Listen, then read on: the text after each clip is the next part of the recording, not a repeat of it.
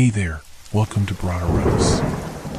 Tonight, we've got hours of chilling horror stories combined with soothing rain sounds to help you relax and sleep.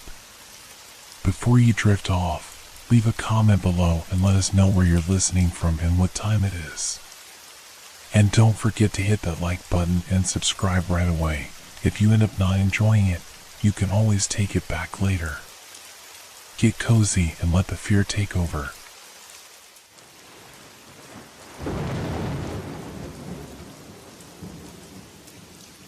The Pursuer in the Dark. Have you ever felt like you were being watched, even when you were utterly alone? I did, and the memory still sends chills down my spine. It was just another late night at the office, the fluorescent lights flickering overhead as I packed my things and prepared to leave.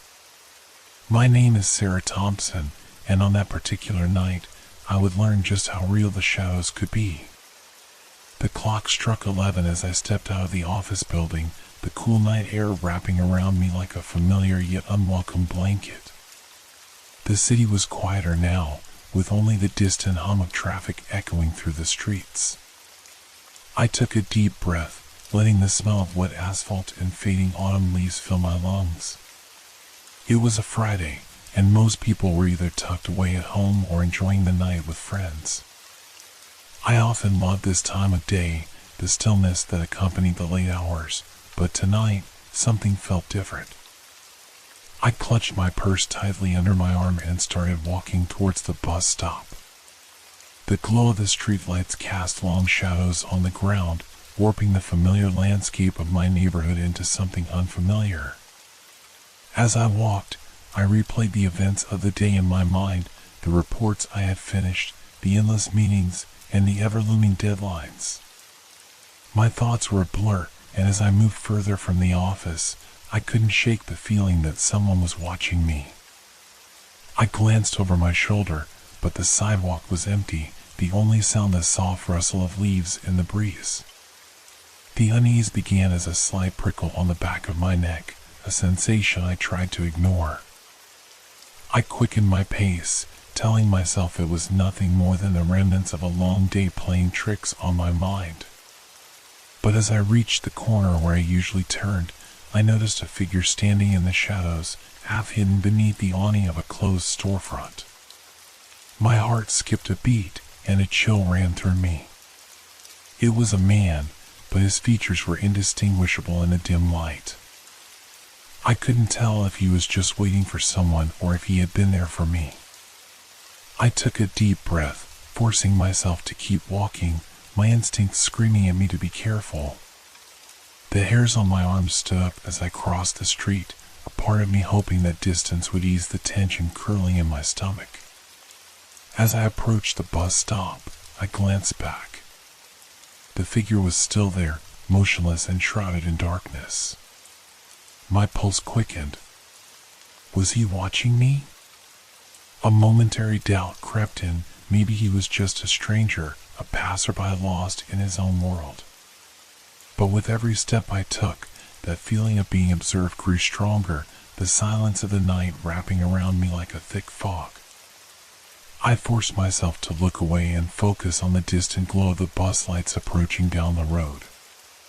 My heart raced as I waited, and for a fleeting moment, I thought about pulling out my phone, calling a friend, anything to distract me from the growing anxiety that clawed at my thoughts. But just as I began to settle into my thoughts, I heard it, the soft sound of footsteps echoing behind me. The footsteps were faint, almost a whisper against the pavement, but they were there, echoing in time with my own hurried steps. I turned my head slightly, just enough to catch a glimpse of the figure that had been lurking in the shadows. He was now moving, slowly, deliberately, in my direction. My stomach twisted in knots. Why was he following me? The bus stop was just ahead, a small island of light in the sea of darkness. I forced myself to walk faster, each step feeling heavier than the last. As I approached the stop, I could see the illuminated schedule board flickering overhead, the yellow light casting a warm glow against the chill of the night. I glanced down the street, willing the bus to arrive faster, my breath hitching in my throat. As I waited, I tried to rationalize my fear. Maybe he was just another commuter, waiting for the same bus. But as I glanced over my shoulder again, I realized he was no longer standing still. He had crossed the street and was now walking towards me with a calm, unsettling gait. My heart raced as I forced myself to meet his gaze, but his face was still obscured by the shadows. There was something disquieting about the way he moved, too smooth, too deliberate. I felt a cold sweat break out on my forehead. The streets were nearly deserted, the sounds of the city muted. I could hear the distant echo of a siren and the rustling of leaves, but those familiar sounds felt distant and unreal, swallowed by the oppressive darkness around me. My thoughts spiraled as I considered my options. Should I confront him? Should I turn and run? I wanted to scream, to draw attention to myself, but fear clamped my throat shut. As he drew closer, I noticed the way he tilted his head slightly, almost curiously, as if he were studying me. My mind raced with every possible scenario, each more horrifying than the last. What if he was a predator? What if I was his target? Panic surged through me, and I glanced back at the bus stop sign, willing the bus to come. Just then, I heard it, the low rumble of tires against the road, growing louder with each passing moment. I turned to look, my hope rising. But when I looked back, he was only a few steps away. I could see his outline more clearly now, tall and broad-shouldered, dressed in a dark jacket that blended seamlessly into the night. His face was still hidden in the shadows, but I could feel his eyes on me, burning with an intensity that made my skin crawl. "Excuse me," he called out, his voice smooth and calm, an eerie contrast to the wild thumping of my heart. "Are you lost?" His question sent a jolt of fear through me. I wanted to tell him to back off, to leave me alone, but the words stuck in my throat. Instead, I took a step back, putting a little more distance between us. "No, I'm fine," I managed to stammer, trying to sound braver than I felt. But the moment the words left my lips, I could hear the uncertainty in my voice. "Really?" he said, tilting his head slightly as if considering my response. "You look a bit out of place here, all alone at this hour." There was something unsettling in his tone, something predatory. The bus lights finally appeared in the distance, illuminating the street ahead. Relief washed over me, but it was tinged with a gnawing dread. As the bus approached, I glanced back at the man, and to my horror, he hadn't moved.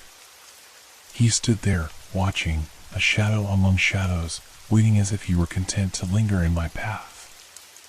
The bus came to a halt, and I wasted no time shoving my way inside, feeling the rush of warm air engulf me as I hurried to the back. I glanced out the window, my heart pounding, hoping to see him turn and walk away. But he remained there, a dark silhouette against the light, staring after me as the bus pulled away. As we drove off, I leaned against the cool glass, my breath fogging the surface. The lights of the city blurred past, but the image of the man lingered in my mind, his presence an unwelcome shadow that followed me even as I escaped. The bus rattled along the familiar route, but each stop felt like an eternity. I tried to shake off the fear, reminding myself that I was safe, surrounded by strangers. Yet as the bus approached my stop, I couldn't shake the feeling that this was only the beginning. The thought chilled me to the bone. I had felt the eyes of a pursuer, and deep down, I feared I had not seen the last of him. As the bus lurched to a stop, the sudden jolt pulled me from my anxious reverie. The doors hissed open, and I took a moment to steel myself before stepping onto the sidewalk. The street was eerily quiet, the moonlight casting a silver glow over the asphalt, illuminating the path that led home. I looked around cautiously, my heart still racing from the encounter. The area surrounding my apartment building was familiar, lined with tall trees whose branches swayed gently in the night breeze. The gentle rustle of leaves above felt comforting, but I couldn't shake the feeling that I was still being watched. With each step I took, I kept glancing over my shoulder, half expecting to see the figure of the man from the bus stop lurking just beyond the reach of the streetlights. I quickened my pace, the click of my heels echoing in the silence. The light from my phone illuminated the path ahead as I scrolled through my contacts, my thumb hovering over my best friend, Emily's name. I considered calling her, needing to hear a familiar voice to drown out the chilling thoughts that filled my mind. But I hesitated, the idea of waking her up at this hour feeling selfish. Instead, I pushed the thoughts aside, convincing myself that I was being paranoid. The moment I reached the entrance of my apartment building, I felt a flicker of relief. The warm glow of the lobby lights welcomed me, and I hurried inside, letting the heavy door swing shut behind me with a solid thud. The scent of freshly polished wood and the faint smell of coffee from the office nearby provided a sense of normalcy, but as I made my way to the elevator, that sense of security began to fade. I waited for the elevator, the soft hum of the machinery above serving as a reminder of my vulnerability. As the doors slid open, I stepped inside, pressing the button for my floor with a shaky hand. The elevator moved slowly, the creaking and rattling echoing in the small space. I couldn't help but glance over my shoulder, half expecting to see the dark figure from the street appear behind me, as if he could magically slip through the cracks of the building. When I finally reached my floor, I stepped out into the dimly lit hallway. The flickering overhead light did little to ease my nerves, casting long shadows that seemed to stretch and warp in the corners of my vision. My heart raced as I walked toward my apartment, each step echoing louder than the last. I paused briefly at my door, fumbling with my keys, the metallic sound sharp in the stillness.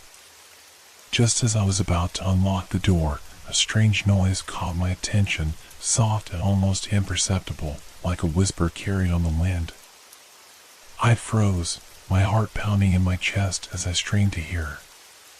It was coming from the other end of the hall, a low murmur that sent chills down my spine. I glanced around, suddenly hyper-aware of the shadows lurking just beyond the reach of the dim lights.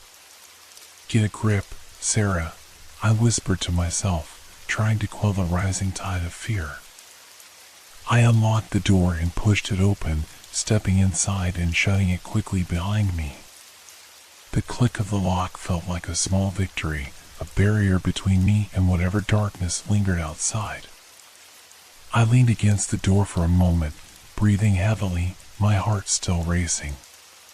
The familiarity of my apartment was both a comfort and a source of anxiety. I flicked on the lights, the warm glow banishing the shadows, but not the feeling of dread that clung to me like a second skin. I moved to the window and pulled back the curtain, peering out into the night.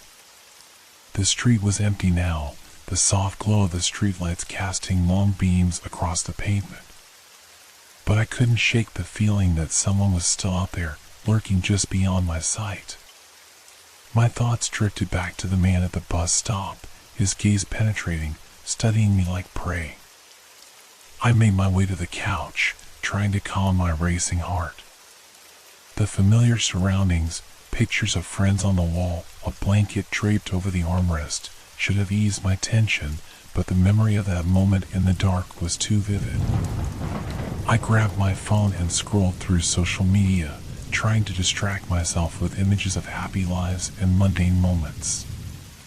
As I lost myself in the glowing screen, I couldn't help but glance at the clock on the wall. It was nearing midnight, the hour when the world felt most alone. I should have felt safe here, but that unsettling sensation clung to me.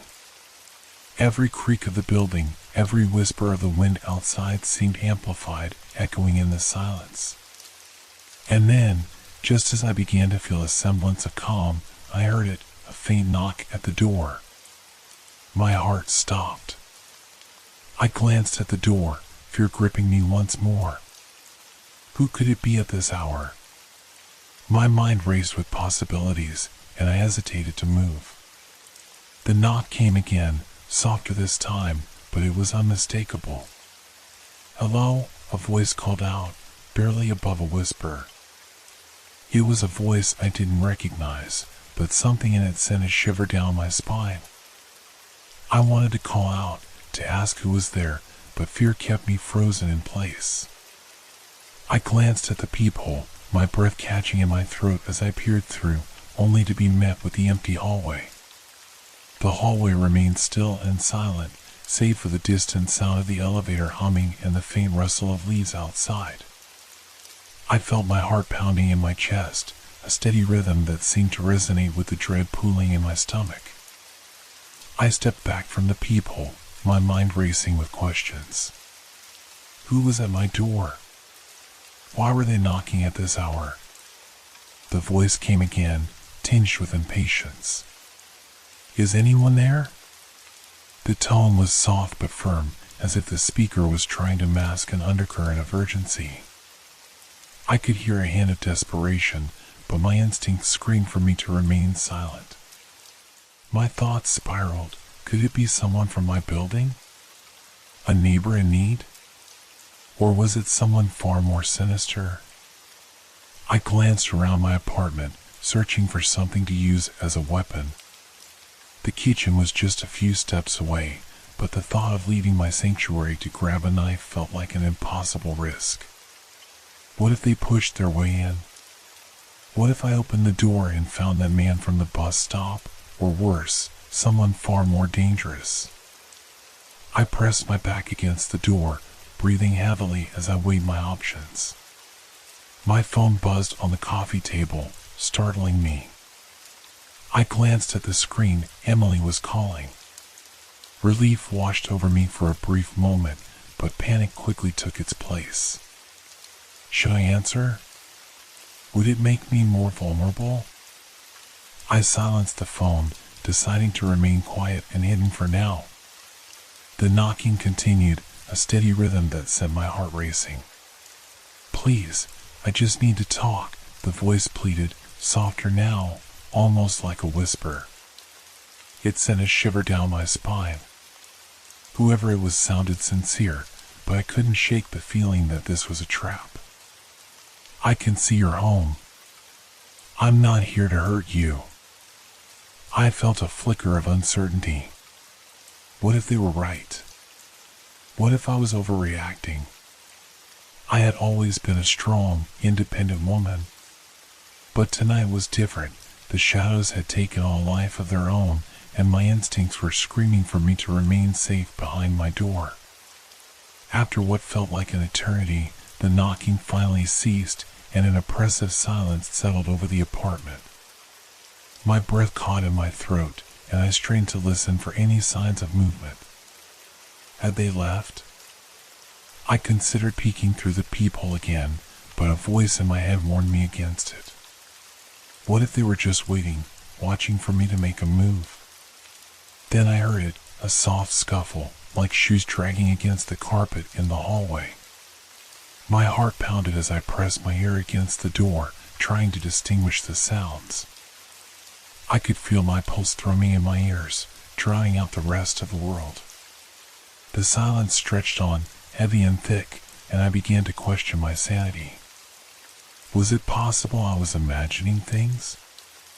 Finally, I could bear the suspense no longer. I tiptoed back to the peephole, my heart racing as I peered through. The hallway was empty again, the flickering overhead light casting long shadows. I sighed in relief, but couldn't shake the feeling that something was off. As I turned away from the door, I heard a faint rustling outside, followed by the soft sound of footsteps retreating down the hall. Just as I began to calm down, my phone buzzed again, this time vibrating aggressively on the table. I picked it up and saw Emily's name flashing on the screen. I hesitated, then answered, pressing the phone to my ear with trembling fingers. "Sarah," Her voice came through, laced with sleep but filled with concern. "Are you okay? I was worried about you. I got your text about the guy at the bus stop." "I'm fine," I replied quickly, trying to keep my voice steady, but it came out more high-pitched than I intended. "Just a little freaked out. I think someone was just at my door." "Someone? What do you mean?" "Did you call the police?" she asked, her voice now fully alert. I didn't," I admitted, my voice trembling. "I didn't even open the door. I just heard a knock, and then they spoke, but I didn't recognize the voice." "Sarah, you need to call them. You can't take chances." "I'll come over," she insisted, her tone firm. "No, don't." "I don't want to disturb you," I replied, panic rising in my chest. "What if he's still out there? What if he sees you? Then I'll take care of myself. Just stay inside and lock the doors." "I'll be there in 15 minutes, Emily said, her voice unwavering. I hung up the phone, feeling a rush of gratitude mixed with anxiety. Emily would be here soon, but until then, I was left alone with my thoughts and fears. I moved to the window again, peering out into the night, the shadows of the trees looming ominously against the light. The street was still empty, but my pulse quickened with every creak of the building. I backed away from the window and moved to the couch, trying to think rationally. I needed to do something to distract myself, to take my mind off the growing sense of dread. I picked up a book from the coffee table and opened it, but the words blurred together, my mind too preoccupied with fear to focus. Minutes crawled by, stretching into what felt like an eternity. Every sound, every whisper of the wind outside drew my attention. I glanced at the clock. It had only been 5 minutes since I hung up with Emily, but it felt like hours. Suddenly, the thought of being alone with my fears became unbearable.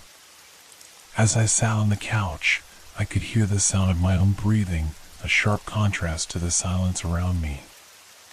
I stood up and began pacing the small space of my apartment, trying to convince myself that I was safe. I stopped at the door, my heart racing again as I remembered the knock, the voice. I pressed my ear to the wood, listening intently, but all I could hear was the faint hum of the building's central heating and my own heartbeat echoing in my ears. Just as I turned to walk away, I heard it again, a soft, almost imperceptible knock. This time, it was different. It wasn't the same rhythm, not the urgent knock from before. It was slow, deliberate, as if someone was trying to be quiet. I froze, my heart racing, and glanced back at the door. My breath quickened, fear gripping my chest. What if it was him? What if he had come back? I stood there, paralyzed by fear, the soft knock reverberating through my mind. Every instinct screamed at me to run, to hide, but my feet felt glued to the floor. I took a deep breath, trying to steady my racing heart, and slowly approached the door again, each step feeling like a decision that could seal my fate. "Who is it?" I called out, forcing my voice to stay steady, though it trembled ever so slightly. The silence that followed was deafening. I strained to hear anything, my ears picking up the distant sounds of the city outside, the faint hum of traffic, the occasional laughter from a passing group. But here, in my little bubble of fear, the world felt like it had shrunk to just me and that ominous knock. "It's me," the voice came again, this time clearer, more distinct. "Please, I need to talk to you. I promise I'm not a threat." There was a desperate urgency in the tone, and I felt a flicker of doubt creep in. Was it someone I knew? Could it be a friend or a neighbor trying to help? But then I remembered the man from the bus stop, the way he had watched me, studied me as if I were a puzzle to be solved. My gut told me to be cautious. I took another step back from the door, glancing around my apartment for something, anything, that I could use to defend myself. The knocking continued, this time accompanied by a muffled voice. "Please, I can help you." I saw him, the man from the bus stop. I followed him, and I think he might be looking for you. My heart dropped. How could they know? I felt a mix of confusion and fear flood through me. "Who are you?" I shouted, desperate to maintain control. "How do you know about him?" "I can't explain everything right now.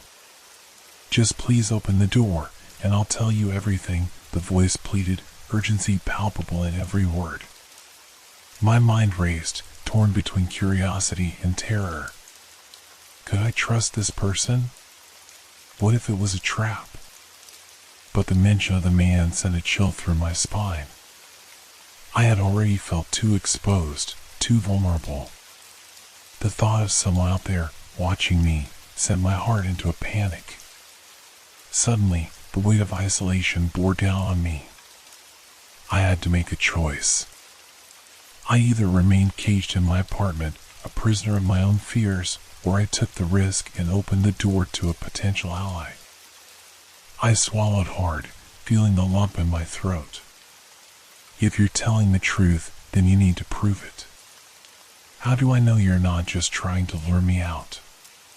There was a pause, as if the person on the other side was gathering their thoughts. "I promise, I'm not like him. I'm just trying to help you. If you look through the peephole, you'll see I'm not a threat." I hesitated, but I moved back to the peephole, my breath catching as I peered through. The view was limited, but I could make out a figure standing just out of the glow of the hallway lights. The person was hunched slightly, hands held up in a placating gesture, as if they sensed my fear. Their face was partially obscured, but I could see a glint of fear in their eyes. "Please," they urged softly. "I swear I'm not here to hurt you. I just want to help." I stepped back from the door, uncertainty flooding my thoughts. Could I trust this stranger? What if they were connected to the man who had been following me? But another part of me felt desperate for connection, for support in a night that had spiraled into chaos. I don't know," I said, my voice wavering. "What do you want from me?" "Just to talk," they replied, their voice softer now.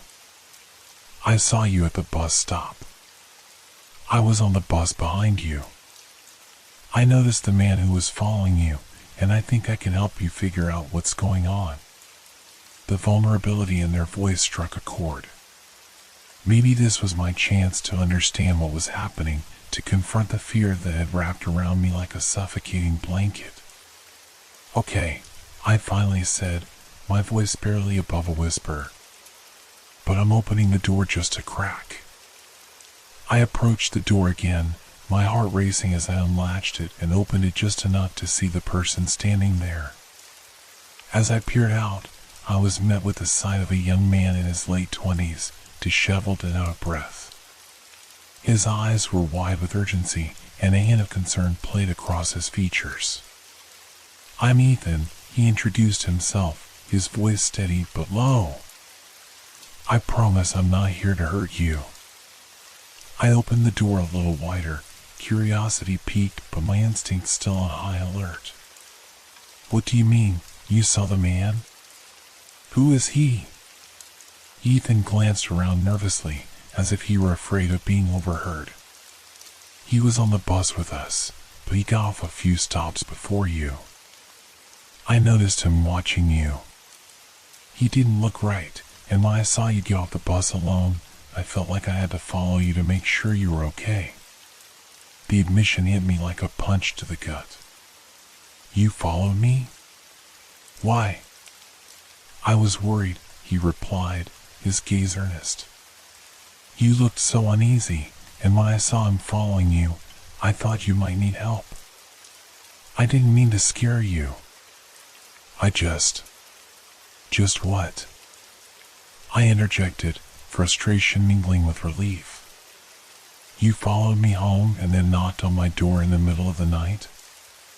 I know it sounds crazy, he said, running a hand through his messy hair, but I didn't know what else to do. I couldn't just leave you alone. Not after what I saw. The gravity of the situation settled heavily in the air between us. I studied his face, searching for any hint of deceit, but all I found was sincerity. Still, the memory of the man who had watched me so intently lingered, a dark shadow that crept into my thoughts. Okay, I believe you, I said finally, feeling the weight of my vulnerability. But we need to figure out what to do next.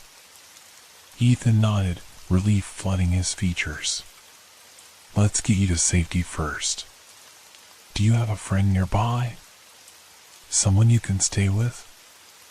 I shook my head, a lump forming in my throat. Emily is on her way, but I don't want to alarm her. I just need to figure this out. All right, Ethan replied, determination filling his voice. We'll wait for her together. I'll stay here with you until she arrives. As I stepped aside to let him in, I felt a mixture of fear and cautious hope. I wasn't alone anymore, and that fact gave me a glimmer of strength even as the shadows of the night loomed large. Ethan stepped into my apartment, closing the door behind him with a soft click that echoed in the silence. The sudden sound of the lock engaging made my heart race anew, a reminder that we were now enclosed within these four walls, safe for the moment. I gestured for him to sit on the couch, my mind swirling with a mix of apprehension and curiosity. Do you want something to drink? I offered, moving to the kitchen area and trying to keep my hands busy. I filled a glass with water, hoping it would calm my nerves. I returned to the living room and handed it to him. You look like you could use it. Thanks, he said, taking a sip and looking around as if assessing the space. It's a nice place you have here. Thanks, I replied, feeling my cheeks warm slightly. I quickly shook off the strange feeling of embarrassment. So, what do you think we should do now? Ethan put the glass down and leaned forward, his expression serious.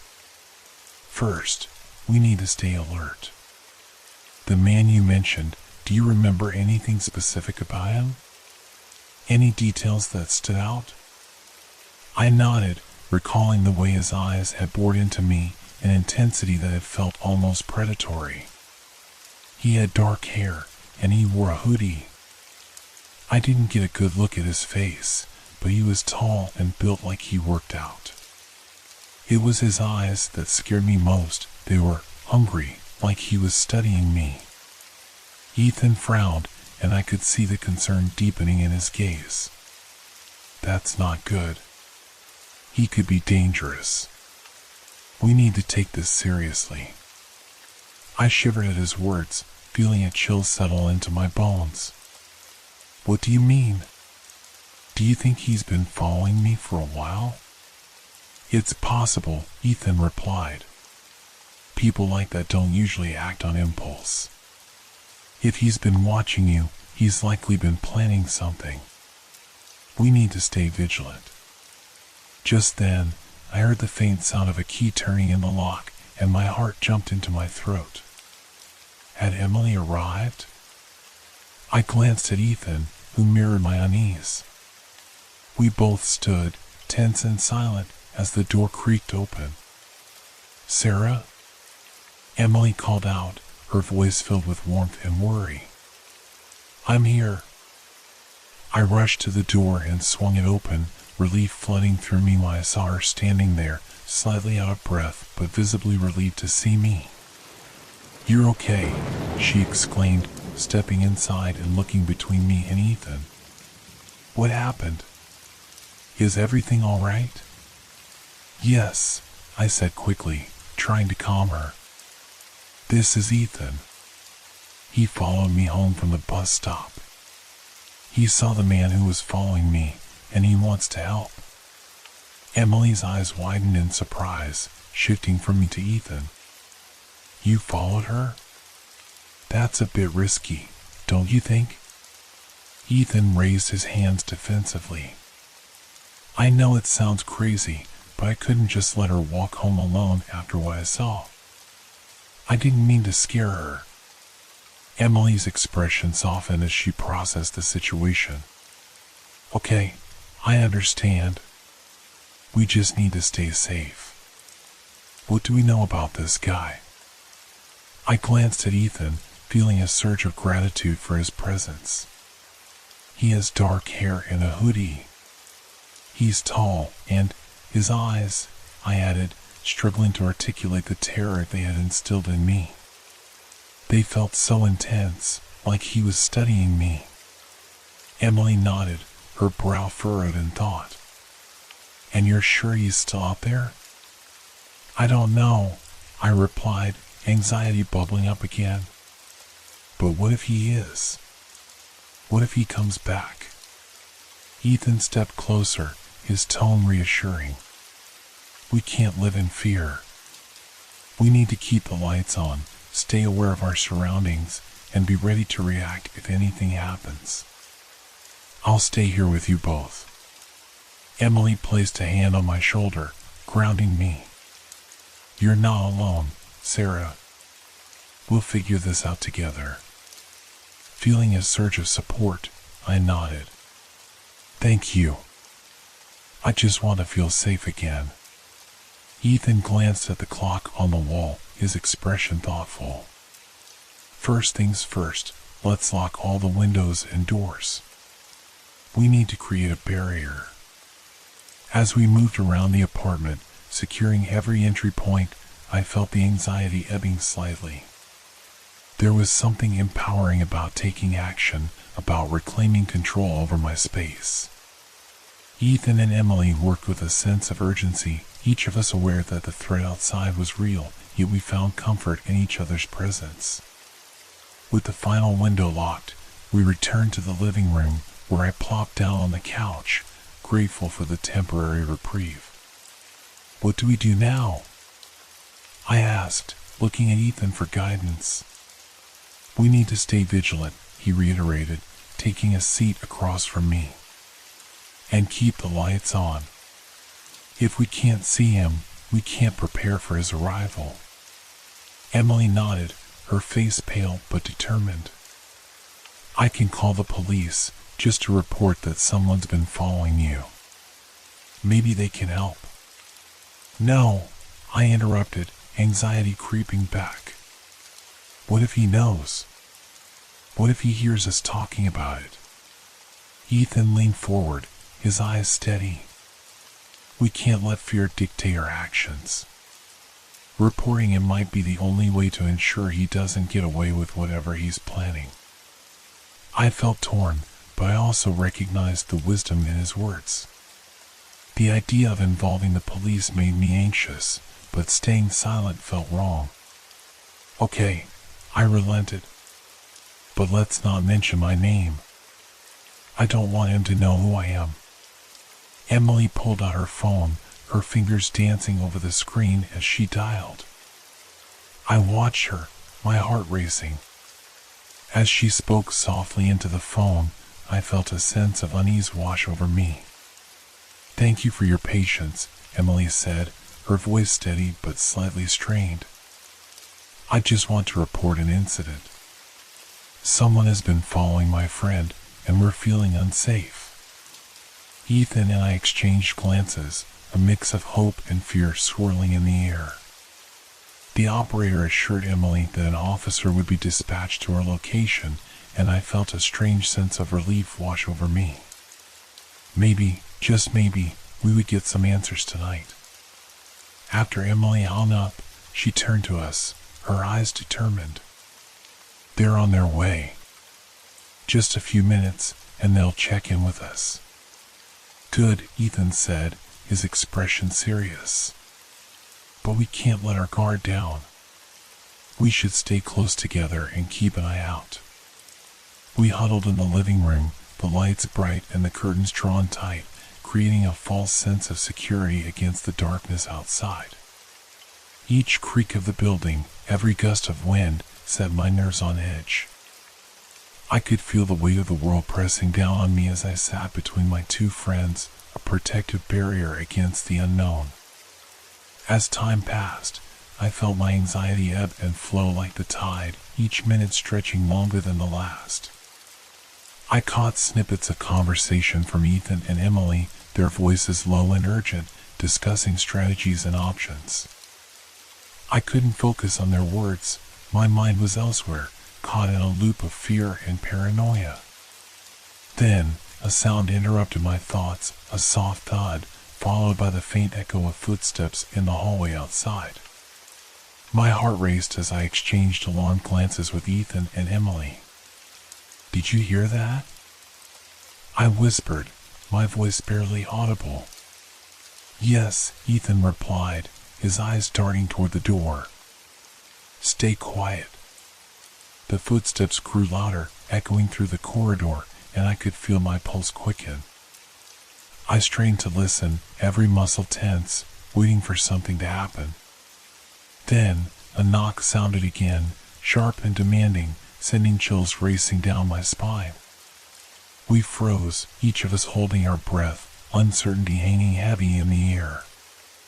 "Who is it?" I called out, my voice trembling. "It's the police," came a deep voice from the other side of the door. "Open up." Relief flooded through me, and I hurried to unlock the door, Ethan and Emily close behind. As I opened it, a tall officer stepped inside, his uniform crisp and authoritative. "Good evening, ma'am," he said, scanning the room with a keen eye. "We received a report of a possible stalking incident. Can you tell me what happened?"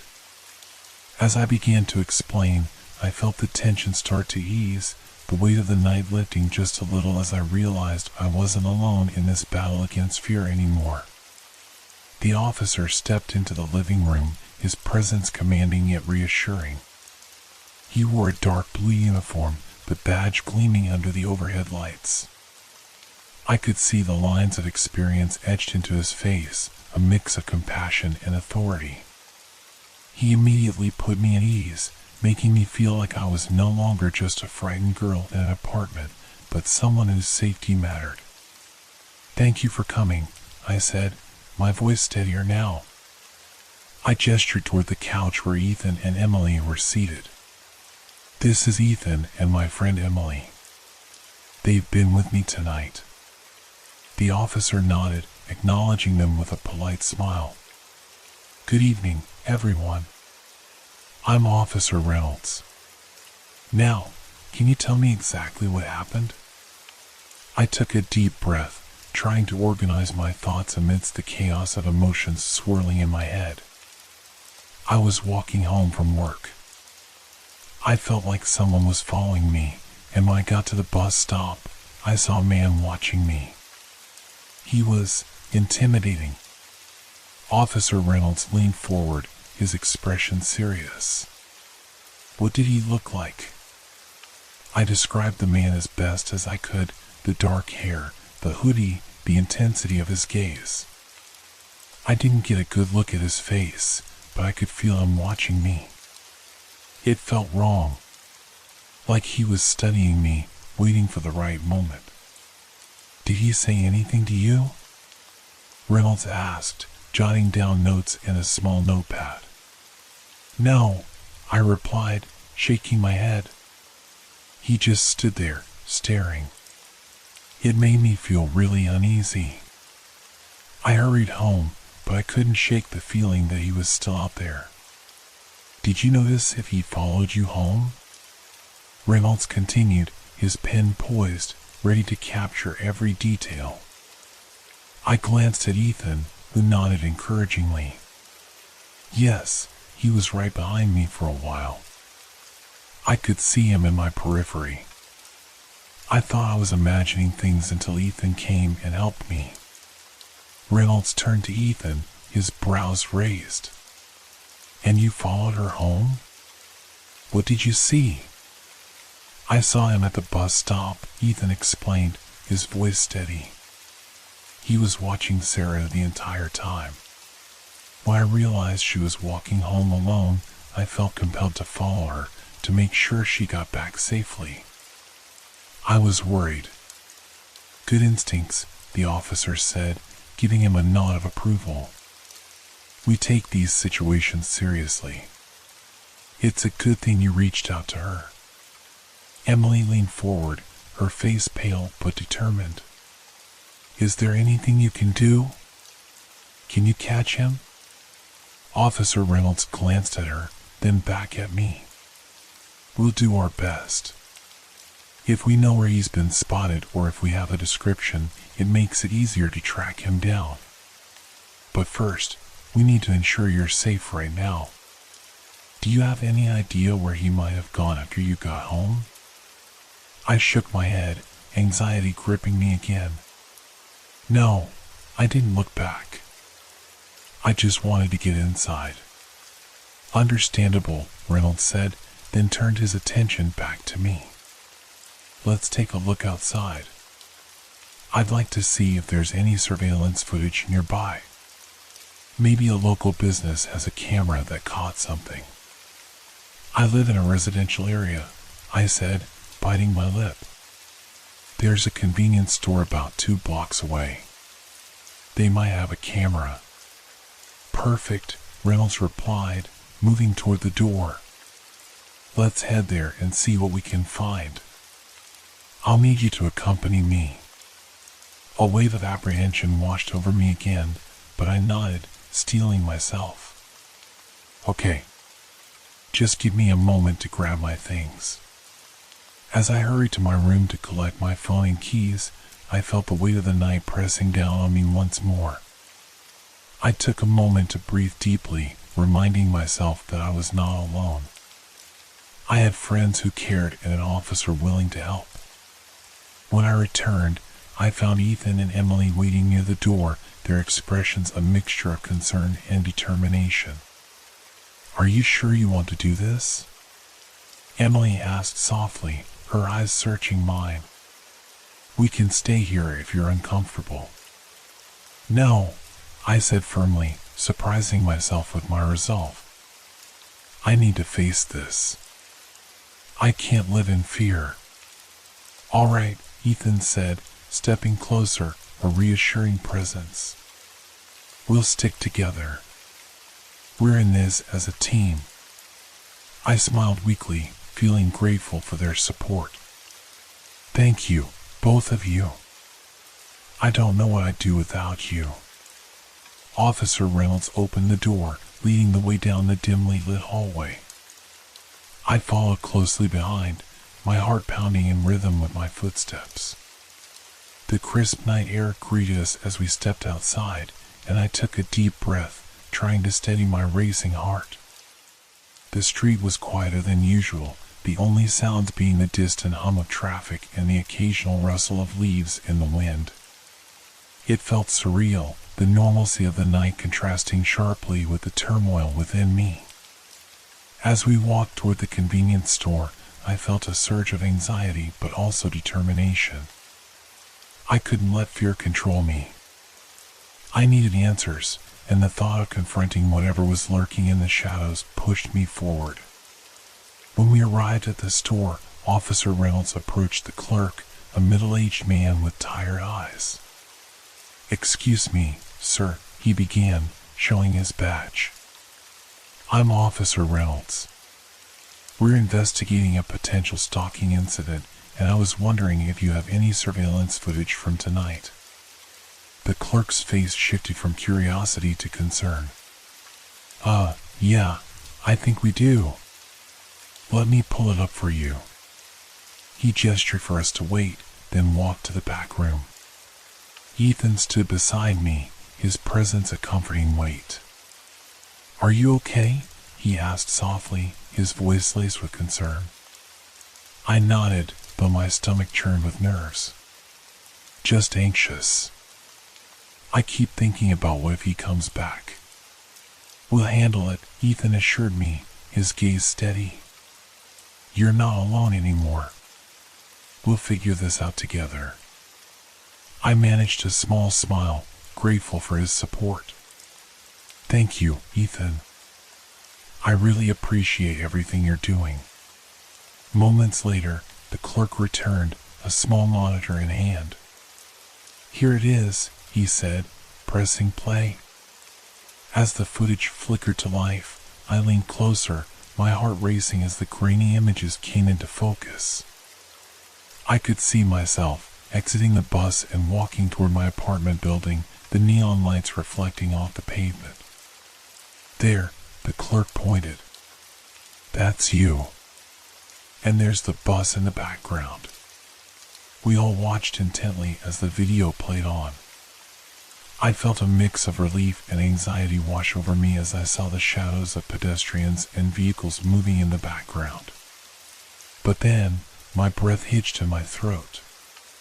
There he was, the man in the hoodie, lingering in the shadows just a few feet behind me, his gaze fixed on me with a predatory intensity. I could feel the hairs on the back of my neck stand on end. Can you zoom in? Reynolds asked, his voice calm but firm. The clerk complied, manipulating the video until the image of the man filled the screen. My heart raced as I locked eyes with the figure, his face still obscured by the hood, but I could feel the weight of his stare. It sent chills down my spine. That's him, I whispered, my voice barely audible. That's the man who was following me. Reynolds nodded, taking notes. We'll need this footage for evidence. I'll get a copy, and then we can start looking into his background. Ethan's hand brushed against mine, a small gesture of solidarity. You did great, Sarah. It's a big step. Thanks, I replied, my voice shaky.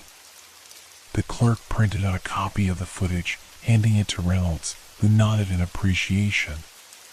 Thank you for your help. We'll be in touch if we need anything else. As we stepped out of the store, the cool night air washed over us, and I took a moment to breathe deeply. The adrenaline still pulsed through my veins, a mixture of fear and determination propelling me forward. What happens now? I asked, glancing at Reynolds, who seemed deep in thought. We'll increase patrols in the area and keep an eye out for this man.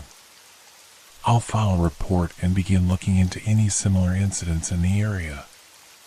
For now, it's important that you stay alert and keep your phone handy. I nodded, feeling a strange sense of empowerment. Thank you, Officer Reynolds. Just remember, he cautioned, don't hesitate to call if you see him again or if anything feels off. Your safety is the priority. As we made our way back to my apartment, I felt a renewed sense of determination. I was no longer just a victim in this situation. I was fighting back, reclaiming my power, and I wouldn't let fear consume me any longer. As we walked back to my apartment, the reality of the night began to sink in deeper. The streets, usually familiar and comforting, felt like a maze of shadows, every flicker of movement catching my eye. I was acutely aware of the damp chill in the air and the way the wind whispered through the trees, a haunting melody that echoed my own unease. Let's stick to the main roads, Ethan suggested, glancing over his shoulder as if expecting to see the man in the hoodie emerge from the shadows. It's safer, and there are more people around. Good idea, I agreed, my pulse quickening at the thought of being out here alone. I wrapped my arms around myself, trying to ward off the cold, but the shivers that ran down my spine had more to do with fear than temperature. Emily walked close to my side, her presence a warm reminder that I wasn't facing this alone. We'll be with you the whole way, she said, her voice steady. And if anything feels off, just let us know. Officer Reynolds fell in step behind us, his eyes scanning the surroundings. Stay vigilant, he said. If you hear or see anything unusual, trust your instincts. And don't hesitate to call me if you feel threatened. My number is in this report. He handed me a small card, his expression serious but reassuring. The walk felt longer than usual, each step echoing in the quiet night. I focused on the sounds around us, the soft rustle of leaves, the distant hum of a passing car, and the faint chatter of late-night revelers. It was a mix of normalcy and dread that sent my mind racing. Sarah, do you usually walk home this late? Ethan asked, breaking the silence, his voice laced with concern. Not usually, I admitted. I had to stay late at work for a project. I thought it would be fine. I didn't expect to feel so on edge. Late nights can be tricky, Reynolds said, his tone thoughtful. If you can, try to arrange for a ride home or at least travel with someone you trust. It's always better to be safe. Yeah, I'll definitely keep that in mind, I replied, glancing up at the sky. The moon hung low, casting an eerie glow over the street, and I felt a shiver run through me as I recalled the intensity of the man's gaze. As we approached my apartment building, I slowed, suddenly overwhelmed by a wave of apprehension. The front door loomed ahead, a portal into the safety of my home, but it felt more like a trap than a refuge at that moment. What if he's waiting for me? I murmured, my voice tinged with fear. We'll check it out, Reynolds said, stepping forward. He scanned the area around the entrance, his demeanor professional and alert. I'll go first. Stay close behind me, and if anything feels off, back away and call for help. My heart raced as I nodded, trusting his judgment. I watched him push the door open, the creaking hinges echoing in the silence. He stepped inside, and I felt a surge of vulnerability wash over me. Come on, Ethan urged, taking my hand gently. We're right here with you. I took a deep breath and stepped inside the lobby, feeling the warmth of the building envelop me like a comforting blanket. But the sense of security was short-lived. The hallway stretched ahead, dimly lit and eerily quiet, as if holding its breath for what might come next. I'll check the stairwell, Reynolds said, moving toward the door that led to the stairs. You two stay here. If you see anything suspicious, yell for me. As he disappeared into the stairwell, Ethan and Emily exchanged worried glances. What do you think? Emily asked, her voice barely above a whisper. I don't know, I admitted, my heart pounding in my chest. I just want to feel safe again. We stood there in tense silence, the only sound being the faint hum of the building's heating system.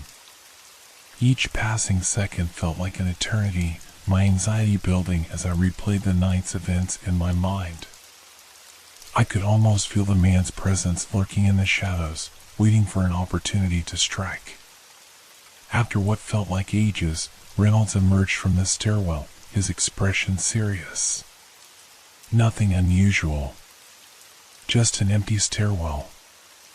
I'll stay here with you while you head up. Thank you, I said, grateful for his presence. As we made our way to the elevator, I felt a sudden wave of fatigue wash over me, the adrenaline from earlier giving way to exhaustion.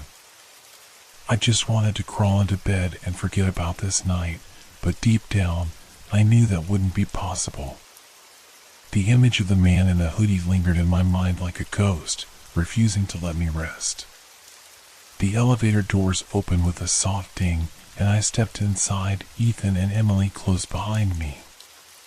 Reynolds pressed the button for my floor, and we stood in silence as the elevator glided upwards. The fluorescent lights flickered overhead, casting an unsettling glow around us.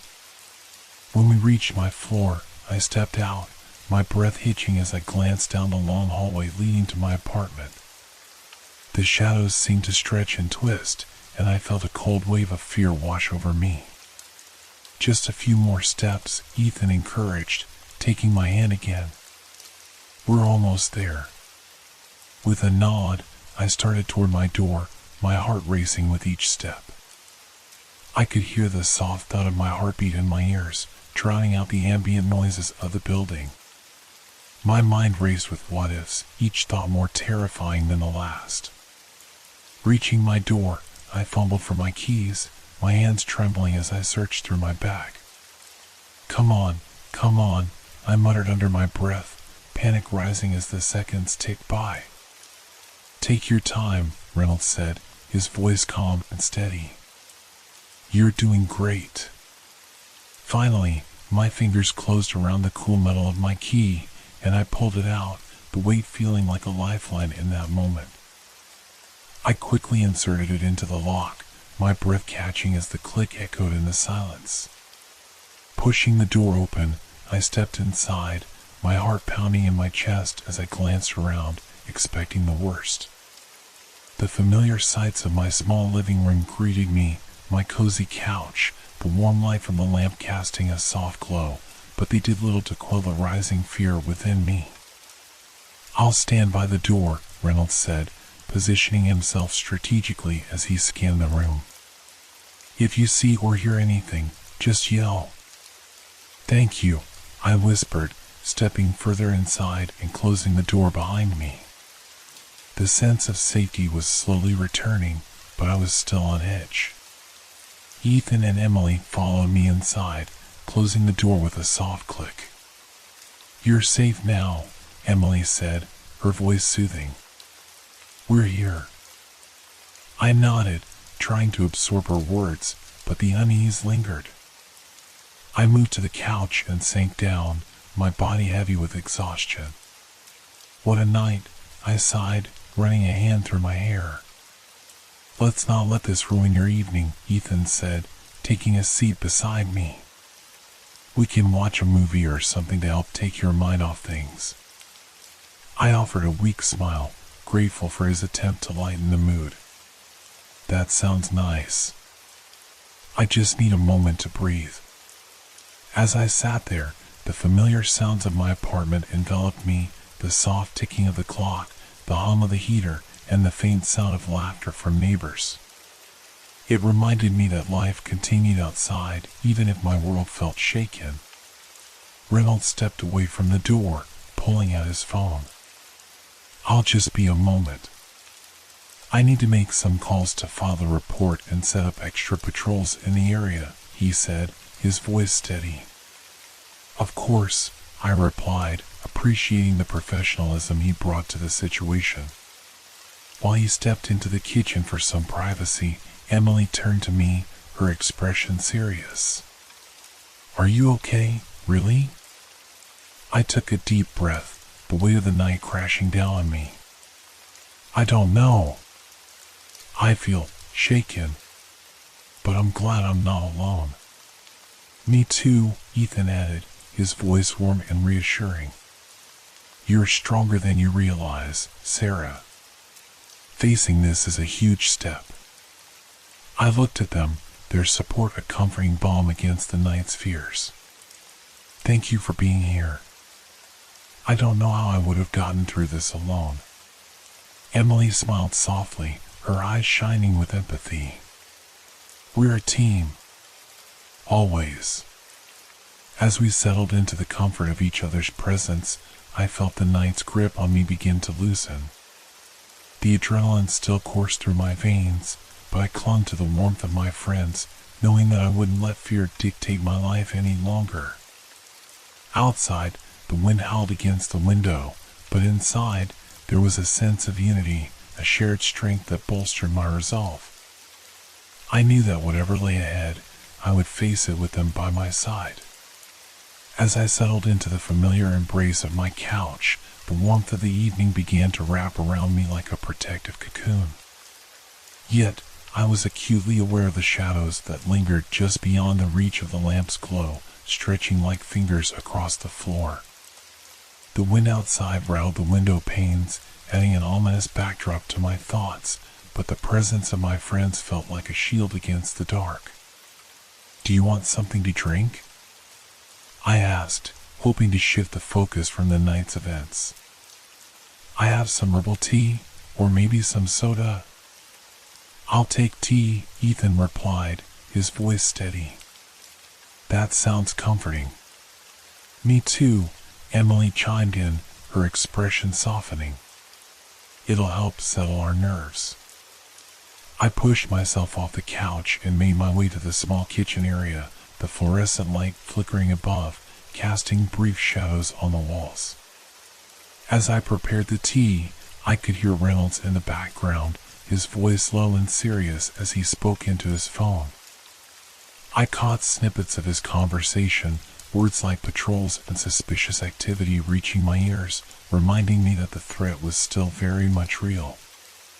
Filling the kettle with water, I caught my reflection in the window, and for a moment, I hardly recognized myself. The dark circles under my eyes and the tension etched in my features bore witness to the stress of the night.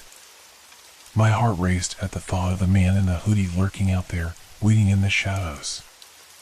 The kettle whistled, breaking me from my reverie. I poured the hot water over the tea bags, watching the steam swirl upwards. The aroma of chamomile filled the kitchen, soothing yet eerily reminiscent of the peaceful evenings I had enjoyed before this night unfolded. Once the tea was ready, I returned to the living room, balancing 3 mugs in my hands. I set them down on the coffee table, feeling the warmth radiate from the ceramic. As I took my seat, I noticed Reynolds had hung up, his brow furrowed, eyes scanning the room as if he were assessing every corner for hidden dangers. Everything okay? I asked, my voice a mix of curiosity and concern. Just the usual protocol, he said, running a hand through his hair. Extra patrols will be on the lookout tonight, especially around this area. He paused, his gaze intense. If you see anything unusual or feel uncomfortable, don't hesitate to call. Your safety is the priority. Thank you, I said, appreciating his vigilance. I took a sip of my tea, the warmth spreading through me, a small comfort against the chill of anxiety that still lingered. I feel a bit better knowing there will be more eyes out there. Ethan leaned forward, cradling his mug between his hands. We'll be here, too. If you want, we can stay the night. I know it's not ideal, but it might help you feel safer. The offer hung in the air, both generous and daunting. I appreciated their concern, but didn't want to impose. You guys don't have to do that. I mean, it's late, and I don't want to disrupt your plans. Don't worry about us, Emily said, her eyes earnest. We'd rather be here with you, especially after what just happened. I opened my mouth to protest, but found myself nodding instead. Okay, if you're sure. Absolutely, Ethan replied, relief evident in his voice. We'll make it a movie night. Nothing like a good film to take your mind off things. Sounds perfect, I agreed, grateful for their support. I have a few horror movies we could watch. Great choice, Reynolds said, a hint of a smile breaking through his serious demeanor. Nothing like a good scare to distract from reality. As I reached for the remote, my mind briefly flickered back to the man in the hoodie, his unsettling presence lingering like a shadow in the corner of my mind. I pushed the thought aside, focusing instead on the comfort of my friends and the shared experience of the night. We settled in, and I selected a classic horror film, the opening credits rolling across the screen. The eerie soundtrack filled the room, a perfect backdrop to the unease still gnawing in my stomach. I took a deep breath, trying to relax, but my heart raced in time with the suspenseful music. With every jump scare and ominous scene, I could feel my anxiety momentarily lift, replaced by the thrill of the movie. I glanced at Ethan and Emily, their eyes glued to the screen, expressions a mix of fear and amusement. It was a comforting reminder of normalcy in an otherwise chaotic evening. Yet, as the film progressed, I couldn't shake the feeling that we weren't alone. I kept glancing toward the darkened hallway, the shadows stretching further into the corners of the room. The fear that had gripped me earlier began to resurface, creeping back in with each tension-filled moment on screen. Halfway through the movie, a loud noise echoed from outside, breaking the spell of the film. I jumped, my heart leaping into my throat as I looked toward the window. What was that? Reynolds straightened, his instincts kicking in. "Stay here," he instructed, rising to investigate. "I'll check it out." Ethan and Emily exchanged worried glances as Reynolds moved toward the door. "What if it's him?" Emily whispered, her voice barely audible. "Don't think like that," I said, trying to sound more confident than I felt. "It's probably just the wind or something." But the creeping unease in my stomach told me otherwise. As Reynolds opened the door, a rush of cold air swept into the room, chilling me to the bone. I could see him silhouetted against the dim hallway light, his posture tense as he peered outside. "Everything okay?" Ethan called, his voice laced with worry. "Just a raccoon rummaging through the trash," Reynolds said, stepping back inside.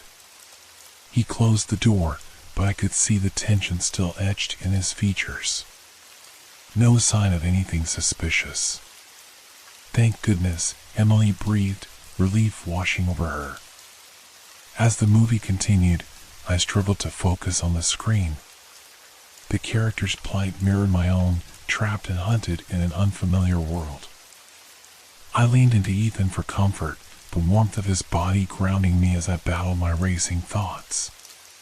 The film reached its climax, and just as the tension peaked, another noise shattered the silence, a soft thud, barely audible but enough to send my heart racing again.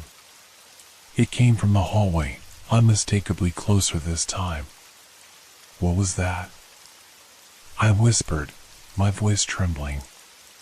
Reynolds shot up, his demeanor shifting from relaxed to alert in an instant.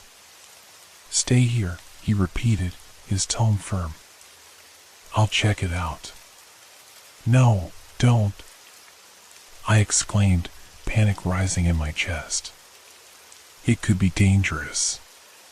"Trust me," he said, his eyes serious but reassuring.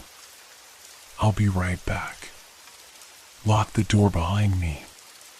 Before I could protest, he opened the door again and stepped into the dim hallway, the door closing behind him with a soft click. My breath caught in my throat as I listened intently, the silence stretching out, my mind racing with possibilities. "What if it's him?" Emily whispered, clutching her mug tightly. "I don't know," I admitted, anxiety tightening around my chest. "I just feel like he's out there." We waited, hearts pounding, the seconds feeling like hours as we sat in the dim light of my apartment, the shadows creeping closer with each passing moment. Finally, the door creaked open, and Reynolds stepped back inside, his expression unreadable. "Everything's fine," he said, though I could sense the tension still hanging in the air. "Just some loose debris. Nothing to worry about." Relief washed over me, but it was quickly followed by a sense of foreboding. "Are you sure?" I asked, unable to shake the feeling that something was off. "Positive," Reynolds replied, though the edge in his voice suggested he was still on high alert. We resumed our seats, but the atmosphere in the room had shifted. The comfort of the movie had dissipated, replaced by an unshakable sense of dread. I glanced at the window, the shadows outside twisting ominously in the pale moonlight. As the film drew to a close, the sense of normalcy I had clung to felt more like a fragile illusion. I knew that as long as the man in the hoodie remained at large, I would never truly feel safe again. The credits rolled across the screen, accompanied by the haunting melody that lingered long after the movie had ended. I sat there, staring at the flickering images, my mind racing with a chaotic mix of thoughts. The adrenaline from the film faded, leaving behind a hollow ache of anxiety that settled deep within me. "Do you want to watch another one?" Emily asked, her voice tentative. She glanced toward the hallway as if expecting something or someone to emerge from the shadows. "No, I think I've had enough for tonight," I replied, my voice barely above a whisper. "Maybe we should just talk." "Good idea," Ethan said, leaning back on the couch, his body language relaxed but his eyes betraying a hint of tension. "Let's lighten the mood a bit." As I set the remote aside, I could feel the atmosphere shifting again. The shadows in the corners of the room seemed to grow darker, the familiar surroundings transforming into an unfamiliar battleground of fear and unease. I noticed that Reynolds was still watching the doorway, his demeanor serious and alert. "Can I ask you all something?" I said, breaking the silence that hung heavily in the room. "What would you do if you felt someone was following you?" The question hung in the air, heavy with implications. Emily's eyes widened slightly, and she exchanged a glance with Ethan, who shifted uncomfortably in his seat. "I try to stay calm," Ethan finally said, his voice steady but hesitant. "I'd look for a safe place, somewhere with people around." "That's smart," I said, nodding in agreement. "But what if you're alone? What if you're walking home at night and you just get that feeling, like someone is behind you?" "Honestly, I think I'd freak out," Emily admitted, a nervous laugh escaping her lips. "I mean, it's terrifying to think about." "I would, too," I confessed, my heart pounding at the memories of earlier. "It's such a vulnerable feeling." Reynolds shifted, his eyes narrowing as if he were weighing his words carefully. "In situations like that, it's essential to trust your instincts. If something feels off, it probably is. Stay aware of your surroundings and have a plan in mind for how to react." I nodded, absorbing his advice, but the chill of the night lingered, wrapping around me like a cold shroud. "What if you can't escape?" I asked, the words slipping out before I could stop them. "What if the fear just paralyzes you?" "I think it's natural to feel that way," Ethan said, his voice gentle. "But it's important to remember that you have control over your actions. You just have to focus and take that first step." "Easy for you to say," I murmured, looking away. "You haven't been in my shoes tonight." "True, but we're all here for you," he reassured, his gaze steady. "You're not alone in this." I appreciated his words, but the weight of my own vulnerability felt suffocating. I glanced toward the window again, half expecting to see the figure in the hoodie lurking in the shadows. The quiet of the night pressed against the walls, amplifying every creak and whisper, feeding my anxiety. "What if I told you I could still feel him?" I said, the admission spilling out before I could censor it. "Like he's out there, just waiting." "Then we'll figure it out together," Reynolds said, his tone firm. "You don't have to face this alone. We'll keep watch until morning if we have to." His words offered a flicker of comfort, yet the underlying tension remained. I felt as if we were perched on the edge of a cliff, teetering between safety and the unknown. A sudden knock on the door jolted me from my thoughts, the sound sharp and unexpected in the silence. My heart raced as I exchanged panicked glances with my friends. "Who could that be?" Emily whispered, her voice trembling. "Stay here," Reynolds said, his tone authoritative. He moved swiftly toward the door, every step measured and cautious. I held my breath, fear constricting my chest. What if it was him? What if he had found me? "Hello?" Reynolds called out, his voice steady as he opened the door a crack. I couldn't see who was outside, but I could feel the tension in the air thickening. A moment passed, and then Reynolds stepped back, his expression easing. "It's just the neighbors," he said, relief evident in his tone. "They wanted to check on you after hearing the movie. They thought they heard something." I let out a breath I didn't realize I'd been holding, but the momentary calm quickly faded. The neighbors had good intentions, but it only served as a reminder of how close the threat felt. "Thanks, I appreciate it," I said, forcing a smile as I met their concerned eyes. "Everything's fine."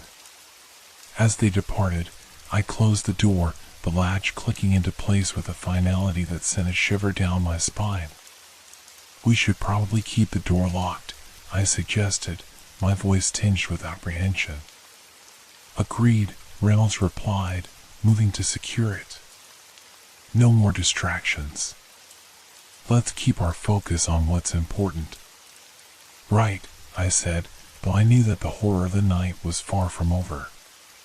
With the door secured, we returned to the living room, but the tension was palpable. The flickering light from the television cast eerie shadows on the walls, creating shapes that seemed to dance in the corners of my vision. I felt a sense of isolation, a disconnect between the movie we had watched and the reality that loomed just outside my apartment. The familiar sounds of the city had become unfamiliar, the silence outside punctuated only by my own rapid heartbeat. As we resumed our seats, I couldn't shake the feeling that the night held more than just a threat of a stranger. It felt like an ominous omen. The air was thick with unspoken fears and doubts, and I found myself grappling with a profound sense of vulnerability. "Let's talk about something else," Emily suggested, her voice breaking the tense silence. "What's something good that happened to you this week?" The question was meant to distract, to pull us away from the darkness that loomed outside.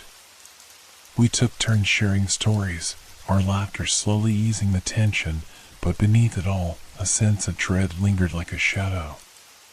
The conversation flowed, weaving through memories and dreams, but my mind kept drifting back to the man in the hoodie.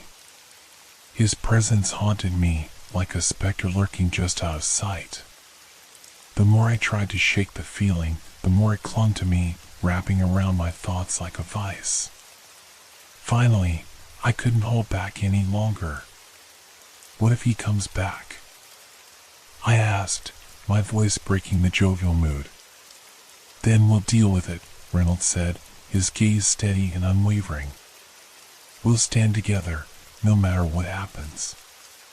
As the night wore on, I felt the walls of my apartment closing in, the air growing thicker with every passing moment. The shadows seemed to pulse with life, and I could almost hear the whispers of my own fears echoing back at me. Eventually, fatigue began to set in. The adrenaline that had kept me alert for hours started to wane, replaced by a heavy sense of exhaustion. I could feel my eyelids growing heavy, but I fought against the pull of sleep. "Maybe we should all try to get some rest," I suggested, my voice hoarse. "We can take turns keeping watch." "Sounds like a plan," Ethan agreed, stretching his arms. "But let's not overthink it. Just a few hours of sleep should help." "Okay," I said, though unease still gnawed at me. "Let's try to rest. Just remember, stay alert." Reynolds moved to the couch, settling in to keep watch, while Emily and Ethan made themselves comfortable on the floor. I felt a sense of security knowing they were there, but the anxiety still coursed through me like a current. As I lay down on my bed, the darkness enveloped me, and I closed my eyes, hoping that sleep would find me. But as I drifted into the unknown, I couldn't shake the feeling that the night was far from over, and the shadows outside held secrets I wasn't yet ready to face. As I lay in bed, the muffled sounds of my friends settling in faded into the background, replaced by the rhythmic ticking of the clock on the wall. Each tick felt like a countdown, amplifying the silence that enveloped my small apartment. I glanced at the clock, its face glowing softly in the darkness. The hour hand pointed to nearly 1 in the morning, a time when the world was supposed to be at rest. But here I was, wide awake, heart racing, and unable to shake the feeling of dread that clung to me. I rolled over, attempting to find a comfortable position, but every creak of the bed frame sent jolts of anxiety through my body. I could hear the faint hum of the city outside, the distant sounds of cars, the occasional siren, but those familiar noises now felt foreign, as if they were mocking my sense of safety. I could almost convince myself that I was safe, cocooned in my blanket with friends nearby. But then I remembered the man in the hoodie, the chill that had crawled up my spine as I sensed his gaze on me. The image of his shadowy figure lurking in the dark replayed in my mind, taunting me with the unknown. With a deep breath, I tried to calm my racing thoughts. Focus on the present, I told myself. You are safe. You are not alone. But the darkness felt suffocating, wrapping around me like a shroud, suffusing the air with tension. After what felt like an eternity of tossing and turning, I finally swung my legs over the side of the bed and slipped into my slippers. The coolness of the floor jolted me awake, and I padded silently toward the living room where the soft glow of the television still flickered. As I entered the room, I found Reynolds sitting on the couch, his eyes alert and scanning the space. He turned to me, a reassuring smile breaking through the shadows. "Can't sleep?" he asked, his voice low and calm. "Just needed a moment," I admitted, crossing my arms as a slight chill ran through me. I didn't want to disturb anyone. "You're not disturbing anyone," he said, gesturing to the empty space beside him. "Join me. We can keep each other company." I hesitated, but then moved to sit next to him, the warmth of his presence providing a sense of comfort. "Thanks," I said softly. "I appreciate you being here." We sat in silence for a moment, the only sound the faint hum of the television and the soft rhythm of my breathing. I felt the weight of the night pressing down on us, an unspoken bond of shared fear lingering in the air. "Do you ever feel like the darkness has a life of its own?" I asked suddenly, my thoughts spilling out. "Like it's watching, waiting for the right moment to pounce?" Reynolds nodded, his expression serious. "I think everyone feels that way at some point. It's the unknown that terrifies us, the things we can't see or understand." I glanced toward the window, where the moonlight spilled through the curtains, illuminating the dust particles dancing in the air. But what if it's not just our imagination? What if there really is something out there? "Then we'll face it together," he replied, his tone unwavering. "That's what friends are for." I smiled faintly, grateful for his unwavering support, yet the feeling of vulnerability lingered like a ghost. "Thank you," I said, my voice barely above a whisper. I don't want to feel scared anymore." "Fear is a natural response," he said gently.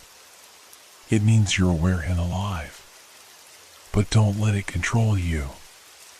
The conversation shifted back to lighter topics, but my mind remained tangled in the web of anxiety.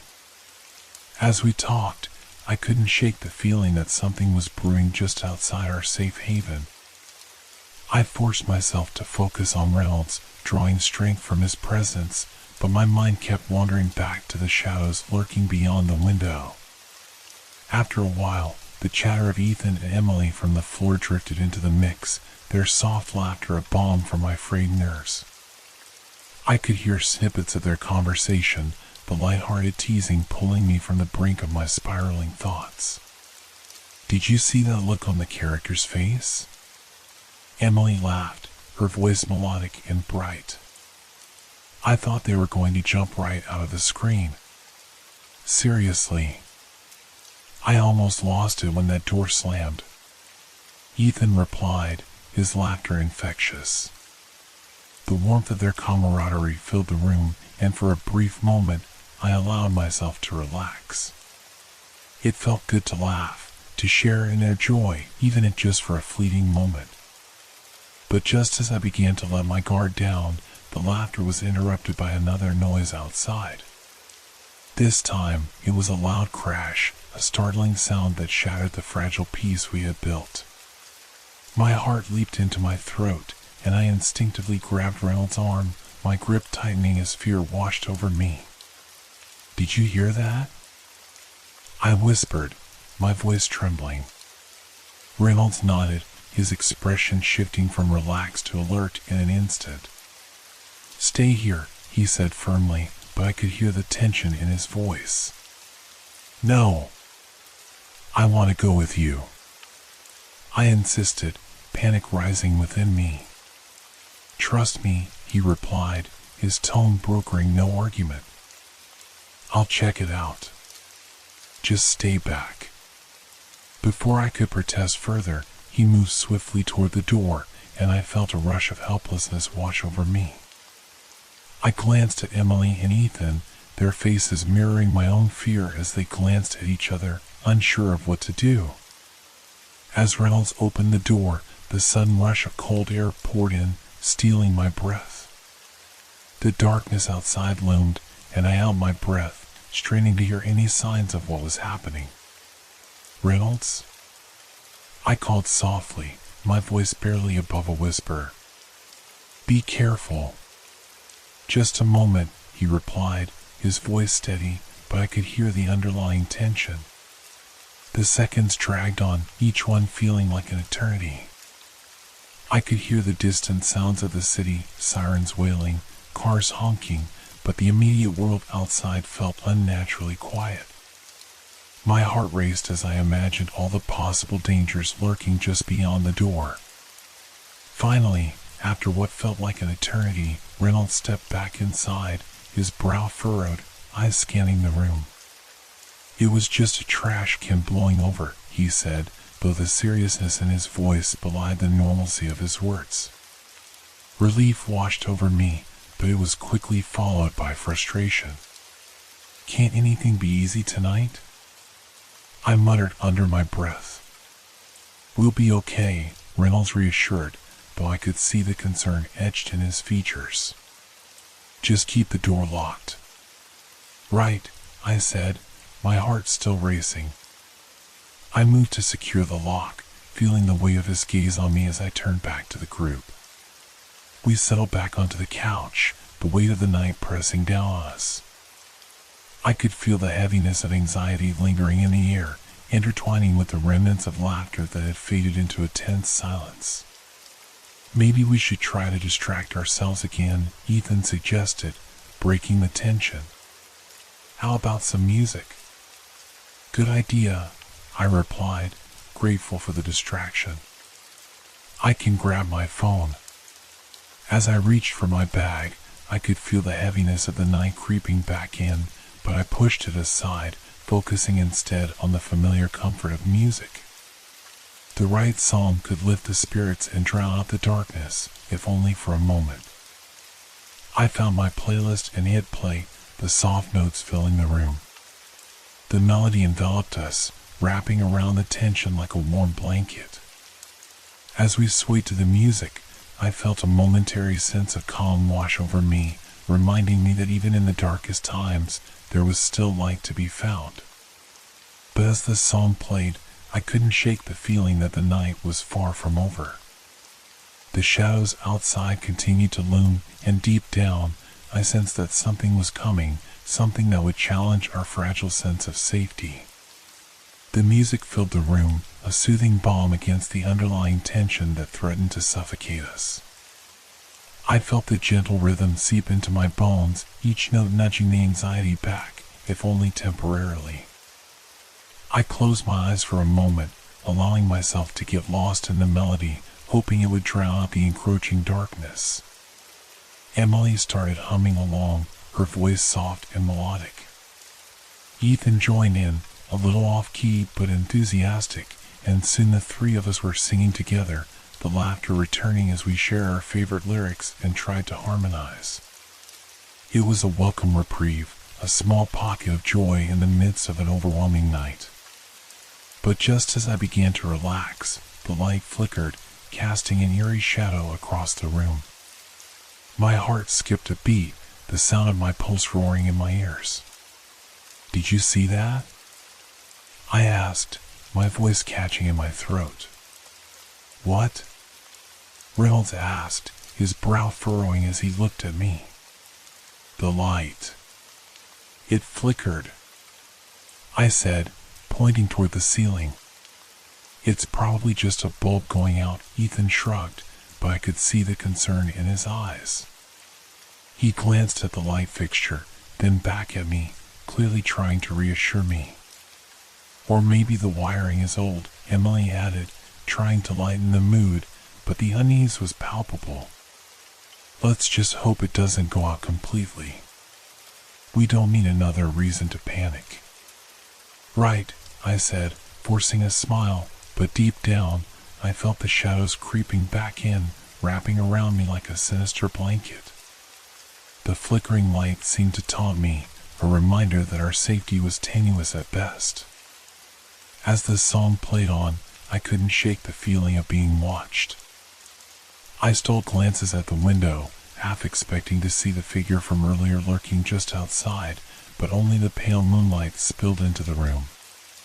The city was alive beyond the glass, but it felt as though I were suspended in a bubble of dread, separated from the world outside.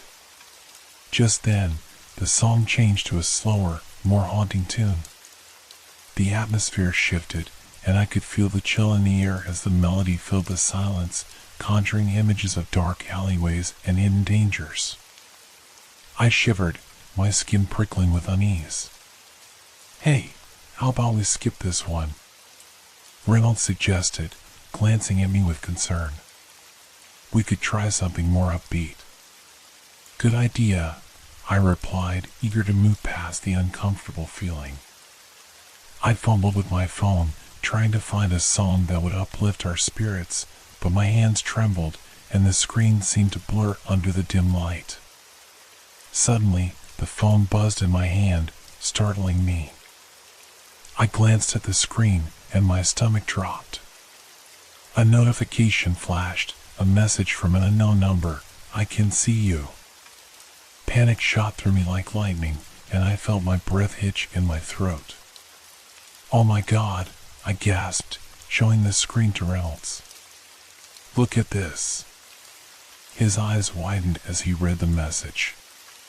"Where did this come from?" he asked, his voice low and tense. "I don't know. I just got it." I stammered, my mind racing. "What does it mean? Do you think it's a prank?" Ethan asked, glancing nervously at the window as if expecting the figure to materialize at any moment. "I don't know," I cried, my heart pounding. "I don't think so. It feels too real." Reynolds took my phone, scrolling through the message thread, but there were no previous messages, just that one, hanging ominously in the air like a storm cloud. "Let's not panic," he said, trying to steady his voice. "It could be a mistake or a random message. People send weird things all the time." "Yeah, but what if it's not? What if someone is really watching us?" I pressed, feeling the weight of dread settle on my chest. "Let's think logically," Reynolds said, his eyes meeting mine. "We'll lock the doors, turn off the lights, and wait for the morning. We can call the police if we feel unsafe, but panicking won't help anything right now." The idea of turning off the lights made my heart race again, but deep down, I knew he was right. I took a deep breath, trying to regain my composure. "Okay, let's do that," I said, my voice steadier now. We quickly secured the windows and doors, ensuring that everything was locked tight. The light flickered again as we moved through the apartment, adding to the unsettling atmosphere. Finally, I grabbed the remote and turned off the television, plunging us into darkness, illuminated only by the faint glow of my phone. "Let's all stay close," Reynolds suggested, pulling the couch cushions together to create a makeshift barrier. We huddled together, our senses heightened as the shadows closed in around us. "Should we call someone?" Emily whispered, her voice barely audible in the thick silence. "I don't think we need to yet," Reynolds replied, glancing at me. "Let's just keep an eye out and stay calm. If anything feels off, we'll act." The tension in the room was palpable as we sat in silence, straining to hear anything outside. The world beyond our apartment felt like a distant memory, swallowed by the darkness that surrounded us. I couldn't shake the feeling that the message was a prelude to something sinister, a sign that the night was far from over. My heart raced as the minutes dragged on, each second echoing in my ears. Suddenly, a loud bang echoed through the building, rattling the walls and sending us all jumping. My heart raced as I exchanged frantic glances with Reynolds, Emily, and Ethan. "What was that?" I gasped, my pulse quickening. "I don't know," Reynolds said, his brow furrowing in concentration. "Stay here. I'll check it out." "No," I pleaded, panic flooding my voice. "You can't go out there alone." "I have to," he insisted, his expression resolute. "I'll be right back. Just stay here, okay?" Before I could argue further, he moved toward the door, his movement swift and purposeful. I felt a surge of fear as he opened it, the darkness beyond swallowing him whole. "Reynolds," I called, my voice trembling. "Please be careful." He turned to me, a reassuring smile on his face, though I could see the tension in his shoulders. "I will. Just stay put."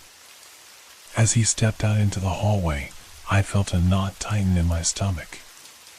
The seconds felt like hours as I waited, straining to hear any signs of him returning.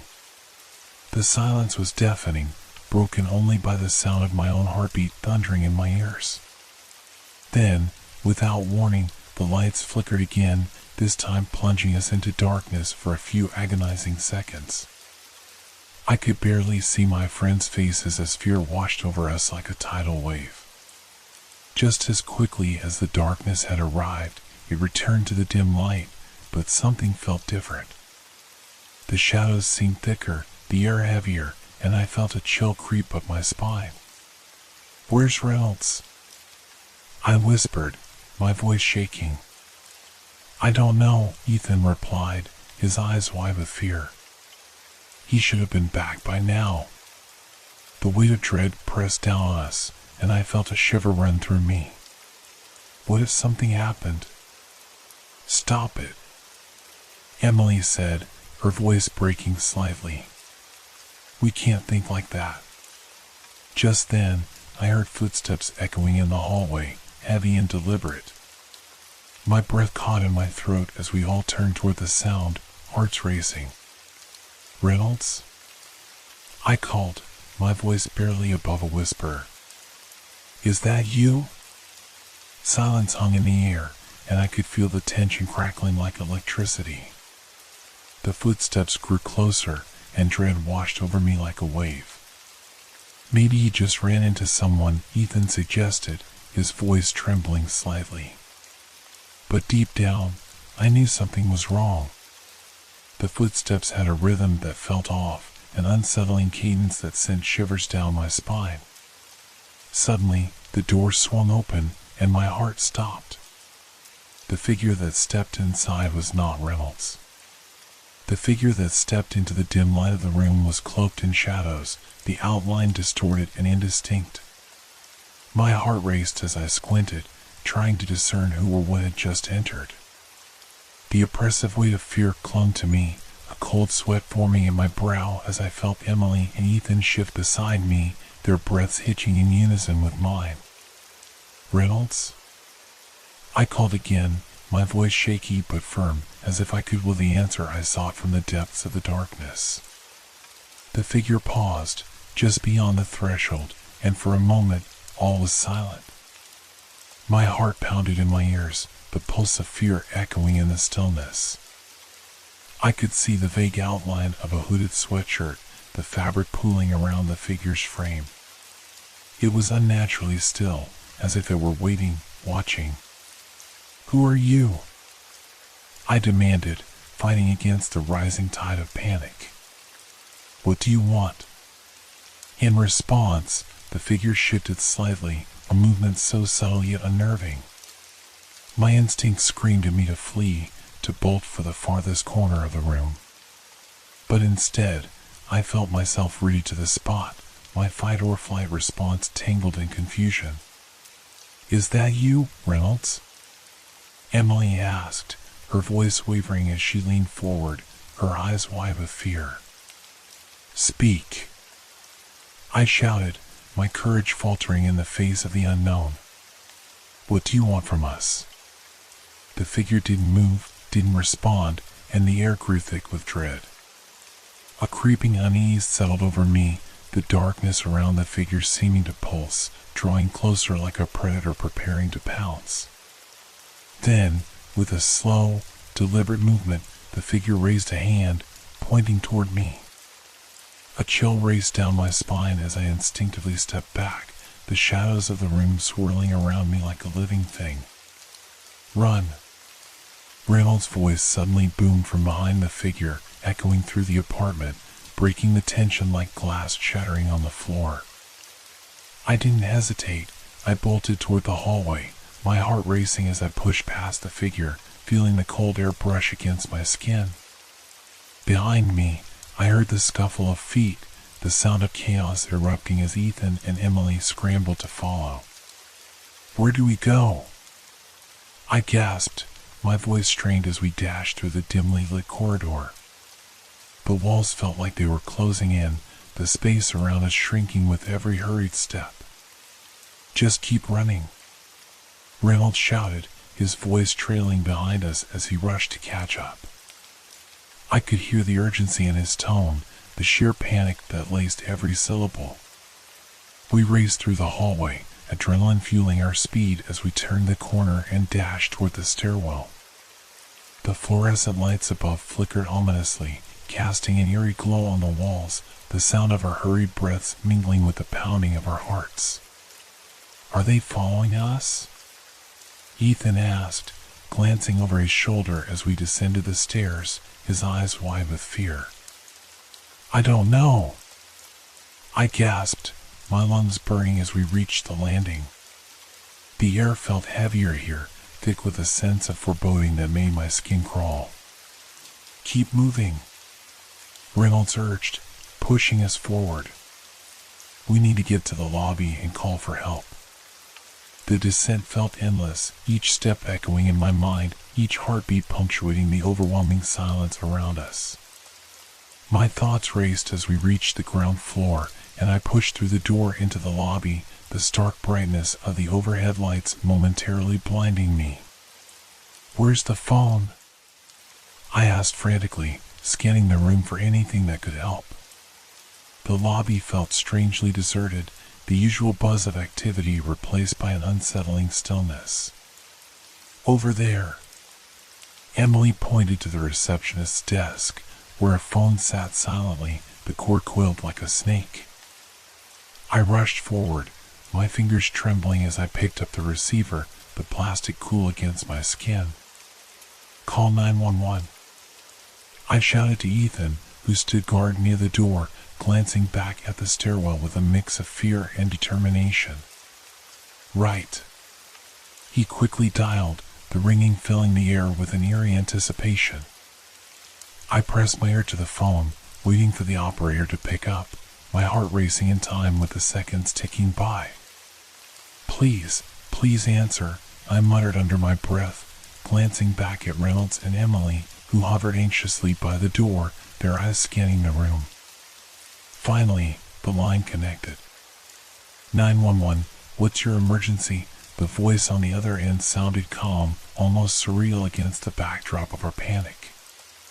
"We need help," I cried, my words tumbling out in a rush.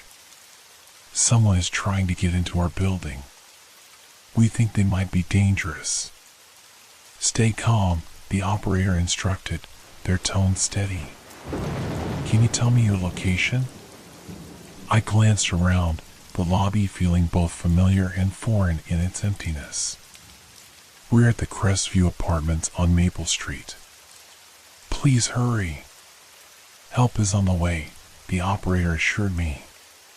"Can you lock the doors and find a safe place to hide?" I turned to Reynolds, who was already moving toward the entrance, bracing himself against the door.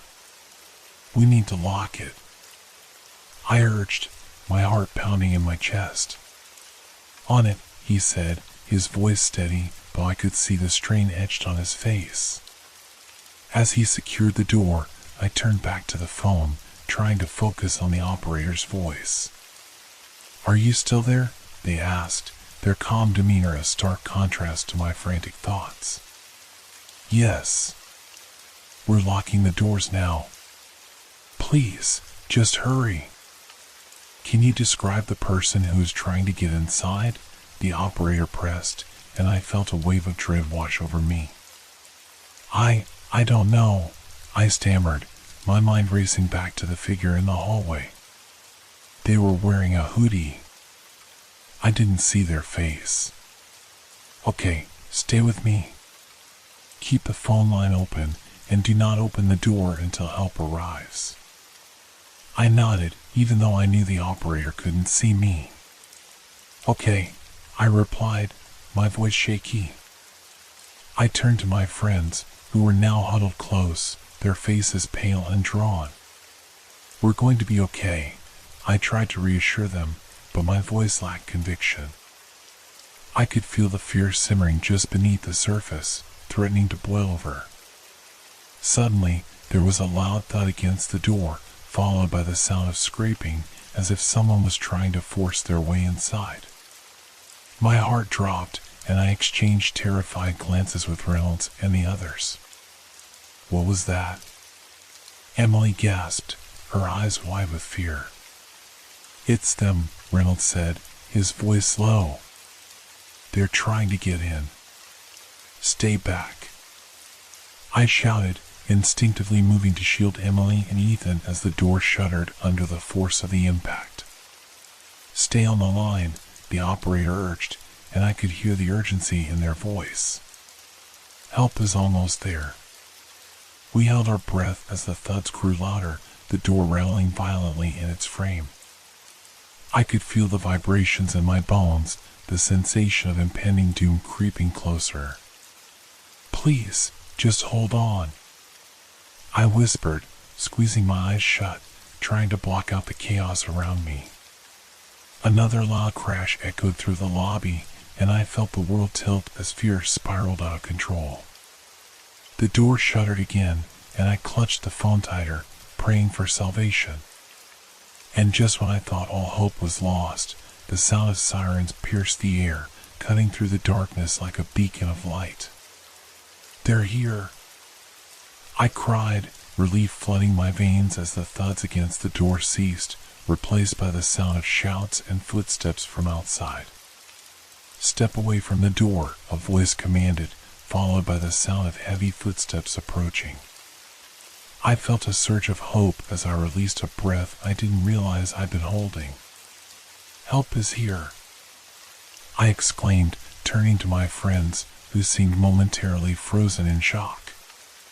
But just as the tension began to lift, the door burst open, and in rushed two police officers, their faces set in grim determination. "Everyone okay?" one of them asked, scanning the room. "We think someone was trying to break in," Reynolds said, stepping forward, his posture tense. The officers exchanged glances, and I could see the concern etched on their faces as they moved cautiously toward the door. "Stay behind us," one officer instructed, motioning for us to remain close as they stepped outside, weapons drawn. I held my breath, heart pounding as I waited for their response, praying they wouldn't find anything waiting in the shadows. Clear, the officer called, stepping back into the lobby, relief washing over me as I saw the tension ease from his shoulders. It looks like they're gone. We'll need to take a statement from each of you, but for now, you're safe. I let out a shaky breath, the reality of what had just transpired settling in. My heart raced, the adrenaline still coursing through my veins as the weight of the night crashed down around us. As the officers began to ask us questions, I couldn't shake the feeling that the darkness outside still held secrets, that something sinister had just begun. The shadows loomed ever closer, and I felt the first stirrings of dread settle in the pit of my stomach once more. The atmosphere in the lobby felt different now, the air thick with a tension that had yet to dissipate. The fluorescent lights above flickered intermittently, casting erratic shadows that danced on the walls, echoing the chaos that had just unfolded. I could still hear the pounding of my heart, each thump resonating in my ears as I glanced at my friends, their faces pale and drawn, eyes wide with a mix of fear and disbelief.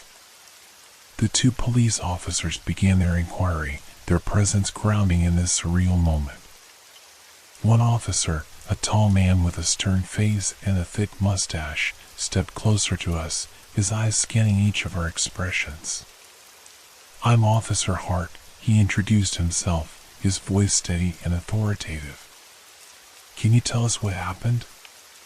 "We were just hanging out, and then we heard someone trying to get in," I managed to stammer, the memory of the thudding on the door flooding back. "I don't know who they were. They were wearing a hoodie. We couldn't see their face." "Did you see or hear anything else?" The second officer, a woman with sharp eyes and a no-nonsense demeanor, pressed, leaning in as if trying to pull the truth from our shaken souls. "No," Reynolds replied, his voice a low whisper. "We just got back from work, and everything seemed normal until we started feeling watched. Then, when we heard the noise, we just panicked." The officers nodded, taking notes. I could see their expressions darken as they jotted down details, the gravity of our situation sinking in. "Have you had any previous encounters like this?" Officer Hart asked, looking directly at me. I shook my head vehemently. "No, never. It's just been a normal few weeks. I've never felt unsafe in our building." "All right, let's make sure you stay safe tonight," Officer Hart said, his tone shifting slightly to one of reassurance. "We'll need to check the surrounding area to ensure whoever it was is gone. Can you stay here while we do that?" I nodded, but a knot of anxiety twisted in my stomach as I watched them move toward the entrance again. The world outside felt infinitely more dangerous now, like the thin veneer of safety that had once wrapped around us was utterly shattered. As the officers stepped out into the night, I turned to my friends. "Are we really safe?" I asked, my voice barely above a whisper. "What if they come back?" Emily shook her head, her eyes brimming with tears. "I don't know, but I just want to go home. I want this to be over."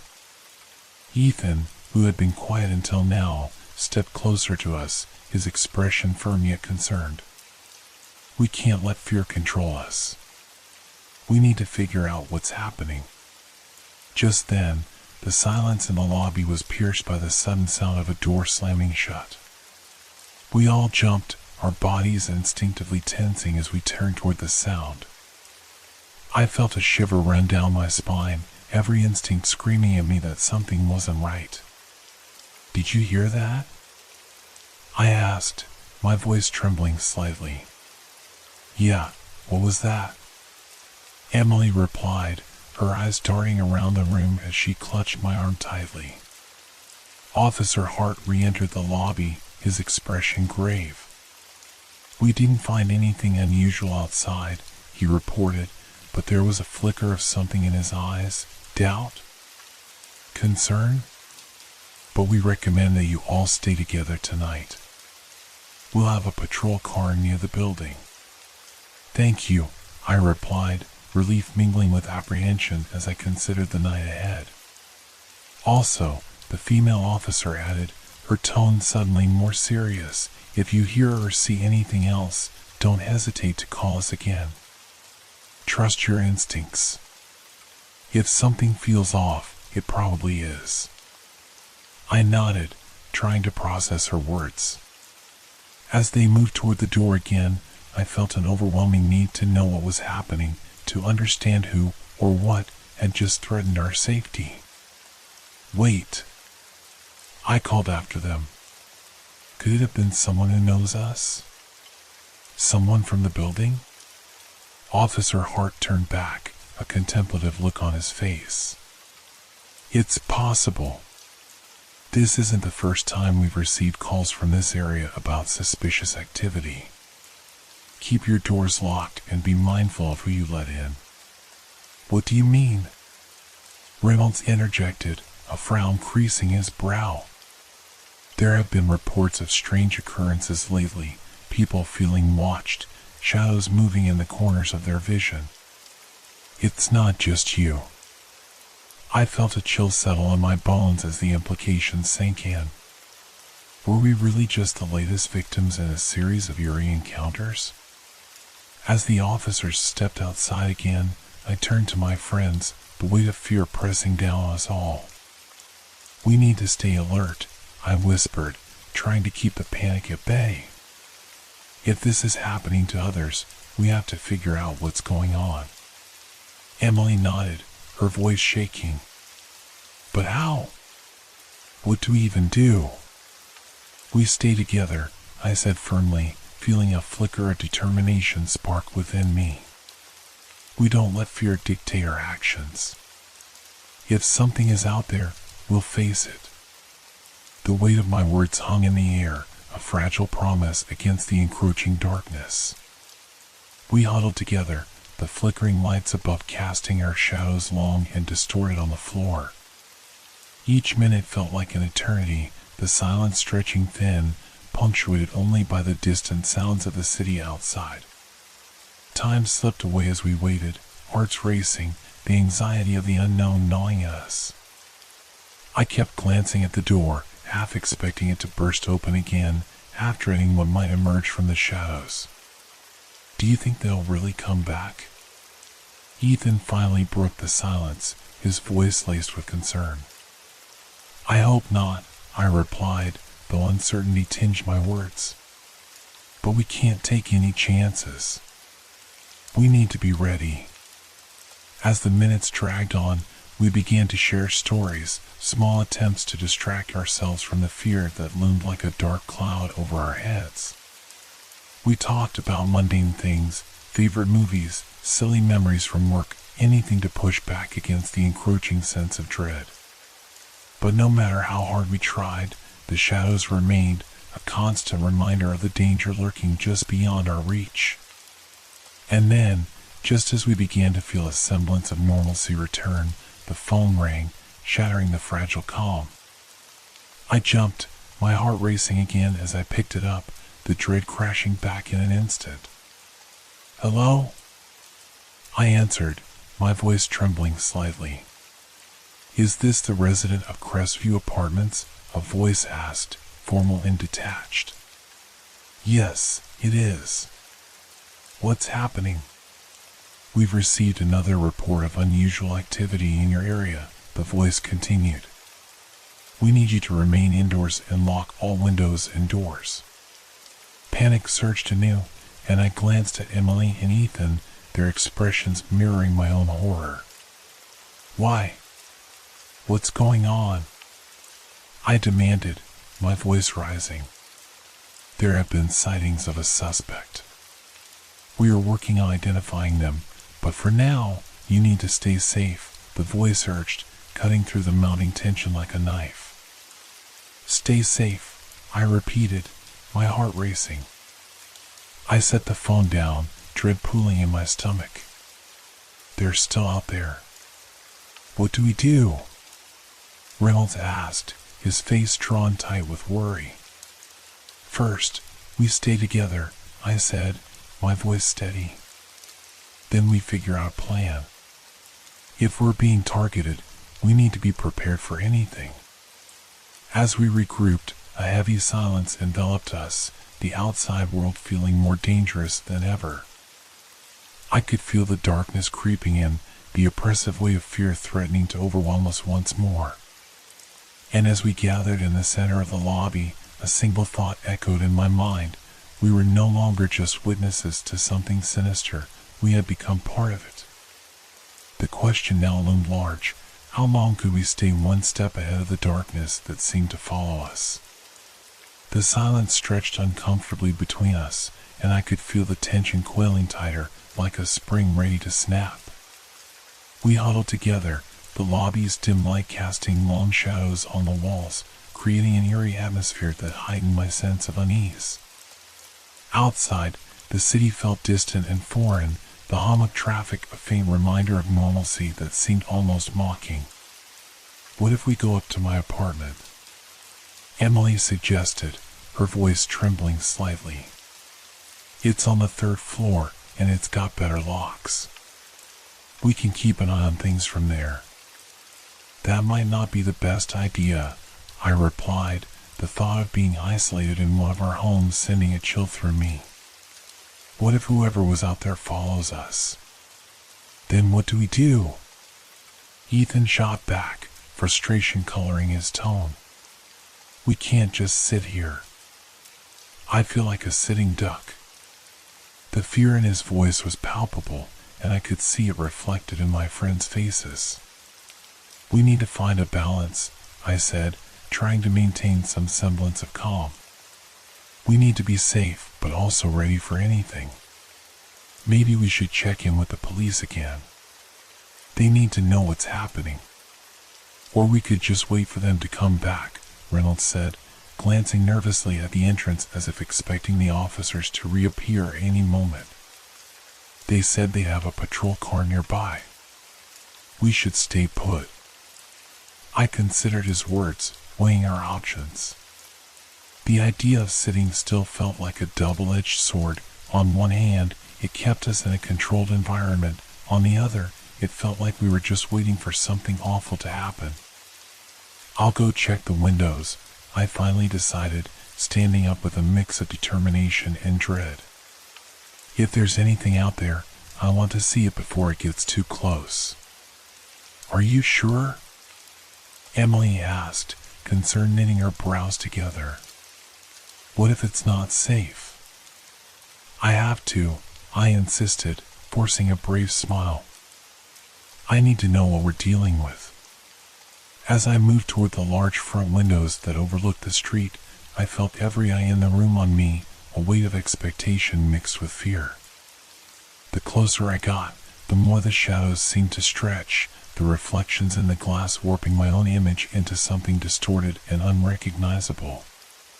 The city outside was cloaked in darkness, only the occasional street lamp breaking through the gloom with its pale yellow glow.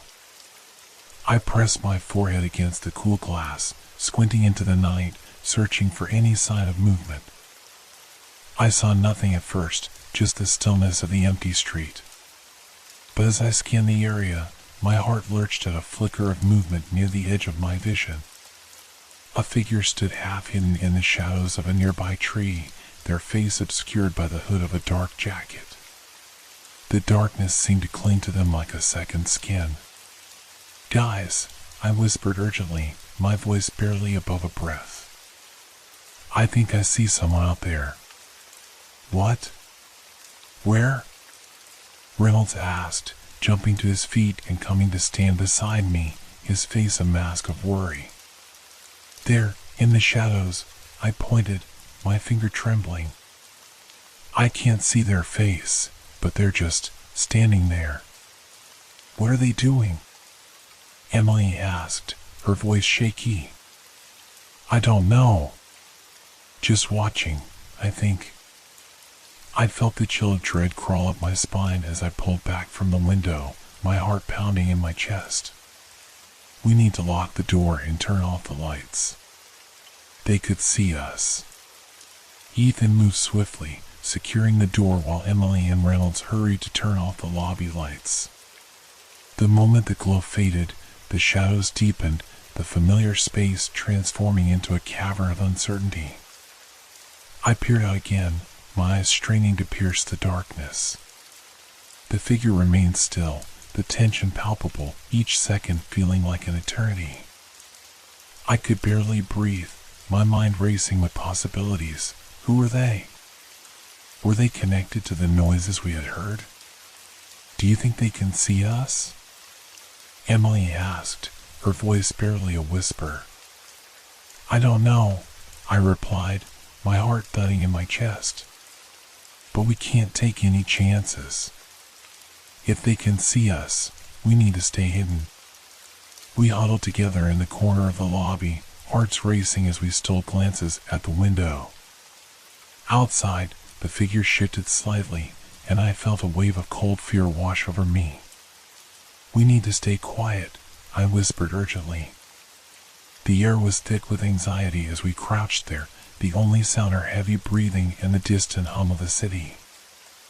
I could feel the weight of something unseen pressing down on us, the shadows whispering promises of fear and uncertainty. Just then, the door swung open again, and Officer Hart stepped inside, the sunlight flooding the lobby. We got a call about suspicious activity, he began, but his voice trailed off as he took in our terrified faces. Did you see the figure? I burst out, desperate for answers. Officer Hart nodded, his expression turning serious. We received reports from multiple residents about someone lurking around. We're trying to locate them, but they've been elusive. Do you think it's connected to what we experienced? Reynolds asked, anxiety lacing his voice. It's possible, he said, his brow furrowed. That's why we're here. We want to make sure you all stay safe.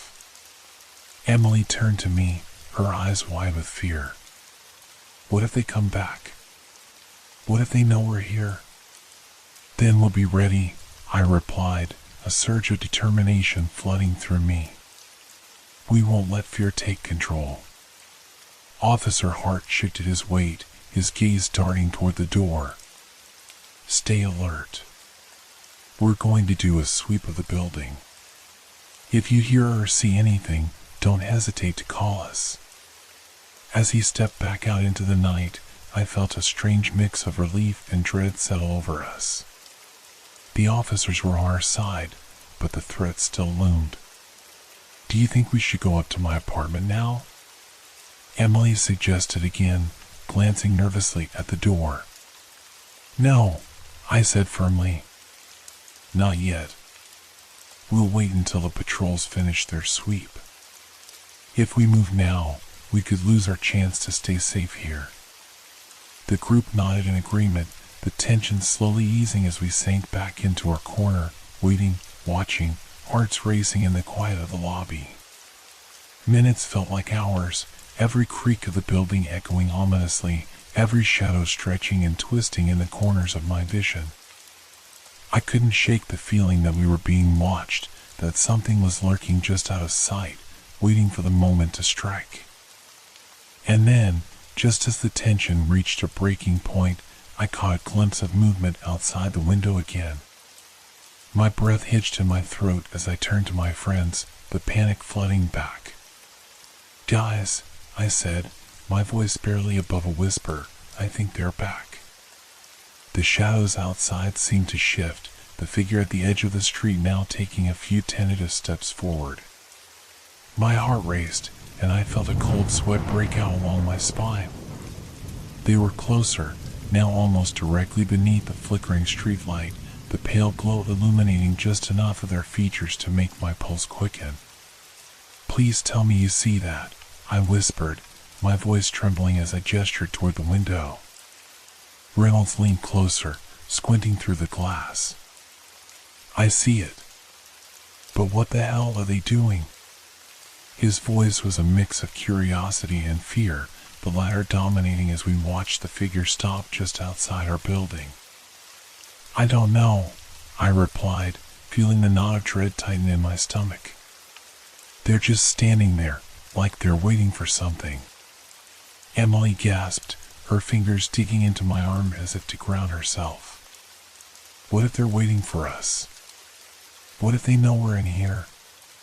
Stay calm, I urged, forcing my voice to remain steady even as panic clawed at my insides. We can't let fear take over. I scanned the area around the figure, desperately searching for any sign of intent or movement. They wore a dark hoodie that obscured their face, but I could make out the contours of their form, a slight build that could belong to anyone. The air felt thick with uncertainty, and every passing second stretched out like a taut wire, ready to snap. Suddenly, the figure turned, glancing over their shoulder as if sensing something. My breath caught in my throat, and I instinctively stepped back from the window, the realization crashing over me that they were no longer merely an observer, they were engaged in whatever dark game was unfolding around us. What are they looking for? Ethan murmured, his voice low and fearful. Maybe they're checking to see if we're still watching, I replied, trying to mask the tremor in my voice. We need to keep our heads down. But as if hearing my thoughts, the figure abruptly pivoted, facing our building directly. I felt a jolt of fear shoot through me, and I stepped further back, heart pounding. They're looking right at us. No way, Reynolds said, eyes wide with disbelief. That can't be. But I knew what I had seen, felt the weight of their gaze as if it bore into me through the glass. It was as though they could sense our presence, and a chill washed over me, a raw instinct that told me this was no ordinary encounter. Just then, the lobby door swung open again, and Officer Hart stepped inside, flanked by his partner. Everything okay in here? He asked, his brow furrowed with concern. No, I exclaimed, pointing toward the window. There's someone out there. They're watching us. The officers moved closer, glancing through the glass. Officer Hart's expression turned serious as he took in the sight. We need to act quickly, he said, turning back to his partner. Let's see if we can approach them without alarming anyone. Wait, I shouted as they began to move toward the door. What if it's a trap? What if they want you to leave so they can get to us? We'll take that risk, Officer Hart said, determination flashing in his eyes. Your safety is our priority. Just stay here and keep quiet. With that, they stepped back into the darkness, the door clicking shut behind them. A tension hung in the air, an electric silence settling over us as we held our breath, straining to hear anything beyond the lobby walls. Should we call for help? Emily whispered, her voice barely audible. I nodded, my thoughts racing. Yes, but we need to stay calm. Let's give them a few minutes first. If they don't come back, we can try again. Each passing second felt like a lifetime, the weight of dread pressing down on us as we peered out the window, eyes fixed on the street. The figure was still there, unmoving, like a dark sentinel watching over us. What if they're not alone? Ethan said, his voice trembling. What if there are more of them? Stop! I snapped, trying to shake off the rising tide of panic. We can't think like that. We have to stay focused. But even as I said it, my mind was racing with worst-case scenarios. The thought of being surrounded, trapped with no way out, felt like a nightmare creeping ever closer. Look! Reynolds suddenly pointed, his voice rising with alarm. The officers are moving closer. Through the window, we could see Officer Hart and his partner inching toward the figure, their silhouettes casting long shadows against the streetlight. The tension in my chest tightened further, each step they took feeling like an agonizing eternity. Is this really happening? Emily whispered, her eyes wide with fear. I don't know, but we need to stay quiet, I urged, feeling the adrenaline coursing through me. As the officers approached, the figure remained still, but something shifted in the air, an ominous tension that seemed to throne between us. And then, just as Officer Hart reached out, the figure suddenly pivoted and bolted down the street, disappearing into the darkness with a swift, fluid motion. Wait! Officer Hart shouted, giving chase as his partner followed close behind, their footsteps echoing against the pavement. I felt my heart race, the instinct to run screaming through me as I watched them vanish into the night. They're going after them, I exclaimed, half relieved and half terrified. But what if they come back? Reynolds asked, eyes darting nervously. We have to prepare for anything, I said, forcing myself to remain calm as I scanned the lobby for anything we could use. Let's find something to defend ourselves with, just in case.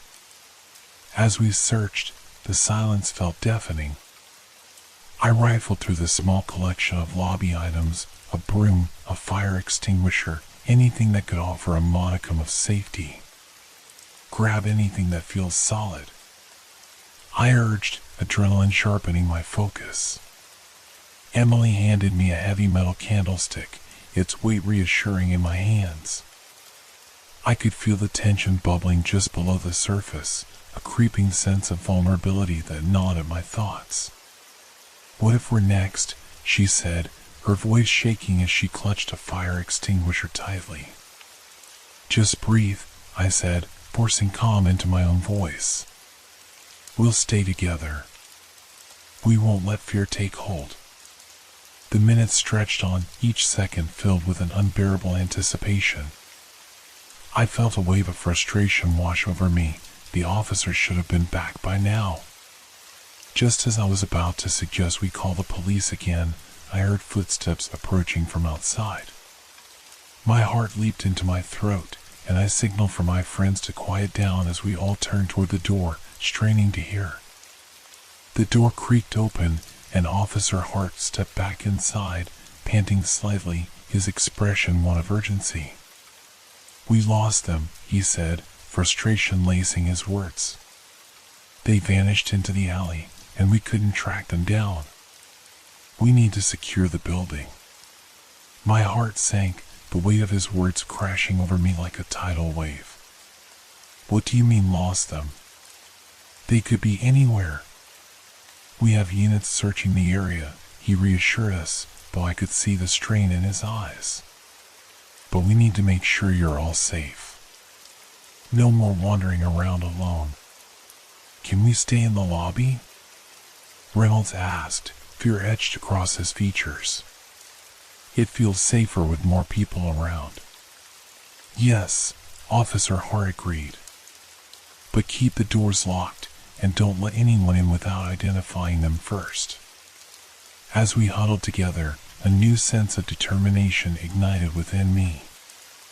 We had to face this darkness together, united against whatever was lurking just outside our doors. I won't let them take us, I murmured to myself, gripping the candlestick tightly, feeling the weight of its promise. The night felt long and endless, and as we settled in, a heavy silence enveloped us, the shadows creeping closer, waiting for the moment to strike. As the door clicked shut behind Officer Hart, the dim glow of the lobby lights felt like a fragile barrier against the encroaching darkness outside. I could feel the palpable tension in the air, a mix of fear and adrenaline that clung to us like a heavy fog. The sounds of the city seemed distant, muted by the urgency of the moment. Are we really safe here? Emily asked, her voice tinged with anxiety as she glanced nervously at the door. I exchanged worried glances with Reynolds and Ethan, who were both trying to process the whirlwind of events. For now, I replied, trying to project confidence even as doubt gnawed at my insides. As long as we stick together and keep the door locked, we'll be okay. But as I spoke, My mind couldn't shake the feeling that we were merely delaying the inevitable. The figure outside, who were they? What did they want? The unanswered questions clawed at me, amplifying the sense of dread that had settled over us like a heavy shroud. Shouldn't we turn on the security cameras? Reynolds suggested, a hint of desperation in his voice. If they can see us, we should be able to see them. That's a good idea, I agreed, scanning the lobby for the security monitor. But if they've been watching us, they might know about the cameras.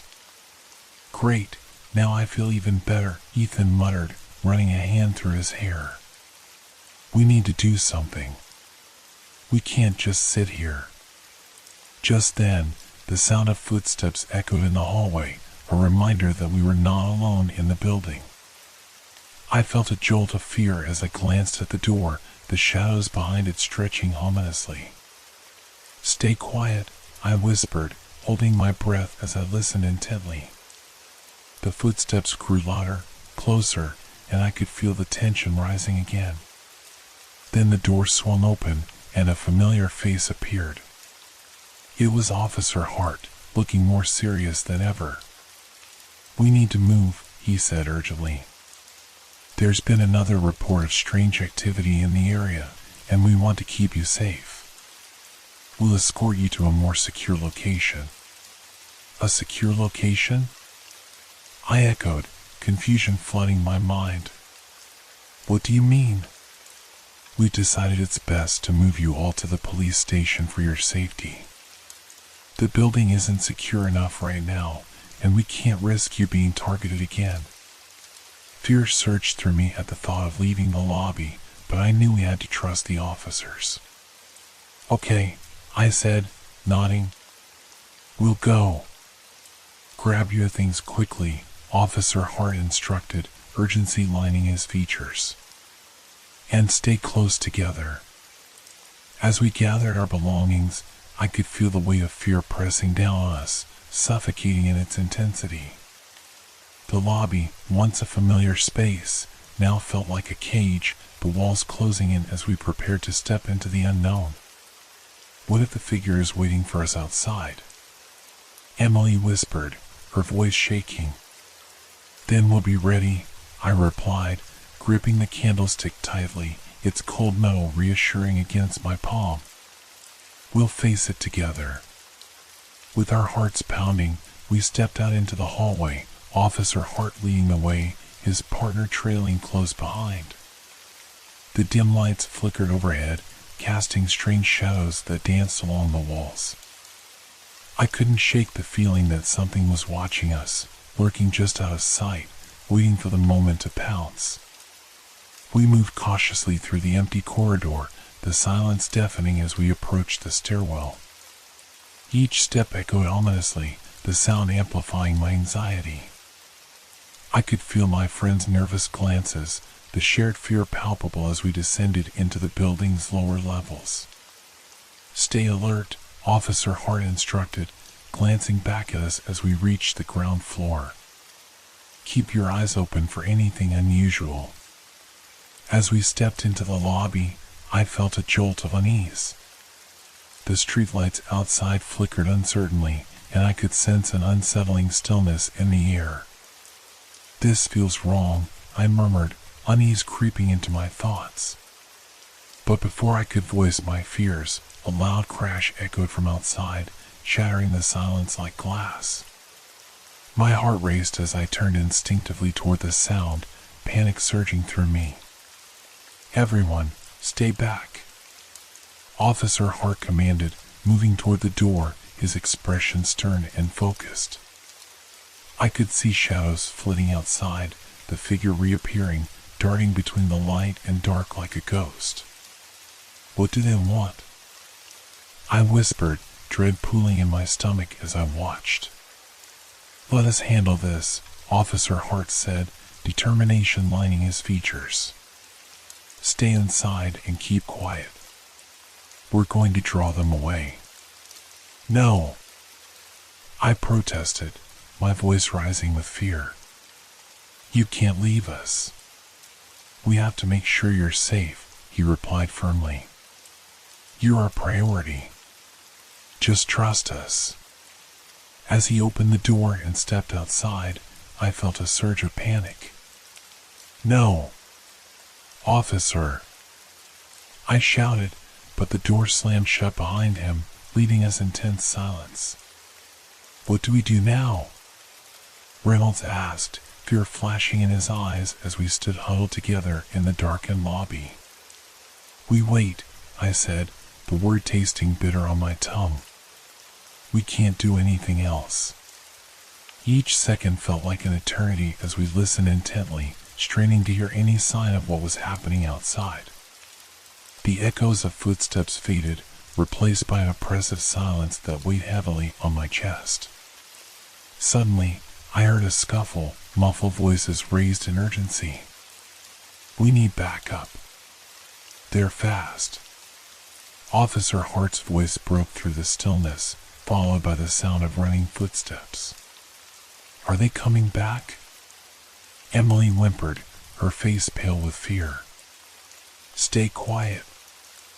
I urged, gripping the candlestick tightly as I positioned myself near the door. I could feel the adrenaline coursing through me, heightening my senses, sharpening my focus.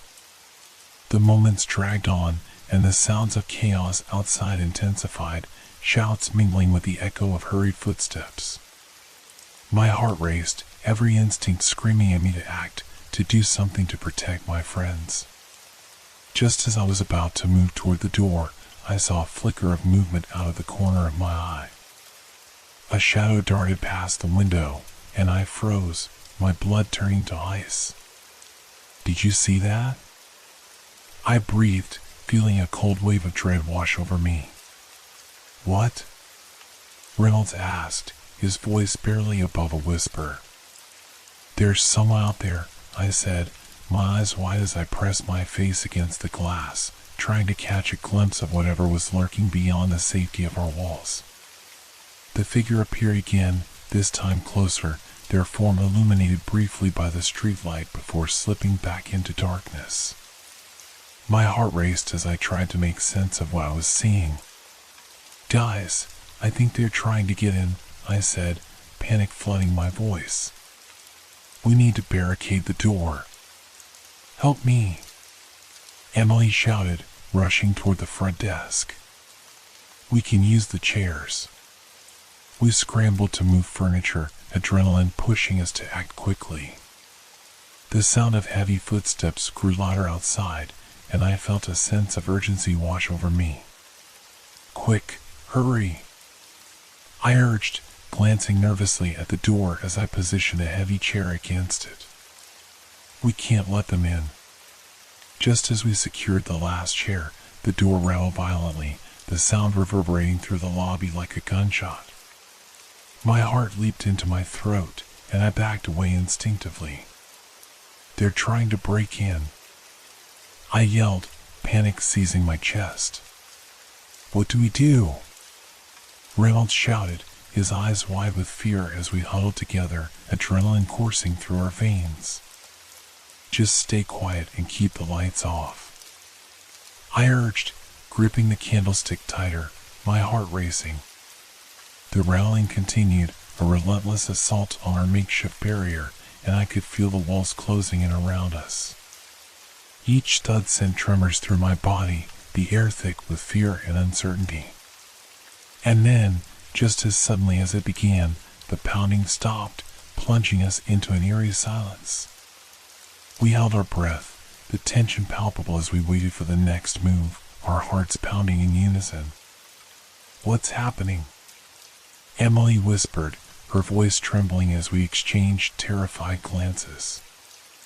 I don't know, I admitted, feeling a wave of dread wash over me. But we can't let our guard down. The silence stretched on, each second feeling like an eternity. Just when I thought I could hear my heart beating, the door rattled again, harder this time, a sound that sent shockwaves of fear coursing through me. Stay back, I shouted, ready to defend us if it came to that. But then, through the din of the night, I heard something else, voices approaching, shouting, echoing through the darkness. Police! Everyone get back!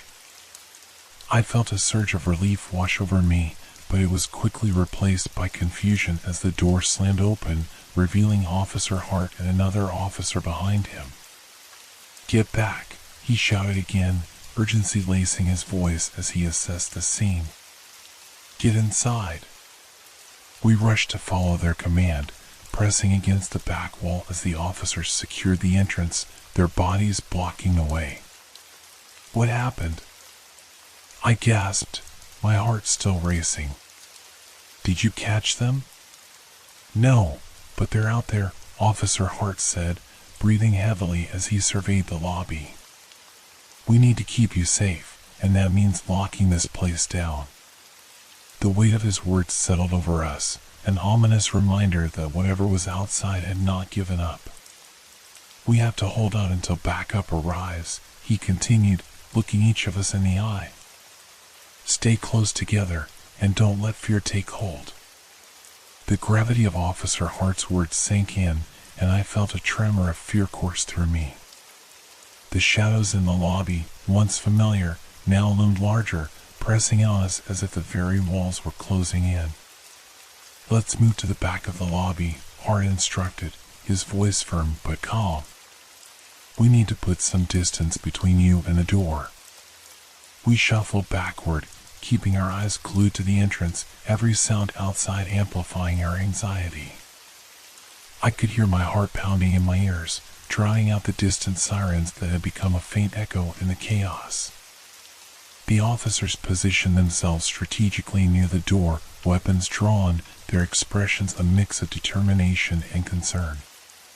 Stay low and quiet, Hart reminded us, scanning the area as if expecting the figure to materialize at any moment.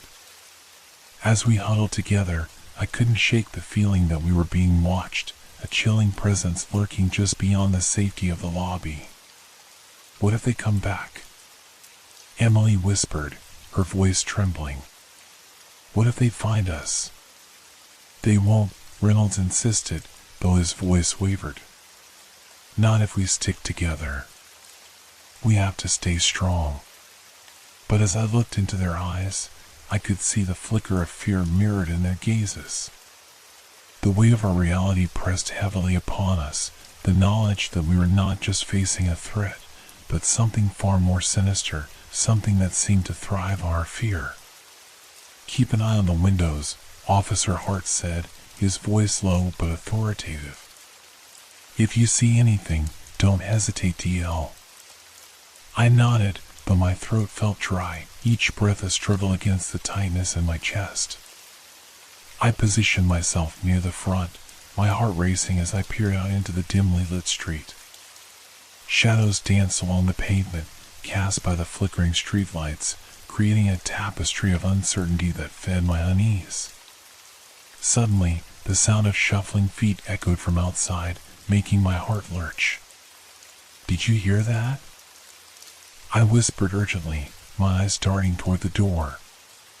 Everyone, stay quiet. Officer Hart hissed, raising his hand in a commanding gesture. The footsteps grew louder, accompanied by hushed voices that sent chills down my spine. I strained to catch a glimpse of whatever was lurking beyond the threshold. The shadows outside shifted, and for a brief moment, I thought I saw a figure, a glimpse of something dark and menacing, moving with purpose. Please, let it be the backup, I murmured, my hands trembling as I clutched the candlestick tighter. Then, just as quickly as it had started, the commotion faded into silence. The stillness wrapped around us like a thick fog, amplifying the tension in the air. I could feel the heaviness in my chest, the uncertainty gnawing at my resolve. We need to stay alert, Officer Hart said, his gaze fixed on the door. Whatever it is, it's not done yet. What if it's already inside? Emily asked, her voice barely a whisper. I felt a chill run down my spine at the thought. Don't say that, I shot back, my heart racing. But deep down, I knew the truth. We were trapped in a game of cat and mouse, and the predator was still lurking in the shadows. The minutes stretched into what felt like hours, each tick of the clock echoing in my mind like a countdown to an inevitable confrontation. I stole glances at my friends, their faces pale with fear, each of us lost in our own spirals of anxiety. "Do you think they're watching us?" I asked, my voice trembling as I peered out again. The street seemed so empty, so quiet, but the silence felt like a lie, a prelude to something more terrifying. "I wouldn't doubt it," Reynolds replied, his voice strained. "If they've been following you, they know we're here." I felt my stomach churn at the thought. "What do we do?" "We can't just wait here." "Patience," Officer Hart said sharply, but I could see the worry etched on his face. He was trying to maintain a facade of control, but I sensed the cracks beneath the surface. "Backup is on its way. We need to hold out just a little longer." Just as I was about to respond, a loud crash echoed from outside, shattering the tense silence. "What was that?" Emily gasped, clutching my arm tightly. "Stay back," Hart barked, moving closer to the door. I held my breath, the sound of my heart pounding in my ears as fear gripped me. Through the window, I saw a shadowy figure emerge from the darkness, moving with an unsettling speed. My heart raced as I instinctively took a step back, pressing against the wall. "Get ready!" Officer Hart yelled, his voice cutting through the chaos. "They're coming!" I glanced at my friends, their eyes wide with terror as we all braced for the worst. I could feel the weight of the candlestick in my hand, a meager defense against the terror that awaited us. The door rattled violently, and I felt my heart drop. "It's happening!" I shouted, my voice a mix of fear and determination. "Stay calm," Officer Hart commanded as he and his partner positioned themselves in front of the door, ready for whatever was about to come. As the door slammed against the frame, I braced myself for impact, feeling the tension build like a coiled spring ready to snap. "Don't open it," I yelled, gripping the candlestick with all my strength. But then, with a deafening bang, the door burst open, the sound reverberating through the lobby like thunder. In that moment, time seemed to freeze. My breath caught in my throat as I prepared to confront the nightmare that had been stalking me in the shadows. The door flew open with such force that it slammed against the wall, sending a tremor through the floor. The dim lobby was suddenly illuminated by a harsh beam of light from outside, creating a stark contrast between the safety of the interior and the chaos beyond. I squinted, trying to make sense of the scene unfolding before me. The figure outside was cloaked in shadows, but even in the dim light, I could make out the menacing outline, tall, broad-shouldered, with an aura of darkness that seemed to stretch and writhe around them like tendrils of smoke. My heart raced as I fought to suppress the surge of panic rising within me. "Get back!" Officer Hart shouted, positioning himself defensively in front of us. His voice was steady, but I could hear the underlying tension as he braced for a confrontation. "Stay behind me!" The figure took a step forward, and a chill washed over me as the light from the street caught a glimpse of their face, distorted, half-shadowed, yet somehow familiar. My blood ran cold. It was as if I were staring into a mirror reflecting my deepest fears. "Who are you?" I shouted, the question escaping my lips before I could stop myself. "What do you want?" The figure remained silent, a sinister smile creeping across their lips, eyes gleaming with a malevolent hunger.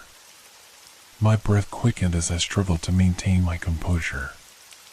"Don't engage," Officer Hart warned, his eyes darting between the figure and us, a silent plea for us to stay out of harm's way. "We need to find a way to outsmart them." I felt a surge of anger mixed with fear. "You don't understand," I shouted, my voice rising above the tension. "This has been happening to me for weeks.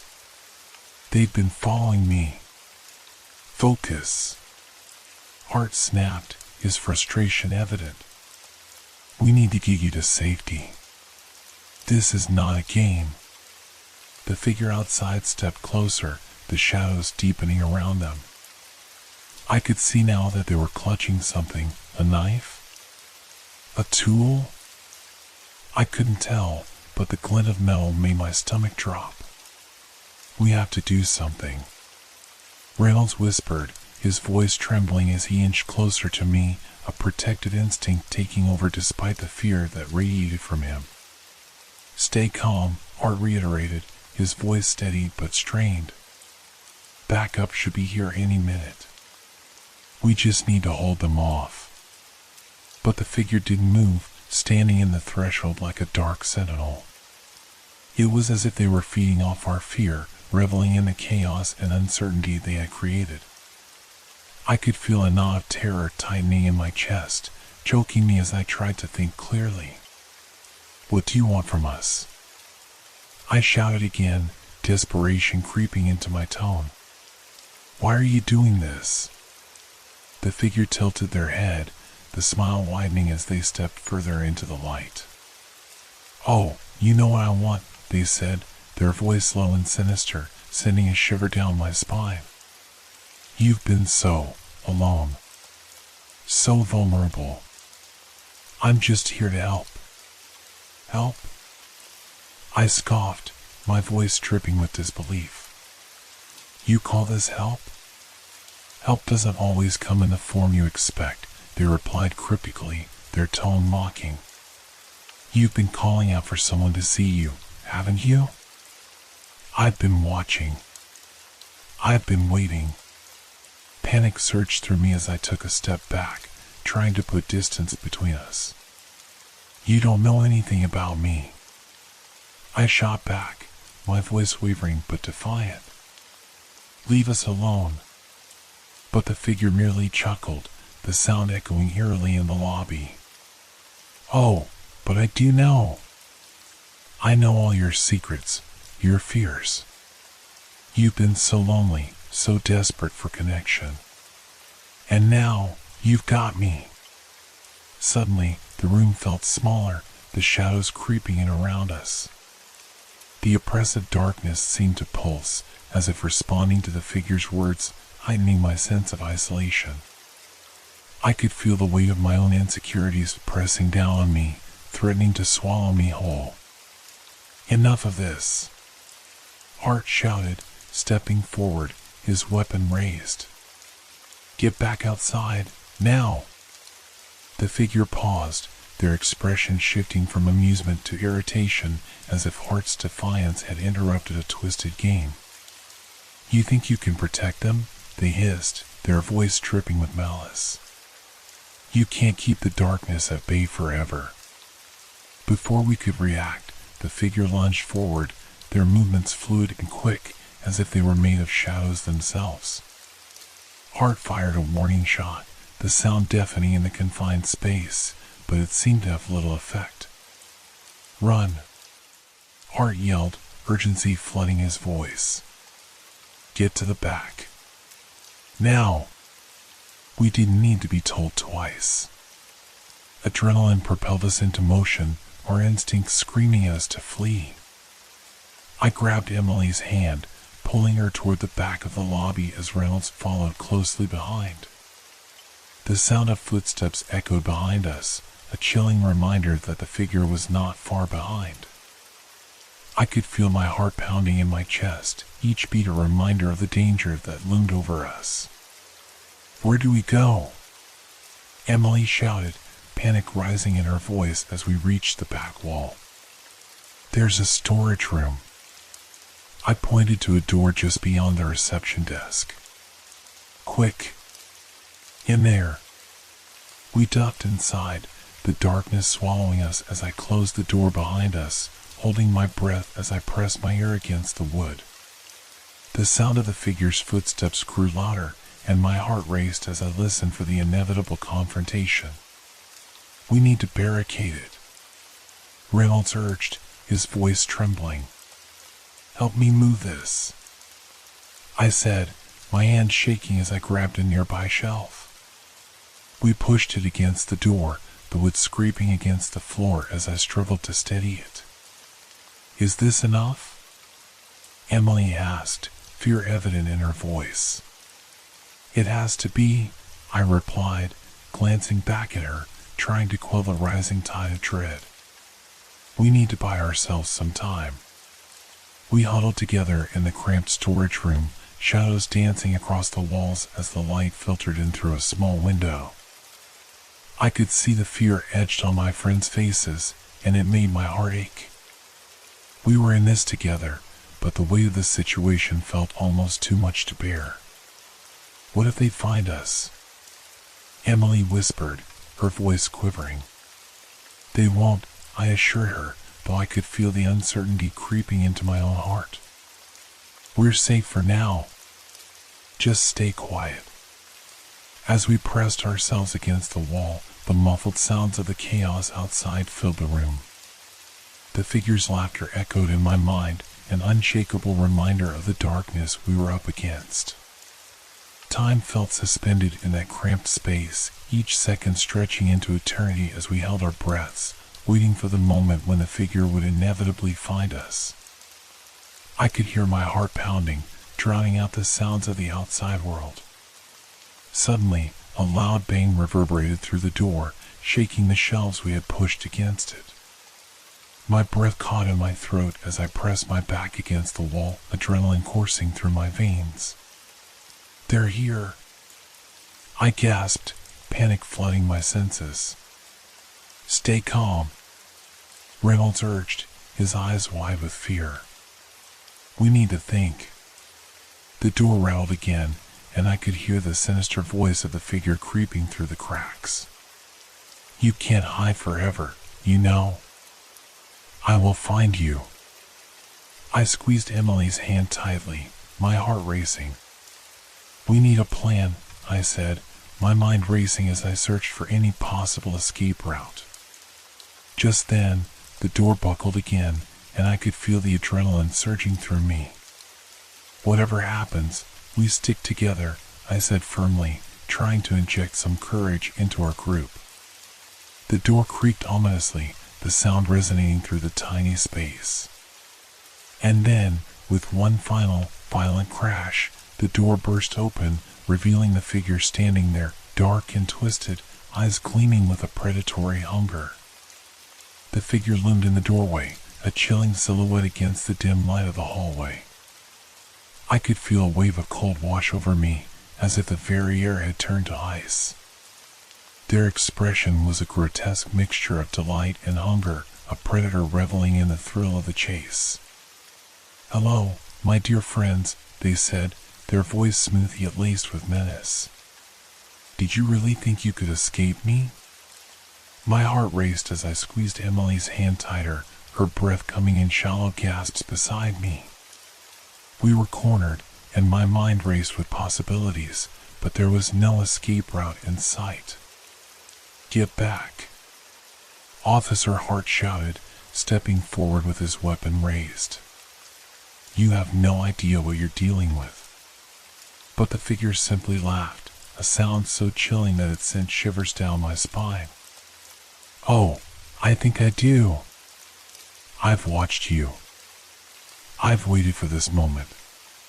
The thrill of the hunt, the sweetness of fear, it's intoxicating." As they spoke, I felt a wave of nausea wash over me. The truth of their words struck deeper than I wanted to admit. I had been feeling hunted, watched, like a deer caught in the headlights, and now the predator had arrived. "Stay together," Hart barked, glancing at us with a fierce determination in his eyes. "We'll push past them and find a way out." I nodded, though doubt gnawed at my insides. Could we really push past this being? I could feel the oppressive energy radiating from the figure, like an unseen force that sought to bind us in place. "Run!" Hart yelled suddenly, breaking the paralysis that held us captive. He moved to the side, positioning himself between us and the figure, ready to confront whatever nightmare had come to claim us. But before we could react, the figure lunged forward, their movements impossibly swift. I barely had time to comprehend the motion before they were upon us, their presence a whirlwind of dark energy that seemed to swallow the light whole. "Stop!" I screamed, instinctively stepping in front of Emily as if my body could shield her from whatever horror was about to unfold. With a swift motion, the figure reached out, their hand grasping my wrist with an iron grip. I felt a surge of cold seep into my skin, radiating through my body, numbing my senses and filling my mind with a cacophony of fear. "Let her go!" Hart shouted, his voice fierce as he raised his weapon. But the figure merely turned their heads slightly, as if my struggle was an amusement to them. "Why should I?" they said, their voice dripping with mockery. "She's so full of potential. So much fear to consume." I felt my pulse quicken, every instinct in my body screaming for me to fight back. I tugged at my wrist, but their grip was unyielding. "Get off me!" I shouted, anger coursing through me like fire. "You don't own me." "Ah, but you're mistaken," they replied, their voice a seductive whisper that sent chills down my spine. "I've watched you, and you belong to me now." A flicker of defiance surged within me, igniting a spark of courage that I didn't know I possessed. "I am not afraid of you," I yelled, summoning every ounce of strength I could muster. "You can't control me." In that instant, the figure's grip faltered, a brief moment of surprise flashing across their features. It was enough for me to wrench my wrist free, adrenaline surging as I pushed back against them, forcing myself to breathe despite the panic clawing at my throat. "Now!" Hart yelled, urgency flooding his voice as he rushed forward, attempting to create space between us and the figure. "Reynolds, Emily, back to the window!" I shouted, my voice echoing in the cramped storage room. "We need to escape." We surged toward the window, the tiny space filled with chaos as we scrambled for safety. I felt Emily's hand slip away from mine, and a sickening dread washed over me. I glanced back, fear gripping my heart as I saw Reynolds falter, his expression frozen in shock. "Come on," I urged, panic bubbling in my chest as I reached for him. "We have to go." But the figure had regained their composure, stepping forward with a chilling calmness that seemed to mock our desperation. "Running won't save you," they taunted, their voice smooth like silk. "You're merely prolonging the inevitable." Hart fired a shot again, but it seemed to pass through the figure as if they were made of smoke. "Get away from them," he shouted, his voice filled with urgency. "Foolish man," the figure hissed, their laughter echoing ominously. "You think your weapons can stop me? I am not of this world." Reynolds finally moved, scrambling toward the window with Emily just behind him. I could feel the walls closing in around us, suffocating me as I turned to Hart, desperate for guidance. "What do we do?" I cried, fear making my voice tremble. "Climb through," he shouted, his eyes darting between us and the encroaching darkness. "I'll hold them off." "No," I protested, the thought of leaving him behind sending panic coursing through my veins. "We can't leave you." "Go," he insisted, his expression resolute. "I won't let them take you. Just go." Without thinking, I grabbed Reynolds and Emily's hands, pulling them toward the window. "We have to go now," I urged, my heart racing as I pushed them ahead of me. The figure advanced, their laughter filling the air like a twisted melody. You think you can escape?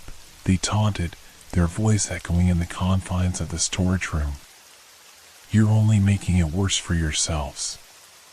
With a final push, Reynolds squeezed through the window, followed closely by Emily. I could feel the darkness closing in, suffocating me with its presence as I turned to Hart, desperate to find a way to help him. Please, I shouted, fear consuming me. We can't leave you. Just go, he yelled again, his voice rising above the chaos. I'll find you. I promise. With one last look, I forced myself to climb through the window, my heart pounding as I landed on the ground outside. I turned just in time to see the figure reach for Hart, a cruel smile on their lips as they drew closer. Run! I screamed, the sound tearing from my throat as I scrambled to my feet. Reynolds and Emily were already moving, their faces pale with fear. Where do we go? Reynolds shouted, glancing back toward the building, the darkness looming ominously. Anywhere but here. I urged, feeling the weight of despair as I fought to keep us moving. We have to get to safety. As we dashed away from the building, I could still hear Hart's voice echoing in my mind, a mixture of fear and resolve. I felt the weight of our reality pressing down on me, the darkness that had been haunting me, now threatening to consume everything I held dear. Keep going, I shouted, urging my friends to pick up the pace. We raced through the deserted streets, the night air heavy with the scent of fear and uncertainty. Every shadow seemed to whisper my name, every sound felt like the breath of something sinister trailing behind us. The adrenaline coursed through my veins, propelling me forward as I fought to outrun the darkness. Where are we going? Emily panted, her voice breathless as she struggled to keep up. Just away, I replied, my heart racing as I glanced back, half expecting to see the figure emerge from the shadows. We have to put distance between us and that thing. We turned a corner, darting into a narrow alleyway, the walls closing on us as we pressed forward. I could feel my breath coming in sharp gasps, each inhalation a reminder of the danger that pursued us. Do you think it's still following us? Reynolds asked, his voice shaky as he glanced over his shoulder. I don't know, I admitted, panic clawing at my insides. But we can't stop. We have to keep moving.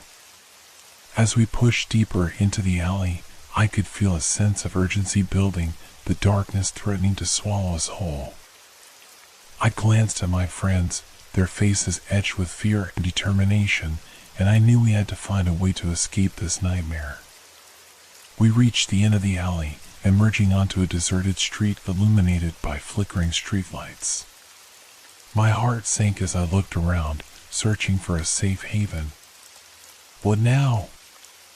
I whispered, fear creeping back into my voice. Over there. Reynolds pointed to a small diner, its neon sign buzzing faintly in the darkness. We can hide there. Let's go, I urged, sprinting toward the diner, each step echoing in the silence of the night. As we reached the door, I glanced back one last time, half expecting to see the figure emerging from the shadows. Please, let us be safe, I murmured as we ducked inside the diner, the familiar scent of coffee and grease wrapping around us like a comforting blanket. But the moment we stepped through the door, I felt a chill in the air, a sense of foreboding that crept into my bones.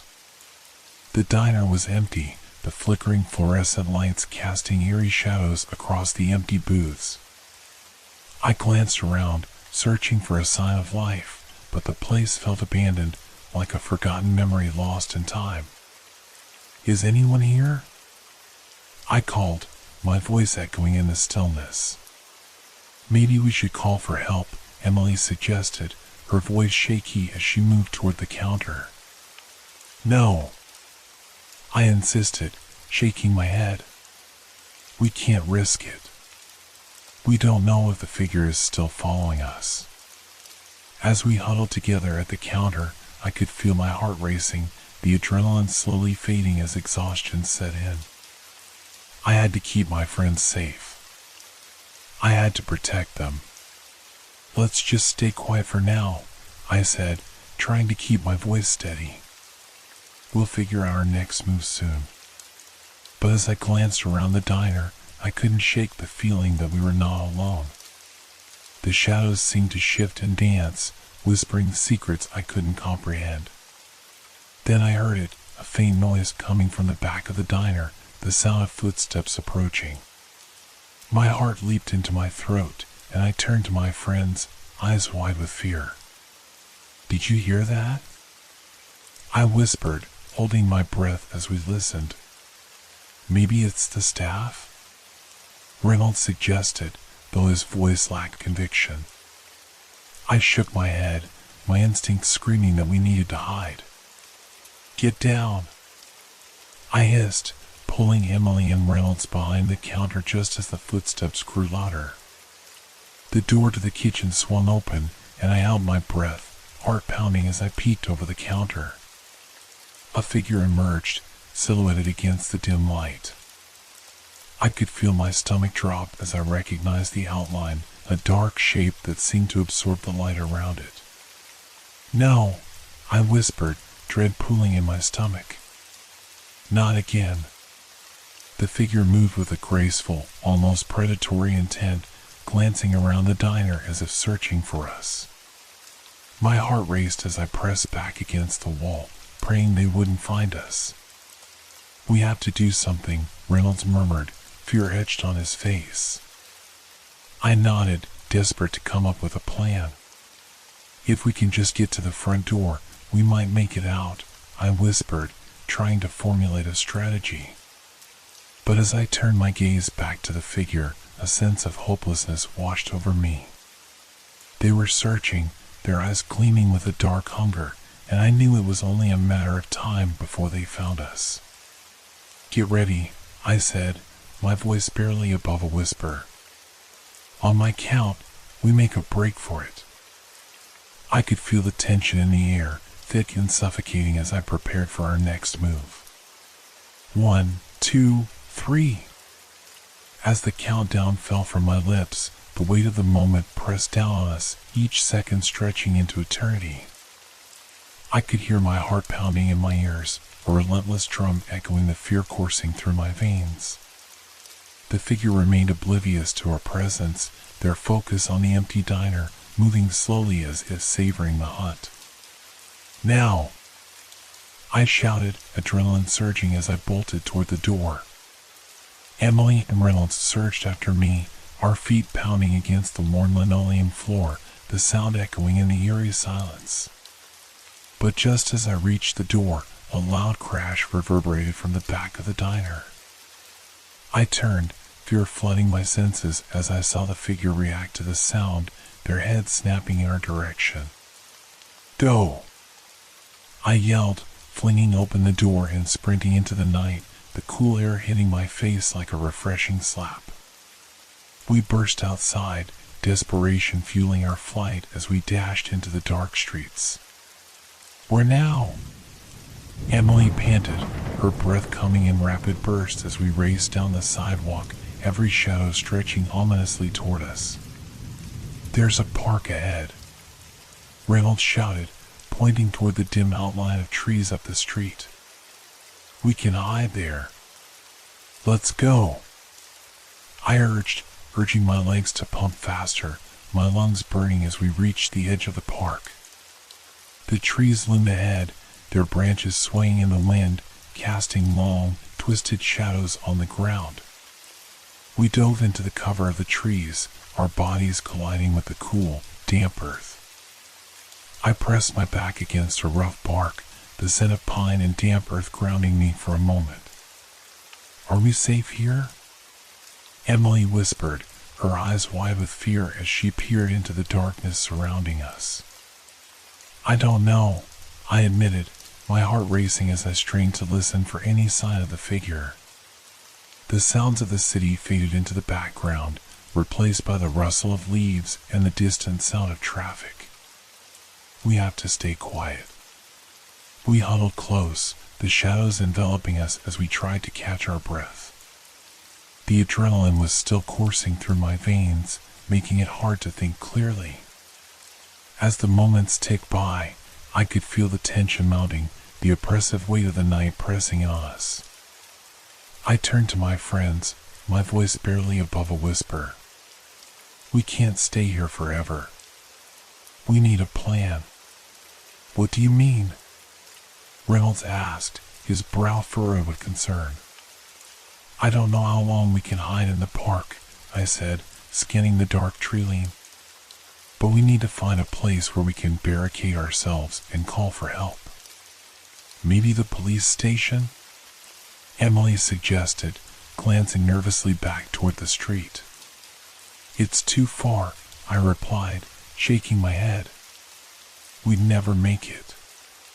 That thing is out there, and it's hunting us. Reynolds shifted uncomfortably, glancing around the darkened park. What if we find a house? Someone has to be awake. We can knock and explain everything. Good idea, I said, feeling a flicker of hope ignite within me. But we need to be cautious. If that figure is still looking for us, we can't attract attention. I led the way through the dense trees, trying to keep my breathing steady despite the panic gripping my chest. Every rustle, every distant noise made my heart race, but I forced myself to focus. We had to find safety. We navigated deeper into the park, the trees closing in around us as we ventured further away from the streetlights. After what felt like an eternity, we emerged onto a quiet suburban street. The houses were dark, their windows glowing faintly with the light of the moon. Which one? Reynolds asked, scanning the row of homes. They all looked the same. There. I pointed to a house with its porch light flickering. It was our best option, a glimmer of warmth in the enveloping darkness. Let's try that one. We moved cautiously, keeping to the shadows as we approached the front door. I could feel my heart racing, anticipation mixing with fear as I reached for the doorbell. Wait, Emily whispered, her eyes wide. What if no one is home? Then we go to the next house, I said, steeling myself. We don't have time to waste. With a deep breath, I pressed the doorbell. The chime echoed through the still night, and I held my breath, straining to hear any signs of movement inside. A moment passed, and I felt a flutter of hope. But just as I was about to ring again, I heard the sound of footsteps approaching from within. Please, please let someone be home, I murmured, my fingers trembling against the door. The door creaked open slowly, revealing a shadowy figure standing in the doorway. I felt a surge of panic wash over me as I squinted against the dim light. Who are you? The figure asked, their voice cautious and tense. We need help, I stammered, desperation creeping into my voice. Please, we're being chased. The figure took a step back, eyes narrowing as they assessed us. What do you mean? Who's chasing you? It's hard to explain, I said, my voice rising in urgency. There's someone hunting us. We saw it in the diner, and we barely escaped. The figure's expression shifted, a mix of concern and confusion flitting across their face. You need to come in, they said, stepping aside to let us enter. You can explain inside. We hurried in, the warmth of the house enveloping us like a comforting blanket. I could see now that the figure was a middle-aged man, his features worn but kind. Thank you, I said, my voice trembling as I turned to face him. We really appreciate it. We thought we were done for. Take a seat, he said, gesturing toward the living room. I'll get you some water. You look like you've been through hell. We sank into the plush couch, the fabric comforting against my weary body. I could feel the adrenaline slowly fading, replaced by an overwhelming sense of exhaustion. The man returned with glasses of water, handing them to us. "Now, tell me everything," he said, his voice steady as he settled into a chair opposite us. "We were at the diner," I began, my heart racing as I recounted our harrowing escape. "We saw someone, hunting us. They seemed to know where we were at all times, and we barely got away." "What did they look like?" the man asked, his brow furrowed with concern. "It was hard to tell," I replied, shaking my head. "It was dark, and they moved too fast. But I could feel their presence. It was like being stalked by something unnatural." The man's eyes widened slightly. "That doesn't sound good at all. You're safe here for now, but I need to call the police. They should know what's happening." "No," I said quickly, panic rising once again. "We can't. What if that thing finds us here? It could be watching even now." He hesitated, the weight of my words settling heavily in the air. "Then what do you suggest we do?" "We need to barricade the doors and windows," Reynolds chimed in, his voice shaky but determined. "If it finds us, we have to be prepared." "Good thinking," the man agreed, nodding as he set down his glass. "Let's do it. We can move furniture against the doors and cover the windows." We sprang into action, the fear propelling us forward as we worked together to block the entrances. My heart raced with each sound, every creak of the house filling me with dread. "Do you really think we're safe?" Emily whispered, her eyes darting around the dimly lit room. "I hope so," I replied, my voice barely above a whisper. "But we have to be ready for anything." As we secured the last window, a sudden chill swept through the room, making the hair on the back of my neck stand on end. I glanced toward the door, the darkness beyond feeling heavier, more oppressive. "Do you feel that?" I asked, my heart pounding in my chest. "Yeah," Reynolds nodded, his face pale as he scanned the room. "It's like something is out there." The man's expression turned serious. "We need to stay quiet. If it's looking for you, it could be nearby." We huddled together, hearts racing as we listened to the silence enveloping us. The minutes stretched into an eternity, the darkness outside feeling like a suffocating blanket pressing on us from all sides.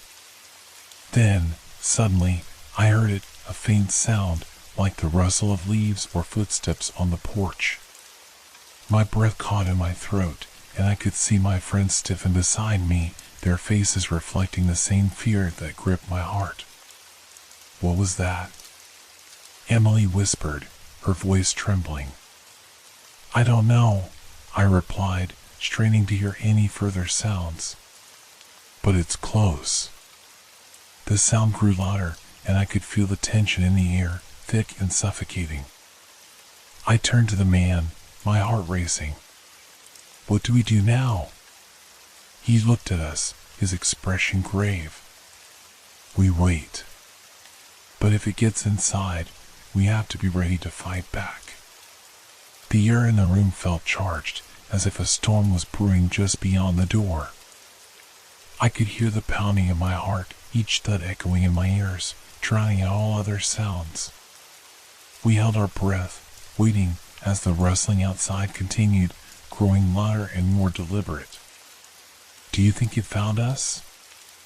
Reynolds whispered, his voice barely audible, strained with fear. "I don't know," I replied, my eyes fixed on the door as I tried to discern the source of the noise. "But we can't let it in." The man nodded, his jaw set in determination as he scanned the room for anything that could be used as a weapon. "We need something to defend ourselves with: kitchen knives, a baseball bat, anything. Right. I agreed, my mind racing. Let's check the kitchen. Stay close. We moved quietly, each footstep muffled by the thick carpet as we slipped into the dimly lit hallway. The shadows seemed to pulse and twist around us, making it hard to shake the feeling of being watched. I led the way to the kitchen, glancing over my shoulder to make sure Emily and Reynolds were right behind me. The kitchen was small but cozy, filled with the comforting smells of spices and herbs lingering in the air. I opened the drawers frantically, rummaging through the contents. My fingers brushed against a wooden spoon, then a spatula. No, I need something better, I muttered under my breath, my heart racing as I pushed aside the clutter. Then, I found it, a sharp knife glinting under the low light. I grabbed it, feeling the cool metal against my palm. Got it, I exclaimed softly, holding it up for the others to see. Good, the man said, his voice low. Now we need something else, maybe a frying pan or a heavy object. I quickly scanned the room and spotted a sturdy frying pan hanging above the stove. Here, I said, reaching up to grab it. It felt surprisingly heavy in my hands, and I gripped it tightly. This should do. Let's get back to the living room, Reynolds urged, his eyes darting toward the door. We returned, adrenaline coursing through our veins as we settled back into our makeshift barricade. The man took the knife from me, holding it with steady hands. We'll wait for it to make its move. If it breaks in, we'll be ready. We huddled close together, the sound of our breathing the only thing breaking the silence. My heart raced, and I felt the fear creeping back in, suffocating me. I focused on the knife, the blade shining menacingly in the dim light. It was all that stood between us and whatever was lurking outside. Do you think we'll be okay? Emily whispered, her voice trembling. I hope so, I replied, trying to sound more confident than I felt. But we have to stay alert. If it gets in, we need to act quickly. Just then, a loud thud echoed through the house, shaking the walls. We all jumped, our eyes wide with fear. The sound came again, louder this time, followed by a scraping noise, as if something was being dragged across the porch. It's here! Reynolds gasped, his face pale as he gripped the frying pan tightly. Stay quiet, I hissed, holding my breath as we listened. The noise continued, a slow, deliberate sound that sent chills down my spine. Suddenly, the door rattled violently, as if someone, or something, was trying to force its way in. We pressed ourselves against the wall, heartbeats loud in our ears. Don't let it in, the man warned, his eyes narrowing. Whatever happens, don't let it see you. With each rattle, I could feel the adrenaline surging through me again, fueling my fear. We need to hold the door shut, I said, glancing at Reynolds. You and me, we can brace it. We both rushed to the door, pushing our bodies against it as the rattling grew more frantic. I could hear the wood creaking under the pressure, the doorknob twisting violently. It's strong, Reynolds grunted, his face flushed with effort. How much longer can it hold? We have to hold it as long as we can, I said, feeling the strain in my muscles. It can't break in. The man stood behind us, knife poised, eyes darting toward the windows. We'll need to keep an eye out. If it comes through, we have to be ready to fight. The rattling grew more intense, the sound reverberating through my bones. I pressed my back against the door, trying to muster every ounce of strength I had. Please, just go away, I shouted, feeling desperation claw at my throat. Leave us alone. And then, as if my words had pierced the darkness, the rattling stopped. Silence enveloped us, thick and heavy, as we held our breath, waiting. "What happened?" Emily whispered, her voice trembling. "I don't know," I replied, glancing back at the man. "Maybe it got tired." But just as I said it, a new sound pierced the silence, the creak of the doorframe, followed by the slow, deliberate sound of footsteps retreating from the entrance. "It's gone?" Reynolds asked, his brow furrowed in disbelief. "Let's not assume anything," the man cautioned, his grip tightening on the knife. "We need to stay vigilant." I felt a mix of relief and unease wash over me. The danger hadn't passed, it had simply stepped back, lurking in the shadows, waiting for the right moment to strike. We listened intently, our eyes scanning the darkness, each creak of the house sending shivers down my spine. The minutes dragged on, the tension palpable as we waited for the next move. Finally, I spoke, breaking the suffocating silence. "What do we do if it comes back?" "We prepare," the man replied, determination etched on his face. "We need to find a way out if we have to." "What about the windows?" Emily suggested, her voice barely above a whisper. "Could we escape that way?" "Possibly," I said, weighing the options in my mind. "But we'd have to be careful. We can't let it see us." As if answering my question, a loud crash sounded from the back of the house, followed by the unmistakable sound of glass shattering. My heart sank. "It's in," I said, panic rising within me. "We have to move, now." "Follow me," the man shouted, his voice fierce as he turned toward the kitchen. "We'll find another way out." We dashed toward the back of the house, adrenaline surging as we raced against the encroaching darkness.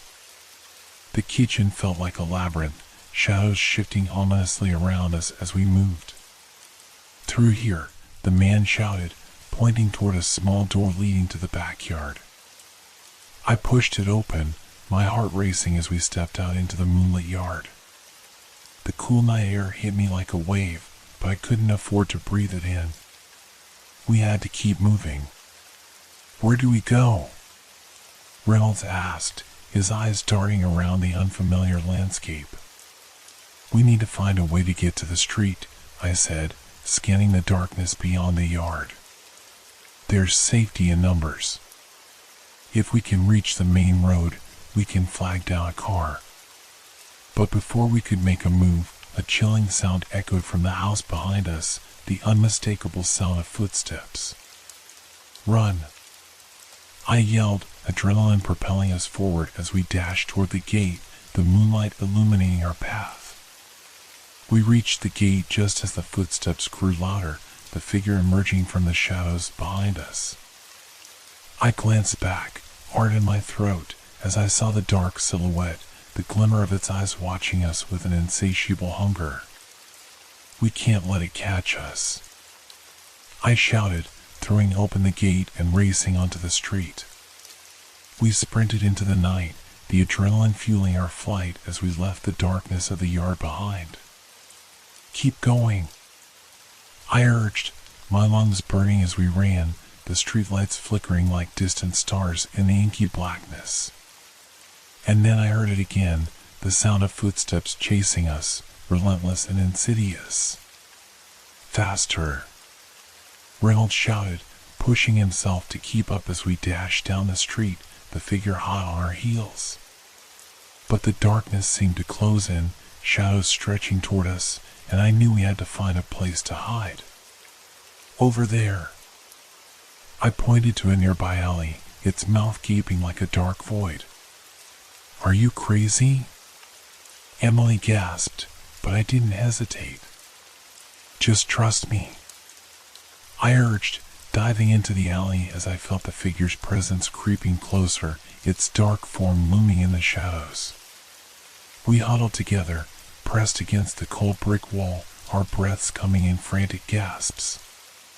"Please, Don't find us, I whispered, feeling the weight of the night pressing down on us as we listened to the footsteps drawing nearer, the anticipation hanging heavy in the air. The alley was dark, the air thick with an unsettling quiet that wrapped around us like a suffocating blanket. I could feel my heartbeat in my throat, each thud a reminder of how close we were to being caught. The figure outside moved with a deliberate slowness, as if savoring our fear, its footsteps echoing ominously against the damp pavement. "Is it coming?" Emily whispered, her voice trembling, barely above a breath. "I can't tell," I murmured back, straining my ears to listen. The shadows shifted, and I held my breath, praying that we were hidden enough.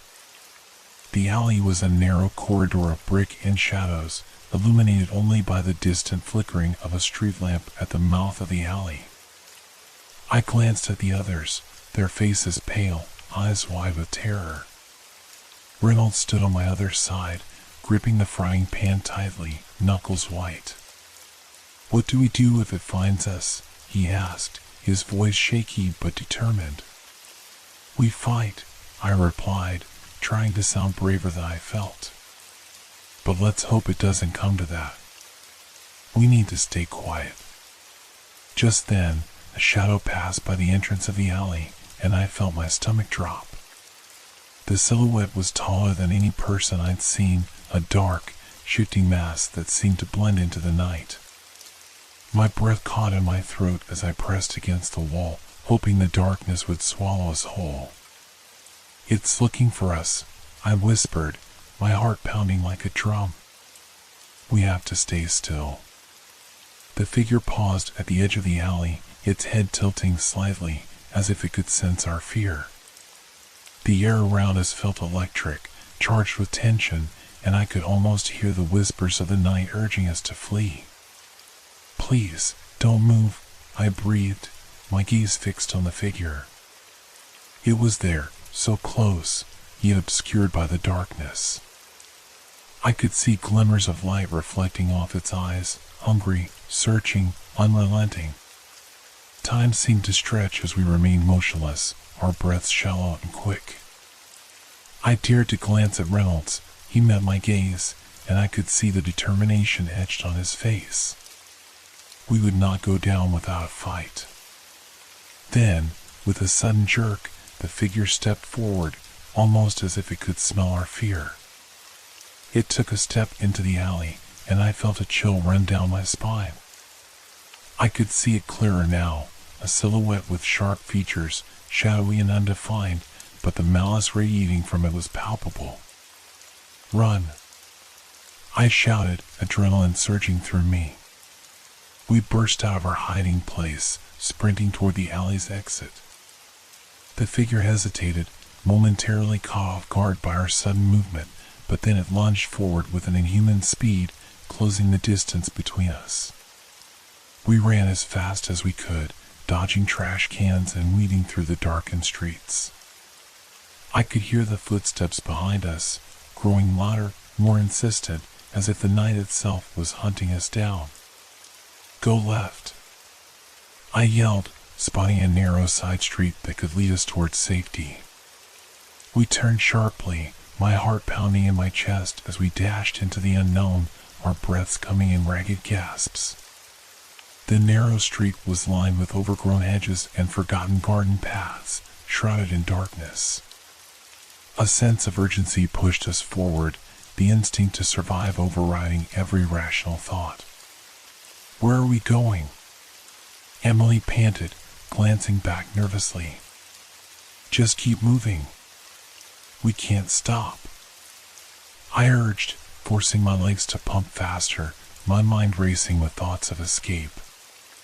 The street twisted and turned, each corner revealing more shadows, more uncertainty. I could hear the figure behind us, relentless in its pursuit, a specter of dread that clung to us like a shroud. Then, we reached a dead end. A high wooden fence loomed in front of us, cutting off our escape. My heart sank, despair flooding through me. "Climb!"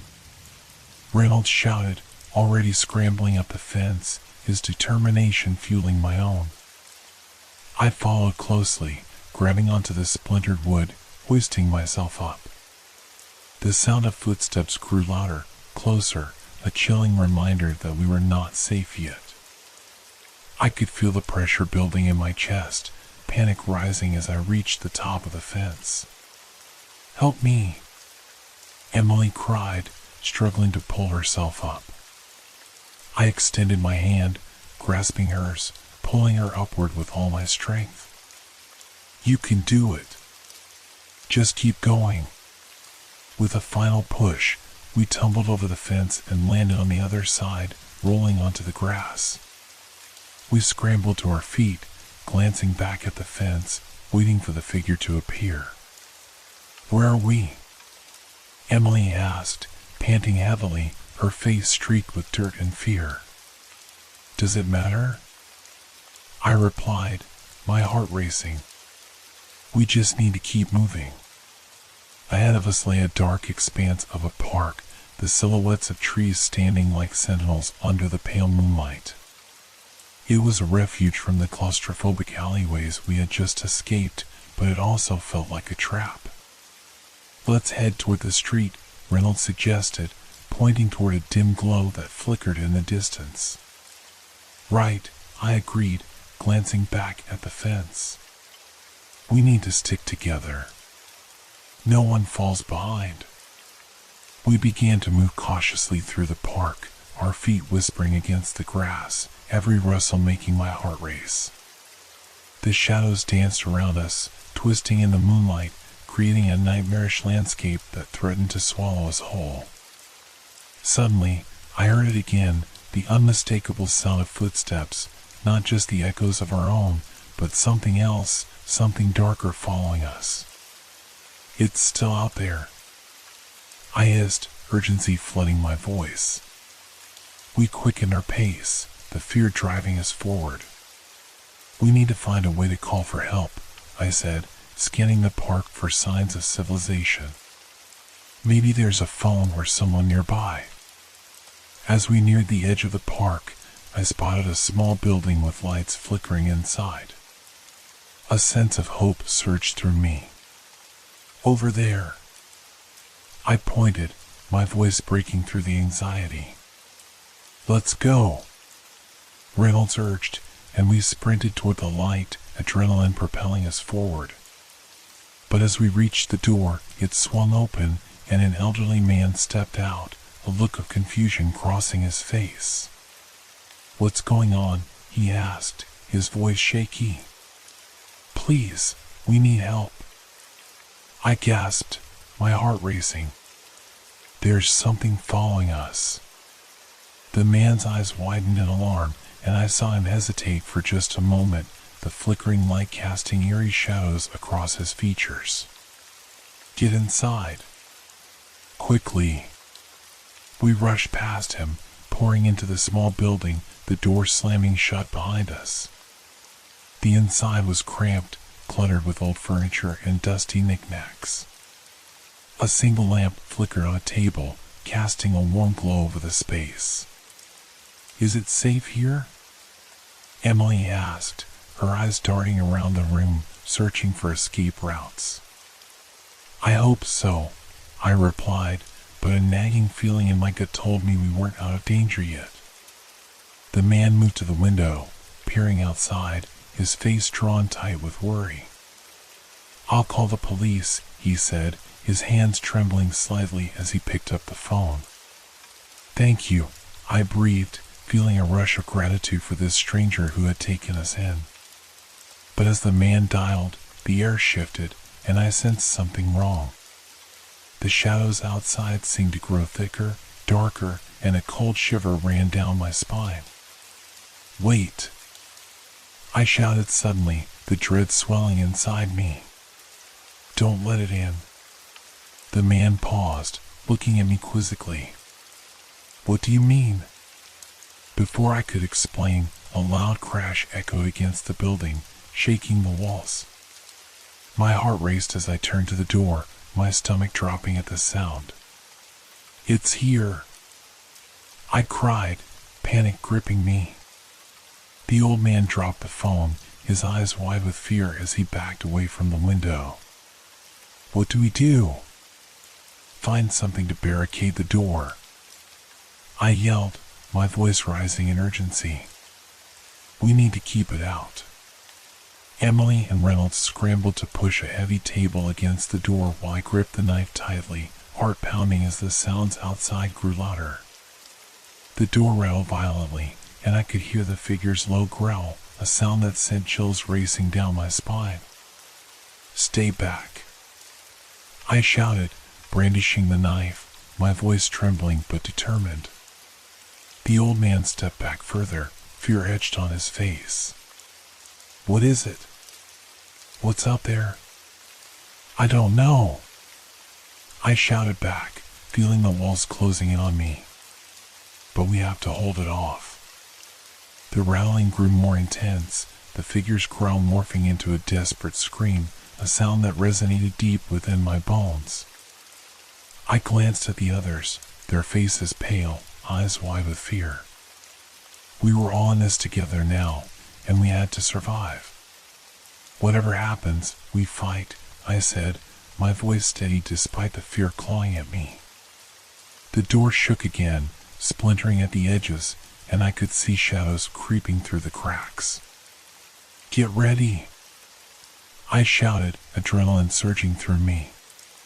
With a final, resounding crash, the door burst open, and the figure surged forward, its eyes glowing with an insatiable hunger, ready to consume everything in its path.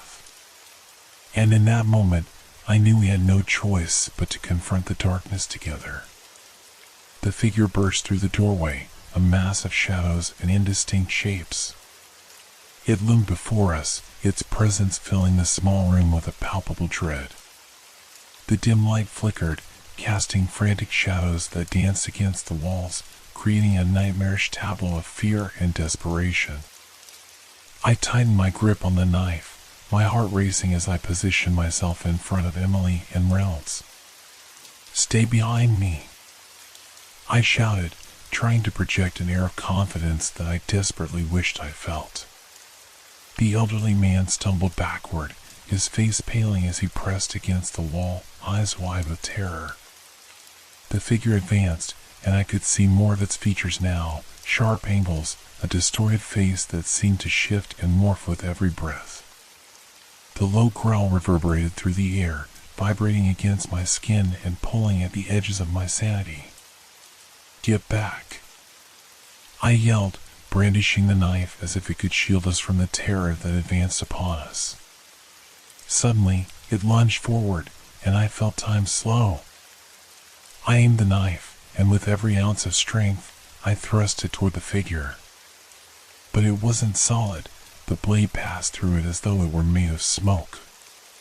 A chill washed over me, and I staggered back, the realization hitting me like a punch to the gut.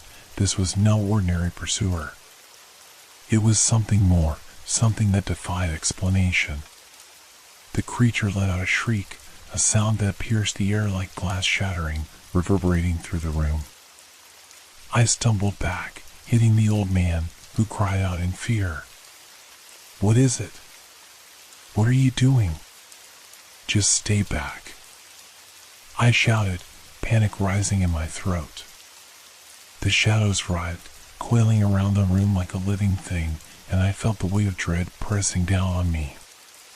Emily grabbed my arm, her grip tight. What do we do? It's not real. It can't be. No, it is real, I insisted, my mind racing. We can't let it get to us. We need to. Before I could finish, the figure lunged again, this time knocking the table aside like it was made of cardboard. I could see its face clearly now, eyes void of light, a gaping mouth filled with darkness that seemed to swallow all hope.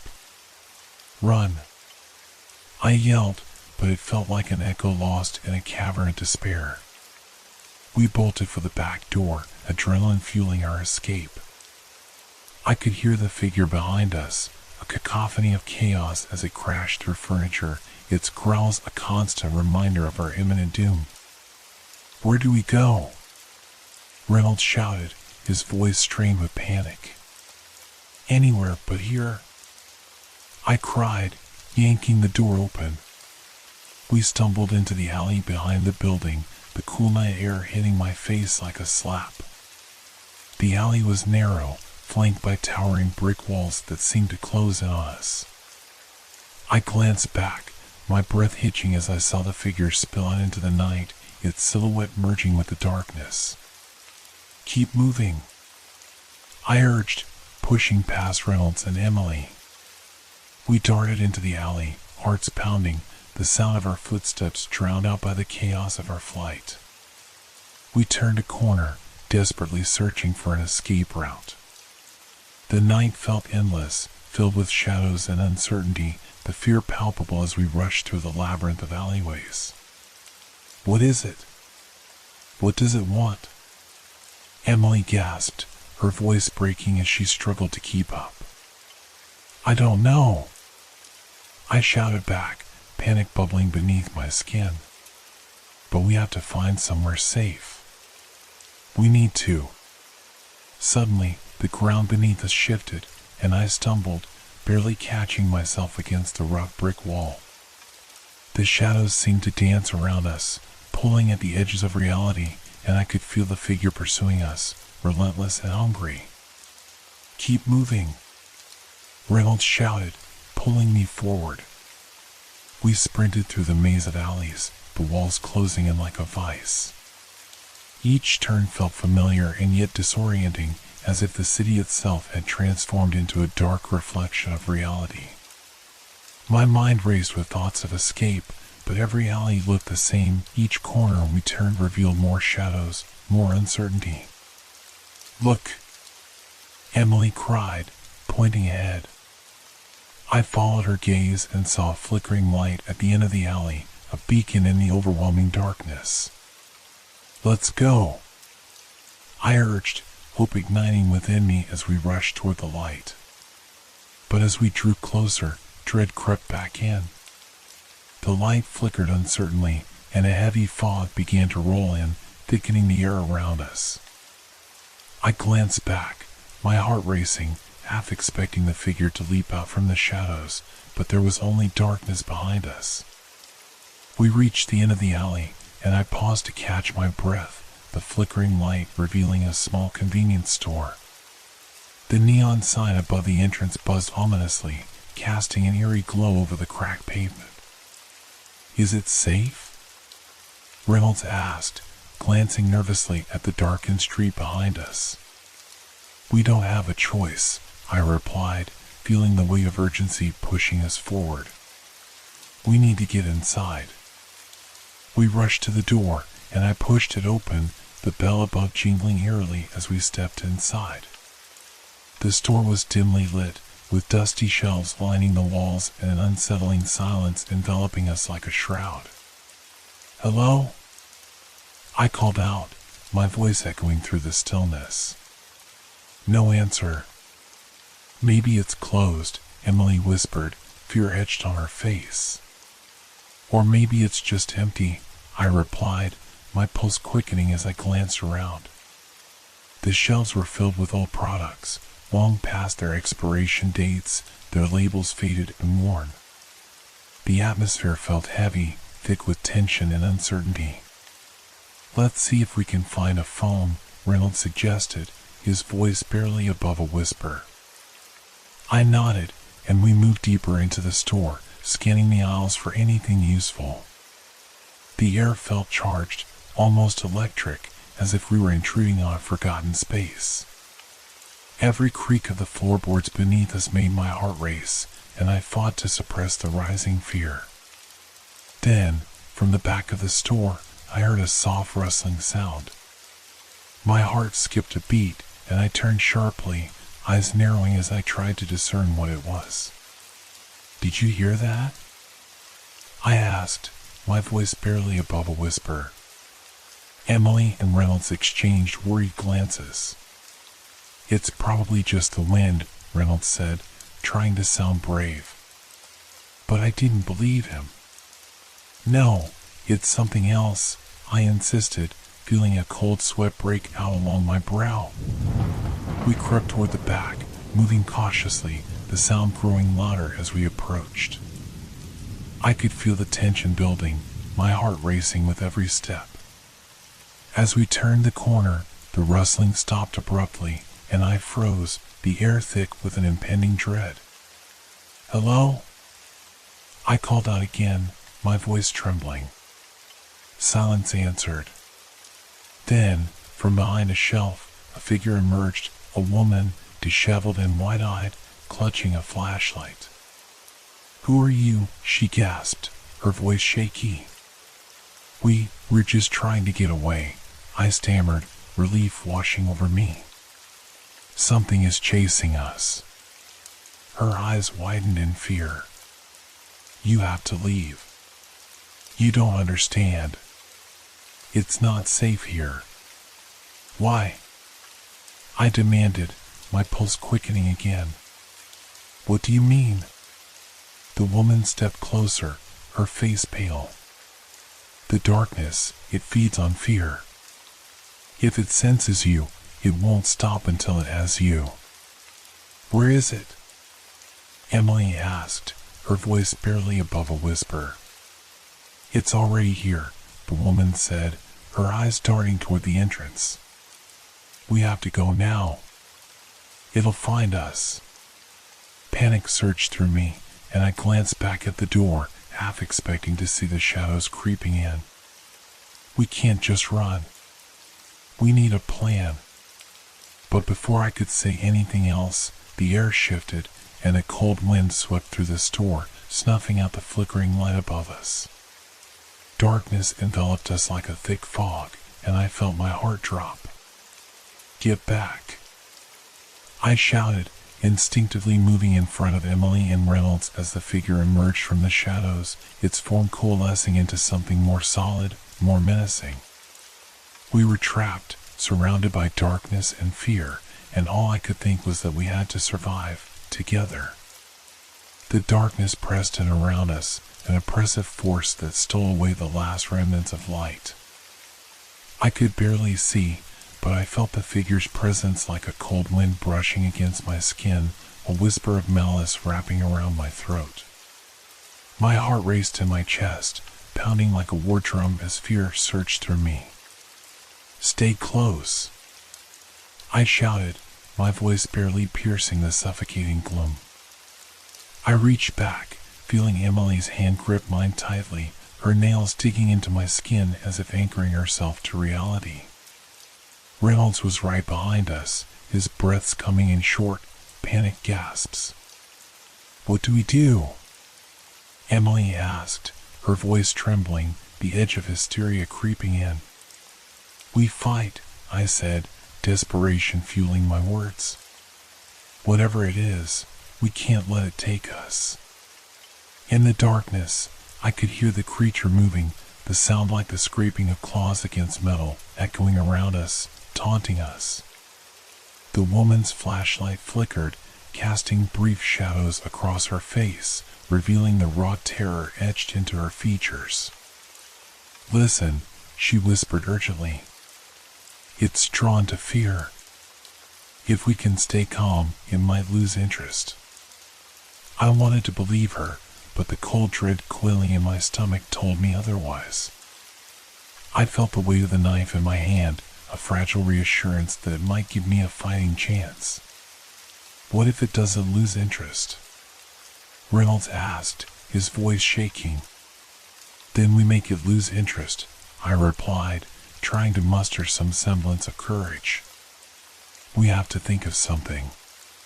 The shadows around us shifted, swirling like a living thing, and I caught a glimpse of the creature, a grotesque mass of darkness with glowing eyes that pierced through the void. It pulsed with a malevolent energy, the air around it thickening, turning stale and cold. The woman stepped forward, her flashlight flickering in the darkness. "I've seen it before," she said, her voice steadying slightly. "It can be distracted. We just have to create a light, a strong one. It hates the light." Do you have anything?" I asked, scanning the shelves around us. "Anything we can use?" She nodded, her eyes darting around. "I saw some flares in the back, but we have to be quick. It won't wait for us to gather our courage. Let's go." I urged, adrenaline pumping through my veins as I started toward the back of the store, leading the way through the shrouded aisles. We moved cautiously, every creak of the floorboard sending jolts of fear through me. The flashlight flickered and dimmed, barely illuminating our path. I could feel the oppressive darkness closing in, and the shadows danced around us, clawing at the edges of my sanity. Come on," I muttered under my breath, urging the flashlight to stay lit as we approached the back room. The air felt thicker here, laden with a sense of impending doom. I could hear the creature shifting in the darkness, its growls echoing ominously, reverberating through the shelves and vibrating in my bones. We reached the back room, a small space cluttered with forgotten merchandise and boxes stacked haphazardly. I spotted the flares immediately, their bright red bodies standing out against the dull backdrop. "There!" I pointed, relief flooding through me. "Grab them." As the woman rushed forward to collect the flares, I turned to Emily and Reynolds. "Keep watch," I said, my voice tense. "Make sure it doesn't come any closer." The shadows shifted again, and I felt a cold breeze wash over me, like fingers brushing against my skin. I turned, half expecting to see the creature at my heels, but there was nothing, just the inky blackness swirling menacingly, threatening to swallow us whole. "Hurry!" Reynolds urged, his voice strained. The woman returned, cradling the flares in her arms. "I have them." "Now what?" "Now we light them," I replied, my heart racing. "We have to push it back." "Where are the matches?" she asked, searching the cluttered space around us. "I don't know," I cried, my frustration boiling over. "Look over there, by the register. There should be some." I could feel the creature moving closer, its growls rising in intensity, filling the air with an overwhelming sense of dread. The walls of the store felt like they were closing in, and I struggled to keep my focus, the tension coiling tighter and tighter within me. Emily darted toward the register, rifling through the drawers as I turned back to the woman. "How do we light the flares? Can you do it?" "Yes, but we need something to ignite them," she replied, her eyes wide with fear. "Just find something," I snapped, glancing back at Emily, who was digging through the drawer. Come on," she urged, her voice strained. "There's nothing in here." The growls grew louder, vibrating through the air, and I felt a chill creep up my spine. The darkness seemed to pulse, almost alive, as the figure moved closer, its glowing eyes now mere feet away. Suddenly, Emily pulled out a small lighter, its metallic sheen glinting in the dim light. "Got it," she shouted, relief flooding her voice. "Perfect. Now light the flares," I commanded, my heart racing as I turned back to face the encroaching darkness. The woman took the lighter, her hands trembling as she flicked it to life. The flame danced before her, a fragile flicker in the all-consuming void. "Light them," I urged, stepping protectively in front of her, knife raised. She held the flare to the flame, and with a hiss, it ignited, casting a fierce light that pierced through the shadows. The creature recoiled, a horrifying shriek escaping its mouth as it stumbled backward, momentarily blinded by the brilliance. "Yes. Keep going," I yelled, adrenaline surging through me as the woman lit another flare. The shadows writhed and twisted, desperately trying to engulf the light, but with each flare that lit up, I felt the weight of the darkness begin to lift. throw it," I shouted, my heart racing as I aimed the knife at the creature, hoping the light would hold it at bay. The woman tossed the first flare toward the creature, and it hit the ground with a crack, illuminating the space around us in a brilliant orange glow. The creature shrieked again, this time in agony, its form shifting wildly as it tried to escape the light. Again, I urged, and she threw another flare. The room burst into color, the shadows retreating as the brightness pushed them back. We had a chance. With renewed strength, we moved toward the creature, each flare we threw illuminating the path ahead. The darkness struggled against the light, the growls turning into a cacophony of screams that echoed through the store. "It's working," Reynolds shouted, his voice full of hope. "Keep going," I yelled, fear still gnawing at the edges of my mind. "We have to drive it away."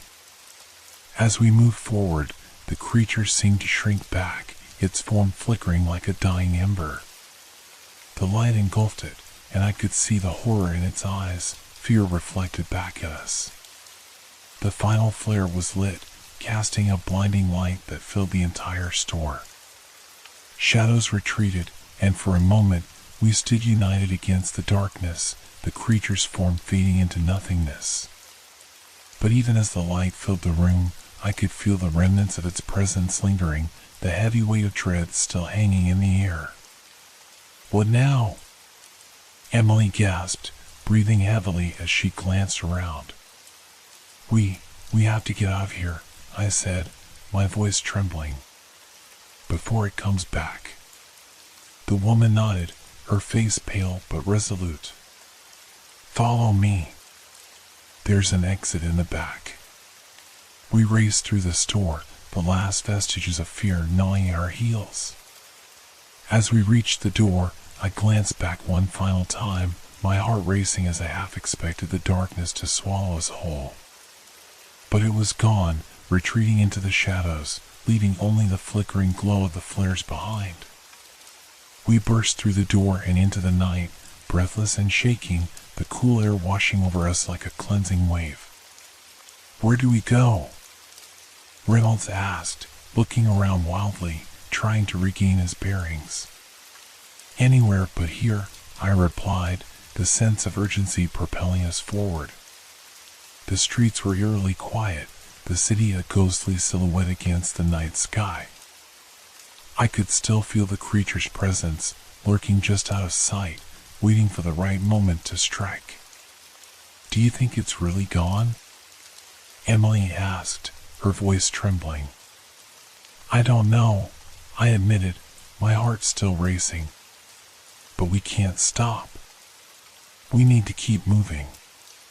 As we rushed down the deserted street, I could feel the weight of the darkness still pressing against my back, a reminder that we weren't safe yet.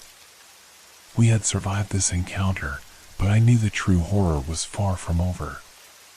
The chill of the night air wrapped around us, but it was the lingering dread in my chest that sent shivers down my spine.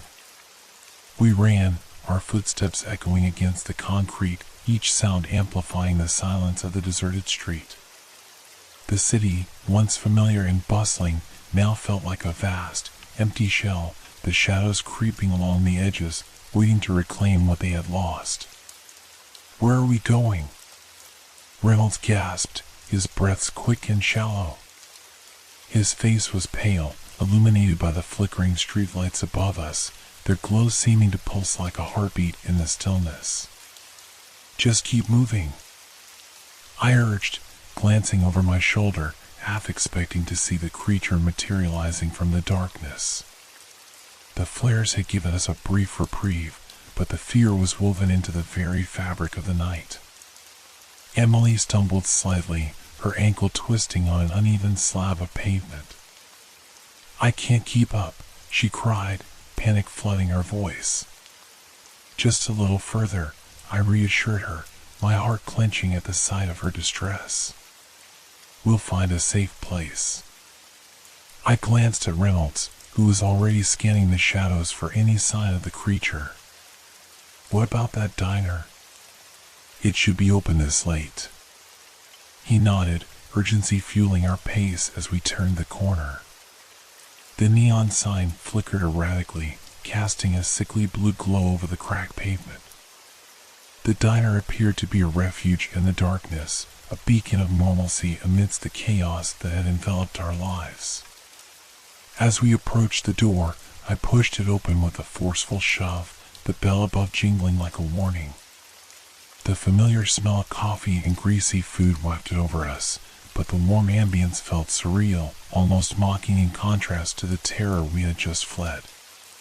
Inside, the diner was mostly empty, a few late-night patrons scattered at the counter, their faces illuminated by the soft glow of overhead lights. The waitress, a middle-aged woman with tired eyes, looked up at us, surprise etched across her features. "Are you all right?" she asked, concern tinging her voice. "Just need a moment," I said, trying to catch my breath as I stepped inside. We just had a scare outside." Her expression shifted from surprise to worry, and she hurried over, her hands resting on the counter. "You look like you've seen a ghost. Why don't you sit down? I'll get you some water." We took a booth at the far end, the plastic seats sticky beneath us. Emily sat down heavily, her eyes darting around the room, searching for something, anything, that could reassure her.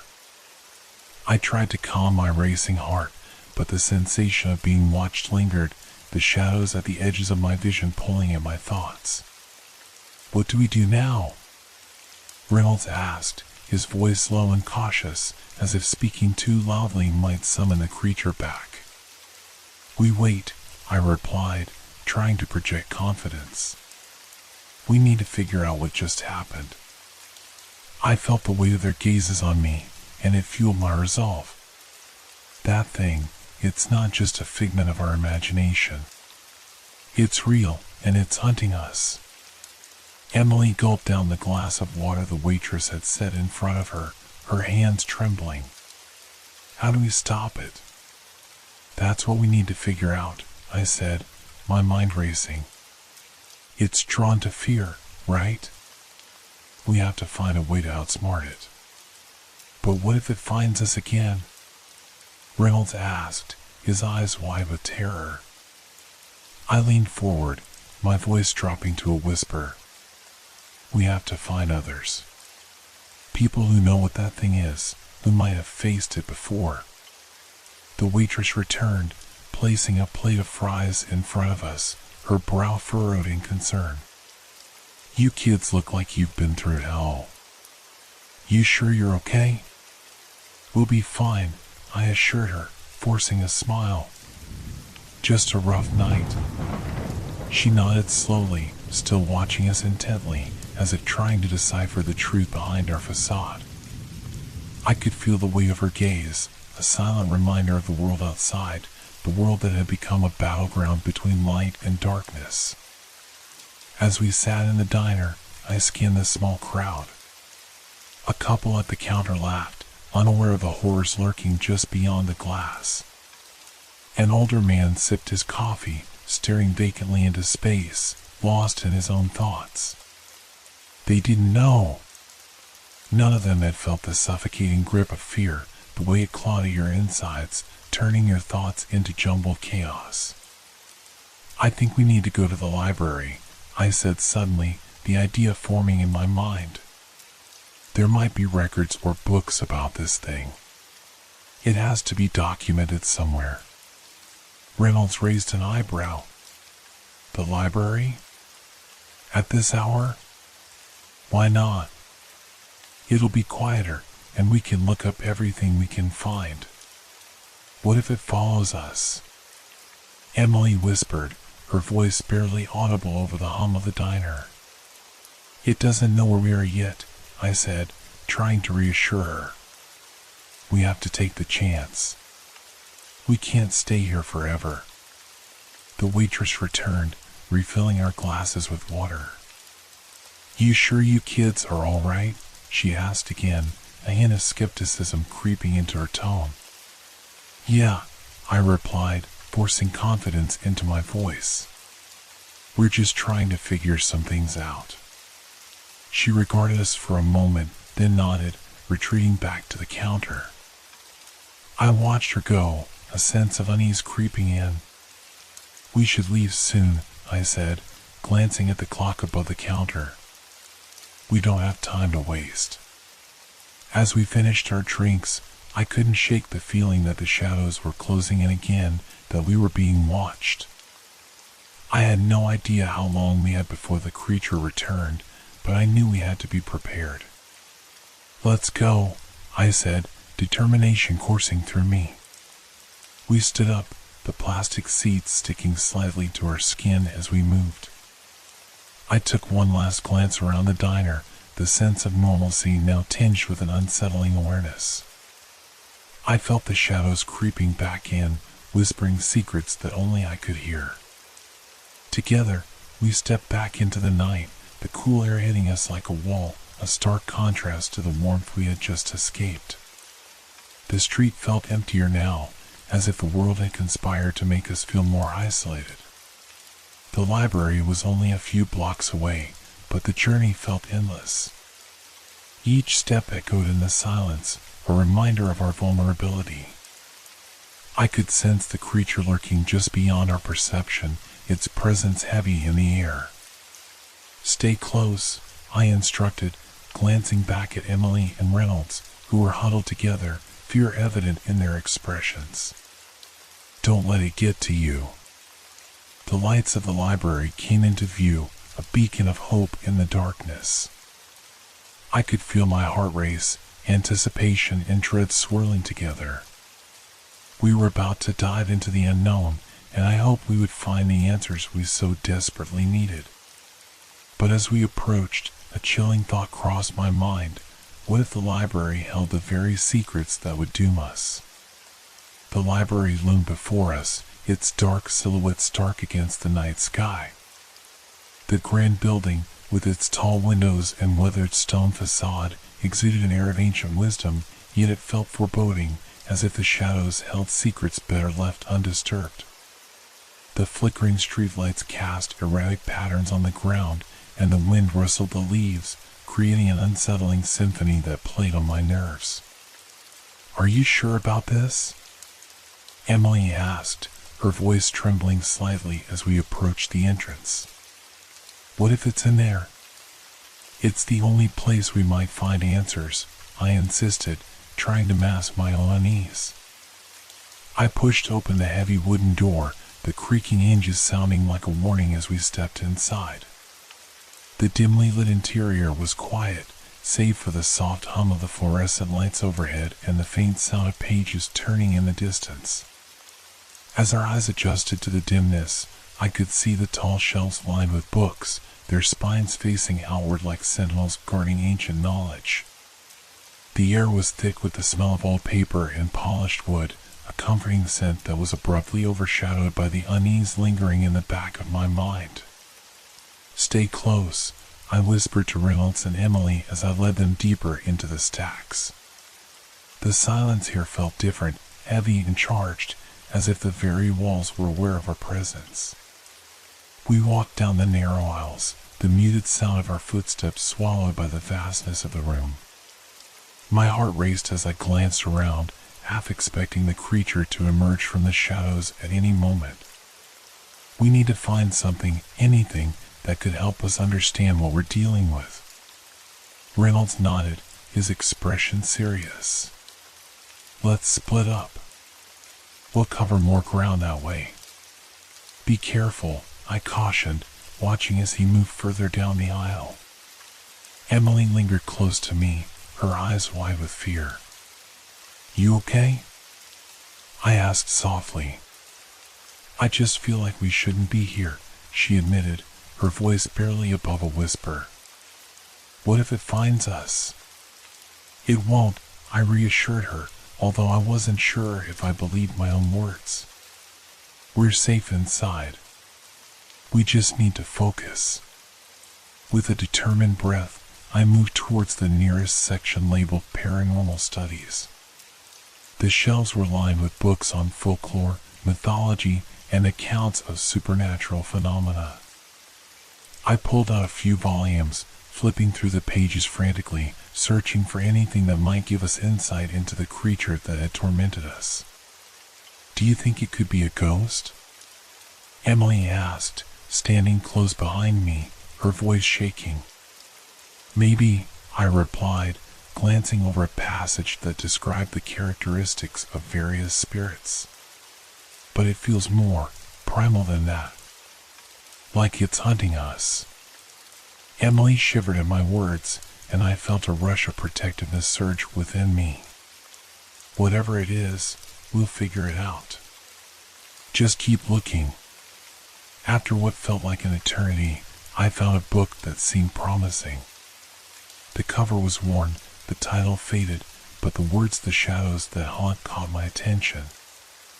I flipped it open, skimming the introduction, which described entities that thrived on fear and darkness, creatures that could manipulate shadows to stalk their prey.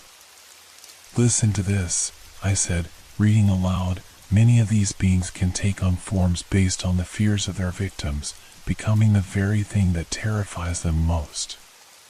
"Great, so it knows what we fear," Emily replied, her voice trembling. "That's comforting." I continued reading, my heart pounding as I found a passage detailing how to ward off such creatures. "There are rituals and protective symbols," I said, my eyes scanning the page. "We need to find something to defend ourselves." As I absorbed the information, I suddenly became aware of a low, unsettling sound echoing through the library, like a whisper carried by the wind, barely audible yet insistent. The hairs on the back of my neck stood on end, and I glanced around, feeling the weight of unseen eyes upon us. "Did you hear that?" I asked, turning to Emily, who was now visibly shaken. "Hear what?" she replied, her brow furrowed in confusion. "Just stay close," I urged, my voice urgent. I closed the book, tucking it under my arm, and moved towards Reynolds, who had positioned himself at the back of the library, poring over a different set of shelves. "Found anything?" I asked, my heart racing. He shook his head, looking troubled. "Just a bunch of myths and legends. Nothing concrete." The whispering grew louder, almost melodic in its haunting cadence. I turned, searching for the source, but the aisles were empty, cloaked in shadows. "We should go," Emily said, her voice barely above a whisper. "This place gives me the creeps." I hesitated, a chill creeping up my spine. "Just a little longer," I insisted, scanning the shelves for any mention of the creature we had encountered.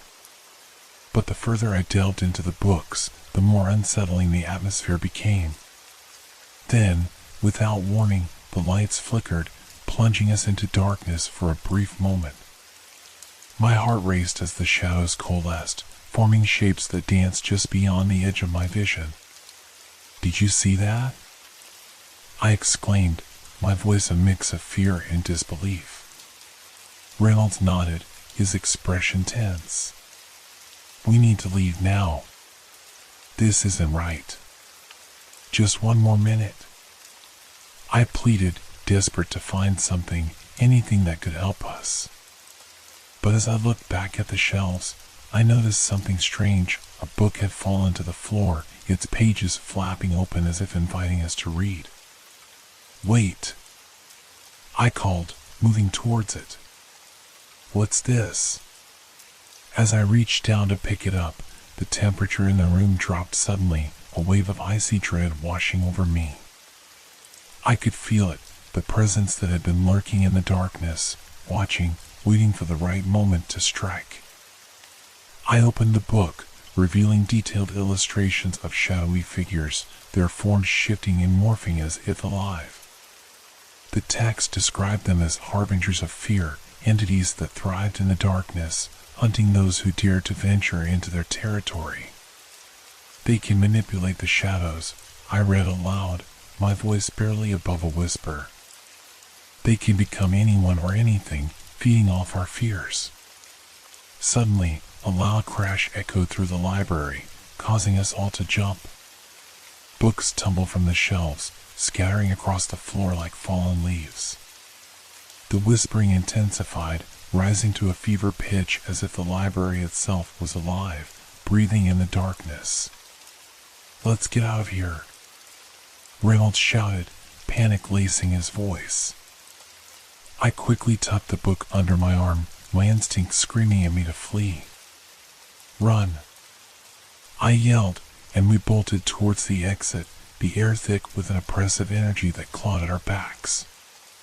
The whispers crescendoed, merging into a cacophony that echoed in my mind, drowning out everything else.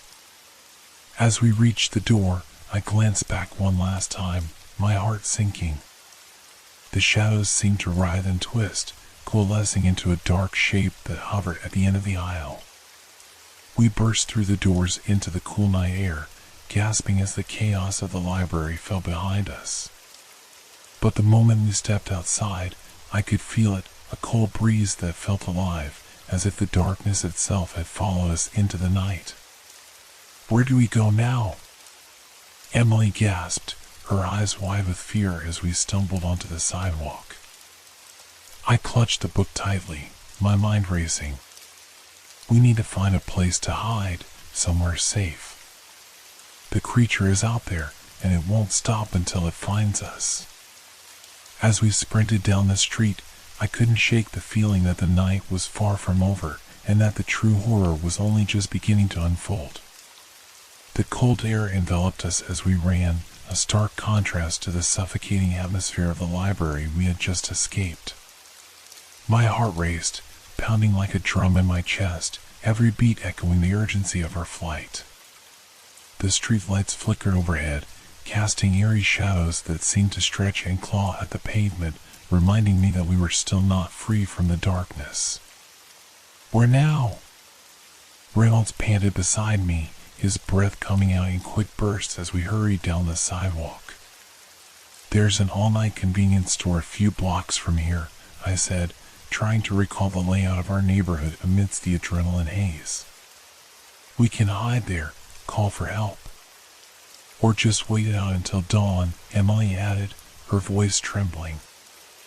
I could see the fear etched on her face, her eyes wide and darting nervously at every sound, the rustle of leaves, the distant hum of a car, the soft scuff of our shoes against the pavement. "We need to stay together," I insisted, glancing behind us. The night was still, but it felt charged with a sinister energy, as if the shadows were alive, waiting for the perfect moment to strike. Whatever that thing is, it thrives on our fear. The more we panic, the more power it has. Reynolds nodded, though his expression remained tense. "Then we need to focus on finding a way to defend ourselves," he said, determination flickering in his eyes. As we reached the corner, I caught a glimpse of the convenience store up ahead, its neon sign buzzing incessantly. Relief washed over me, but it was quickly tempered by the realization that we were still in danger. The shadows seemed to stretch towards us, as if eager to claim their next victims. "Stay close," I shouted again, my voice rising above the pounding of my heart. The store's glass doors loomed ahead, a thin veil separating us from the safety of fluorescent lights and the hum of mundane life. Pushing through the entrance, I was immediately struck by the warm air inside. The store felt like a sanctuary against the encroaching darkness. Shelves filled with snacks, drinks, and everyday necessities lined the walls, but the familiar sight offered little comfort. The cashier, a young man with bleary eyes, looked up from his phone as we burst in, confusion flashing across his face. "What's going on?" he asked, frowning. We need to stay here for a bit," I said, glancing nervously at the entrance. "Please." "Sure, whatever you say," he muttered, though his eyes narrowed, taking in our disheveled appearance. I moved further into the store, my senses heightened as I surveyed our surroundings. The aisles were too narrow, too exposed. I could almost feel the creature lurking just outside, drawn to our vulnerability. "Let's find something we can use to defend ourselves," I said, scanning the shelves for anything that might help. Emily wandered over to the first aid section, her fingers brushing over the various items. "There's nothing here but band-aids," she said, frustration evident in her voice. "Look for anything sharp or heavy," I urged, moving towards the snack aisle. "We need something we can wield." As I rifled through the chips and candy bars, a flicker of movement caught my eye. I turned abruptly, my heart in my throat. I scanned the entrance, half expecting to see the creature's grotesque form looming in the doorway. But there was nothing, just the empty street, the world outside quiet and still. The feeling of being watched returned, a cold prickle creeping up my spine. "Guys, hurry up!" I called out, trying to mask my rising anxiety.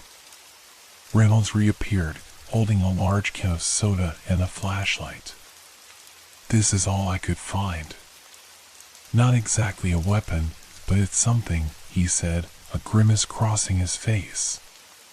"It's better than nothing," I replied, forcing a brave smile. "We'll make do." Emily returned with a pack of scissors and a canister of pepper spray. "I found these," she exclaimed, relief washing over her face. "This should help." "Good thinking," I said, taking the pepper spray from her and tucking it into my pocket. I grabbed the scissors, their sharp edges glinting under the fluorescent lights. They felt reassuring in my hand, a small comfort amidst the chaos. As we gathered in a huddle near the back of the store, I could hear the faint sound of sirens in the distance, a reminder that help might be on the way, or perhaps just another reminder of how alone we truly were. "What's the plan?" Reynolds asked, his eyes darting nervously towards the entrance. "We wait for a bit, gather our strength," I said, my voice steady despite the turmoil inside me. "Then we try to figure out where we can go from here. We need to get to a place where we can regroup and make a plan." "What if it comes in here?" Emily whispered, her voice shaking. "It won't," I said, but my heart wasn't as certain as my words. "Not while we're prepared." We sat together in a small corner, our backs pressed against the shelves, the soft glow of the lights wrapping around us like a fragile cocoon. I felt a strange mix of safety and vulnerability, the mundane environment offering a temporary reprieve from the chaos outside. Time passed slowly as we waited, the sounds of the store fading into a dull hum.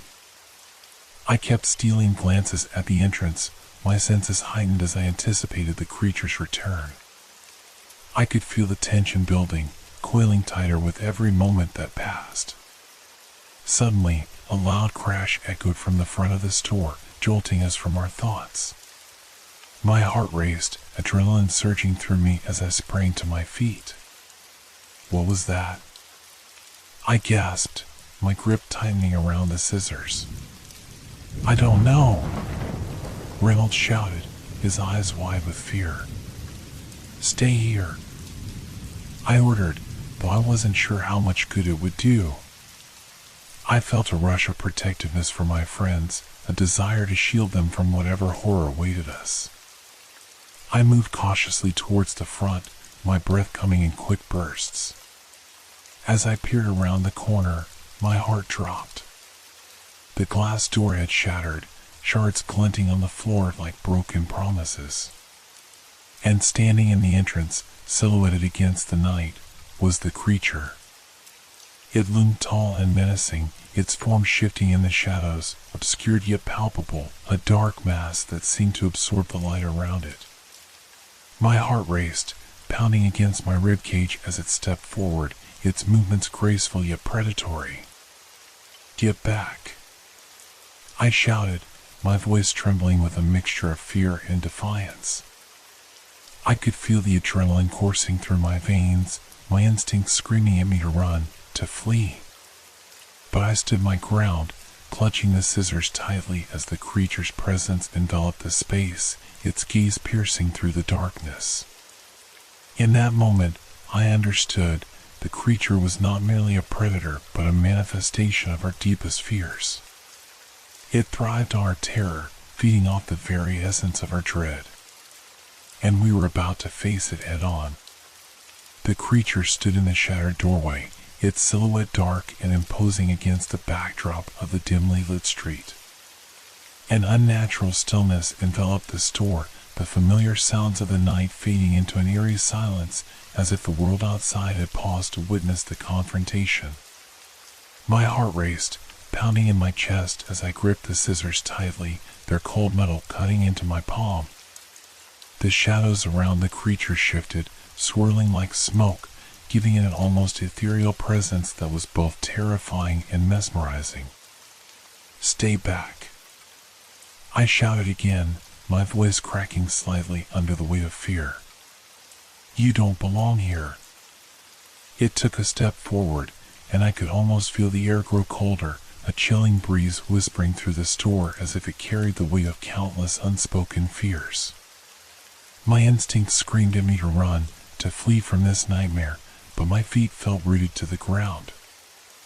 I was acutely aware of my friends behind me, their breaths shallow and rapid as they huddled together, wide-eyed and terrified. Did you see that?" Reynolds whispered, his voice barely audible over the pounding of my heart. I could sense the panic radiating from him, the fear palpable as the creature advanced. "Yeah, I see it," I managed to reply, forcing myself to maintain eye contact with the dark figure. The last remnants of logic were slipping away, replaced by a primal instinct to survive. The creature paused, its shadowy form pulsing as if it were considering us, studying our reactions. I felt a wave of dread wash over me, an instinctual understanding that it was assessing our vulnerabilities, searching for the cracks in our defenses. Emily clutched Reynolds' arm tightly, her eyes darting back and forth between the creature and me, fear etched across her face. "What do we do?" she whispered, her voice trembling. "Get ready to run," I said, my voice steadier than I felt. "If it comes closer, we fight back." As the creature inched forward, a low, guttural growl rumbled from deep within its form, sending shivers down my spine. It was a sound that echoed with ancient malice, resonating through the very bones of the store, filling the air with a palpable sense of danger. "Don't show fear," I murmured, as much to myself as to my friends. "It feeds off our fear. We need to stand our ground." In a sudden burst of courage, I took a step forward, brandishing the scissors in front of me. "I won't let you take us," I shouted, my voice rising above the growl that reverberated in the air. For a moment, the creature hesitated, its dark shape shifting as if caught off guard by my defiance. I could see the shadows flicker, revealing glimpses of its true form, a chaotic amalgamation of darkness and despair that tugged at the edges of my sanity. "Move!" I yelled, feeling the weight of my words. I didn't know what I was doing, but I could sense the urgency in the air, the need to act before it was too late. The creature lunged, its form blurring in an instant as it charged toward us, propelled by a malevolent force that shook the very foundation of the store. My heart dropped into my stomach as I felt the air grow thick with tension, the reality of our predicament crashing down around us. "Now!" I shouted, and in a split second, we turned to run. I sprinted towards the back of the store, adrenaline surging through me as I could hear the creature's growl echoing behind us, a chilling sound that sent a wave of terror rippling through my veins. Reynolds and Emily were right behind me, their footsteps pounding against the tiled floor as we darted down the aisles, weaving between the shelves. I could feel the creature's presence closing in, a dark shadow lurking just beyond our reach. "We need to find a way out." Reynolds shouted, his voice strained with fear. "There's gotta be an emergency exit somewhere." I glanced around frantically, my mind racing as I searched for an escape route. The back of the store was lined with coolers and storage shelves, but I couldn't see any doors. The walls felt like they were closing in, the oppressive atmosphere weighing heavily on me. "Over there." Emily pointed towards a door marked with a bright red exit sign. Without thinking, I led the way, pushing through the narrow aisle towards the door. The growl of the creature echoed behind us, a deep, rumbling sound that reverberated in my chest, urging us to move faster. As we reached the door, I yanked it open, the hinges creaking ominously as we spilled out into the dimly lit alley behind the store. The cold night air hit me like a wave, refreshing yet alarming. "Go!" I shouted, my breath coming in quick gasps as we sprinted down the alley, the sound of our footsteps echoing off the brick walls. We rounded a corner, ducking into the shadows as we pressed against the cold stone, our hearts racing in our chests. I glanced back toward the alleyway, half expecting to see the creature burst through the door, its dark form trailing us like a malevolent specter. But for the moment, it remained behind us, the alley cloaked in silence. "What now?" Emily panted, her face pale in the moonlight. "We need to find a place to hide," I said, my mind racing.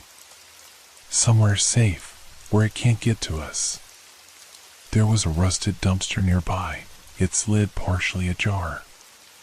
"Over there," I pointed, my instincts kicking in. "We can hide inside." Reynolds hesitated, glancing at the grimy container. "Are you serious?" he asked, a hint of disbelief in his voice. "It's better than being out in the open," I urged. "Trust me."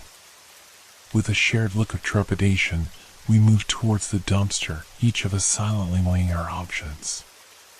The alley was dark, shadows creeping along the walls, and I could feel the weight of the creature's gaze upon us even from a distance.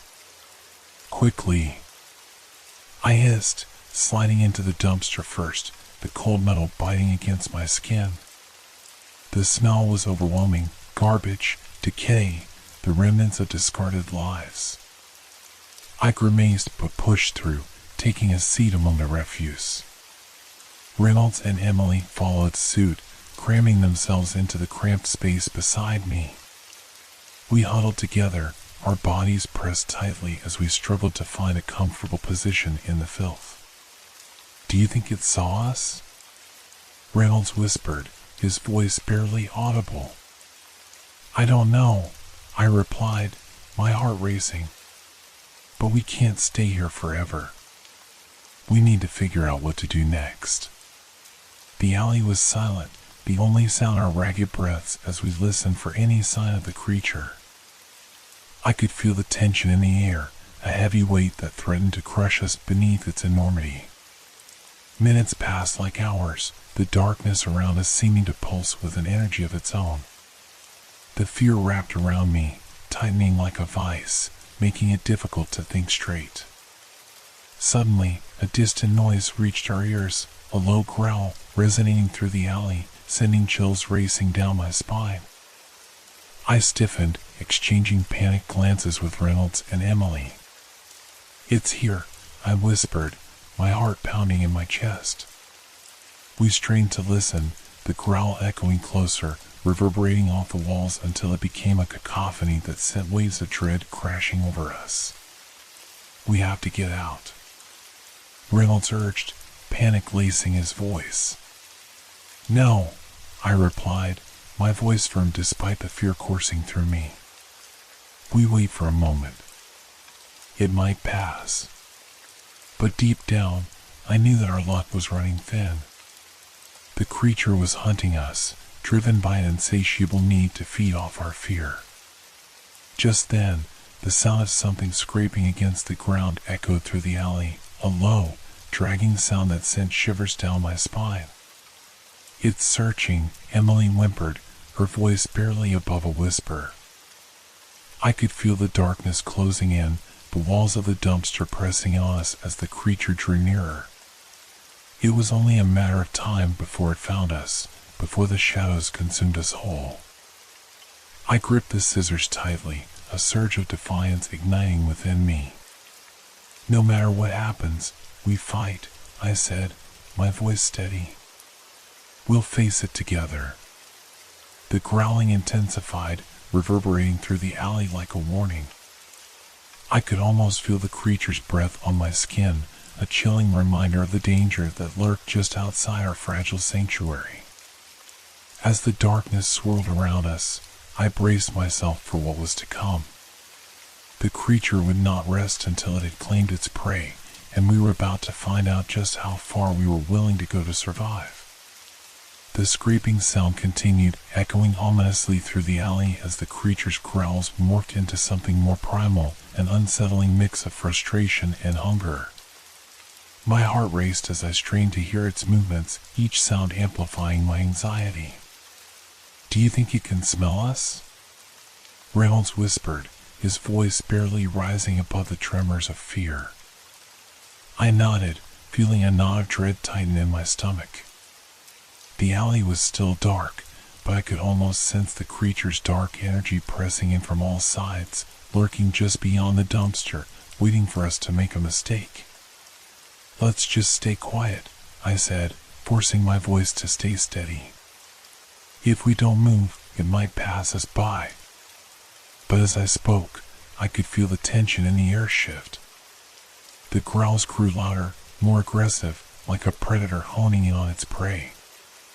I exchanged fearful glances with Emily, her wide eyes reflecting a deep-seated panic that mirrored my own. Suddenly, a loud crash echoed through the alley, making us jump. It sounded like something heavy had been knocked over, sending a shudder through the darkness. I could hear the creature reacting, its growls intensifying, a primal roar that filled the alley with an overwhelming sense of dread. "Did it find something?" Emily gasped, her voice trembling as she gripped my arm tightly. I could feel her nails digging into my skin, but I didn't dare pull away. "I don't know," I replied, my heart pounding in my chest. "But we can't stay here much longer." The scraping noise returned, followed by a heavy thud. My pulse quickened as I pressed my back against the cold metal of the dumpster, trying to stay as small and hidden as possible. I could feel the vibrations of the ground beneath us, each tremor serving as a reminder of the creature's relentless pursuit. As the noise continued, I noticed something shift in the shadows, a dark shape darting back and forth, just outside our cramped hiding spot. The alley was a tangled maze of dimly lit corners, and the shadows danced like phantoms, making it difficult to discern what was real and what was a figment of my racing mind.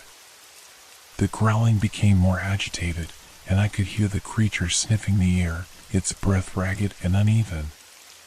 My heart raced as I desperately tried to think of a plan. If it found us here, we would have nowhere to run. "Maybe we should try to climb out," Reynolds suggested quietly, his voice laced with fear. "We could jump over the dumpster and—" "No!" I interrupted, my voice sharper than I intended. "It will see us. We can't move until it's gone." We all huddled closer together, the stench of garbage filling our nostrils as the fear wrapped around us like a suffocating blanket. My mind raced through every possible scenario, each one more terrifying than the last. I glanced at the dim light peeking through the dumpster's opening, hoping for some sign that the creature had lost interest, that we could escape this nightmare. But as I watched, I saw the shadows move again, closer this time. The creature was circling us, its form shrouded in darkness as it prowled the alley like a wolf stalking its prey.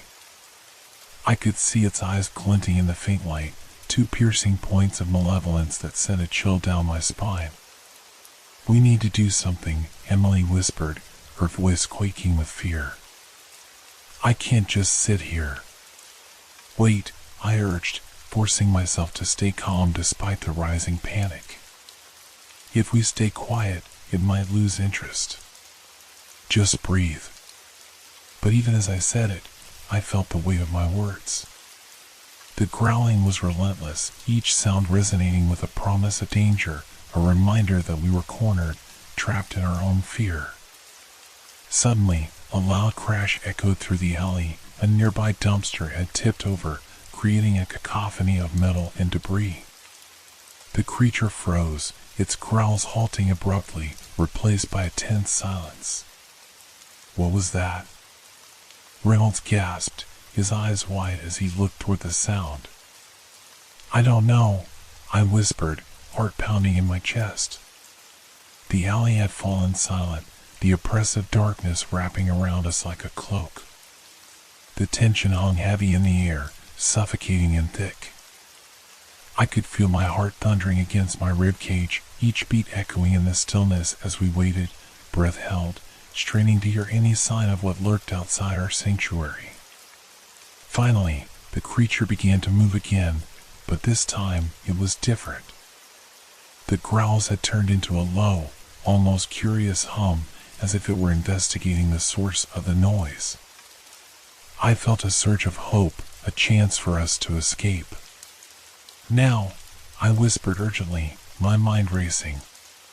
On the count of 3, we make a break for it. Reynolds and Emily nodded, fear evident in their eyes.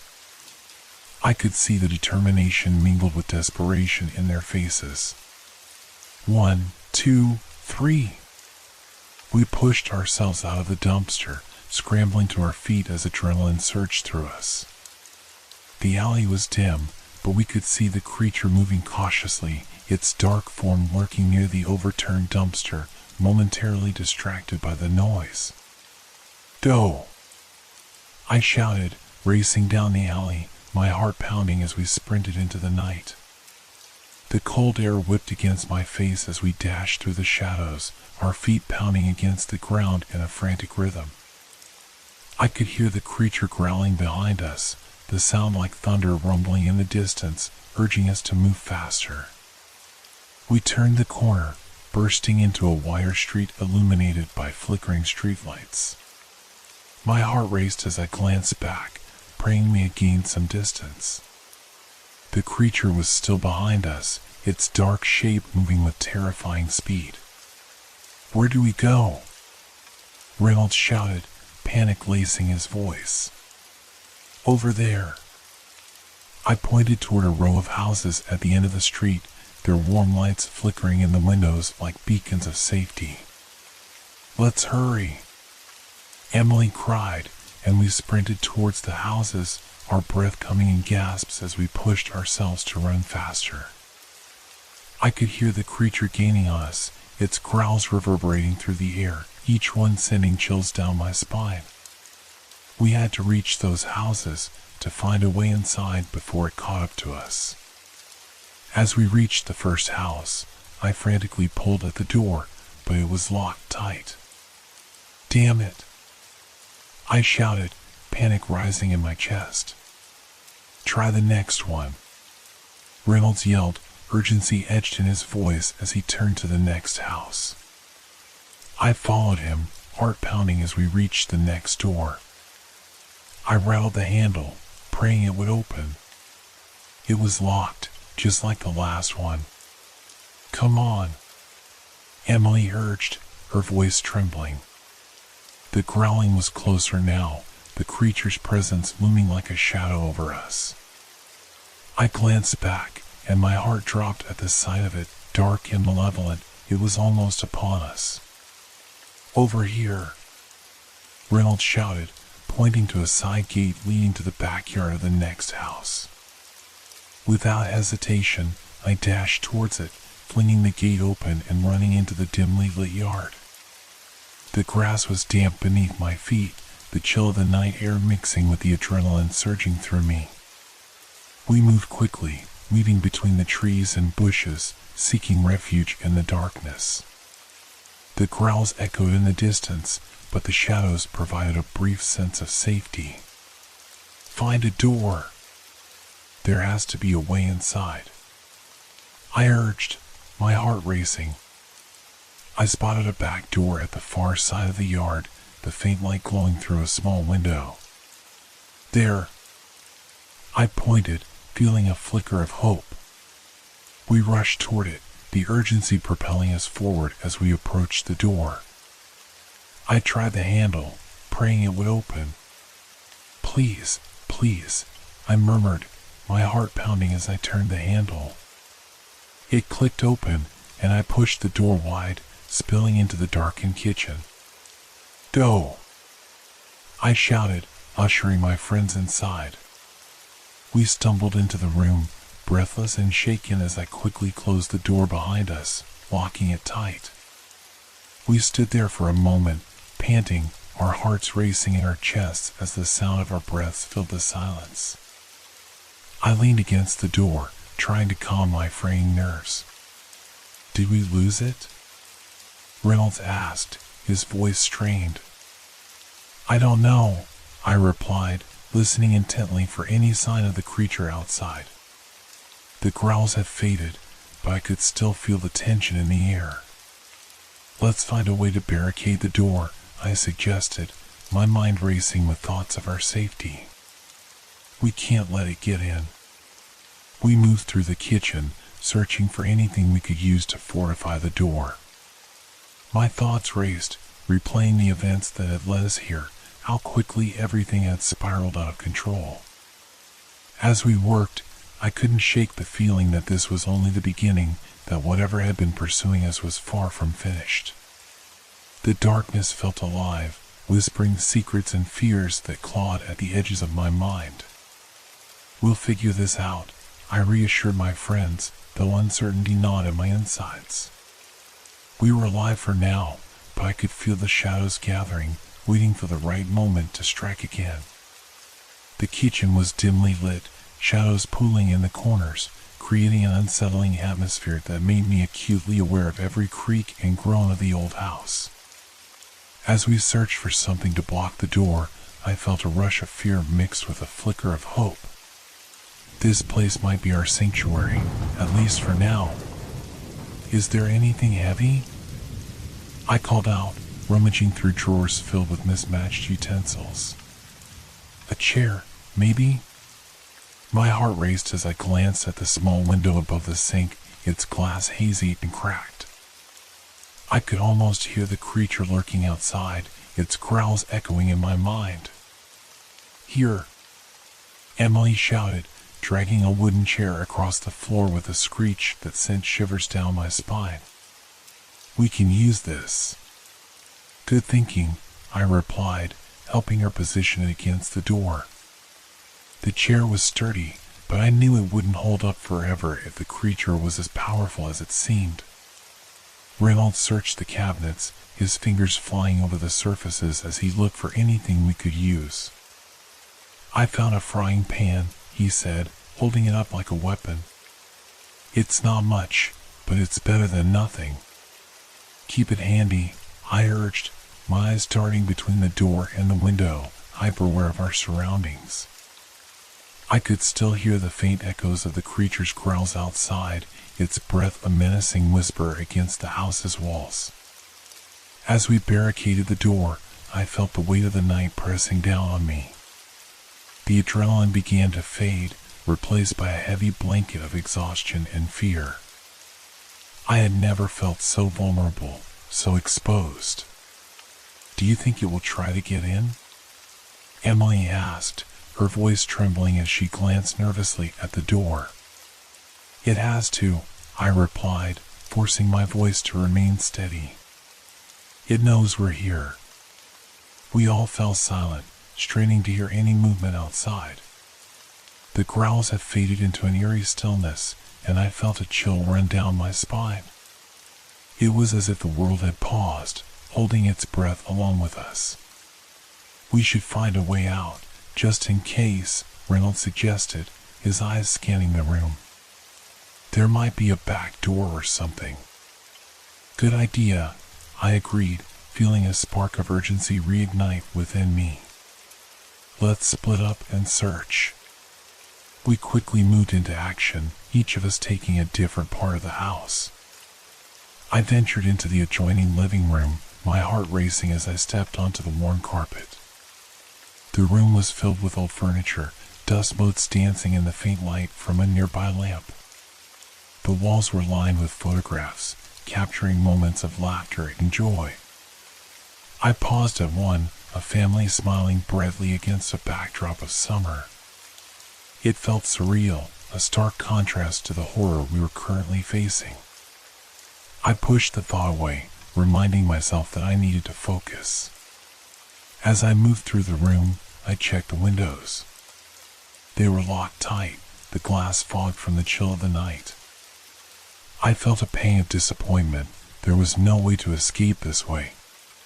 In the corner, I spotted a small door leading to a basement. My heart raced at the thought of exploring such a dark place, but the urge to find safety pushed me forward. I opened the door cautiously, the creak echoing ominously in the silence. The stairs descended into darkness, the smell of damp earth wafting up to meet me. I hesitated, a wave of dread washing over me. This could be a bad idea, I muttered to myself. But if the creature was out there, I couldn't afford to be afraid. Taking a deep breath, I stepped down the stairs, the wooden steps creaking under my weight. The darkness enveloped me, and I fumbled for the light switch, my fingers trembling. Finally, I found it and flipped the switch. A dim bulb flickered to life, illuminating the basement. The room was filled with old boxes and forgotten memories, the air thick with dust. I could see cobwebs hanging in the corners, remnants of a time long past. "Hello?" I called out, my voice barely more than a whisper.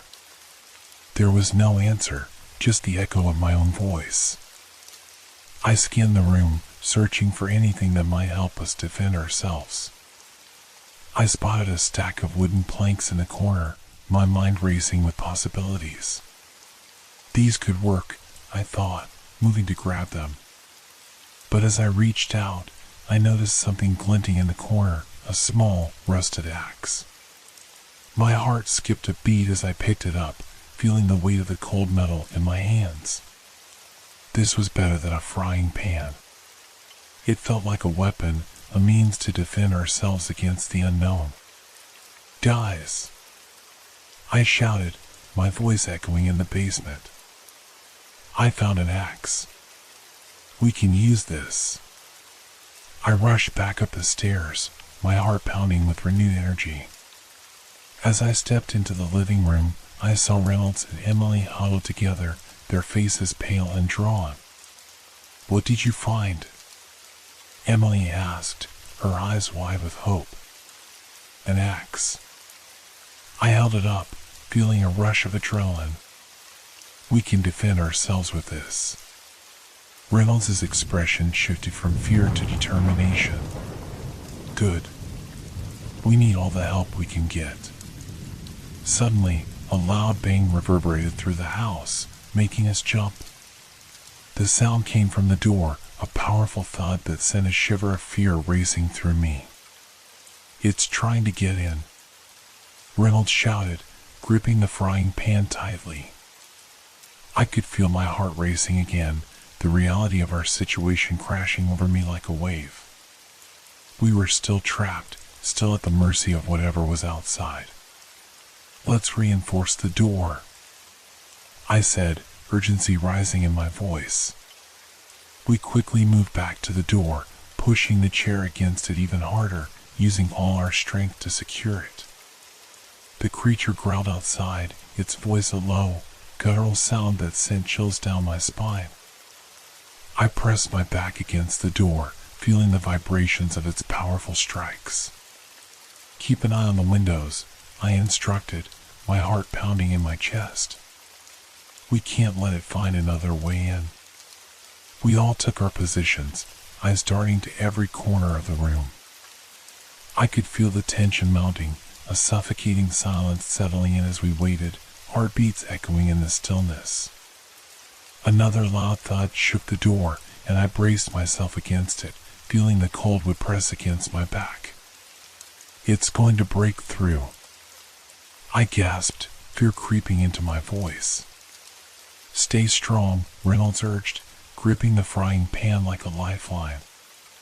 We can do this.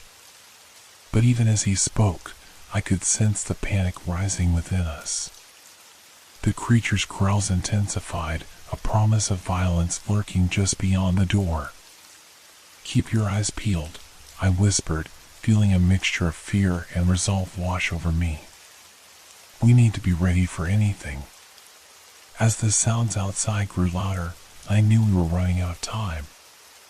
We needed to find a way out or face whatever waited for us in the darkness. The relentless pounding on the door sent shockwaves through my body, each impact reverberating deep within me, fueling the dread that clawed at my insides. I pressed my shoulder against the sturdy wood, feeling the adrenaline surge in my veins. The heavy thud echoed like a countdown, and I could sense that time was slipping through our fingers like sand. Emily, check the back windows.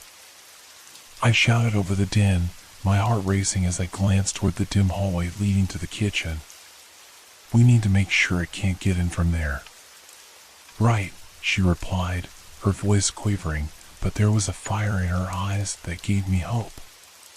She dashed off, her footsteps hurried yet deliberate, leaving Reynolds and me bracing the door against the unseen threat.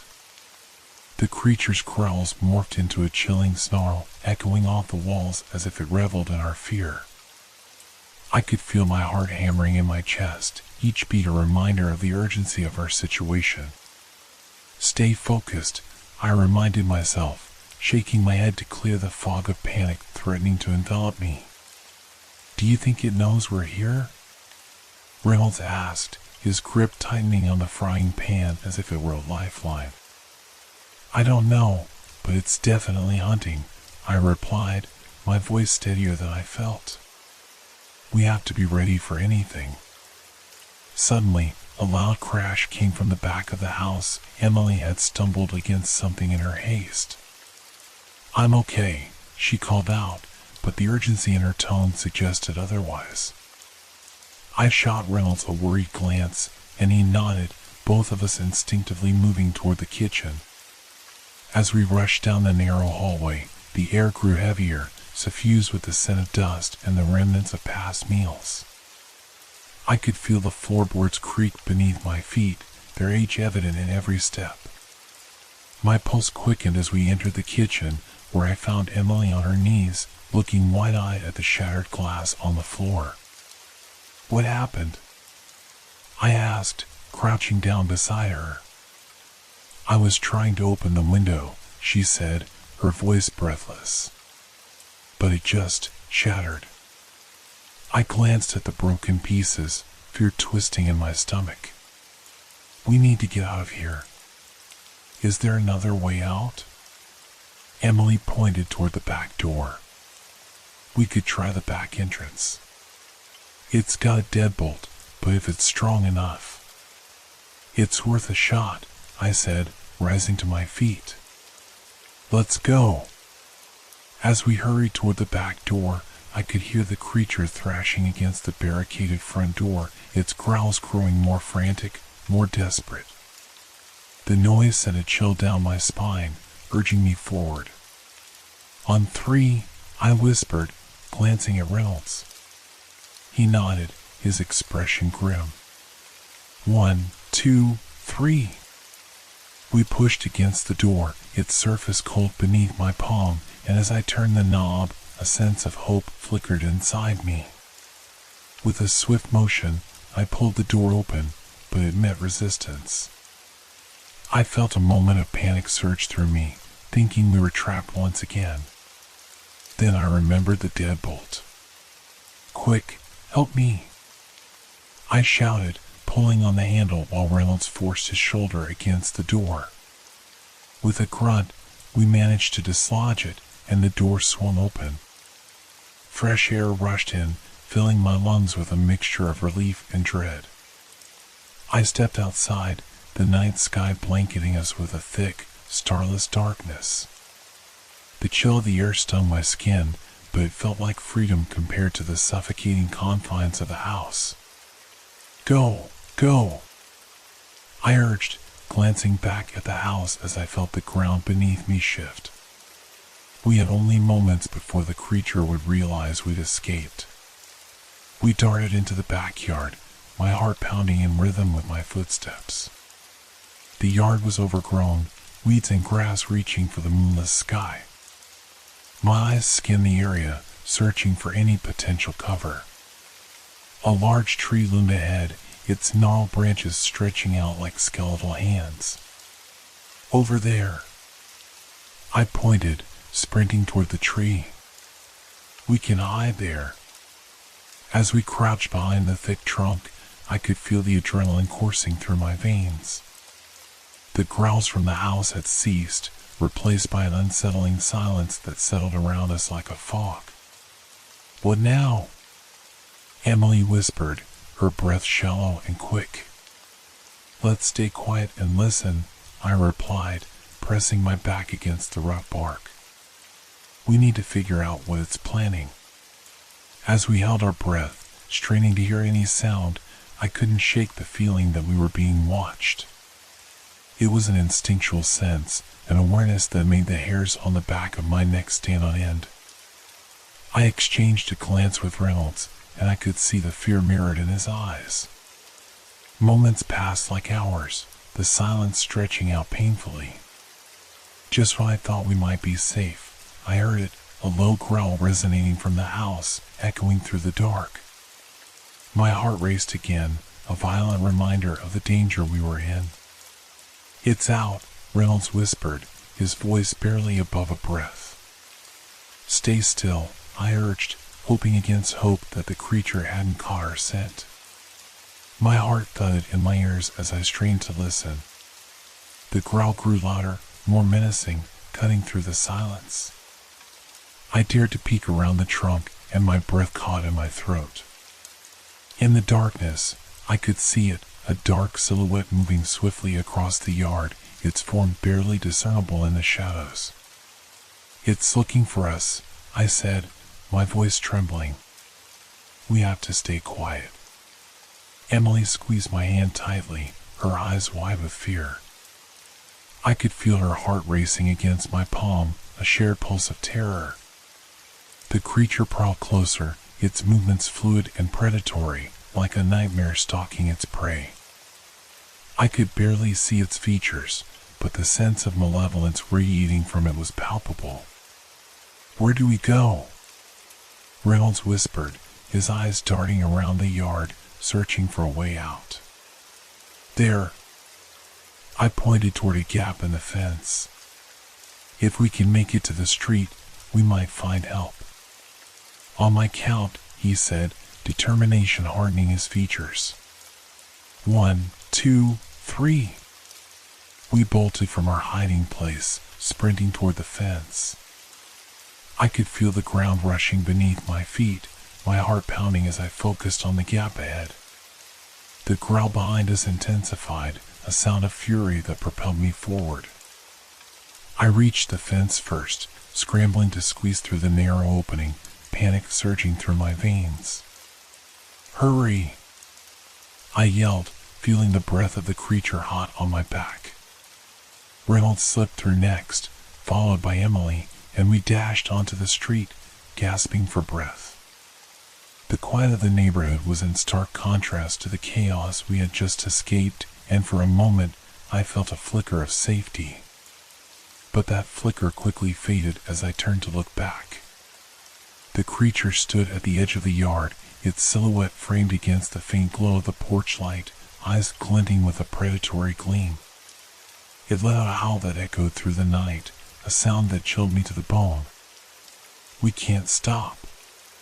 Keep moving, I urged, pulling Emily along as we ran down the street, fear driving our steps. As we fled, my mind raced with questions. What was that thing? Why was it after us? We needed answers, but all I could think about was survival, the urgent need to escape the terror that pursued us into the night. Our feet pounded against the pavement, the sound of frantic echo in the oppressive night. The cool air stung my lungs, but the rush of adrenaline kept me moving forward. I glanced over my shoulder, half expecting to see the creature barreling down upon us, its breath hot and rancid. "Where are we going?" Emily gasped, her voice tinged with desperation. "I don't know. Just keep running," I replied, urging her onward. The streets were eerily quiet. The only sounds are hurried breaths and the distant rustling of trees, as if the world had turned a deaf ear to our plight. The shadows around us seemed to stretch and elongate, swallowing the light from the street lamps that flickered sporadically. It was as if the darkness itself was alive, hungry, and watching. I could feel its presence lurking just out of sight, a malevolent force that thrived on our fear. Ahead, I spotted a small convenience store, its neon sign flickering erratically. "There!" I shouted, pointing toward it. "We can hide in there." As we neared the store, my pulse quickened. The thought of shelter brought a flicker of hope, but I couldn't shake the feeling that we were still in danger. We burst through the glass door, the chime of the bell above us signaling our entrance. The fluorescent lights hummed overhead, illuminating the aisles filled with snacks, drinks, and everyday items. "Lock the door," I instructed Reynolds, who rushed to secure it behind us. Emily and I stood near the entrance, our breaths coming in heavy gasps, adrenaline still coursing through our veins. I scanned the small store, half expecting to see the creature slip through the door behind us. "Do you think it followed us?" Emily whispered, her wide eyes darting around the store. "I don't know. We need to keep quiet and low," I replied, my voice barely above a whisper. "It might still be out there." Reynolds joined us, his face pale and tense. "What now?" he asked, glancing nervously at the door. "We wait," I said firmly. "We need to give it some time before we even think about leaving." As we settled into a corner of the store, I couldn't shake the feeling of dread. My mind raced with questions, memories of the past few hours swirling like a storm. How did we get here? What was that thing? The images of the creature's growl and the sight of its dark silhouette loomed in my thoughts, making it hard to breathe. Time crawled by, each second stretched thin, filled with an oppressive silence. I could hear the faint rustling of the wind outside, punctuated by the occasional distant siren that reminded me of the world beyond our current nightmare. The store felt both like a sanctuary and a trap, and I could feel my heart racing in my chest. "Do you think anyone will come?" Emily asked, breaking the silence. Her voice trembled, and I could see the fear etched on her face. "I hope so," I replied, trying to sound more confident than I felt. "But we can't rely on anyone but ourselves. We need to be ready." I looked around the store, my gaze falling on a few items that could serve as makeshift weapons, a heavy flashlight, a can of soda, and a pair of sturdy scissors near the register. "Let's gather anything we can use," I suggested, motioning for Reynolds and Emily to follow me. As we moved through the aisles, the flickering lights above seemed to cast ominous shadows, creating an unsettling atmosphere. My fingers brushed against the cold metal of the scissors, and I picked them up, clutching them tightly. The flashlight felt reassuring, its weight grounding me in the chaos. "What else?" Reynolds asked, scanning the shelves. "We need something more effective." I scanned the area, my mind racing. "The canned goods." I pointed to the rows of cans stacked high on the shelves. "If we can find something heavy, it could be useful." Emily grabbed a can of beans, its weight providing her with a sense of security. "This will do," she said, her determination rekindled. "Just don't throw it at me if it comes for us," I joked, attempting to lighten the mood. But deep down, the fear still gnawed at me, a constant reminder of the danger lurking outside. After gathering a few more supplies, a lighter and a bottle of water, we retreated back to our corner, our breath steadying as we prepared for whatever might come next. I glanced at the door, half expecting the creature to burst through at any moment. The minutes dragged on, each second felt like an eternity. I could feel the tension in the air, thick and suffocating, and I realized we couldn't stay here forever. "We need to come up with a plan," I said, breaking the silence. "We can't just hide here and hope for the best." "What do you suggest?"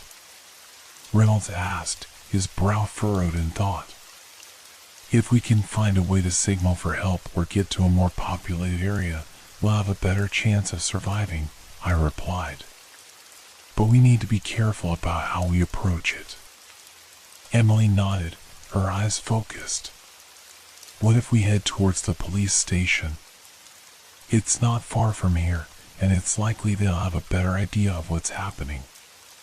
"That's a good idea," I agreed, a sense of relief washing over me. "But we need to move quietly and quickly."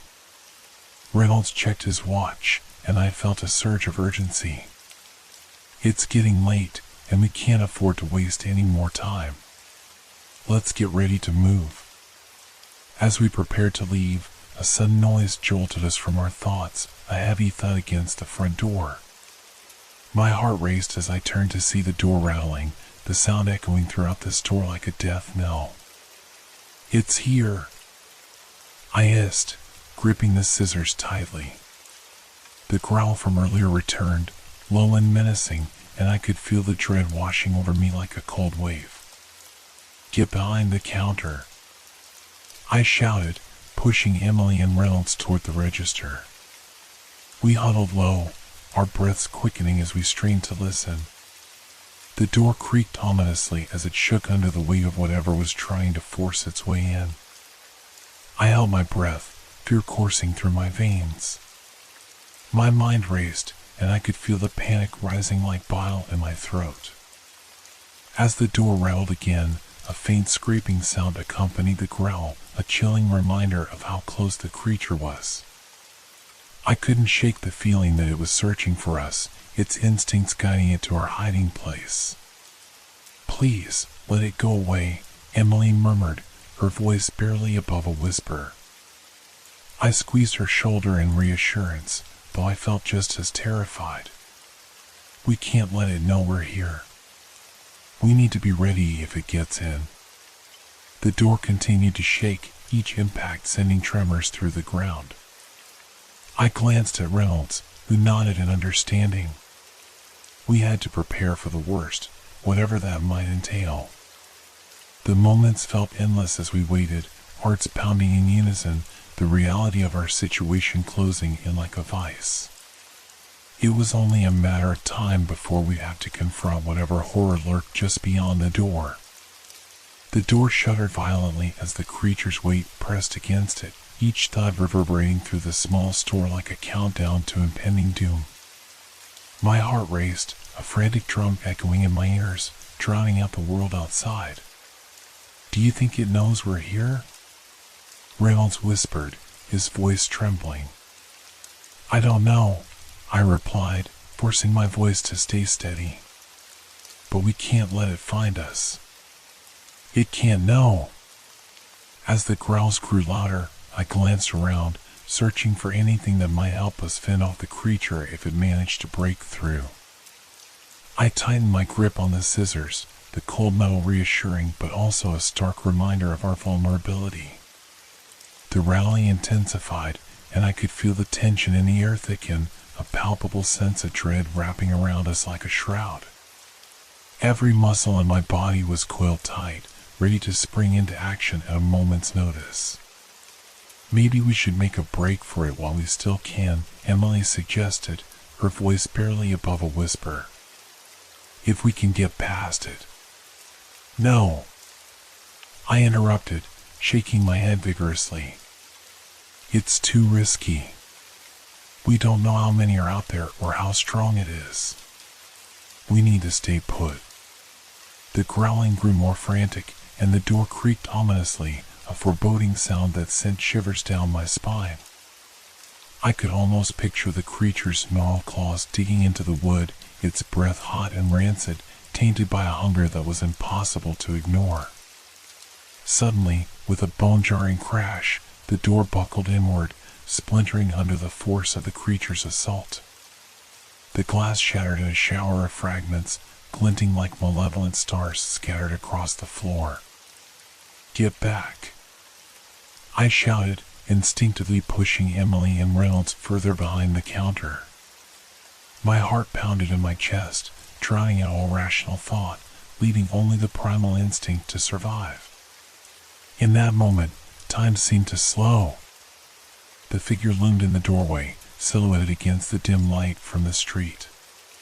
Its body was grotesque, hunched and powerful, the glint of its eyes glowing with an otherworldly hunger that made my stomach churn. "Stay quiet," I whispered urgently, my breath hitching in my throat. I felt the weight of the scissors in my hand, a pitiful comfort against the terror that had breached our fragile sanctuary. The creature paused, its head tilting as if sensing the air for our presence. The growl rumbled deep within its chest, a primal sound that reverberated through the store. I held my breath, terrified that the slightest noise might give us away. It stepped forward, a heavy paw pushing through the broken doorframe, and I felt my pulse quicken. The creature's form was partially obscured by the shadows, but I could make out the glistening of sharp teeth and the sinewy muscles that rippled under its fur. "Now what?" Reynolds murmured, fear etched on his face. "Wait," I whispered, praying it wouldn't catch our scent. If only I could think of a way to distract it or drive it away.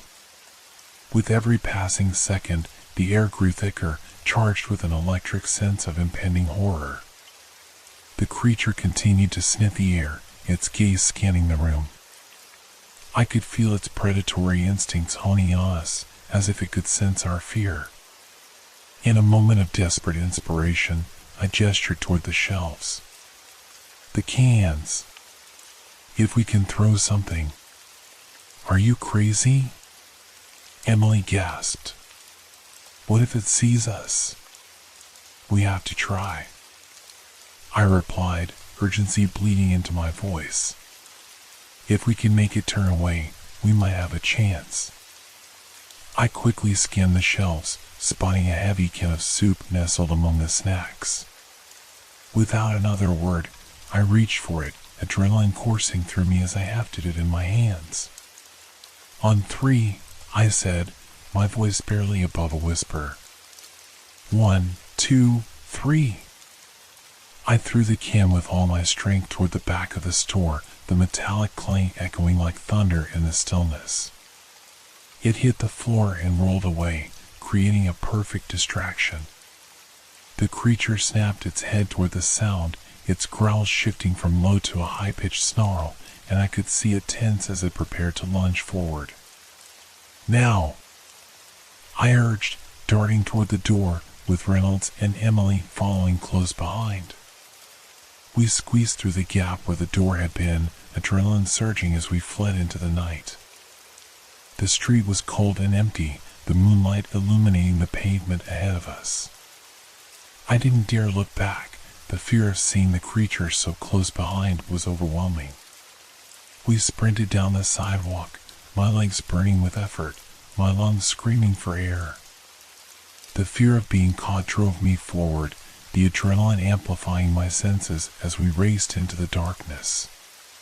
"Where to?" Reynolds panted, glancing back over his shoulder. "Toward the police station," I shouted, pointing down the street. "It's not far." We turned a corner, my heart pounding, fear propelling us forward. Every shadow seemed to stretch and writhe, every whisper of wind felt like a warning. My instinct screamed at me to keep moving, to escape the grip of the darkness. As we rounded another corner, the flicker of light from a street lamp caught my eye, a beacon of hope in the oppressive night. But the weight of dread still clung to me, an unshakable feeling that we were not yet safe. "Keep going," I urged, pushing my legs to move faster. We sprinted down the sidewalk, breaths ragged and hearts racing, the darkness closing in behind us like a ravenous beast. I couldn't shake the feeling of being hunted, the creature lurking just out of sight, waiting for the perfect moment to strike. Finally, we reached a small park, the glow of the streetlights illuminating the path ahead. My eyes scanned the area, desperate for any sign of life, any reassurance that we were not alone. "Is there anyone around?" Emily asked, her voice trembling with exhaustion. "I don't know," I replied, feeling a sense of urgency rising within me. "But we need to find help." We paused for a moment, panting heavily as we looked around. The park felt desolate, empty swings swaying in the breeze and the faint rustle of leaves a haunting reminder of the night's dangers. I stepped forward, scanning the area for any signs of life or hope. "Let's keep moving toward the main road," I suggested. "If we can reach the intersection, we might find someone." As we moved deeper into the park, the shadows grew darker, wrapping around us like a suffocating blanket. I could feel the weight of the night pressing in, the fear creeping back like a ghost from the past. Suddenly, a distant sound cut through the stillness, a low, guttural growl that echoed through the trees. I froze, my blood running cold as I turned to face my companions. "It's here," I whispered urgently, my heart pounding in my chest. "We need to hide." We ducked behind a thick cluster of bushes, the leaves scratching at my skin as we crouched low, holding our breaths. The growl grew louder, closer, a chilling reminder of the predator that hunted us. I could hear its heavy footfalls approaching, the rustling of leaves and twigs snapping under its weight. My heart raced, fear coiling tight in my gut as I glanced at Reynolds and Emily. Their faces were pale, eyes wide with terror, mirroring my own dread. As the creature drew nearer, I could see its form moving through the darkness, muscles rippling beneath its matted fur. It paused, sniffing the air, searching for its prey, and I felt a chill run down my spine. "Stay quiet," I hissed, the words barely escaping my lips as I fought to control my breathing. The growl morphed into a low, menacing rumble as it prowled closer, and I could see its glowing eyes searching the shadows, hunting us with an unsettling determination. I squeezed the scissors in my hand, my knuckles white, ready to defend myself if the time came. I had to believe we would find a way out of this nightmare, but in that moment, all I could do was pray for survival. The creature paused again, its sharp senses detecting even the slightest movement. My heart thudded painfully against my ribs, the rhythm echoing the primal fear coursing through me. Suddenly, I heard a voice, a faint, almost inaudible whisper. It was Reynolds. "What do we do?" he asked, his eyes wide and filled with panic. "Just stay still," I urged, my voice steady but my mind racing. "We need to let it pass. It can't see us here." The creature moved closer, its breath heavy and labored. I could almost smell the decay, a foul stench that clung to the air. My throat tightened as I fought against the urge to cough, desperate not to make any sound that might give us away. I squeezed my eyes shut, willing myself to disappear into the darkness, wishing I could melt into the earth itself. The sounds of its movements were primal, a stark reminder of how fragile our existence was at that moment. Just then, a loud crash echoed through the park, something heavy falling to the ground. The creature's head snapped up, its attention drawn away from us, and I felt a surge of hope. Perhaps it would abandon its hunt for the moment. "What was that?" Emily whispered, her voice trembling. "I don't know," I replied, my mind racing. But we have to take advantage of it. We can't stay here. We exchanged glances, a silent agreement passing between us. I gestured for them to follow me, and we slowly began to inch away from our hiding spot, keeping low to the ground, hearts pounding like drums in the oppressive silence. We crept along the edge of the park, moving toward the path that led back to the main road. Every step felt like a gamble, every sound magnified in the stillness. Suddenly, a low growl pierced the air again, but it was more distant this time. My heart sank. It hadn't given up the chase. Go! Now! I hissed, urging them forward. We broke into a sprint, fear propelling us as we raced across the park. The dim glow of the streetlights ahead promised safety, a beacon that seemed so far away. As we dashed toward the exit, I could hear the creature moving again, crashing through the underbrush. It was following us. The thought ignited a new level of panic within me, adrenaline surging as I propelled myself forward. The ground felt uneven beneath my feet, but I didn't dare slow down. My legs burned, but I pushed through the pain, driven by the primal instinct to survive. Almost there. I shouted, desperation spilling into my voice as we neared the edge of the park. The moment we reached the main road, I could hear the distant sound of traffic, a symphony of life that felt almost surreal after the oppressive silence of the park. My heart leaped with hope, but the gnawing fear still lurked in the back of my mind.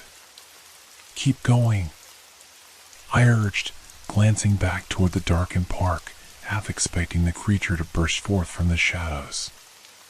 We sprinted toward the nearest streetlight, its bright glow washing over us and offering a momentary reprieve from the terror that had engulfed us. Where should we go? Reynolds panted, glancing around as if searching for a safe haven. The police station is just a few blocks down, I said, pointing toward the flickering lights in the distance. If we can reach it, we'll be safe. We turned down the road, our breaths ragged as we ran. My heart raced with each pounding step, every instinct screaming at me to keep moving, to escape the darkness that threatened to swallow us whole. As we approached the station, a wave of relief washed over me.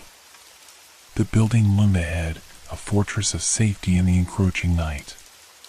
The lights flickered in the windows, and I could see a patrol car parked out front, its blue and red lights pulsing like a heartbeat. Almost there, I yelled, my voice cracking with urgency. But just as we reached the station's entrance, the growl erupted behind us, a deep and guttural sound that sent chills racing down my spine. It's coming!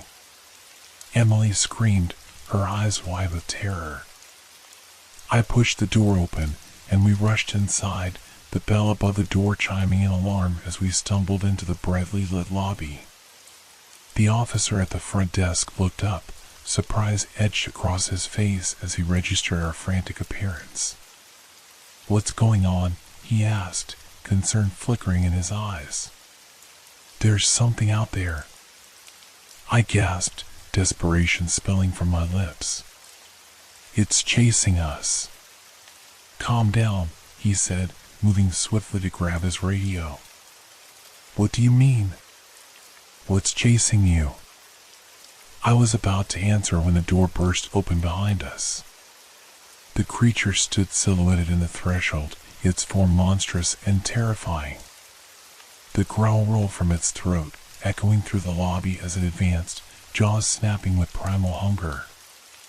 Get back, the officer shouted, instinctively reaching for his weapon. In that moment, chaos erupted. The creature lunged forward, and I could hear the sound of furniture scraping against the floor as the officer fired off a warning shot. Everyone get behind the desk, he yelled, his voice steady even as the danger loomed closer. I grabbed Emily and Reynolds, pulling them to safety as the creature snarled and bared its teeth, a whirlwind of fur and claws. The officer fired again, the sound reverberating like thunder in a confined space. The creature howled in rage, but it didn't retreat. Instead, it seemed to become more enraged, its eyes glowing with fury as it charged forward. My heart raced, and I felt a surge of fear as the officer took a step back, trying to position himself between us and the creature. I could see the terror in his eyes, and my mind raced with thoughts of escape. "Hold on," he shouted, trying to gain control of the situation, but the creature surged forward, relentless in its pursuit. Time seemed to slow as we crouched behind the desk, my heart hammering in my chest. I could see the shadows flickering on the walls, the creature's silhouette looming larger as it drew closer. The tension in the air was suffocating, and I knew we had to act quickly. I glanced at the officer, desperate to find a way to help, but my mind was clouded with fear. "Do you have anything else?" I shouted over the chaos. "Anything we can use?" "Just hold on," he yelled, trying to keep his focus on the creature. But as the creature advanced, its snarls filled with rage, I realized we needed to work together if we were going to survive this nightmare. "Let's distract it," I suggested, my voice rising above the din. "We can throw something to lure it away."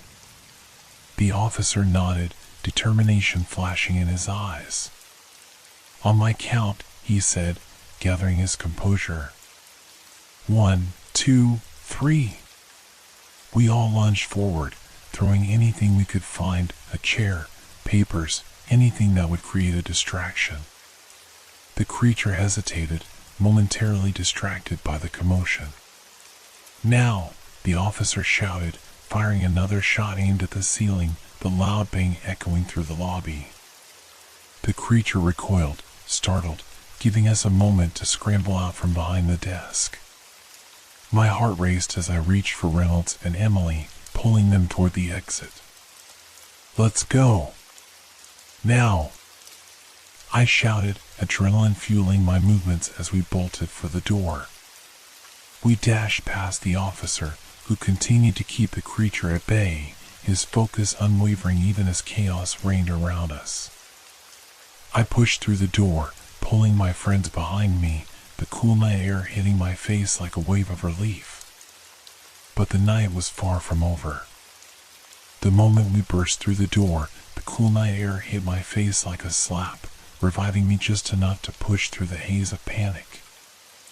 I glanced back, half expecting the creature to follow us into the street, but the officer had regained his stance, aiming directly at the monstrous silhouette that loomed in the doorway. "Run!" he shouted, and the urgency in his voice propelled us forward.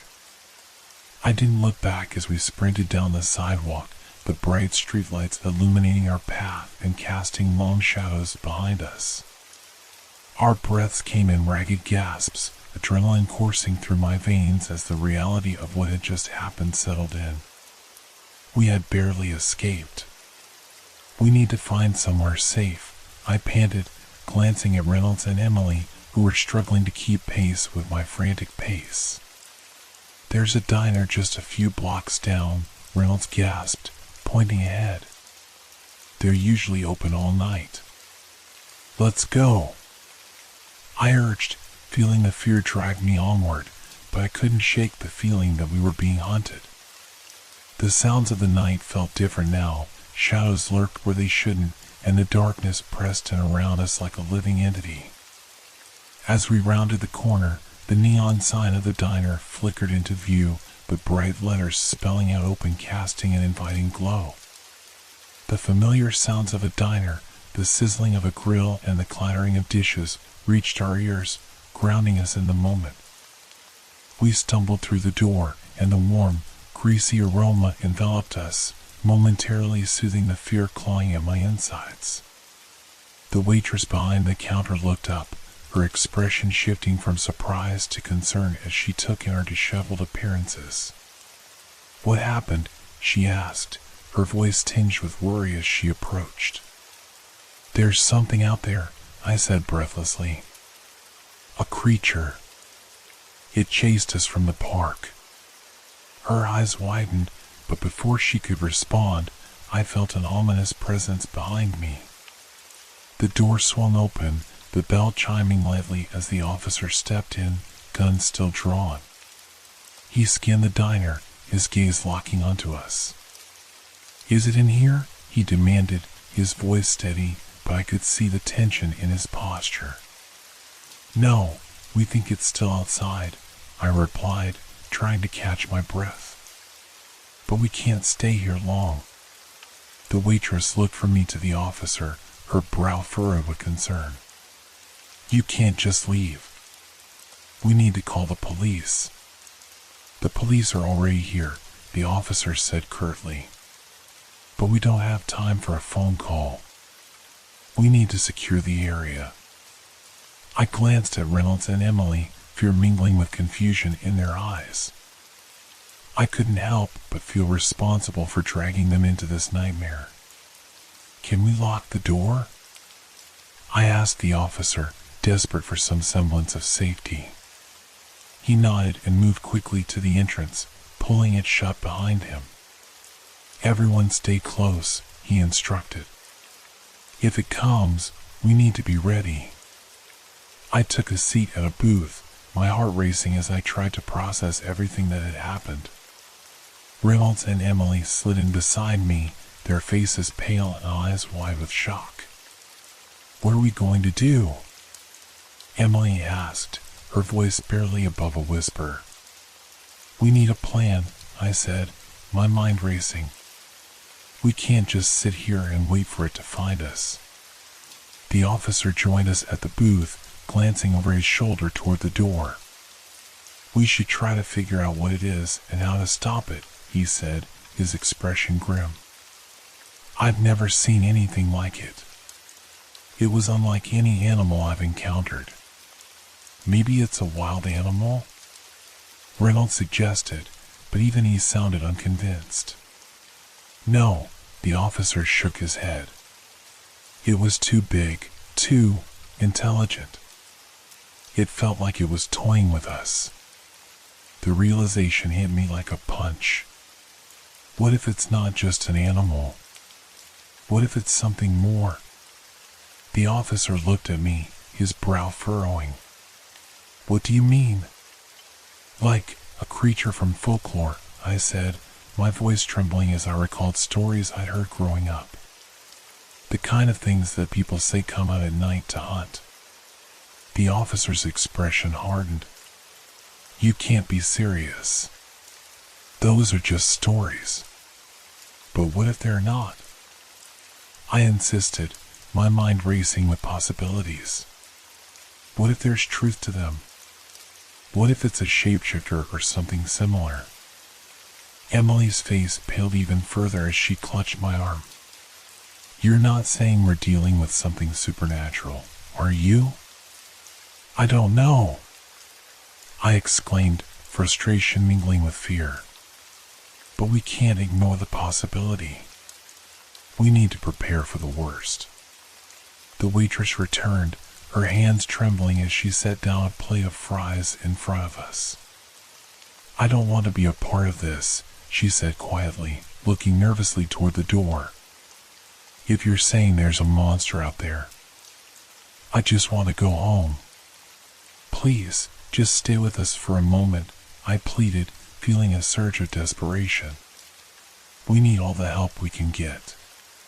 She hesitated, glancing back toward the entrance, but finally nodded, her expression softening. "Okay, but we need to be careful." We all fell silent, the weight of our situation hanging heavily in the air. I could feel the tension rising as we waited for something, anything, to happen. Just then, a loud crash echoed outside, followed by the unmistakable sound of screeching tires. My heart dropped as I exchanged panicked glances with Reynolds and Emily. "Is it back?" Reynolds whispered, his voice barely audible. "Stay quiet," the officer commanded, his eyes narrowing as he focused on the door. We all held our breath, straining to listen as the sounds outside grew louder. The crash of metal against metal, the sound of shouting voices, and then silence, an eerie calm that settled over us like a thick fog. "What's happening out there?" the waitress asked, her voice trembling. "I don't know," the officer replied, his tone tense. "But we need to be prepared for anything." Just as he spoke, the door suddenly burst open again, and a group of people stumbled in, their expressions wild with fear. "There's something out there," one of them shouted, their eyes wide with terror. "It's attacking people." My heart sank as the implications of their words washed over me. "Everyone, get back," the officer shouted, instinctively moving to protect us. The diner erupted into chaos as people rushed to the back, screaming and pushing one another in their desperation to escape. The waitress clutched her apron, tears streaming down her face as she stood frozen in place. I grabbed Reynolds and Emily, pulling them closer as panic erupted around us. "We have to get out of here," I shouted, feeling the weight of fear pressing down on me. But before we could move, the growl returned, deep and guttural, reverberating through the diner like thunder. The officer raised his weapon, ready to confront the creature that had haunted our night. I felt my heart race as I glanced toward the entrance, dread pooling in my stomach. What would happen next? The atmosphere shifted, time slowing as the door swung open again, the growl echoing in our ears, filling us with a primal fear. We were far from safe. The growl intensified, a dark promise echoing through the diner as if the creature were asserting its dominion over the night. The sound sent chills down my spine, and I felt the icy grip of dread clutching my heart. I was hyper-aware of the chaos around me, the shouts of terrified patrons, the clattering of dishes as they tumbled to the floor, and the clenching of fists around cutlery like makeshift weapons. "Stay together," the officer barked, his voice rising above the din. He turned to the new arrivals, his eyes scanning their faces. "What did you see? Where is it?" One of the newcomers, a young man with wide, frightened eyes, gasped for breath. It was in the park. It attacked my friends. They were just walking, and it came out of nowhere." "Was it human?" another diner shouted from the back, her voice thick with panic. "No. It was huge," he stammered, trembling as he recalled the horrors he had witnessed. "It was like a wolf, but bigger. And its eyes, they glowed." A cold silence swept through the room as his words sunk in, the implications hanging heavy in the air. The officer tightened his grip on his weapon, his expression shifting to grim determination. "We need to secure this place," he said, his voice steady. "If it's out there, we can't let it in here." I turned to Reynolds and Emily, their faces pale and drawn, eyes reflecting a mixture of fear and disbelief. "What do we do?" Emily whispered, her voice barely a breath. "Let's find a way out," I replied, my mind racing with possibilities. "We can't stay here. It's too dangerous." "Where would we go?" Reynolds asked, panic seeping into his tone. "It's out there. We could run right into it." Before I could respond, a deafening crash reverberated outside, followed by a roar that made my blood run cold. The sound was primal and feral, echoing through the diner like a death knell. "Get down," the officer shouted, positioning himself in front of us as the door swung open once more. Through the haze of chaos, I caught a glimpse of movement outside, a shadow darting past the neon lights. It was fast, too fast to be human, and my heart pounded in response. "What is that thing?" I thought desperately. A sudden shriek pierced the air, a visceral sound that sent shockwaves of fear through me. It was followed by the unmistakable sound of metal scraping against metal. The officer stepped forward, gun aimed toward the door, his posture taut and ready. The atmosphere shifted, thick with tension, as the door swung open again. A woman stumbled in, her clothes torn and bloodied, eyes wide with terror. She was panting heavily, her chest heaving as she looked around, clearly desperate to escape the nightmare outside. "It's coming," she screamed, her voice breaking as she threw herself against the counter. "We need to." The growl resonated again, louder this time, more menacing, cutting her off. I felt a shudder run through my body, the hairs on my arms standing on end as the creature seemed to be drawing closer. "Everyone, stay back," the officer ordered, pushing us toward the rear of the diner. "Get behind the counter." As we moved, I glanced back at the woman, her face pale and terrified. "What did you see?" I asked, my heart racing. It was like a nightmare," she gasped, tears streaming down her cheeks. "It had fur like night and eyes that glowed. It was hunting. It wanted to kill us." The dread settled deeper in my stomach as I thought of my earlier questions about what this creature could be. The idea of it being something supernatural felt closer to reality now, its dark presence looming like a shadow over us all. We crouched behind the counter, the diner's warm, greasy smell now mixed with the cold sweat of fear.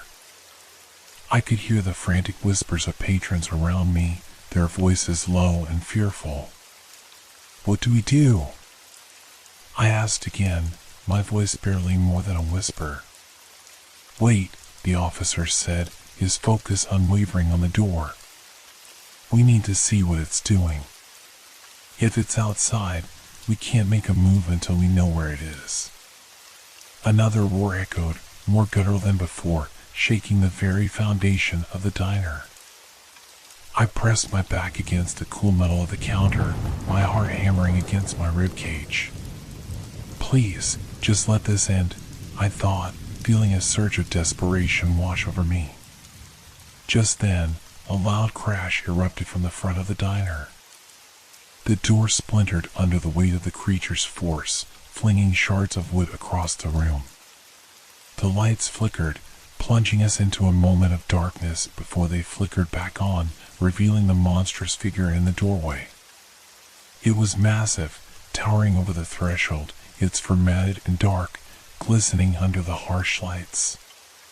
Its eyes were glowing like fiery orbs, scanning the room with a predatory gaze, fixing on each of us with an intensity that sent a chill down my spine. "Everyone, stay still," the officer shouted, his voice firm. But my body was frozen with fear as I watched the creature step inside, its powerful legs propelling it forward with an unsettling grace. The patrons who had rushed to the back screamed, scrambling to escape as the horror unfolded before us. "Get out! Run!" I screamed, and chaos erupted again. People surged toward the back door, pushing and shoving, while the creature turned its gaze toward the source of the commotion, its mouth pouring in a fearsome snarl. The officer fired a shot, the sound deafening in the chaos, but it barely fazed the beast. It roared in fury, charging forward with unrelenting speed, eyes locked on the fleeing crowd. "Go! Now!" the officer shouted, urging us to escape as he attempted to draw its attention away. I grabbed Reynolds and Emily, pulling them toward the kitchen door behind the counter. "We need to get out," I cried, adrenaline coursing through my veins. The chaos continued to swirl around us, and as I darted through the door, I felt a mixture of terror and determination. We had to survive. I had to keep them safe. The kitchen was dark and cramped, the smell of burnt grease and fear overwhelming my senses. I could hear the distant sounds of chaos behind us, the shouts and screams mingling with the growl of the creature as it hunted down the terrified patrons. "Where do we go?" Reynolds gasped, glancing around the cramped space.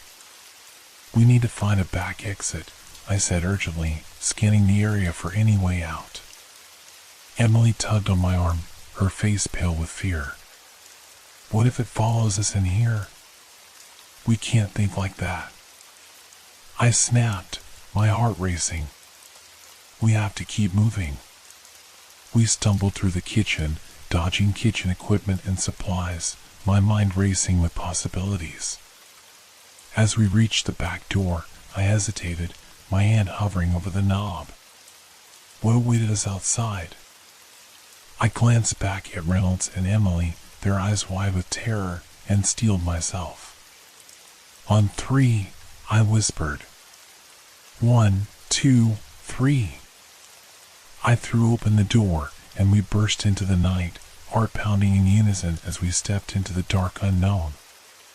The street was quiet, but I could still hear the distant sounds of chaos from the diner behind us. We were free, but the danger wasn't over. We took off running down the street, not knowing where we were heading, only that we needed to put as much distance as possible between us and the monster that had turned our lives into a nightmare. As we sprinted down the dimly lit street, the cool night air filled my lungs, a stark contrast to the oppressive atmosphere inside the diner. My heart pounded in my chest, each beat echoing the urgency of our escape. Reynolds and Emily flanked me, their faces pale and stricken with fear, but I could see the flicker of determination in their eyes. Which way? Reynolds gasped, glancing over his shoulder, as if expecting the creature to burst from the shadows at any moment. Anywhere but there. I shouted, motioning down the street toward a cluster of buildings looming in the distance. Let's head toward those shops. We veered left, dodging past parked cars and weaving between the flickering streetlights. The soft glow from the store windows cast eerie shadows on the pavement, twisting the ordinary into something ominous. I could still hear the distant chaos behind us, the roar of the creature, the screams of the patrons, a cacophony of terror that haunted my every step. Do you think it's following us? Emily asked, her voice trembling as she kept pace beside me. I don't know, I replied, my pulse racing as I fought to suppress the rising panic within me. We just have to keep moving. Our breaths came in quick, shallow bursts as we continued to run, adrenaline surging through our veins. The street felt eerily empty, the usual sounds of the city muted as if the world had paused in anticipation. We passed by a small grocery store, its doors swinging slightly in the breeze, and I hesitated for a moment. Should we go in? I asked, scanning the area for any sign of life. Maybe there's a way to barricade ourselves inside, Reynolds suggested, his eyes darting nervously around. Let's check, I decided, pushing the door open and ushering them inside. The store was dimly lit, the fluorescent lights flickering overhead as we stepped inside. The shelves were stocked with goods, but an unsettling silence hung in the air, wrapping around us like a thick fog. I could hear the faint hum of the refrigerator units, the sound oddly comforting amidst the chaos outside. Stay close, I whispered, moving cautiously down the narrow aisles. Reynolds grabbed a bottle of water from a nearby shelf, while Emily clutched a package of snacks, as if these small comforts could somehow shield us from the nightmare that lurked outside. Do you think we'll be safe in here?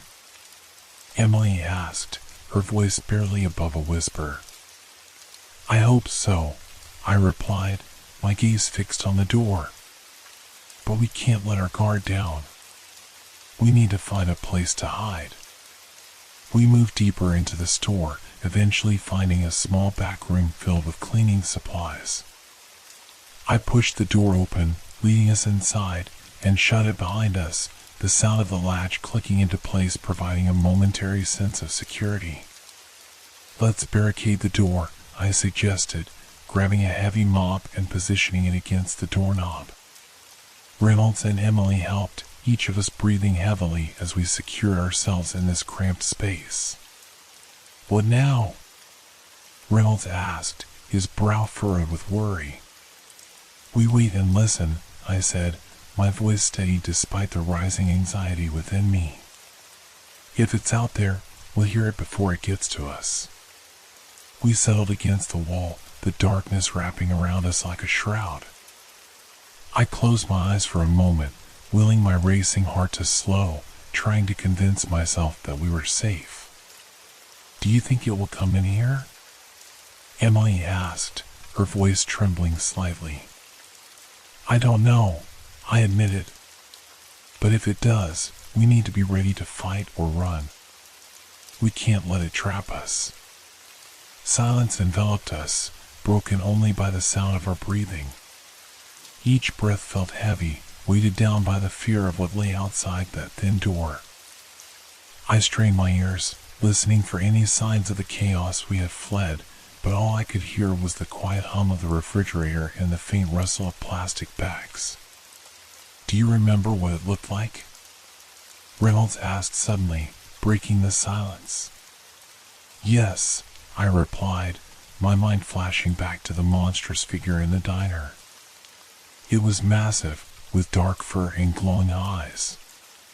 It felt like it was made of nightmares. "I can't shake this feeling," Reynolds said, his voice tight with emotion. "What if it's more than just an animal? What if it's something else?" I felt a chill run down my spine at his words, the implication hanging heavily in the air. "What do you mean?" "I don't know," he said, his eyes wide. But it felt so unnatural, like it was something that shouldn't exist. My thoughts raced as I considered his words. The idea of the creature being something otherworldly was terrifying, yet it also explained the fear it inspired. This was not just a predator, it was something darker, something that preyed not only on our bodies but also on our minds. The silence stretched on, the weight of our thoughts pressing down on us. Suddenly, a loud crash echoed from outside, followed by a series of terrified screams that made my blood run cold. "What was that?" Emily whispered, her eyes wide with fear. "I don't know," I replied, my heart pounding. "But we can't stay here much longer. We have to move." As I pushed myself to stand, I felt a surge of determination. We couldn't hide forever. We needed to find a way out, to escape the nightmare that threatened to consume us. "Let's check the back entrance," I said, moving toward the door we had entered through. We stepped back into the store, the lights flickering overhead as we scanned the area. The door at the back of the store was slightly ajar, a faint light spilling in from the alleyway behind it. "Is it safe?" Reynolds asked, peering through the crack. "I think so," I replied, taking a deep breath. "But we have to be quick. Let's stick together and stay quiet." We cautiously opened the door, stepping into the narrow alley. The sounds of chaos were muffled now, the din of the diner fading into the distance. But the night was still thick with tension, and I could feel the weight of fear pressing down on us. "Where do we go?" Emily asked, her voice barely more than a whisper. "We'll head toward the park," I said, glancing at the distant outline of trees. "It's open space. We might have more visibility there." "Are you sure?" Reynolds asked, uncertainty creeping into his voice. "What if it's out there?" "We can't stay here," I insisted. "We need to keep moving." With a nod of resignation, they followed me down the alley, the narrow passage feeling like a trap as the darkness closed in around us. As we emerged onto the street, the chill of the night air sent shivers down my spine. We took a moment to collect ourselves, glancing around for any signs of danger. The street was eerily quiet, the absence of noise unsettling. "Let's go," I urged, breaking into a run toward the park, our footsteps echoing on the pavement. Each stride felt heavy with dread, as if the shadows were reaching out to pull us back into the depths of the night. I could hear my heart pounding in my ears, each beat a reminder of the danger that lurked just beyond our sight. As we reached the edge of the park, I could see the trees looming ahead, their branches swaying gently in the wind. The shadows danced like specters, and I felt a sense of foreboding wash over me. "This feels wrong," Emily murmured, her voice trembling. "Just stick close," I said, trying to sound more confident than I felt. We stepped into the park, the moonlight filtering through the branches overhead, casting ghostly shapes on the ground. The path ahead was dark and winding, and I could feel the tension in the air as we pressed forward, the shadows seeming to shift and writhe around us. "What if it finds us here?"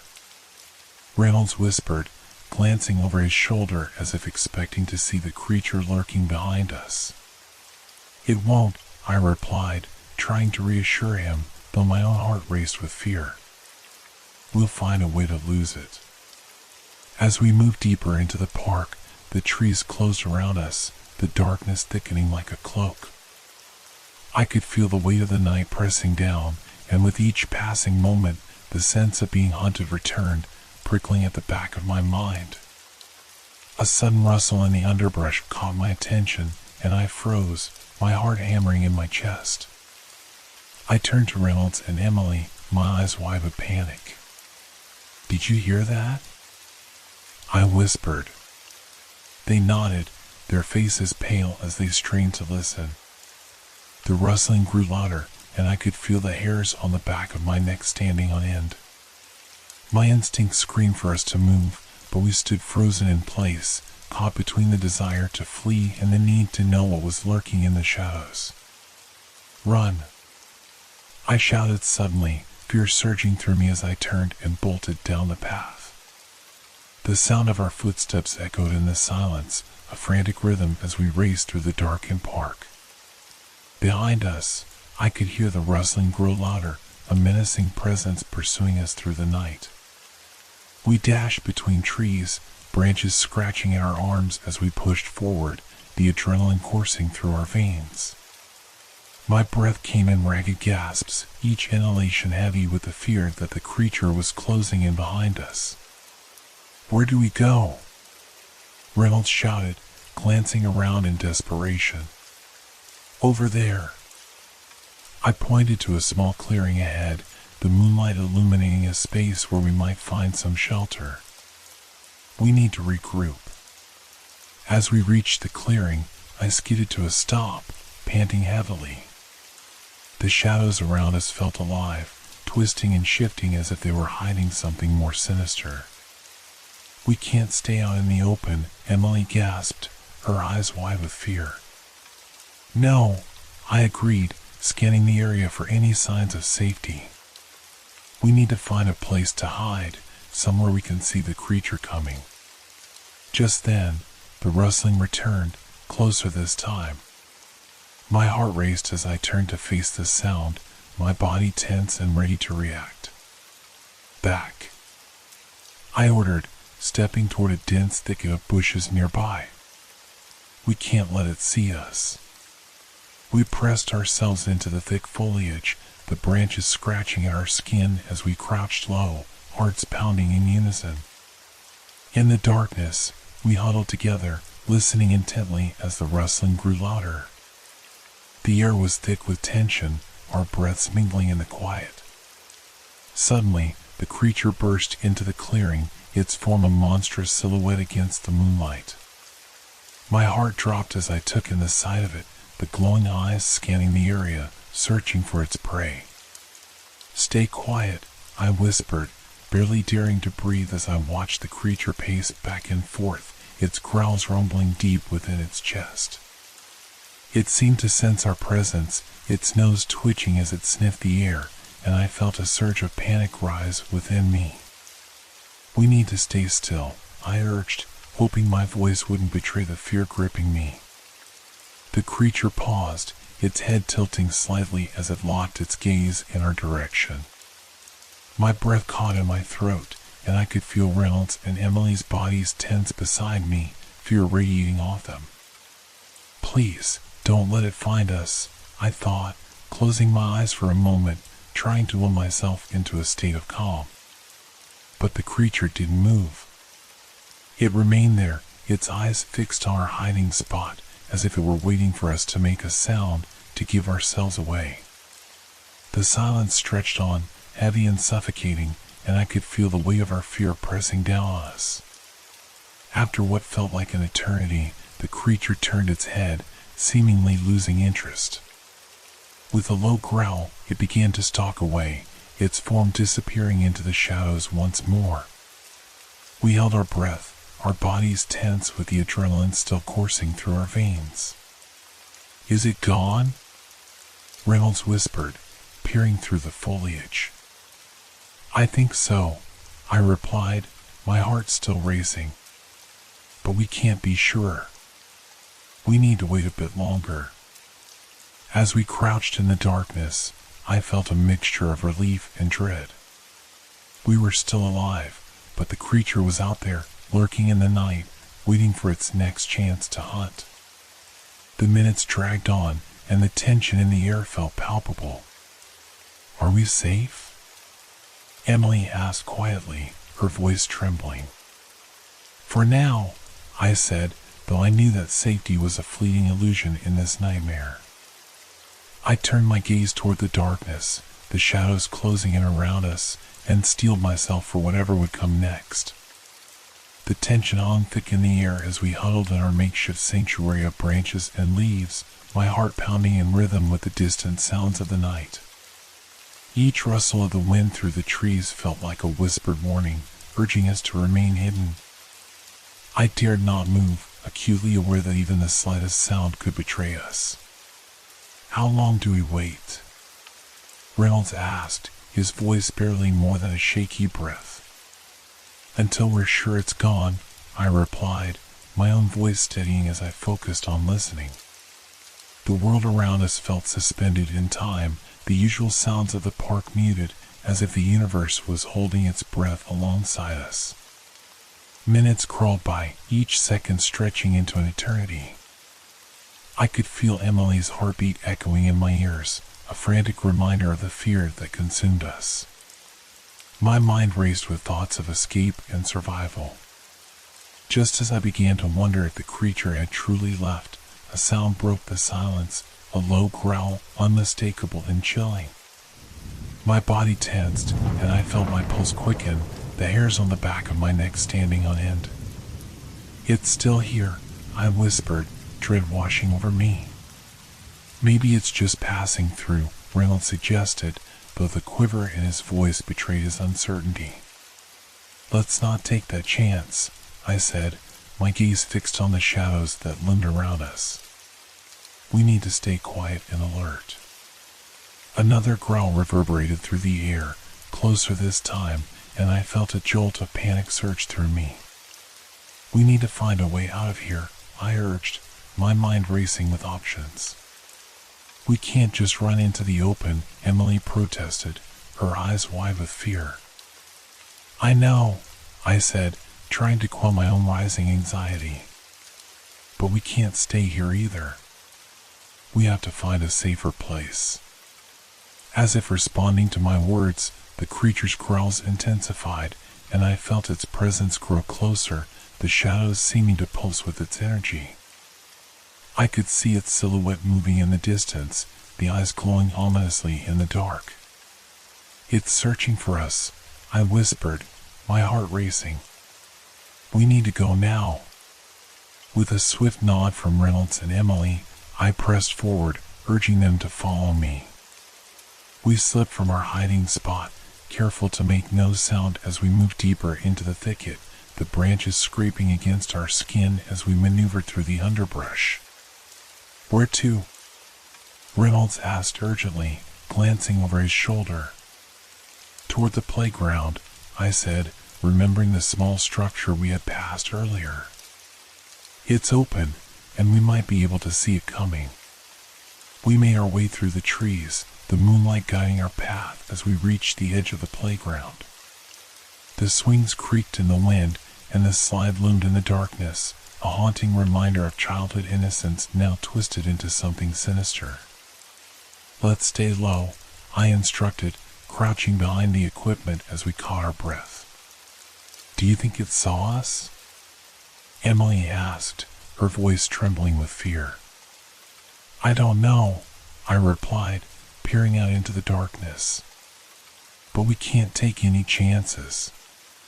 The air felt electric, and I could hear the faint sounds of the creature moving in the distance, the rustling of leaves echoing like a warning bell.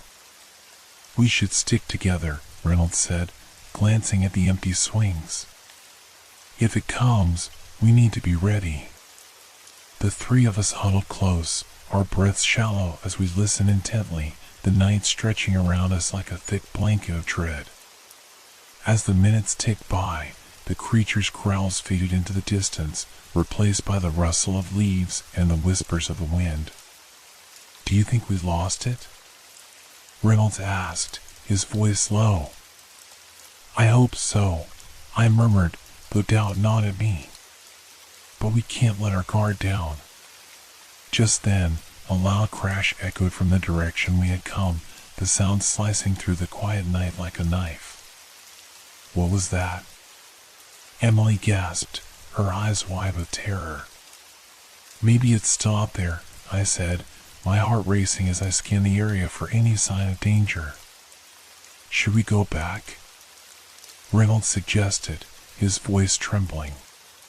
"No," I said firmly. "We need to keep moving forward. We can't let it corner us."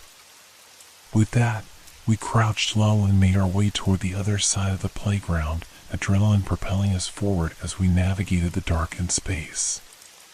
Suddenly, a shadow flitted across my line of sight, and I froze, my heart stopping in my chest. "Did you see that?" I whispered urgently, turning to my friends.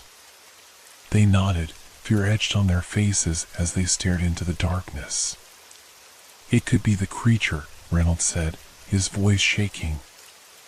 I felt my pulse quicken as the realization sank in. We needed to act, to find a way to escape before it was too late. "Let's head toward the street," I urged, my voice barely a whisper. "We need to find help." With renewed determination, we sprinted across the playground, our feet pounding against the ground as we raced toward the edge of the park. As we reached the street, I felt a rush of relief wash over me. The lights from the nearby buildings flickered like beacons of hope, guiding us towards safety. "Which way?" Emily panted, glancing around in a panic. "Toward the main road," I said, pointing to the left. "We can find a place to hide or a car to escape." We ran down the street, the familiar sounds of the city slowly returning, but the darkness still clung to us like a shroud. I glanced over my shoulder, half expecting to see the creature lurking behind us, but there was nothing, just the empty street and the distant sounds of life. "Keep going," I urged, feeling the adrenaline surge through my veins. "We can't stop now." As we approached the main road, I could see the outline of a gas station in the distance, its lights flickering like a lifeline. "There!" I shouted, pointing toward the station. "We can hide in there." We sprinted toward the gas station, the familiar sight igniting a flicker of hope within me. "Please, let there be someone inside," Emily whispered, her voice trembling. As we reached the entrance, I pushed the door open, the sound of the bell chiming eerily as we stepped inside. The gas station was dimly lit, shelves stocked with snacks and drinks, but there was no sign of the attendant. "Hello?" I called out, my voice echoing in the silence. "Do you think it's safe?" Reynolds asked, glancing nervously around the store. "I hope so," I replied, feeling a mixture of hope and dread. "But we need to keep our voices down." We moved deeper into the store, searching for a place to hide. I could feel the weight of our fear pressing down on us, the tension in the air thickening with every moment. "Let's check the back," I suggested, leading the way toward a small storage room at the rear of the building. As we entered the room, I closed the door behind us and felt a wave of relief wash over me. We were safe, at least for now. "What do we do now?" Emily asked, her voice trembling as she leaned against a shelf. "We wait and see if anyone comes," I replied, trying to steady my racing heart. "We can't stay here forever, but we need to catch our breath." The room was small, filled with boxes and supplies, but it felt like a sanctuary compared to the chaos outside. As we sat in the dim light, I felt the weight of our situation pressing down on me. We had escaped the creature, but for how long? What if it finds us here? Reynolds asked, his voice barely above a whisper. "I don't know," I admitted, my heart heavy with the uncertainty of our fate. "But we have to be ready to move at a moment's notice." The minutes passed in tense silence, each second stretching into an eternity. I could hear my heart pounding in my chest, the sound echoing in the quiet room. Suddenly, a noise pierced the silence, the sound of footsteps approaching from outside. I held my breath, my heart racing as I turned to my friends, their eyes wide with fear. "Is it the creature?" Emily whispered, her voice shaking. "I don't know," I said, straining to listen. The footsteps grew louder, echoing in the stillness. I felt a surge of panic rise within me as I glanced toward the door. "Should we hide?" Reynolds suggested, his eyes darting around the room. "Yes," I replied, urgency fueling my movements. "Find a place to stay out of sight." We quickly scrambled to find cover, ducking behind boxes and supplies as we held our breath, the sound of footsteps drawing nearer. The door to the gas station creaked open, and I felt a knot tighten in my stomach. "Please, let it be someone safe," I thought desperately as the figure stepped inside, casting a long shadow across the room. The figure paused just inside the doorway, silhouetted against the harsh fluorescent lights of the gas station. My heart raced as I strained to see who it was, hoping for a glimpse of a friendly face, but fearing the worst. "Hello?" The voice was deep and gravelly, echoing in the silence of the store. It sent a jolt of fear through me, and I felt my body tense, ready to react at any moment. "Stay quiet," I whispered urgently to Reynolds and Emily, my heart pounding as the footsteps grew louder. The figure stepped further inside, revealing a man in a dark jacket, his face shadowed by the brim of a worn baseball cap. He glanced around the store, seemingly unaware of our presence, and I felt a flicker of hope. "Is anyone here?" he called again, his tone filled with concern. I exchanged a quick glance with my friends, my pulse still racing. "Should we say something?" Reynolds whispered, his eyes wide with fear and uncertainty. "No," I replied, shaking my head. "We don't know if he's safe." The man moved cautiously through the aisles, his eyes scanning the shelves as if he sensed something was amiss. My breath quickened, and I felt the tension in the air thickening with every passing second. "Maybe he can help us," Emily suggested, her voice barely audible. "Or he could be dangerous," I countered, trying to remain composed. "We need to be careful."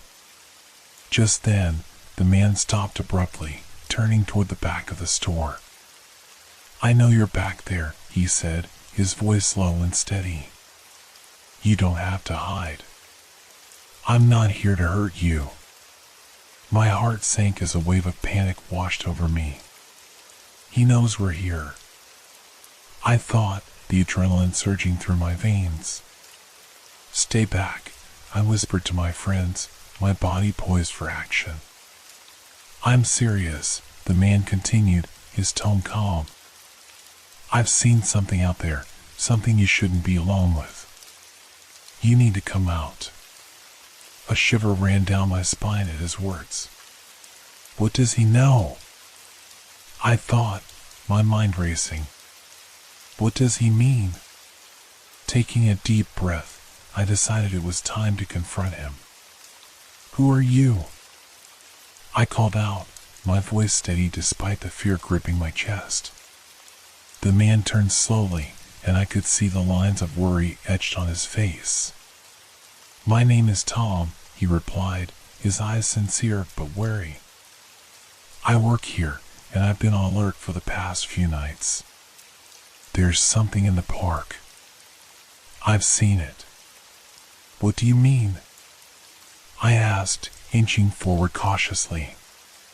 There have been reports, he said, his gaze flickering to the door as if expecting the creature to burst in at any moment. People have gone missing. I didn't think it was real until I saw it myself. Missing? Reynolds echoed, his voice trembling. What do you mean? Tom nodded solemnly, his expression grave. I saw it last night, prowling around the park. It's big, faster than anything I've ever seen. You shouldn't be out there alone. Is it still out there? I asked, the fear creeping back into my voice.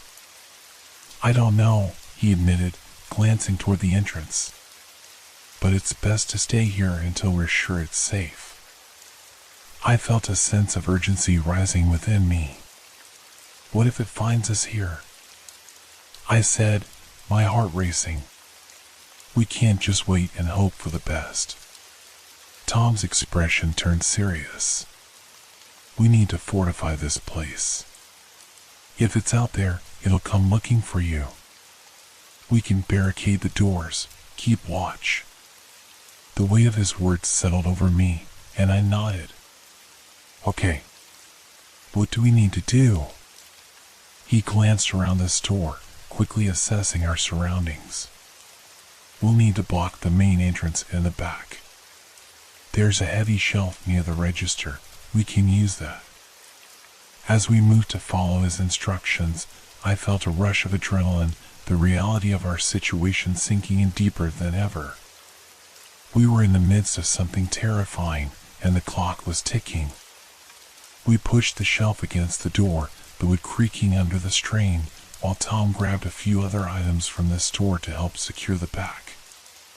Reynolds and Emily helped, their faces pale but resolute. Once we had fortified our hiding place, we gathered in a tight circle, our breaths mingling in the tense silence. Now what? Emily asked, her voice quivering slightly. Now we wait, Tom said, glancing at the clock on the wall. And we listen. As we settled into our makeshift sanctuary, I felt the gravity of the situation wash over me. We were trapped, surrounded by darkness, and the threat of the unknown loomed just outside.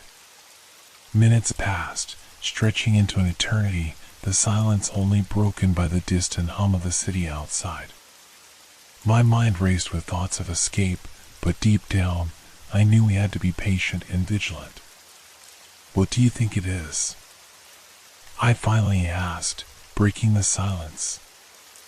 I don't know, Tom admitted, his gaze focused on the door. But whatever it is, it's not something to take lightly. We need to be prepared for anything. I felt a chill run down my spine as I thought of the creature lurking in the darkness, waiting for the perfect moment to strike. What if we never make it out? Reynolds whispered, his voice filled with fear. We will, I said, trying to sound more confident than I felt. We just have to stick together. Tom nodded, his expression resolute. We're not alone. As long as we stay sharp, we have a chance. With that, we settled into our positions, our hearts racing as we listened to the world outside. Each sound felt amplified, the creaking of the building, the distant hum of the city, the whisper of the wind. And then, just as I thought the night couldn't get any worse, I heard it, a low growl echoing from the darkness outside, a chilling reminder that we were not alone. The growl reverberated in the air, sending a cold shiver through my spine. It was low and guttural, unlike anything I had ever heard before, a sound that seemed to vibrate through the very floor beneath us. I exchanged terrified glances with Reynolds and Emily, our breaths shallow as we strained to listen. "What was that?" Emily whispered, her voice barely audible. "I don't know," I replied, my heart pounding louder than the growl. But it didn't sound friendly. Tom remained poised, his eyes fixed on the door, the tension in his posture suggesting he was prepared for anything. "We need to stay quiet," he said firmly, his voice a harsh whisper. "It may not know we're here." The growl came again, louder this time, reverberating against the walls and echoing in my mind. My pulse raced, each beat synchronizing with the fear gripping me. I felt trapped, as if the walls were closing in, the weight of our situation becoming unbearable. As we huddled together, the fluorescent lights flickered overhead, casting eerie shadows across the store. My eyes darted around, searching for any signs of movement. Every creak of the building sounded amplified, each sound felt like a reminder of the lurking threat just outside our makeshift refuge. "Do you think it's still out there?" Reynolds asked, his voice trembling. "I think it's waiting," Tom replied, his gaze unyielding. "We can't let our guard down." A heavy silence fell over us, broken only by the distant sounds of the city and the soft rustle of the wind. I tried to focus on my breathing, to calm the storm of panic rising within me, but the growl lingered in my mind, echoing like a haunting melody.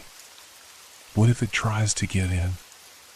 Emily whispered, her eyes wide with fear.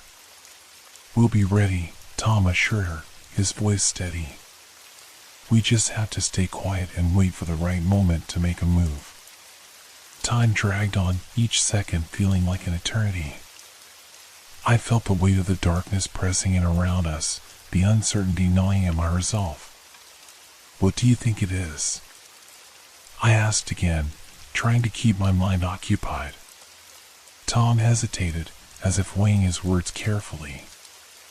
"I don't know, but it's not normal. Whatever it is, it's dangerous." The growl came once more, a low rumble that sent a jolt of fear through me. I instinctively leaned closer to my friends, finding comfort in their presence. "What if we just run?" Reynolds suggested, desperation creeping into his voice. "No!" I exclaimed, my heart racing.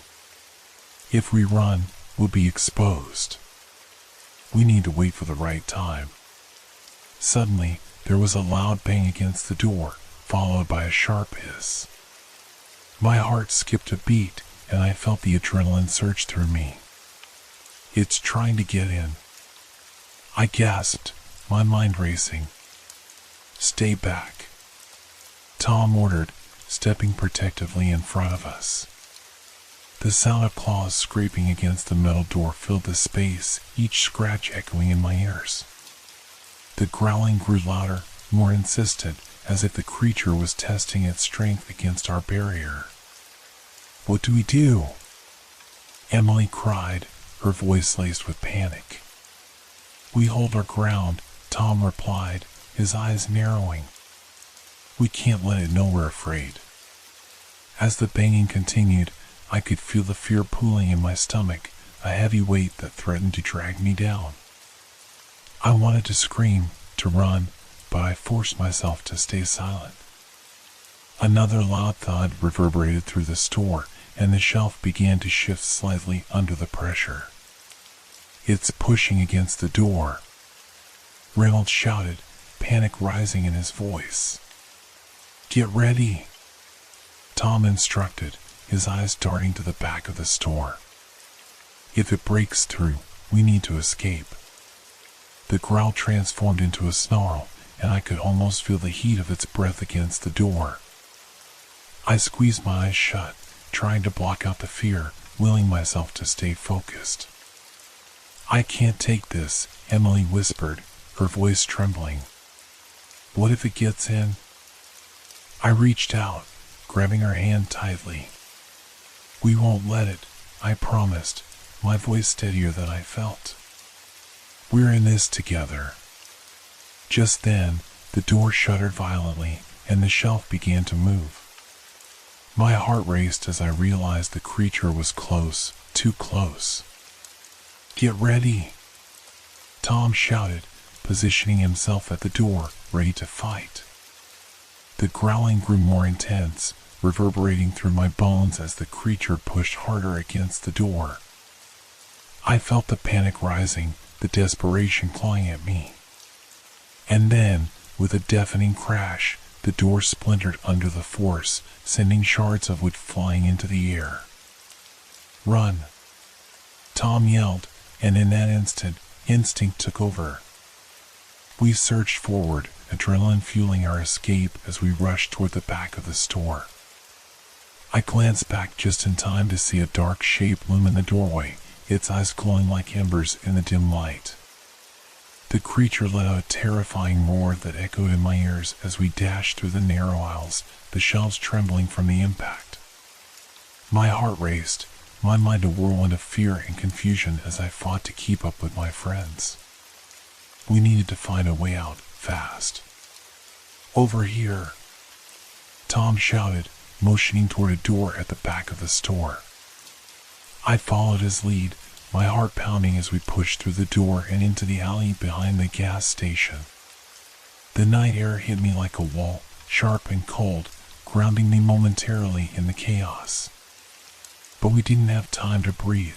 We could hear the creature crashing through the store, its growls reverberating in the alley as it hunted for us. "Where do we go?" Reynolds gasped, panic evident in his voice. "Down the alley," Tom shouted, pointing into the darkness. "We have to keep moving." I sprinted after them, the darkness swallowing us whole as we raced down the narrow path. The adrenaline surged through my veins, propelling me forward despite the terror clawing at my mind. I could hear the creature behind us, its heavy footsteps echoing in the stillness, a predator hot on our heels. "Faster!" I urged, my breath coming in quick gasps as I pushed myself to run harder. We rounded a corner, the alley stretching ahead of us, but the sound of the creature grew louder, its snarls cutting through the air like a knife. "Where do we go?" Emily cried, fear etched on her face. "There." Tom pointed to a small doorway at the end of the alley. "It's our only chance." I followed him, our footsteps echoing in the silence as we reached the door, desperately tugging on the handle. It was locked. "Damn it!" I hissed, panic rising as I pounded my fists against the wood. "Try the window!" Tom shouted, his eyes darting around for any sign of escape. I glanced over my shoulder, the dark figure of the creature looming closer, its eyes glinting with predatory hunger. "Help me!" I yelled, turning back to the door, and together we shoved against it, but it wouldn't budge. With a surge of desperation, I turned and ran toward the window. My heart raced as I reached up, trying to pry it open, but it was stuck tight. "Come on," Reynolds urged, glancing back at the approaching danger.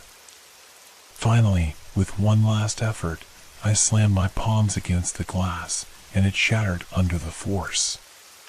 "Go!" I shouted, scrambling through the jagged opening as my friends followed suit, their faces pale with fear. As I landed inside, I felt a rush of triumph, but the danger was still behind us. I turned to see the creature barreling down the alley, its massive form silhouetted against the night sky. "We need to move," I yelled, my heart racing as I looked around, trying to assess our surroundings. We were in an abandoned warehouse, dust and debris littering the floor, but there was no time to waste. "Over here!"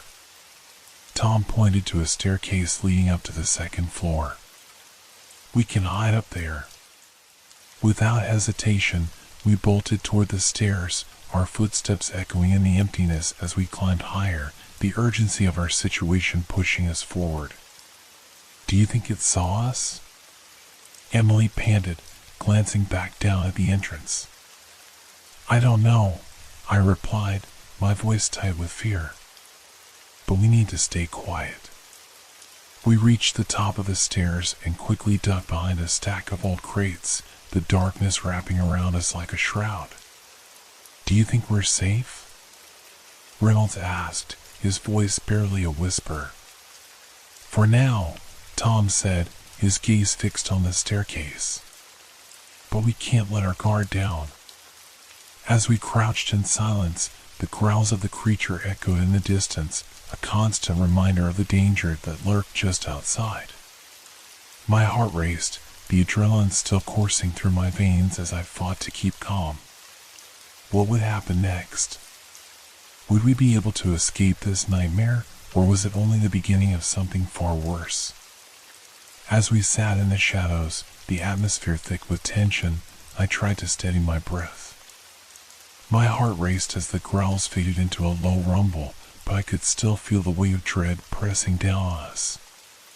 Each second felt like an eternity as we listened for any sign of movement, our ears straining against the silence. What if it finds us? Reynolds whispered, his voice shaking. I shot him a look, urging him to stay quiet. We can't think like that. We have to stay focused. Tom nodded, his jaw set in determination. We've made it this far. We just need to hold on a little longer. I pressed my back against the cold, rough wood of the crate, feeling the splinters digging into my skin. My mind raced with possibilities, trying to devise a plan, but fear clouded my thoughts. Suddenly, the sound of heavy footsteps echoed from below. My heart dropped as the reality of our situation hit me. The creature was searching for us, and we were trapped. It's coming, I whispered, my voice barely audible. Tom's eyes widened, and he leaned in closer, his breath shallow. We need to find a way out of here. I glanced around the dimly lit room, searching for any possible escape route. The windows were too high to reach, and the only door was behind us, leading directly to where the creature was lurking. Maybe we can climb to the roof? I suggested, desperation creeping into my voice. Good idea, Tom replied. If we can make it up there, we might be able to get a better view and find a way to escape. With renewed determination, we scrambled to our feet, inching our way along the wall toward the staircase leading to the roof. Each step felt like a gamble, the tension in the air thick enough to cut with a knife. As we approached the stairs, I paused, listening intently. The growling had stopped, replaced by an eerie silence that felt almost worse. My instinct screamed at me to be cautious. Where did it go? I murmured, glancing back at my friends. Maybe it lost our scent? Emily suggested, but her voice wavered, betraying her doubt. Let's move, Tom urged, and we carefully made our way up the stairs, the creaking of the wood beneath us echoing in the stillness. When we reached the top, I peered out through a small window, my heart racing as I scanned the surrounding rooftops. The city lay sprawled beneath us, the distant hum of traffic a stark contrast to the terror we had just escaped. There. I pointed to a nearby rooftop, just a short jump away. If we can get over there, we can find a way down. Let's do it, Tom replied, his eyes narrowed in concentration. We all took a moment to gather our courage before inching closer to the ledge. I could feel the adrenaline surging through my veins, heightening my senses. On 3, Tom said, glancing back at us. 1, 2, 3. We jumped together, the adrenaline pushing us through the air. I landed awkwardly, stumbling but managing to regain my balance. I turned to see Emily and Reynolds right behind me, their faces pale with fear but determined. "Quick," I urged, glancing back at the staircase we had just climbed. "We have to keep moving." We raced across the rooftop, the cold wind whipping through my hair as we moved. The adrenaline coursed through my veins, my heart pounding in my chest as I glanced back toward the warehouse. But there was no sign of the creature, and for a moment, I felt a flicker of hope. "Do you think we lost it?" Reynolds asked, glancing around nervously. "I don't know," I replied, my eyes darting around, scanning the rooftops for any sign of danger. "But we can't take any chances." We made our way to the edge of the building, where a rusty fire escape ladder dangled precariously. Tom reached for it, testing its stability before nodding for us to follow. "Let's go down and see if we can find a way back to the street," he instructed, his tone serious. As I climbed down the ladder, my heart raced with each step. I could feel the cool metal beneath my hands, the wind biting against my skin. I glanced down at the ground, the shadows stretching ominously beneath us. Finally, I reached the bottom, my feet landing on the ground with a thud. I turned to see the others following closely behind, their faces a mix of determination and fear. "Where to now?" Emily asked, glancing around at the darkened street. "There." Tom pointed down the alleyway. "If we can make it to the main road, we might be able to find a cab or something." We dashed down the alley, my heart pounding in my chest as I felt the shadows closing in around us. The fear of being pursued pushed us forward, the need to escape overwhelming. But as we reached the end of the alley, I stopped short, my breath catching in my throat. "There's nowhere to go," I whispered, panic rising within me. The street was deserted, the flickering streetlights casting long shadows that danced menacingly in the darkness. "Wait," Tom said, glancing around, trying to keep a level head. "There has to be a way out." I could feel my pulse racing, the fear gnawing at me. "What if it finds us?" "Then we fight," Tom replied, his voice steady. Suddenly, I heard a rustling sound behind us, and my heart dropped. "It's coming!" I shouted, turning to see the silhouette of the creature emerging from the shadows, its eyes glowing like coals in the night. "Run!" Tom yelled, and we took off down the street, the cold air stinging my lungs as I pushed myself to run faster. The creature let out a horrifying roar, its breath hot against my back as we raced into the unknown. I could feel the ground shaking beneath me as it chased us, the darkness closing in like a suffocating blanket. "Where do we go?" Emily cried, glancing over her shoulder as the creature surged closer. "Anywhere but here," I shouted, my mind racing as we sprinted down the street. Ahead, I could see the outline of a building, its windows dark and empty. "In there," I yelled, pointing to the entrance. We darted toward the building, desperate to escape the pursuing nightmare. As we reached the door, Tom slammed it shut behind us, the sound echoing in the silence. "Where are we?" I panted, glancing around the darkened interior. "It looks like an old office building," Tom said, scanning the area. "We need to find a place to hide." We crept through the dimly lit corridors, the sound of our footsteps echoing in the stillness. The air felt thick with tension, every shadow seeming to loom larger than life. "What if it finds us in here?" Emily whispered, her voice trembling.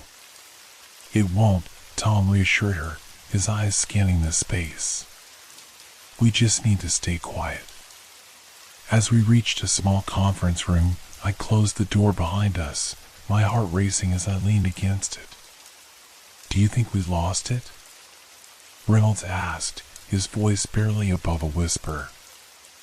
I hope so, I replied, my mind still racing. But deep down, I could feel the creature's presence, lurking just beyond the door, waiting for its moment to strike. The conference room was enveloped in an oppressive silence, the only sound the frantic beating of my heart. I glanced at my friends, their faces pale and strained with fear, and I knew we couldn't afford to linger here long. The tension was palpable, wrapping around us like a thick fog. Are we safe? Emily whispered, her voice trembling. I held my breath, listening intently for any sign of the creature outside. The silence stretched on, broken only by the distant hum of the city, but the air felt heavy with anticipation. For now, I finally replied, trying to sound more confident than I felt. We huddled together in the dimly lit room, the flickering fluorescent lights casting eerie shadows on the walls. My mind raced with questions. How had this happened? Why was it following us? Tom, ever the strategist, began pacing the room. We need a plan. We can't just sit here waiting for it to find us. What if it already knows we're in here? Reynolds replied, his eyes darting nervously around the room. I could feel the panic rising within me, threatening to spill over. We can't think like that. We have to stay focused and find a way out. Tom nodded, his brow furrowed in concentration. Okay. Let's see if there's another way out of this building. We need to find an exit that isn't the main door. We began searching the room, rifling through drawers and looking for any signs of an alternate escape route. Papers scattered across the floor as I pulled open a cabinet, my heart racing with each creak of the old furniture. Nothing here, I muttered, slamming the drawer shut. Reynolds glanced out the window, peering into the darkness. It's too dark to see anything, he said, disappointment creeping into his voice. We might not even be able to tell if it's out there. Let's keep looking, I urged, moving to the door. I placed my ear against the wood, straining to hear any signs of movement beyond. A cold shiver ran down my spine as I thought about the creature lurking outside. What if it was waiting for us to make a mistake? Suddenly, I heard a low growl, distant but unmistakable. I pulled back from the door, my breath catching in my throat. It's out there, I said, fear gripping me. Tom and Emily exchanged worried glances, and I could see the panic rising in Reynolds' eyes. What do we do? He whispered, his voice barely above a breath. We need to stay quiet, I instructed, forcing my voice to remain steady. If it knows we're here, we have to wait for the right moment to move. As the growling continued, the reality of our situation hit me hard. We were trapped in a building with a creature that seemed to know our every move.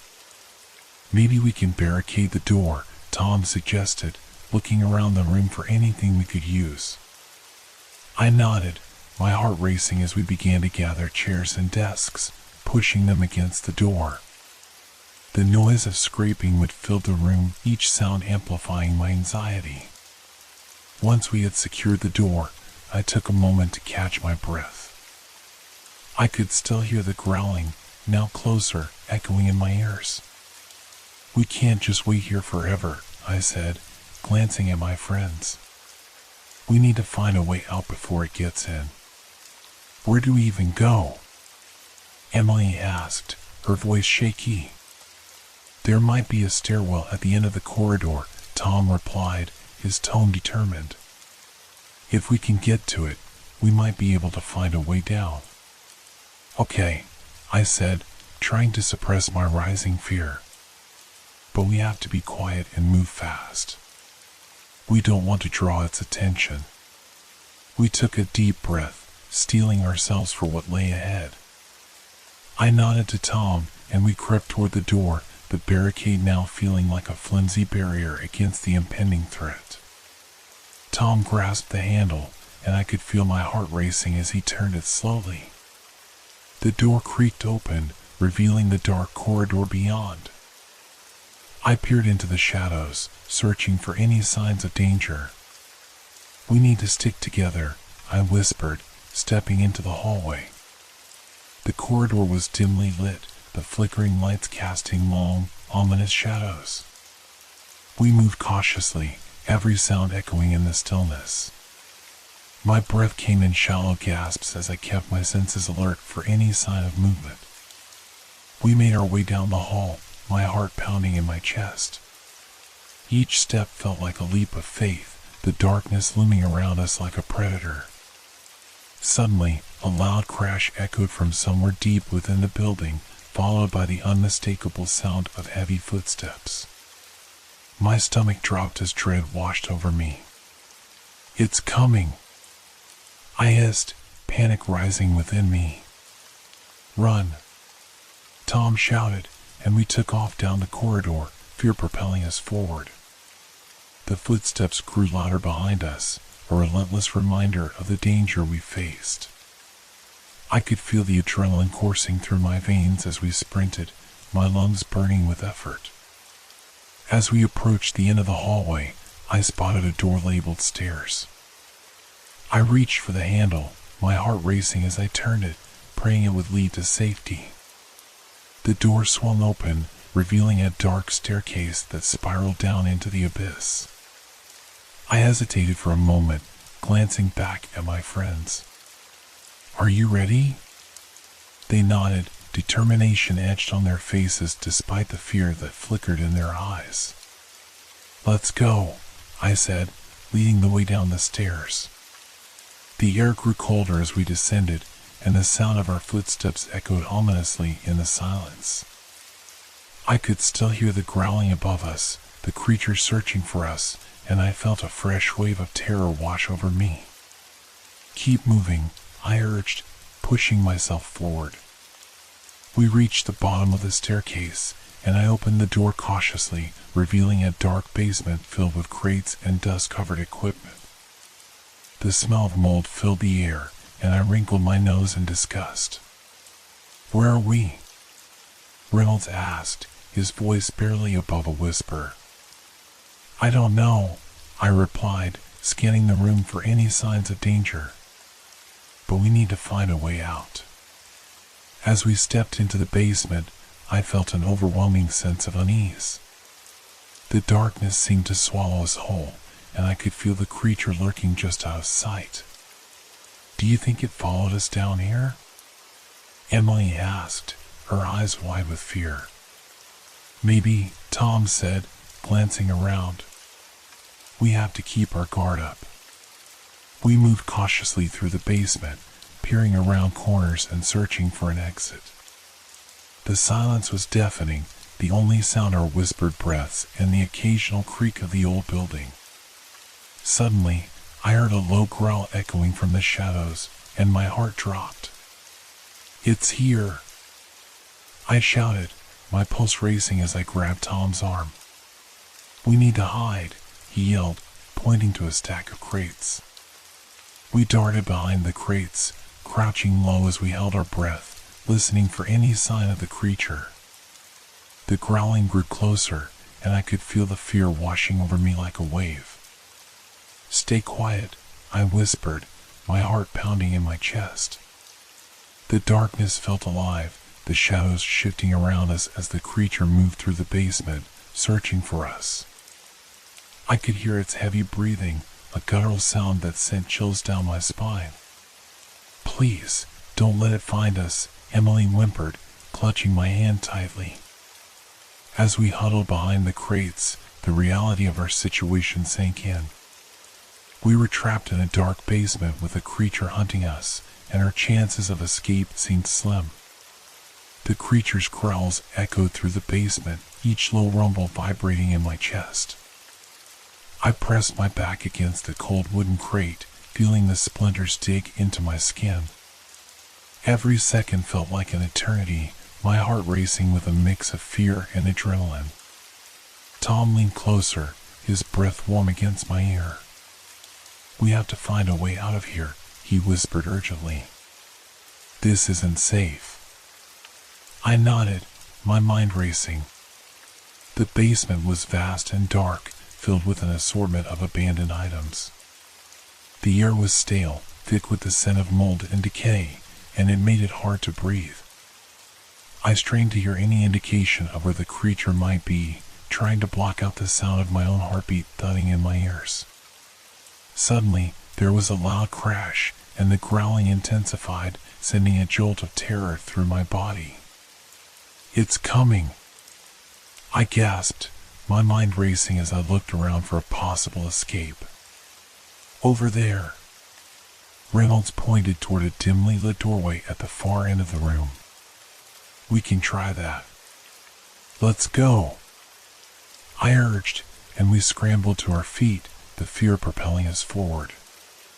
We dashed across the basement floor, ducking behind piles of crates and equipment, our eyes darting to the shadows for any sign of the creature. As we neared the doorway, I could feel the adrenaline pumping through my veins, each step heavy with the weight of our fear. Just as we reached the door, I heard the unmistakable sound of claws scraping against the concrete floor. My heart sank as I realized the creature was right behind us. Go! Go! Go!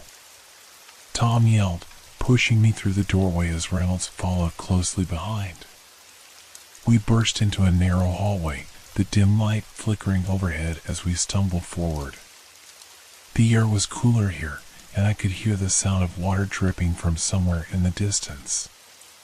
Where does this lead? Emily asked, panic in her voice. I don't know, I admitted, glancing back toward the door we had just come through. The growling was closer now, echoing ominously in the narrow space. But we can't stay here. As we moved further down the hallway, I felt an overwhelming sense of dread settle in my stomach. The walls were damp and crumbling, and I could feel the darkness closing in around us. Wait! Tom hissed, and we halted, pressing ourselves against the wall to catch our breath. We need to listen for it. I nodded, straining to hear any signs of the creature. The growling had quieted, and for a moment, all I could hear was the sound of our ragged breathing. Then, a heavy thud echoed behind us, and I felt my heart drop. It's coming, I whispered, fear clawing at my throat. Run! Tom shouted, and we took off down the hallway, our feet pounding against the concrete. As we sprinted, I could feel the weight of the creature's presence behind us, the air thick with danger. I glanced back for a split second, and my stomach twisted at the sight of a dark figure emerging from the shadows, its eyes glinting like shards of glass in the dim light. Faster! I screamed, pushing myself harder. We reached the end of the hallway, bursting through another door that led us into a small, cluttered room filled with old furniture and dusty boxes. We can hide here, I gasped, glancing around for a place to conceal ourselves. Behind that desk. Reynolds pointed, and we scrambled behind a large, battered desk, our hearts racing as we pressed ourselves against the cold wood. The door creaked open, and I held my breath, praying the creature wouldn't find us. The growling was now louder, reverberating off the walls and sending chills down my spine. I could see the shadows shifting in the doorway, the silhouette of the creature growing larger as it stepped inside. Its form was monstrous, a mass of dark fur and razor-sharp teeth glinting in the dim light.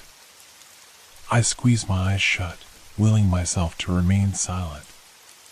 Please, I thought desperately, just go away. The creature sniffed the air, its breath heavy and rancid. I could feel the vibrations of its growls resonating in my chest, a primal sound that spoke of hunger and malice. Time felt suspended as we huddled together in fear, every second stretching out into an eternity. I could sense its presence in the room, lurking just beyond the desk, and my heart raced at the thought of being discovered. Suddenly, The creature let out a low snarl, and I felt a rush of cold air as it turned, its attention drawn away from us. My heart pounded wildly in my chest, and I dared to peek out from behind the desk. To my horror, I saw it moving toward a pile of boxes in the corner, its claws scraping against the floor as it investigated. "Now's our chance," I whispered, my voice barely audible. "Where do we go?" Emily asked, her eyes wide with fear. "Out the window." Tom pointed to a small, grimy window at the back of the room. "We can climb out and escape." I nodded, and we slowly crept toward the window, trying to remain as quiet as possible. The creature was still preoccupied with the boxes, and I hoped we could make it out without being noticed. As I reached the window, I struggled to push it open, the rusty hinges creaking ominously. "Hurry!" I urged, my heart racing as I looked back to see the creature shifting its attention back toward us. Finally, the window gave way, and I climbed through, my legs dangling as I looked back at my friends. "Go!" I whispered urgently. One by one, they climbed through the window, and I could feel the weight of the creature's gaze on us. The last thing I saw before I dropped down was the creature's glowing eyes locking onto mine, a predatory glint sending a jolt of terror through me. I fell into the cool night air, landing on the grass outside with a thud. I quickly rolled to my feet, glancing around to make sure we were still hidden. Did we lose it? Reynolds panted, looking around nervously. "I don't know," I said, my heart still racing. "We need to move, now." We took off running into the night, the darkness swallowing us whole as we fled from the creature that had been hunting us. My mind was a whirlwind of fear and adrenaline, each step carrying us further from the nightmare that lurked behind us. We dashed through the overgrown grass, the moonlight filtering through the branches above us, casting eerie shadows across our path. Each rustle of leaves sent a shiver down my spine, my senses heightened by the adrenaline still coursing through my veins. The fear of the creature lurked just beneath the surface, a constant reminder of how close we had come to disaster. "Where do we go?" Emily gasped, trying to catch her breath as we stumbled into a clearing. "Toward the streetlights," Tom shouted, pointing toward the distant glow of the main road. "We'll be safer there." I nodded, glancing back over my shoulder, half expecting to see the creature emerge from the shadows. But the darkness remained still, yet every sound felt amplified, a cacophony of nature that seemed to mock our fear. We ran, our feet pounding against the uneven ground, breathless with panic. As we neared the street, the comforting glow of the streetlights began to illuminate our path, but the sense of safety was fleeting. The world felt too quiet, as if it were holding its breath, waiting for something to happen. Finally, we reached the edge of the road, collapsing onto the sidewalk in a tangle of limbs, gasping for air. The warmth of the streetlight felt like a beacon of hope, its golden glow pushing back the darkness that had nearly consumed us. "What was that thing?" Reynolds panted, leaning against the lamppost as he tried to regain his breath. "I don't know," I admitted, my heart still racing. But it was real, and it was hunting us. Emily glanced at me, her face pale. "What if it follows us? What if it knows where we are?" I shivered at the thought. "We can't stay here. We need to find somewhere safe." Just as I spoke, a deep growl echoed from the woods behind us, sending a chill down my spine. The noise was unmistakable. The creature was still nearby. "Run!" I screamed, and we leaped to our feet, sprinting down the road as fast as our legs would carry us. We raced past houses, their darkened windows watching us like empty eyes. I felt an overwhelming urge to turn back, to see if the creature was truly behind us, but I resisted. I couldn't let fear control me now. After what felt like an eternity, we spotted a small convenience store up ahead, its neon sign flickering like a guiding light. "In there!" Tom shouted, pointing toward the entrance. We burst through the door, the jingling bell above us signaling our arrival. The shop was dimly lit, and the shelves were stocked with snacks and drinks, but the place felt eerily deserted. "Is anyone here?" I called out, my voice echoing in the stillness. No answer. Just the sound of our heavy breathing filling the air. "Lock the door," Reynolds urged, glancing nervously at the windows. I hurried to the door, fumbling with the lock as I looked out into the night. "Do you think it can come in here?" Emily asked, her voice trembling. "I don't know," I replied, turning the lock with a shaky hand. "But we need to be ready." Once the door was secured, we huddled together near the counter, our eyes darting to the windows. The shop felt claustrophobic, the walls closing in as we waited for the inevitable. "What do we do now?" Tom asked, his voice low. "Do we call for help?" Reynolds suggested, but I shook my head. We can't draw attention to ourselves. If that thing is out there, we don't want it to know where we are. The weight of the situation pressed down on us, a suffocating blanket of fear. The quiet was maddening, and I could feel my mind racing with possibilities. What if we just wait it out? Emily whispered. "Maybe it will leave. Or maybe it's waiting for us to make a mistake," I replied, my voice barely above a whisper.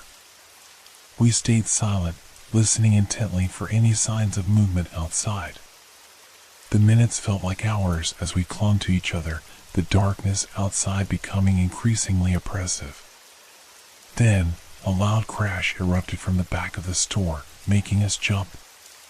"What was that?" Tom shouted, his eyes wide with terror. "I don't know," I replied, heart pounding. "Stay quiet." We moved toward the source of the sound, creeping slowly through the aisles, the tension thickening the air. I felt a sense of dread pooling in my stomach, each step bringing us closer to the unknown. As we neared the back of the store, I could hear faint noises, scraping sounds mixed with low growls. My skin prickled, and I glanced at my friends, their faces mirroring my fear. "Do you think it's in here?" Reynolds whispered, his voice shaking. "I don't know," I replied, my heart racing. "But we can't just stand here." We edged closer to the back room, where the sounds were coming from, the dim light barely illuminating the door. The scratching continued, growing more frantic. "On the count of 3, I said, steeling myself for whatever lay ahead. 1, 2, 3. We flung open the door, our hearts at our throats. What we found inside was beyond anything we could have imagined. The room was empty except for a single, shattered display case. Shards of glass lay scattered across the floor, glinting menacingly in the light. And in the far corner, a pair of glowing eyes stared back at us, unblinking and predatory. "Oh God," Emily gasped, stepping back. The creature was crouched low, its body tense and ready to pounce. It was unlike anything I had ever seen, massive and grotesque, a twisted blend of fur and shadow, with teeth that gleamed like daggers. "Run!" I shouted, and we stumbled backward, scrambling to get out of the room. The creature lunged forward, its growl echoing through the store as it charged at us. We dashed past it, narrowly avoiding its claws as it swiped at the air. "We need to get out," Tom yelled, and we raced back toward the front of the store, the growls of the creature chasing us. The door felt like a lifeline as we approached, and I pushed it open with all my strength. We burst into the cool night air, adrenaline fueling our flight as we sprinted away from the store. I could feel the creature's presence behind us, a shadow lurking just out of sight. We didn't stop running until we reached a nearby park, the bright lights of the street lamps offering a brief reprieve from the darkness. Did we lose it? Reynolds panted, leaning against a tree, his face pale and drawn. I don't know, I replied, glancing back toward the store. The world felt too quiet, the fear of the creature still fresh in our minds. But then, just beyond the edge of the park, I saw a figure emerge from the shadows, a dark silhouette with glowing eyes. No! I screamed, and we turned to flee once more, knowing that this nightmare was far from over. Panic surged through me as I led the charge, the heavy thud of our footsteps echoing against the pavement. The streetlights flickered, casting long, wavering shadows that seemed to stretch toward us, reaching out like gnarled fingers. The fear of the creature loomed over us, palpable and suffocating, its presence haunting every corner of my mind. Where do we go? Emily gasped, her breath ragged, eyes darting around as if the darkness itself would spring to life. Back to the main road, I shouted, trying to keep my voice steady despite the fear creeping into my chest. The distant sound of traffic hummed like a siren's call, a promise of safety that felt miles away. As we dashed toward the road, I risked a glance over my shoulder. The creature was still following, its form blending into the shadows, but those glowing eyes remained, fixated on us with an intensity that froze my blood. I stumbled, nearly losing my footing, and my heart raced in sync with the adrenaline pumping through my veins. We finally reached the main road, where the lights were brighter, casting away the suffocating darkness that had chased us. I could hear the faint hum of passing cars, their headlights piercing through the night, illuminating the world in fleeting moments of safety. Keep running, I urged, my voice barely more than a frantic whisper as we crossed the street, heading toward a cluster of buildings. A small diner stood nearby, its neon sign flickering in and out like a heartbeat. Will they let us in? Tom asked, desperation creeping into his voice. They have to. We can't stay out here, I replied, forcing my legs to move faster, willing myself not to think about the creature that might be closing in on us. We sprinted toward the diner, pushing through the glass door just as a loud growl erupted behind us, vibrating through the air like a warning. The bell above the door jingled as we burst inside, and the warm glow of the interior felt like an embrace, pulling us from the cold, unforgiving night. The diner was nearly empty, save for a tired waitress who looked up from the counter, her expression shifting from curiosity to alarm as she saw the fear in her eyes. Call the police, I shouted, panting heavily as we rushed to the counter, the shadows of the night still clinging to us. Are you kids okay? She asked, her voice tinged with concern. What's going on? Please, just call the police, Emily begged, her voice trembling. All right. Just take a seat, she said, glancing nervously at the door as if expecting something to come crashing through at any moment. We huddled in a booth, hearts racing, eyes glued to the entrance. The diner's atmosphere felt almost surreal, a stark contrast to the chaos we had just escaped. The hum of the neon lights, the distant clatter of dishes, and the smell of coffee brewing somehow felt both comforting and terrifying. Minutes passed like hours, each tick of the clock amplifying our anxiety. The waitress picked up the phone, her fingers trembling as she dialed. I watched her, willing her to hurry, to bring help before the shadows outside found us again. Hello? Yes, I need to report an emergency, she said, her voice steady despite the fear etched on her face. I leaned closer to my friends, whispering urgently, we need to come up with a plan. If that thing finds us, we can't just wait for help. Tom nodded, his eyes wide with fear. What if we go up the back? There might be a way to escape. No, I said, shaking my head. We can't just run blindly into the night. We have to be smart about this. Just then, the door swung open and a gust of cold wind rushed into the diner, the bell above jingling loudly. We all turned, hearts in our throats, but it was only a couple of late-night customers who walked in, oblivious to the tension that enveloped us. Let's just sit tight for now, Reynolds said, glancing nervously at the door. If the creature is outside, we'll be safer in here. The waitress hung up the phone, her expression grave. They're on their way, but it'll take a few minutes, she said, her voice steady but her eyes betraying her fear. As she spoke, another low growl echoed from outside, sending chills down my spine. The sound reverberated through the diner, and my heart sank. The creature was still out there, still hunting. Do you think it can get in here? Emily whispered, her voice trembling as she glanced toward the glass door. I don't know, I admitted, panic creeping back into my chest. But we can't let it see us. I leaned closer to the table, whispering fiercely. If it comes in, we need to find something to defend ourselves. We can't just let it.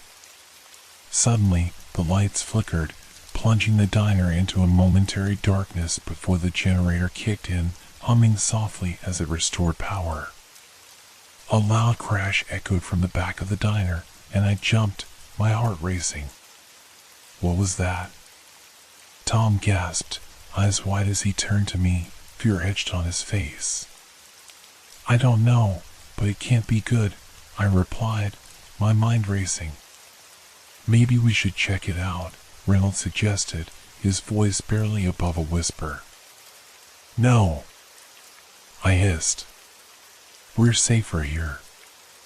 We just need to wait for the police.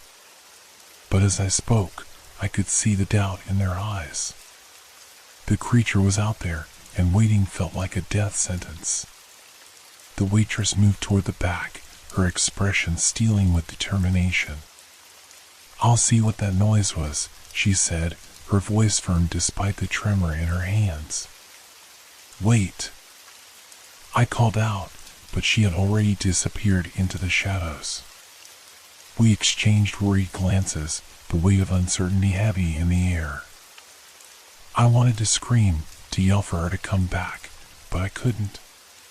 The fear of the creature loomed larger than ever.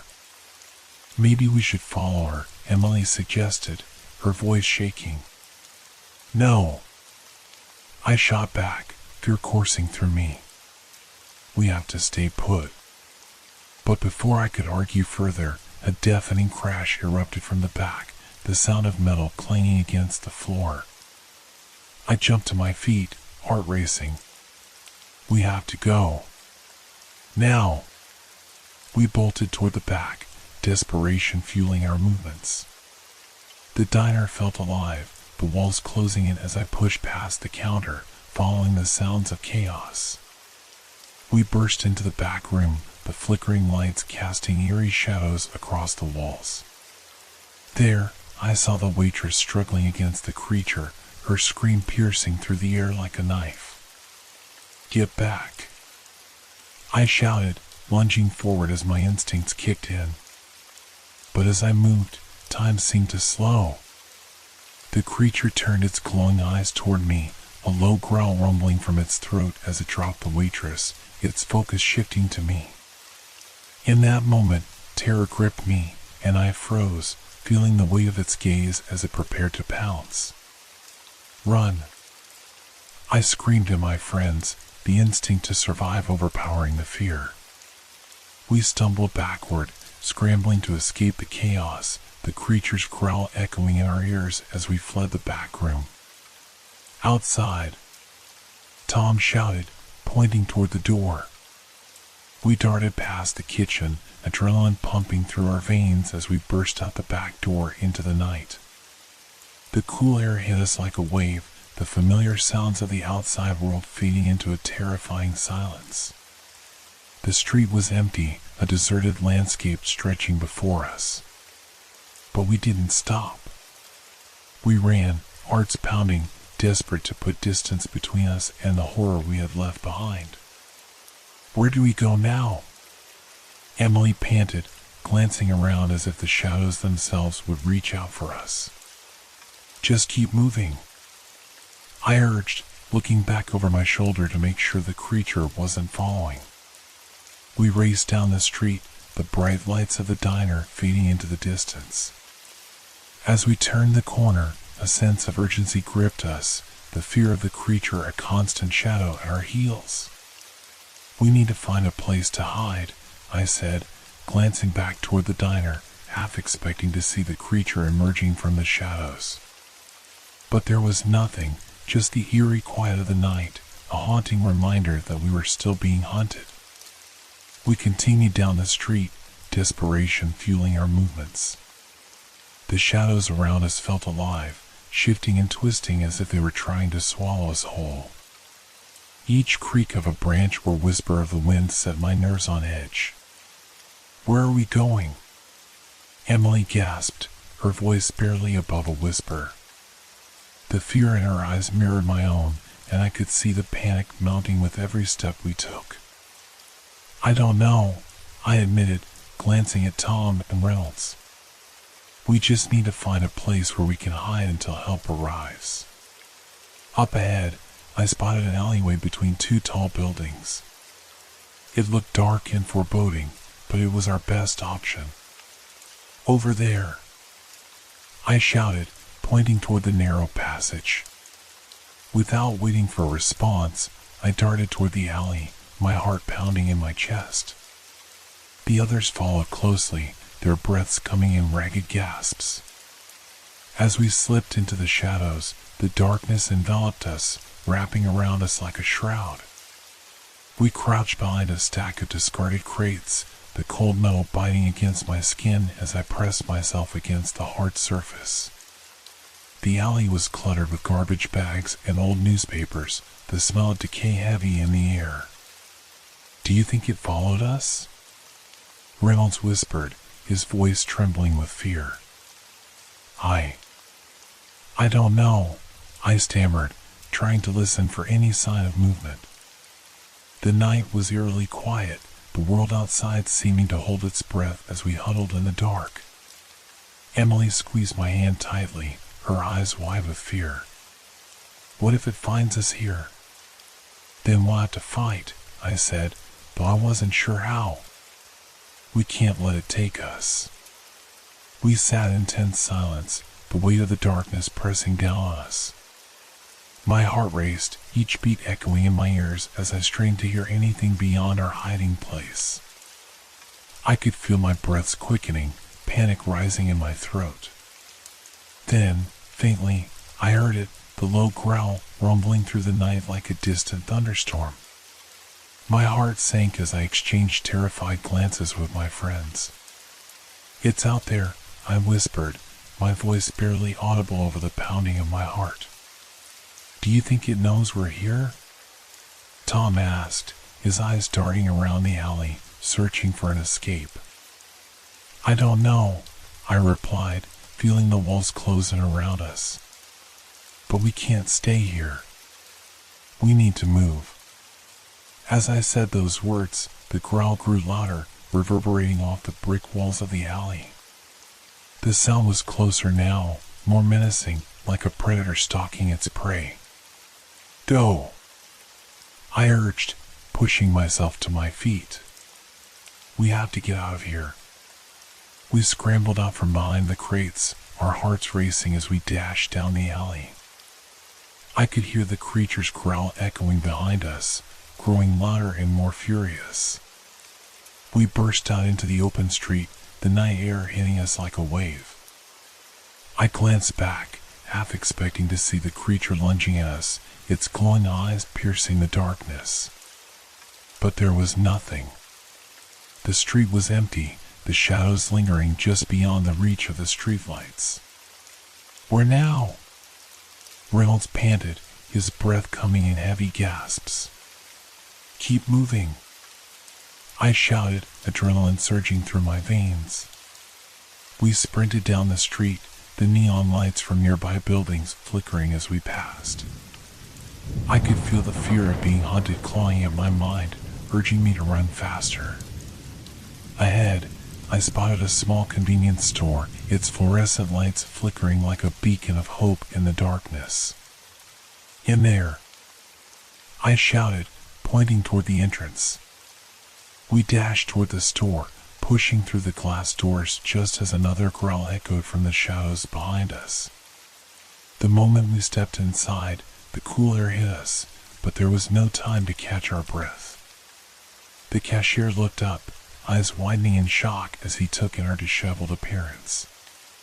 "What's going on?" he demanded, clearly alarmed.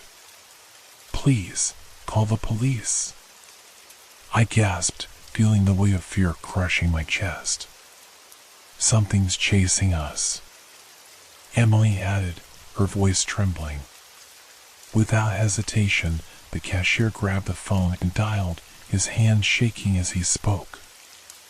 As we stood there, panting and wide-eyed, I glanced toward the entrance.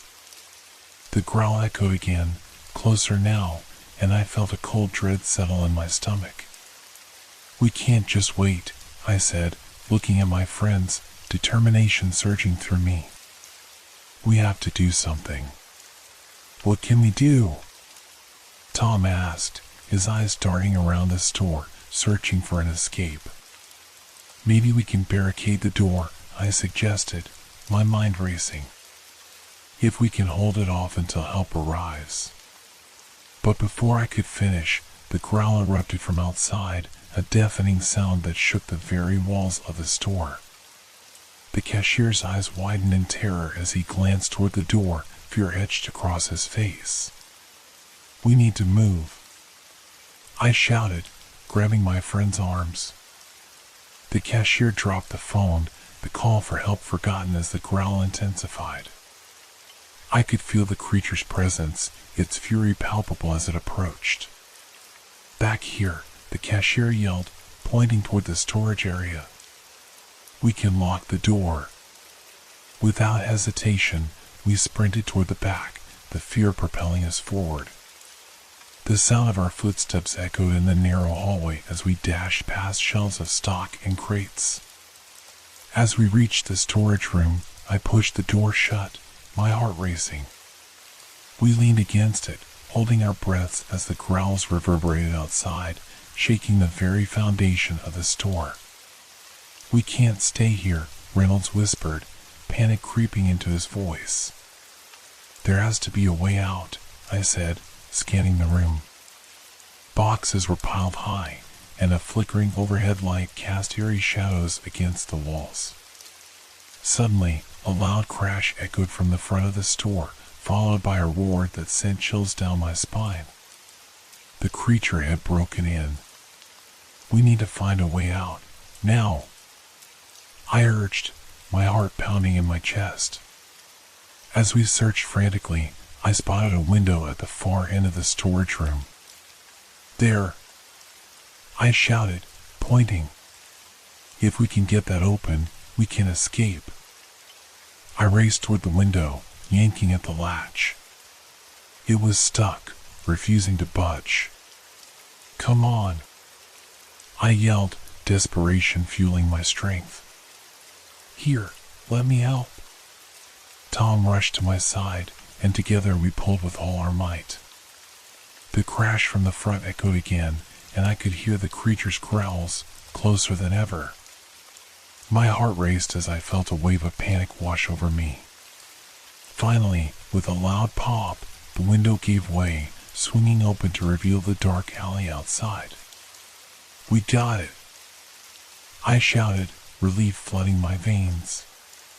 "Go, go," I urged, climbing through the window. I dropped to the ground, glancing back to see Emily and Reynolds following. Just as Tom was about to jump, another crash sounded from the front of the store, and the creature roared. I could see its silhouette in the doorway, a monstrous figure framed against the flickering lights. "Jump!" I shouted, panic surging through me as I reached out for him. Tom leaped through the window, landing beside me just as the creature had lunged into the storage room. We scrambled to our feet and bolted down the alley, the fear of being caught driving us forward. The growl echoed behind us, and I could feel the heat of its breath on my back. "Faster!" I shouted, my legs pumping as we raced away from the store, the adrenaline surging through us like fire. The darkness closed in around us, but I pushed it aside, focusing on the sound of my friend's footsteps pounding against the pavement. We were alive, but for how long? "Where do we go now?" Emily gasped, her face pale as we turned another corner. "Keep moving," I yelled, my voice hoarse. "Just keep running." We sprinted through the empty streets, the creature's growl fading behind us. But even as we ran, I knew it wasn't over. The night was far from safe, and the shadows still lurked, waiting for the moment we would falter. The night air was thick with tension as we stumbled through the winding streets, adrenaline still coursing through our veins. Every shadow felt alive, shifting and swaying as if the darkness itself was taunting us. My mind raced, recalling the creature's growl echoing through the convenience store, an unmistakable sign that we weren't safe yet. "Where are we going?" Emily panted, her voice laced with panic. "I don't know," I replied, my heart pounding. "We just need to keep moving. We can't let it catch us." Reynolds, lagging behind, looked over his shoulder nervously. "Do you think it's still following us?" "I can't risk it." "We need to find somewhere to hide," I said, my voice trembling. "Somewhere we can figure out what to do next." As we rounded another corner, a flicker of light caught my eye. I squinted, focusing on a small diner at the end of the street, its neon sign buzzing intermittently. "There!" I shouted, pointing toward the diner. "We can hide in there." We hurried toward the entrance, pushing through the glass door, which chimed softly as we entered. The diner was dimly lit, the smell of fried food and stale coffee hanging in the air. A few patrons sat scattered around, their faces a mix of curiosity and concern as they noticed our frantic entrance. "Can I help you?" the waitress asked, her brow furrowed. "Please," I gasped, "we need to call the police. Something's after us." Her expression shifted from concern to confusion, and I could see her hesitate. "What do you mean?" "Just, please, call," I urged, glancing over my shoulder as if expecting the creature to burst through the door at any moment. Without another word, she reached for the phone behind the counter and dialed. I turned to my friends, urging them to take a seat in the farthest booth, hoping the shadows would shield us. "Stay low," I instructed, sinking into the vinyl seat beside Emily. We watched anxiously as the waitress spoke into the receiver, her voice muffled and calm despite the chaos we felt. But my heart raced with dread. I knew that even if the police were called, it might be too late. "Is anyone hurt?" she asked, her eyes darting toward us. "No," I said quickly. "We just need help." Suddenly, the door swung open, and the night air rushed in, carrying with it an unsettling chill. I turned, my breath catching in my throat. A tall figure stood silhouetted against the dim light outside. My heart raced as I struggled to see the details of the person. Was it human? Or something else? "Is that it?" Emily whispered, clutching my arm. "I don't know," I replied, my voice barely above a whisper. The figure stepped into the diner, and I felt my blood run cold. It was a man, but there was something off about him. His eyes glinted in the dim light, and he moved with an unnatural grace. "Evening, folks," he said, his voice smooth and unsettling. "What's got you all worked up?" My heart pounded in my chest as I glanced at Reynolds, who looked equally confused. "We're fine," I said quickly, trying to sound more composed than I felt. But the man wasn't looking at me. He had locked his gaze on Emily, a strange smile playing on his lips. "You shouldn't be out here alone at this hour," he said, stepping closer to our booth. I felt a surge of protectiveness wash over me. "We're not alone," I snapped, my voice firm. "Of course," he replied, still grinning, but there was something predatory in his eyes. "But the night has its secrets. It can be dangerous." The waitress hung up the phone and looked worriedly at the man. "You need to leave," she said, her voice trembling. "Why?" he asked, feigning innocence. "I'm just having a friendly chat." I could see the tension in the room rising, the other patrons shifting uneasily in their seats. My instinct screamed at me to get out. "Let's go," I whispered to my friends, nudging Emily. But before we could make a move, the man leaned closer, his smile widening. "You shouldn't run. It makes it more fun."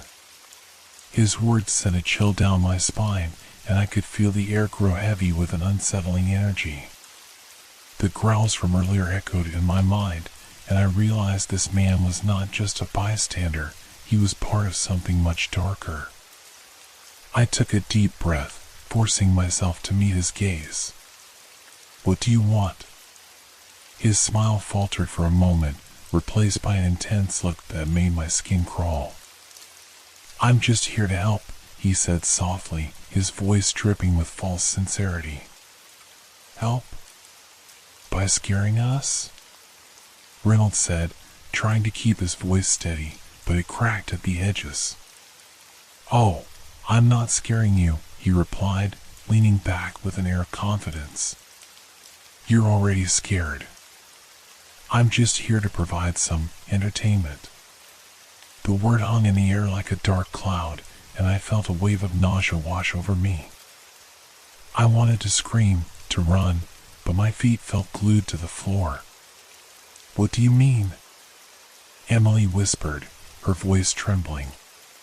The man chuckled softly, the sound chilling my blood. "You see, the night isn't just dark, it's alive.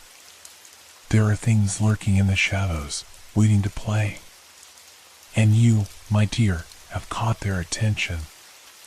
My heart raced as I glanced at the exit.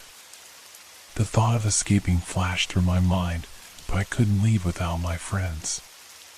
Suddenly, the front door swung open again, and a police officer stepped inside. Relief flooded through me as I saw the badge gleaming on his chest. "There you are," he exclaimed, looking directly at us. "We've been searching for you." But the man's demeanor shifted instantly. "Oh, but they're just fine," he said, his voice smooth as silk. "They were just sharing some delightful stories." The officer narrowed his eyes, glancing back and forth between us and the stranger. "What's going on here?" Before anyone could respond, the diner's lights flickered violently, plunging us into darkness. Panic erupted as screams filled the air, and I felt the ground shake beneath me. The shadows seemed to stretch and twist, pulling the light from the room. "Get down!" I shouted, instinctively grabbing Emily's arm as we hit the floor. The officer shouted for everyone to stay calm, but his voice was lost in the chaos. I could hear the growls returning, echoing in the darkness, reverberating through my bones. I pressed my back against the booth, my heart racing as I looked around frantically for an escape. In the swirling darkness, I felt a presence. The creature was here, lurking among us. "What is happening?" Emily screamed, her voice filled with terror. "Stay close," I yelled, gripping her hand tightly. The lights flickered back to life, revealing the man standing tall, his smile wider than before. "Welcome to the game," he said, his eyes glinting with malice. I felt the world tilt beneath me, and I knew then that we were trapped in a nightmare, one that had only just begun. The lights flickered back to life, illuminating the diner with a harsh, blaring brightness. The man stood before us, an unsettling figure against the backdrop of confusion and fear. The waitress clutched the counter, her eyes wide with panic.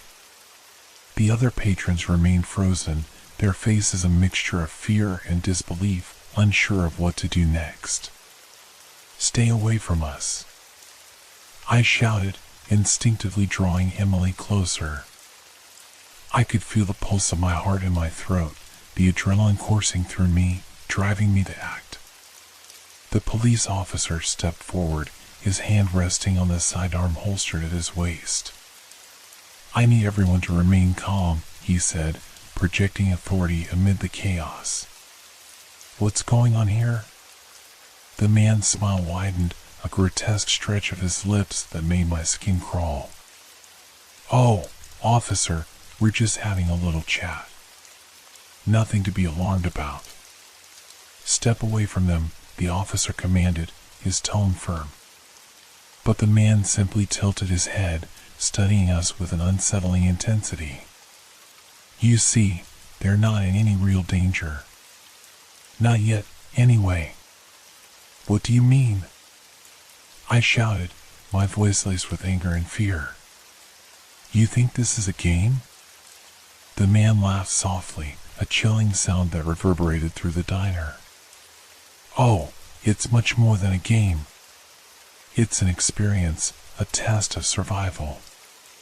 And I must say, you three are the perfect candidates." "Candidates for what?" Reynolds interjected, trying to mask his fear with bravado. "For the hunt, of course," the man replied, his voice dripping with malice. "The night has chosen you, and you will play your part." I felt a cold sweat break out along my brow. "What are you talking about?" I demanded, my voice trembling. Just then, the lights flickered again, plunging the diner back into darkness. This time, the shadows felt different, heavier, alive with an unspoken threat.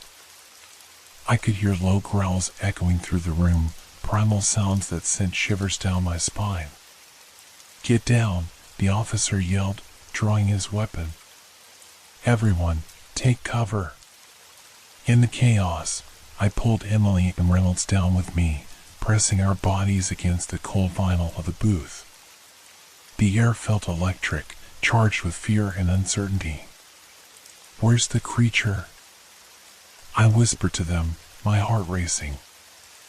"I don't know," Emily replied, her voice barely a murmur, panic etching itself into her features. Moments felt like hours as we huddled together, listening to the chaos unfold around us. The growling intensified, reverberating off the diner walls, and I could sense something looming just beyond our sight. Suddenly, the lights flickered back on, and we found ourselves surrounded by an eerie calm. The man stood in the same spot, still grinning, as if he hadn't moved an inch. The other patrons remained frozen, their expressions blank as if caught in a trance. "Welcome back," he said, his voice smooth and welcoming. "Now, where were we?" The officer's eyes darted between the patrons, clearly bewildered. "What is happening here? Are you all right?" But the man waved a dismissive hand. "They're fine. They're merely observers, witnesses to the unfolding story." "What story?" Reynolds asked, his voice shaky. "The one where you discover the truth about yourselves," the man replied, his eyes glinting in the light. "You see, fear is a powerful teacher, and tonight, you learn its lessons well." Before I could respond, the door swung open again, slamming against the wall with a deafening crash. A gust of cold air swept through the diner, causing the lights to flicker violently. The growling returned, louder this time, echoing through the walls like a chorus of sinister whispers. "Run!" the officer shouted, finally grasping the gravity of the situation. He lunged toward the door, but the man laughed, his voice echoing in the sudden stillness. "Where will you run to?" he taunted, stepping aside to reveal the entrance shrouded in darkness. "The night is hungry, and it will find you." The officer faltered, glancing back at us, his expression shifting from determination to despair. "Everyone, stay together. We need to." But before he could finish, the lights went out completely, leaving us engulfed in blackness. I felt the weight of the darkness pressing down, an almost tangible force wrapping around me. "Emily, hold on to me," I shouted, grasping for her hand in the dark. I could hear her breath quicken as fear surged through her. "I can't see anything. Just stay close," I replied, fighting to keep my voice steady. A loud crash echoed from somewhere in the diner, followed by the sound of scraping metal. I felt my heart racing as I strained to hear through the enveloping silence, the growls now a mere whisper against the walls of my mind. Then, without warning, the lights flickered back on, revealing a scene that left my blood running cold. The officer lay on the floor, his weapon sprawled beside him, and the man stood above him, his face twisted with delight. "You see," the man said, his voice smooth and mocking. "The hunt has begun." I felt my stomach churn as reality crashed around me, the weight of dread settling like a heavy blanket. The fear coursed through my veins, igniting every survival instinct I had. "Run!" I shouted, breaking through the shock. "Get out of here!" In an instant, Emily and Reynolds sprang to their feet, and we darted toward the back of the diner. I could hear the man's laughter following us, echoing in the dark corners of the room like a haunting melody. "Where are you going?" he called, his voice almost playful. "The fun is just starting." As we reached the kitchen door, I glanced back, my heart pounding in my chest. The officer struggled to rise, but the man's shadow loomed over him, the growls rising again, low and menacing. "We have to help him," Reynolds yelled, but I shook my head, adrenaline surging through me. "No, we can't." With one last look, we pushed through the door, the sound of chaos behind us. We stumbled into the narrow alleyway behind the diner, gasping for breath as we hit the cold, unforgiving ground. "Where do we go now?" Emily panted, her eyes wide with fear. "We need to find somewhere to hide," I said, scanning the shadows around us. The night felt alive, the darkness stretching out like a predator waiting to pounce. In the distance, the familiar sound of sirens wailed, and I felt a flicker of hope. "Maybe help is on the way," I said, though my voice trembled with doubt. But before we could gather our thoughts, the growling returned, louder than before, echoing from the entrance of the alley. I turned, my heart racing, and saw the dark figure emerge from the shadows, moving with a fluid grace that made my skin crawl. "Where are you going?" the man taunted, stepping forward. "You can't escape the night." The realization hit me hard. The hunt was far from over. The man's voice dripped with malevolence, echoing off the damp alley walls. I could feel Emily and Reynolds tense beside me, their breaths shallow and rapid. The figure stepped into the faint light from a flickering street lamp, revealing a smile that was both charming and sinister. "Don't be scared," he said, almost mockingly, as if he reveled in our terror. "This is just the beginning." Instinct kicked in, and without thinking, I grabbed Emily's hand and yanked her toward the far end of the alley. We have to go now, I shouted, adrenaline fueling my movements. We bolted down the narrow path, the sound of our footsteps echoing loudly in the silence, mingling with the distant sirens. The darkness felt alive, wrapping around us like a shroud, and I could feel the shadows crawling along my skin as if they wanted to pull me back into the abyss. Behind us, the man laughed, a sound that sent a jolt of fear through me. You really think you can outrun me? This isn't a game, my friends. This is survival. The alley opened up onto a street, but the sight of the deserted pavement was no comfort. It felt like we were trapped in a surreal nightmare, the world outside eerily still. Streetlights flickered ominously, casting long, jagged shadows that danced across the ground. We can't stay here, Reynolds yelled, glancing back as the man's figure faded into the dark. He's coming. Over there. I pointed to a nearby building, a small convenience store that appeared to be closed for the night. We can hide in there. We sprinted toward the entrance, the sound of our feet pounding against the concrete echoing in the stillness. As we reached the door, I shoved it open, the bell above jingling eerily in the night. Inside, the air was thick with dust and the faint scent of stale snacks. The dim light cast long shadows across the aisles, making it hard to discern where to hide. I quickly ushered Emily and Reynolds to the back, hoping the shelves would provide some cover. Shoo! I hissed, pressing a finger to my lips. We need to be quiet. We crouched behind a shelf stacked with cans of soup, our breaths coming in quick, terrified gasps. The shadows around us felt thick, almost suffocating, and I could hear my heartbeat pounding in my ears. I can't believe this is happening, Emily whispered, her voice shaking. What does he want? I don't know, I replied, trying to keep my voice steady. But we have to figure out a way to escape. Suddenly, a loud crash echoed from the front of the store, followed by the unmistakable sound of heavy footsteps approaching. My heart dropped as tread settled in my stomach. Did you hear that? Reynolds whispered, his eyes wide with fear. Yes, I breathed, trying to keep my voice low. Stay still.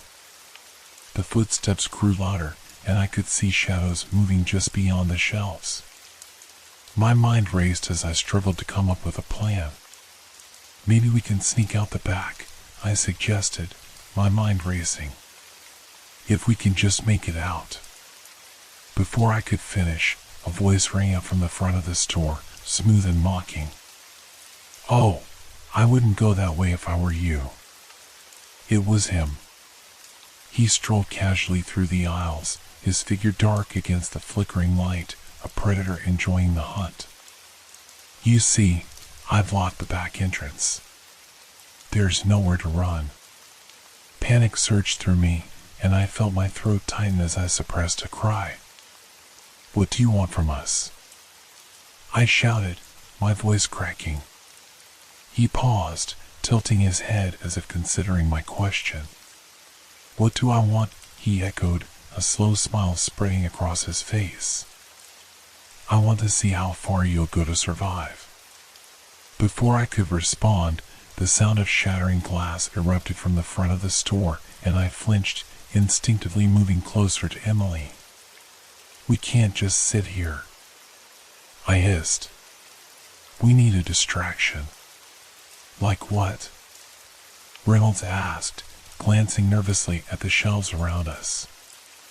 Anything, I whispered, my mind racing. If we can create a diversion, maybe we can slip out while he's distracted. Emily's eyes darted around the store, and then she spotted a small display of snacks. What if we make a noise? I can throw something. Do it, I urged, trying to suppress my rising anxiety. Emily grabbed a bag of chips from the shelf and, with a quick nod, hurled it toward the front of the store.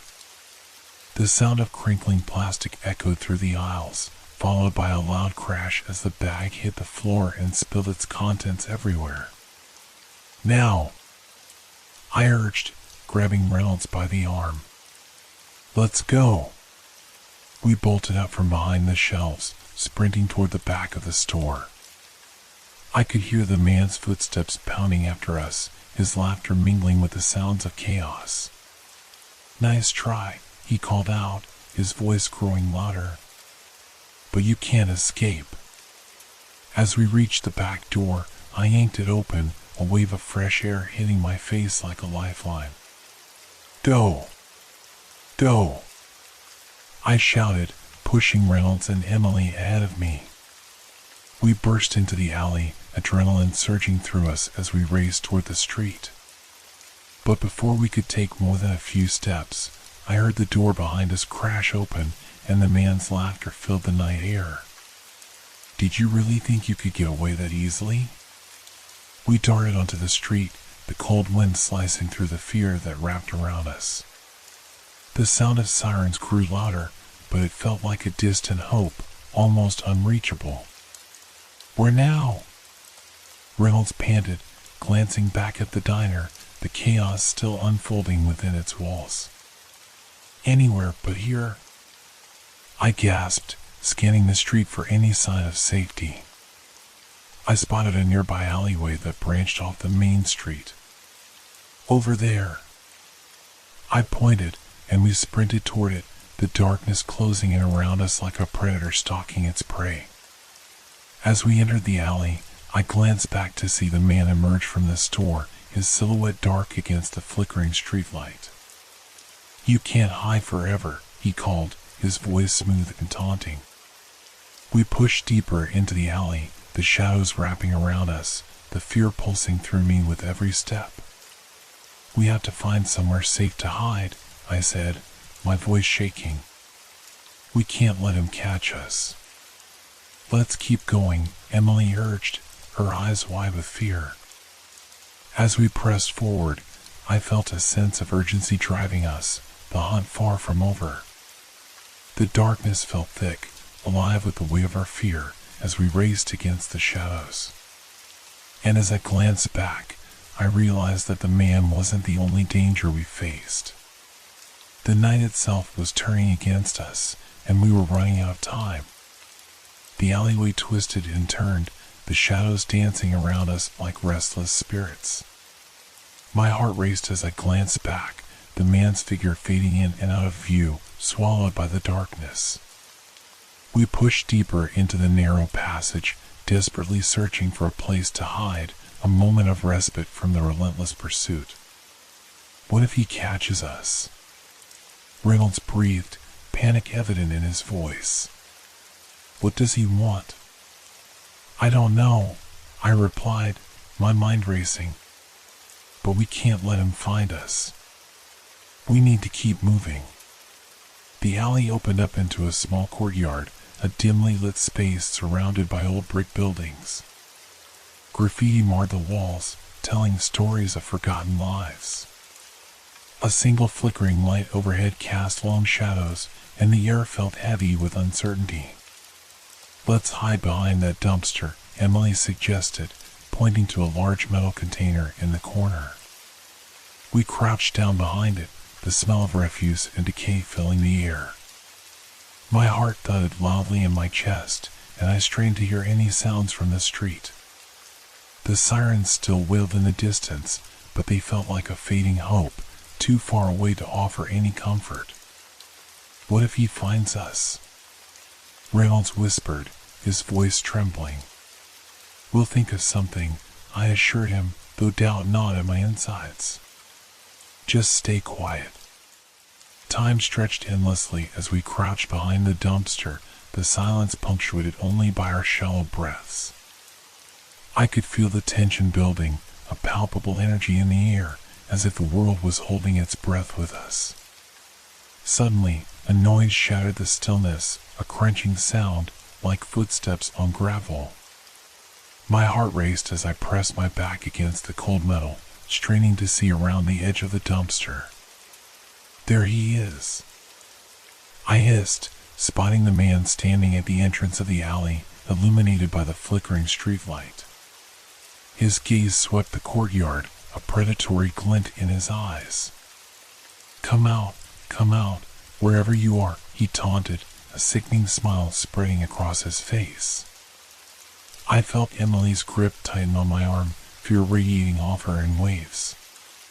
The man took a step forward, his silhouette sharp against the light, and I instinctively held my breath, praying he wouldn't spot us. He turned slowly, his eyes scanning the area, searching for any sign of movement. The shadows around us felt thicker, almost as if they were conspiring to conceal our presence. "Are you really going to hide?" he called out, his voice dripping with sarcasm. "I promise it'll be much more fun if you come out." "Maybe we should make a run for it," Reynolds whispered urgently. "No," I said, my voice firm but low. "We have to stay quiet. If he doesn't see us, maybe he'll leave." He stepped further into the courtyard, the flickering light casting eerie shadows on his face, accentuating the malevolence in his expression. "I know you're here," he said, his tone playful, as if we were engaged in a twisted game. "You can't hide forever. I'll find you." My heart raced as I felt the weight of his gaze, an instinctual urge to flee surging through me. I glanced at Emily and Reynolds, their faces pale, and I knew we had to act soon. Suddenly, the man turned sharply, his eyes narrowing as if he had caught a glimpse of something moving. I held my breath, the silence stretching as he focused on a shadow near the far wall. "Is someone there?" he called, stepping closer, his grin widening. I could feel my heart pounding in my throat, and I fought the urge to bolt from our hiding spot. This wasn't just a game, it felt like a predator toying with its prey, and we were at the mercy of his whims. Then, in a moment of desperate clarity, I made a decision. "We have to create a distraction," I whispered urgently to Emily and Reynolds. "We can't just sit here and wait for him to find us." "What do you have in mind?" Emily asked, her voice trembling. I glanced around the courtyard, searching for anything we could use. My eyes landed on a pile of empty bottles near the corner, remnants of a long-forgotten party. "If we can throw something to create noise." "Okay, but we need to be quick," Reynolds said, nodding. I motioned for them to stay put and carefully crept toward the bottles, my heart racing with every step.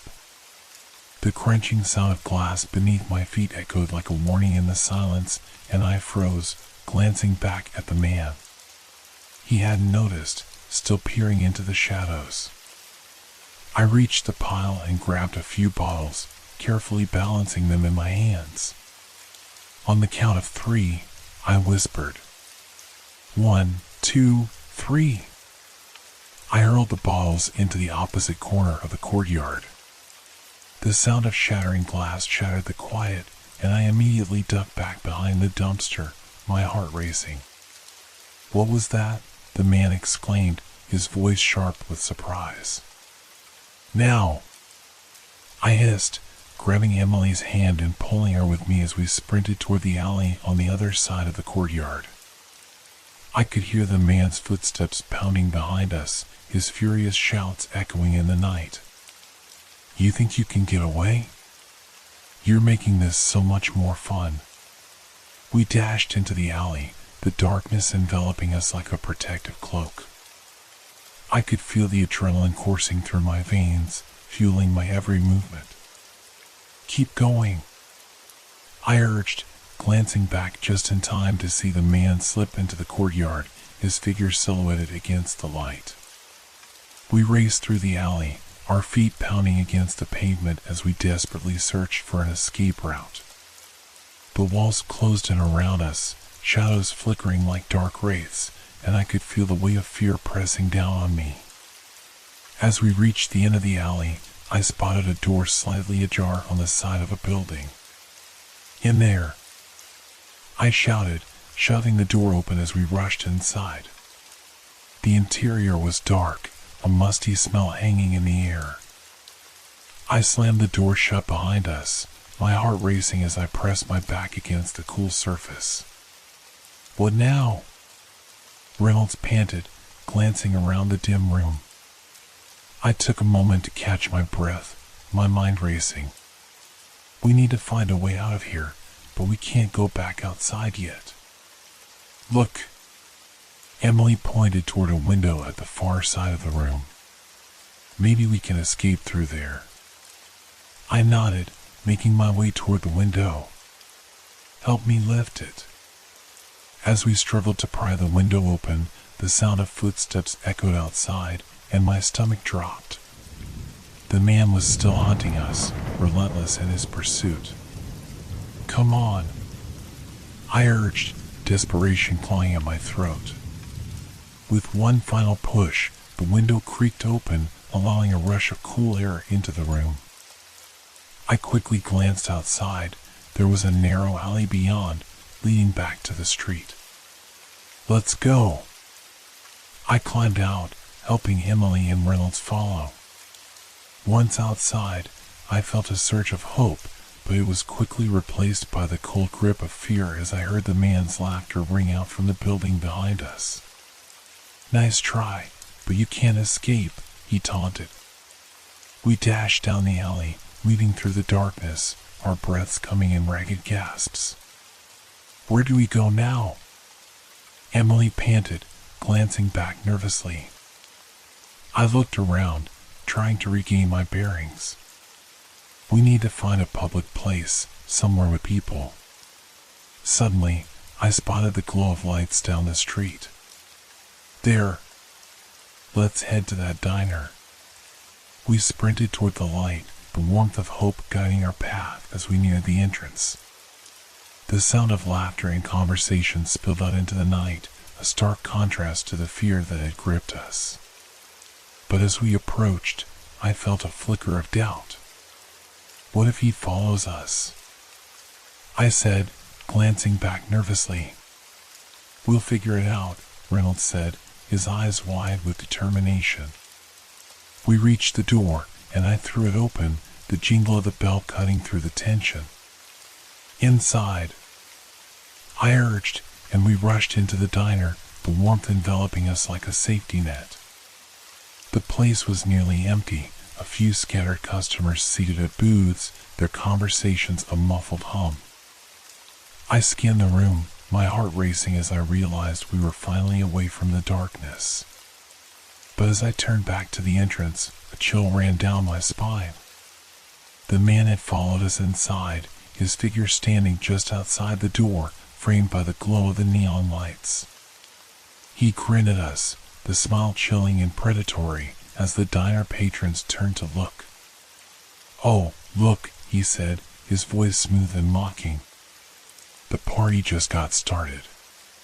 The atmosphere in the diner shifted, a tangible wave of tension washing over the room.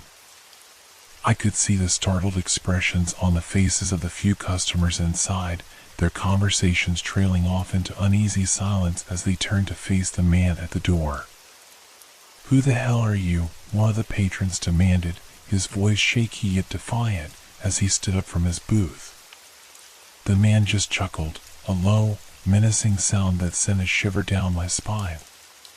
"Just a friend looking for my lost companions," he replied, his gaze flicking from me to Emily and Reynolds, a predatory glint in his eyes. "Stay back," I shouted, my voice trembling but filled with a newfound resolve. I stepped slightly in front of Emily and Reynolds, instinctively protecting them.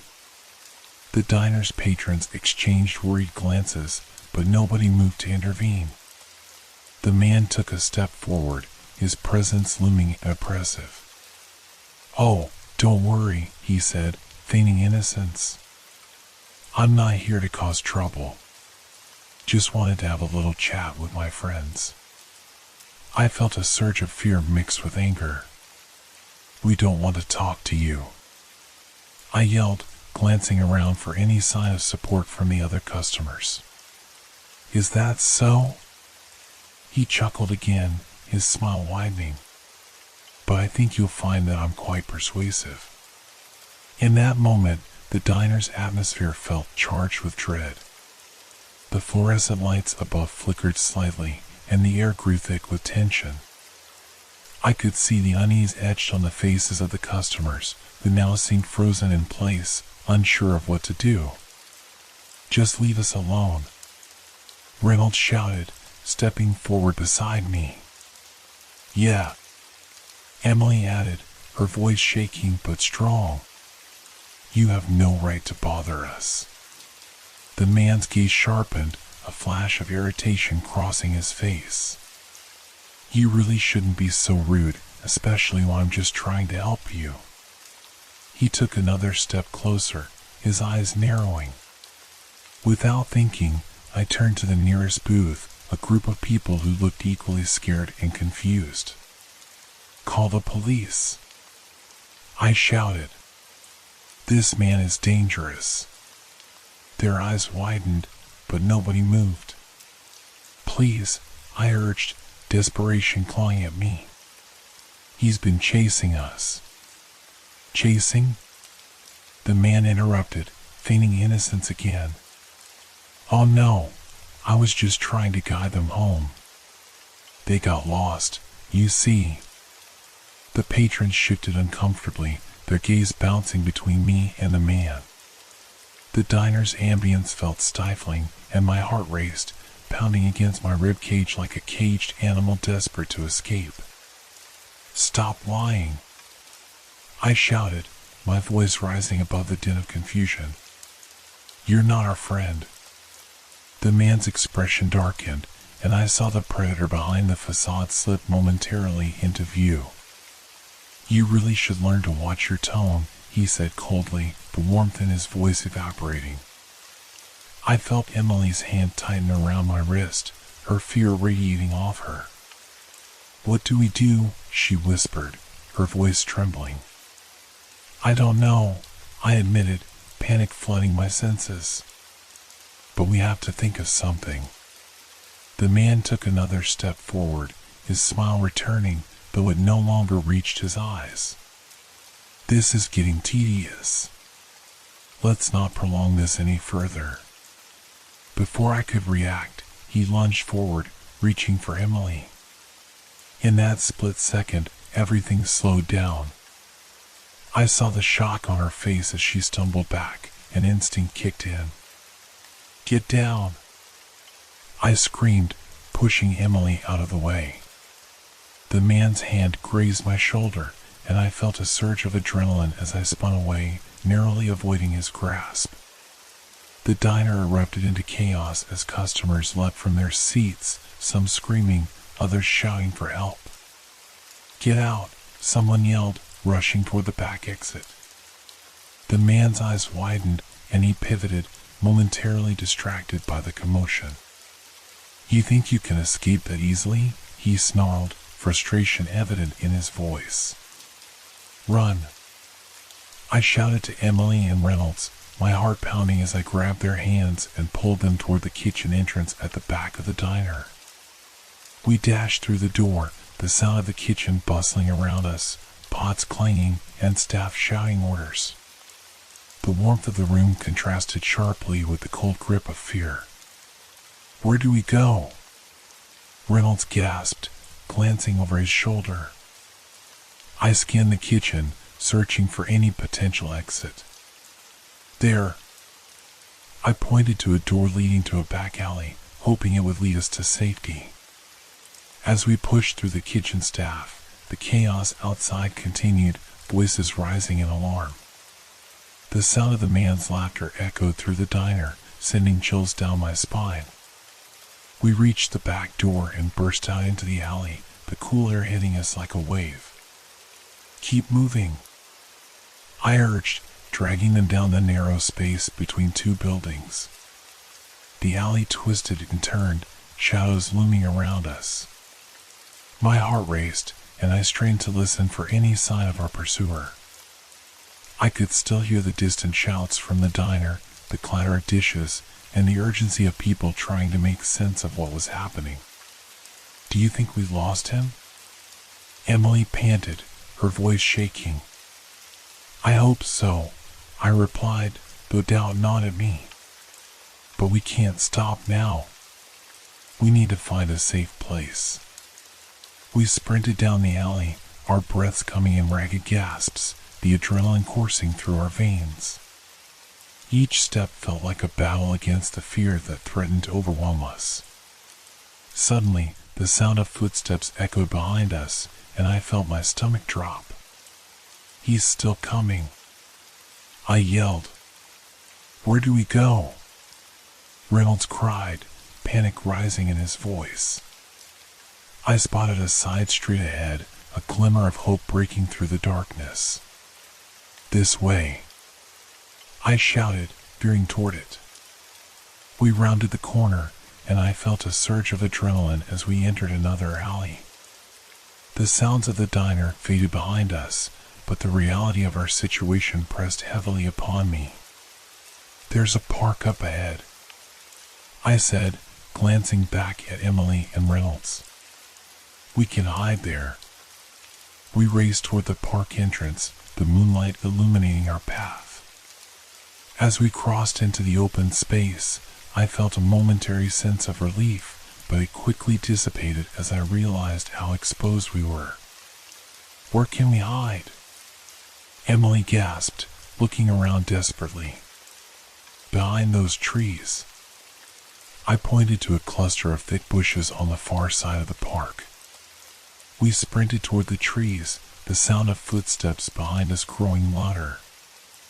I glanced back, my heart racing, and saw the man stepping into the park, his expression a mix of amusement and annoyance. "Seriously, this is becoming boring," he called out, his voice echoing through the night. "Just give up already." I ducked behind the trees, my breath hitching in my throat as I crouched down, motioning for Emily and Reynolds to do the same. "Please, let him not see us," I whispered, my heart pounding in my ears. The moon cast eerie shadows across the ground as I strained to hear the man's footsteps. I could see him moving through the park, a dark figure against the backdrop of the night. He was close, too close. "Where are you?" he called out mockingly, his voice cutting through the silence. I held my breath, my heart racing as I tried to remain as still as possible.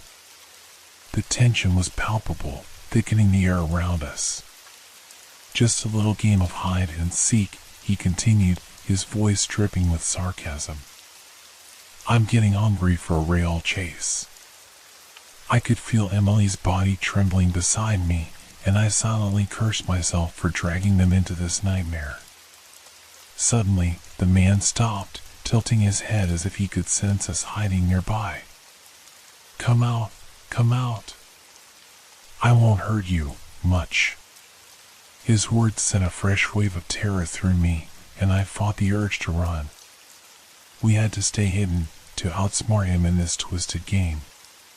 "Please, just stay quiet," I whispered to Emily and Reynolds, my heart pounding. The man took a few steps closer, peering into the shadows. "You think you can outsmart me? I can smell your fear from a mile away." My mind raced, searching for any possible escape route. "We need to find a way out of here," I urged quietly. "If we can just wait until he's distracted." Just then, a loud crash echoed through the park.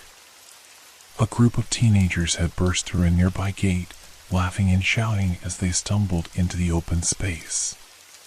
The man's attention snapped toward the noise, and I felt a flicker of hope.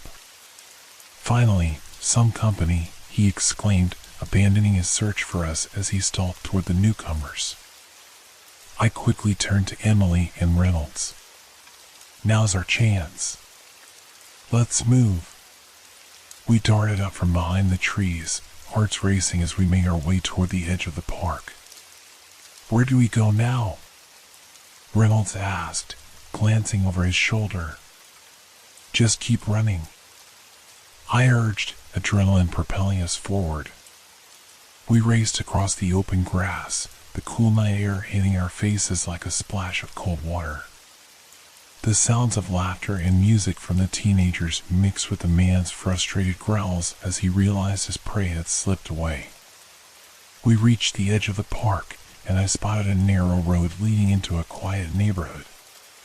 "This way," I shouted, veering off the grass and onto the asphalt. As we sprinted down the road, the streetlights flickered above us, casting long shadows that danced menacingly on the pavement.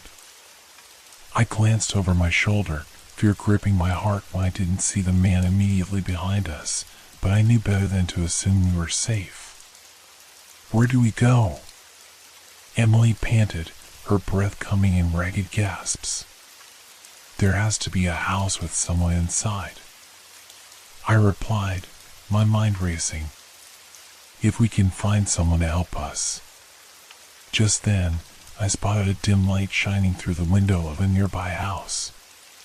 "That one." I pointed. The three of us sprinted toward the house, desperation fueling our every step. My heart raced as I approached the front door, pounding loudly against my rib cage. I knocked frantically, praying that someone would answer. "Please, open up," I yelled, my voice hoarse with fear. I could hear the faint sound of footsteps inside, and my hopes soared. A moment later, the door creaked open, revealing an older woman with a concerned expression. "What's going on?" she asked, her eyes darting between us. "Please, we need help. There's a man chasing us," I pleaded, practically begging. Without hesitation, she opened the door wider. "Come in." Quickly. We rushed inside, the warmth of the home enveloping us like a blanket. The woman shut the door firmly behind us, locking it with trembling hands. "Who is this man?" she asked, her voice quivering slightly as she looked us over. I opened my mouth to explain, but before I could, the sound of heavy footsteps echoed from outside, followed by a loud bang against the door. My heart dropped. "He's here." The woman's eyes widened in fear as she glanced back at the door. "What do we do?" "Get away from the door," I shouted, instinctively pushing Emily and Reynolds behind me. Another loud bang rattled the door, followed by the man's voice, low and mocking. "I can smell you in there. Come out and play." Panic surged through me, and I frantically scanned the small living room for any potential escape route. There was a back door leading to a hallway, and I gestured toward it. "We have to get to the back of the house." The woman hesitated, clearly torn between fear and instinct to protect her home. "But what if he gets in? Please, just trust me," I urged, my voice desperate. The woman nodded slowly, her resolve strengthening as the man outside continued to pound on the door, his laughter echoing through the walls. "All right, go." We dashed down the hallway, my heart racing as we reached the back door. I paused, glancing back to ensure the woman was following us. "Hurry!" She came behind us, her face pale with fear. "What now?" "Outside," I said, flinging open the door and stepping into the backyard. The yard was small and dark, illuminated only by the faint glow of the streetlights filtering through the trees. We had no time to waste. I gestured for the others to follow as we made our way to the side of the house, where a tall fence stood. "We can climb over," I said, my mind racing. "Are you crazy?" Reynolds exclaimed, looking back at the noise coming from the front of the house. "He'll see us. We don't have a choice." I shot back, glancing over my shoulder as the man's laughter grew louder, more derisive. The woman stood frozen, her hands clasped together in fear. "I don't think we can outrun him." "We'll have to try," I said, desperation flooding my voice. "Climb," One by one, we scrambled up the wooden fence, my hands shaking as I hoisted myself over. I landed on the other side, barely catching my balance before turning to help the others. "Hurry!" I urged, my heart racing as I heard the front door finally give way, the sound of splintering wood echoing through the air. The man stepped into the backyard, his eyes gleaming with dark amusement as he scanned the area. "Nowhere to run, my little friends," he called out, his voice mocking and chilling. Emily and Reynolds climbed over the fence, and I grabbed Emily's hand, pulling her toward the next street. "Run!" I shouted, adrenaline coursing through my veins as we dashed down the sidewalk, my heart pounding in time with my frantic steps. We turned down a side street, hoping to lose him in the maze of residential houses. The night was eerily quiet except for the sound of our heavy breathing and the distant laughter of people who remained blissfully unaware of the horror we were fleeing. "Which way?" Reynolds gasped, his eyes darting around nervously.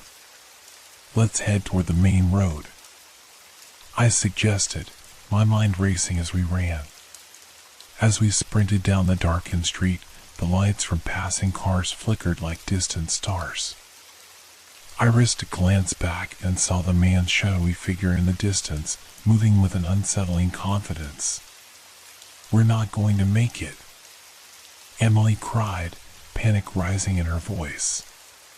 "We will," I insisted, though fear crept into my heart. "We just need to find a safe place." Just then, I spotted a convenience store up ahead, its bright neon sign glowing like a beacon in the dark. "There!" I pointed, a flicker of hope igniting within me. We sprinted toward the store, bursting through the glass doors as the chime rang above us. The clerk behind the counter looked up, confusion etched on his face. "What's going on?" he asked, his eyes widening as he took in our disheveled appearance. "Please, we need help. There's a man chasing us," I shouted, urgency lacing my voice. The clerk hesitated for a moment, then glanced at the door just as the man approached, his silhouette looming in the dim light outside. "Get behind the counter," the clerk instructed, panic lacing his tone. Without a second thought, we ducked down, squeezing in behind the register. I held my breath, straining to hear the man's footsteps as they drew closer. "Let me in," he called, his voice laced with dark amusement. "I know you're in there." The clerk's hands trembled as he grabbed his phone, dialing for help. "I'm calling the police." "Good idea," I whispered, my heart racing. The man continued to pound on the door, the sound reverberating through the store. "You can't hide from me," he taunted. The tension in the air was suffocating, and I pressed my back against the cool metal of the counter, trying to steady my breath. "Please hurry," I whispered to the clerk, my heart racing as the man's voice grew more impatient. Suddenly, the lights flickered, casting eerie shadows across the store. "You think you can escape me?" the man yelled, his voice growing more furious. Just then, the door burst open, and the man stormed inside, his eyes scanning the store with predatory intensity. "Where are you?" he demanded, a cruel smile on his lips. "Stay quiet," I hissed to Emily and Reynolds, my heart pounding as we watched him stride further into the store, the clerk backing away, panic etched on his face. "Get out," the clerk shouted, his voice filled with desperation. "Leave them alone." The man chuckled, a dark, chilling sound that sent a wave of terror through me. "You really think you can protect them? You don't know what you're dealing with." I felt my breath catch in my throat, my heart racing as I realized we were cornered. "Where are you hiding?" the man taunted, moving closer to the counter. With every passing moment, my fear intensified, and I felt a surge of desperation.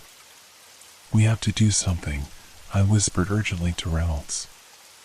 He nodded, his eyes wide with fear. But what? The man suddenly turned toward the counter, his gaze locking onto ours as if he could sense our presence.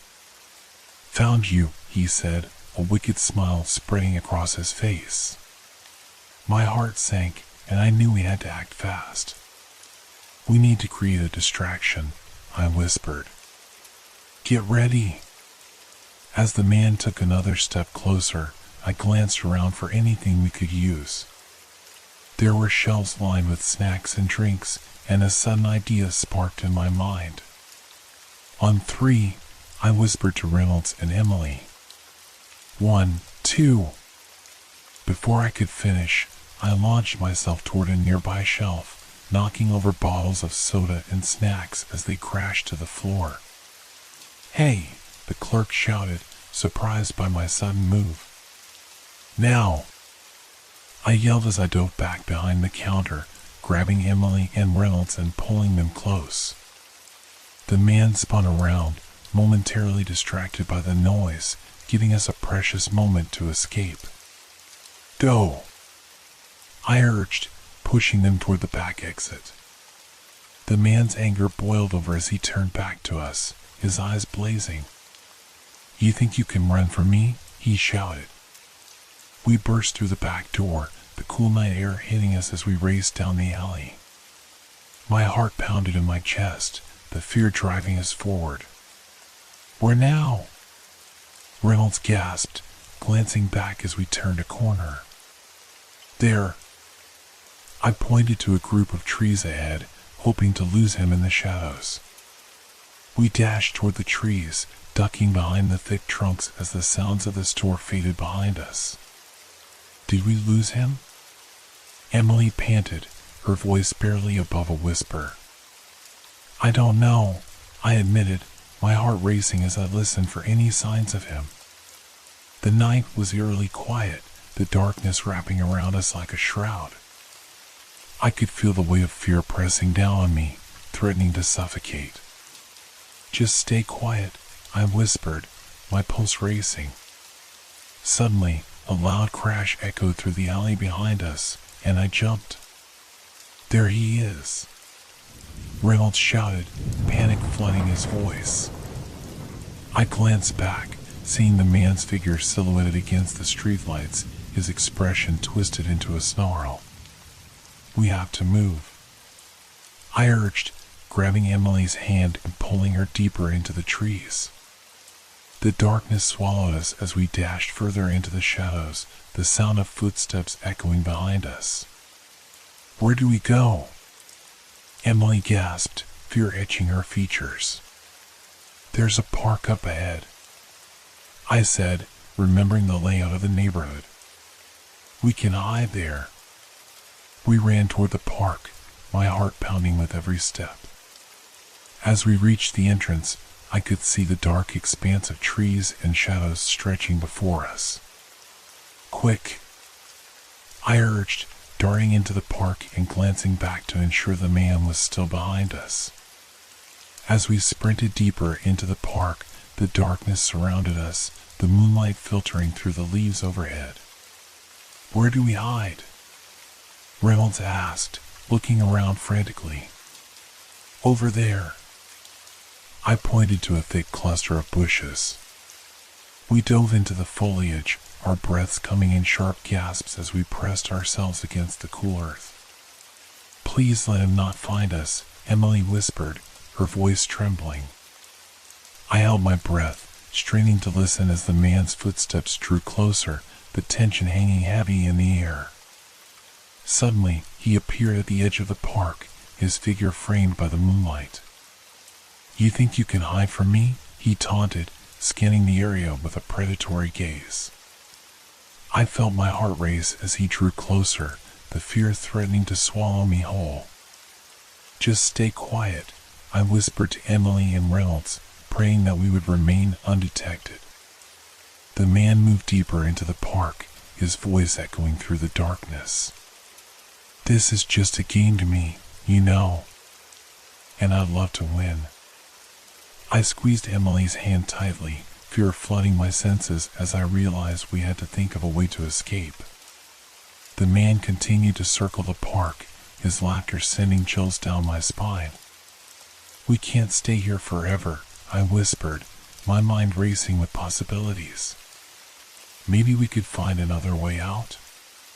Reynolds suggested, glancing around nervously. I nodded, searching the area for any potential escape routes. There has to be a way to get out of here.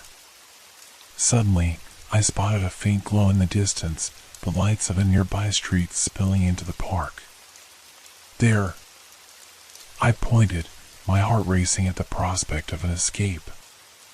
But just then, the man's voice cut through the darkness. "You think you can run away that easily?" I froze, dread washing over me as I realized he had spotted us. "Run!" I yelled, adrenaline surging as I took off toward the light, dragging Emily and Reynolds behind me. We sprinted through the trees, branches scratching against my skin as I pushed through, my heart pounding wildly in my chest. The man's footsteps echoed behind us, his laughter ringing in my ears like a sinister melody. "You can't escape." We burst through the trees and onto the street, the headlights of passing cars illuminating the night. "Over here!" I shouted, pointing to a nearby building. We dashed toward the entrance of a nearby convenience store, praying for safety. As we reached the door, I glanced back to see the man emerging from the shadows, his expression twisted into a cruel smile. "Nowhere to run," he shouted, his voice echoing in the night. With a surge of adrenaline, we pushed through the doors, the sound of the bell ringing above us. The clerk looked up in surprise as we stumbled inside, our breaths coming in frantic gasps. "What's happening?" "Lock the door!" I shouted, my voice filled with urgency. The clerk's eyes widened, and he quickly bolted the door just as the man reached the entrance, a wicked smile playing on his lips. "You think that will keep me out?" he taunted, pressing his palm against the glass. "Please, call the police." I urged the clerk, my heart racing. He grabbed his phone and dialed frantically, his hand shaking as he spoke into the receiver. "We need help. There's a man chasing these kids." I turned to Emily and Reynolds, my heart pounding in my chest. "We have to find a place to hide," I whispered. The man outside laughed, the sound echoing through the store. "You can't hide from me forever."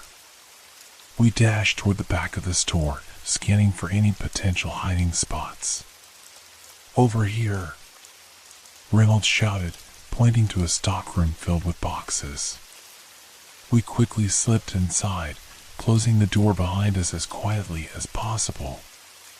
The stockroom was dimly lit, the air thick with the scent of cardboard and stale snacks. "Do you think he saw us?" Emily whispered, her voice barely audible. "I don't know," I admitted, my heart racing. "But we have to stay quiet." We huddled together, the sound of the man's footsteps echoing outside. I could hear him taunting the clerk, demanding to know where we had gone.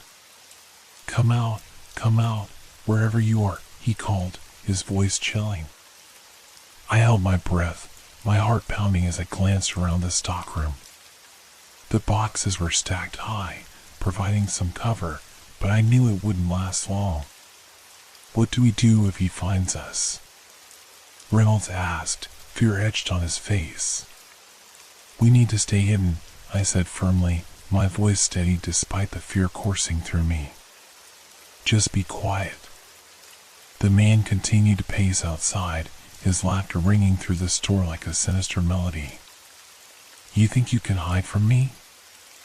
"I always find what I'm looking for." I felt a cold wave of dread wash over me as I listened to his footsteps grow louder, inching closer to the stockroom door. "Stay down," I whispered, my heart racing as I crouched low behind a stack of boxes. Emily and Reynolds pressed against me, their fear palpable. The man's voice was now just outside the door, and I felt my heart pound in my chest as I strained to listen. "Where did you go?" he taunted, his voice dripping with malice. "You can't escape me." Suddenly, he pushed open the door, and my breath caught in my throat. "Found you," he exclaimed, a wicked grin spreading across his face. Before I could react, he lunged forward, reaching for us. "Run!" I screamed, shoving Emily and Reynolds aside as I pushed past him. We darted through the stockroom, the adrenaline surging through my veins as we raced back into the main store. The clerk shouted in shock as we burst back into the aisle, and the man followed close behind, his laughter echoing through the space. "Stop them," he shouted, his voice a dark growl. "Get to the back," I yelled, leading Emily and Reynolds toward the rear exit. The clerk rushed to the door, desperately trying to keep the man out as we sprinted past him. "Go, go," I urged, my heart racing as we burst through the back door into the alley. We stumbled into the cool night air, the sounds of chaos echoing behind us. "Where now?" Reynolds gasped, glancing back at the store as the man's shadow loomed in the doorway. "Keep running," I shouted, my legs pumping as we sprinted down the alley. We emerged onto the street, the lights of the convenience store fading behind us. "There," I pointed to a nearby park. "We can hide in there." We dashed toward the entrance, my heart racing as we entered the darkness of the park. The trees loomed overhead, casting eerie shadows as we pushed deeper into the shadows. "Do you think he'll find us?" Emily whispered, her voice trembling with fear. "I don't know," I admitted, glancing around for any sign of danger. "But we have to stay hidden." We crouched behind a large tree, holding our breath as we listened for any signs of the man. The night was silent except for the sound of our heavy breathing, the tension hanging thick in the air. I could feel the fear coursing through me, the darkness wrapping around us like a shroud. Suddenly, I heard a rustling sound in the bushes nearby, and my heart raced. "Did you hear that?" I whispered, my voice barely above a whisper. Emily nodded, her eyes wide with fear. Just then, the man's voice echoed through the park. "I know you're in there." My heart sank as I realized he had found us again.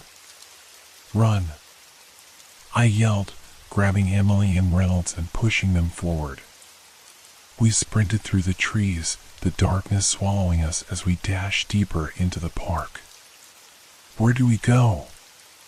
Reynolds shouted, panic flooding his voice. "Just keep running," I urged, my heart racing as we pushed forward, the sound of footsteps echoing behind us. The trees closed in around us, and I could feel the fear threatening to overwhelm me. "Look!" Emily shouted, pointing to a small shed in the distance. "We can hide in there." We dashed toward the shed, my heart racing as we reached the door. "Quick, inside!"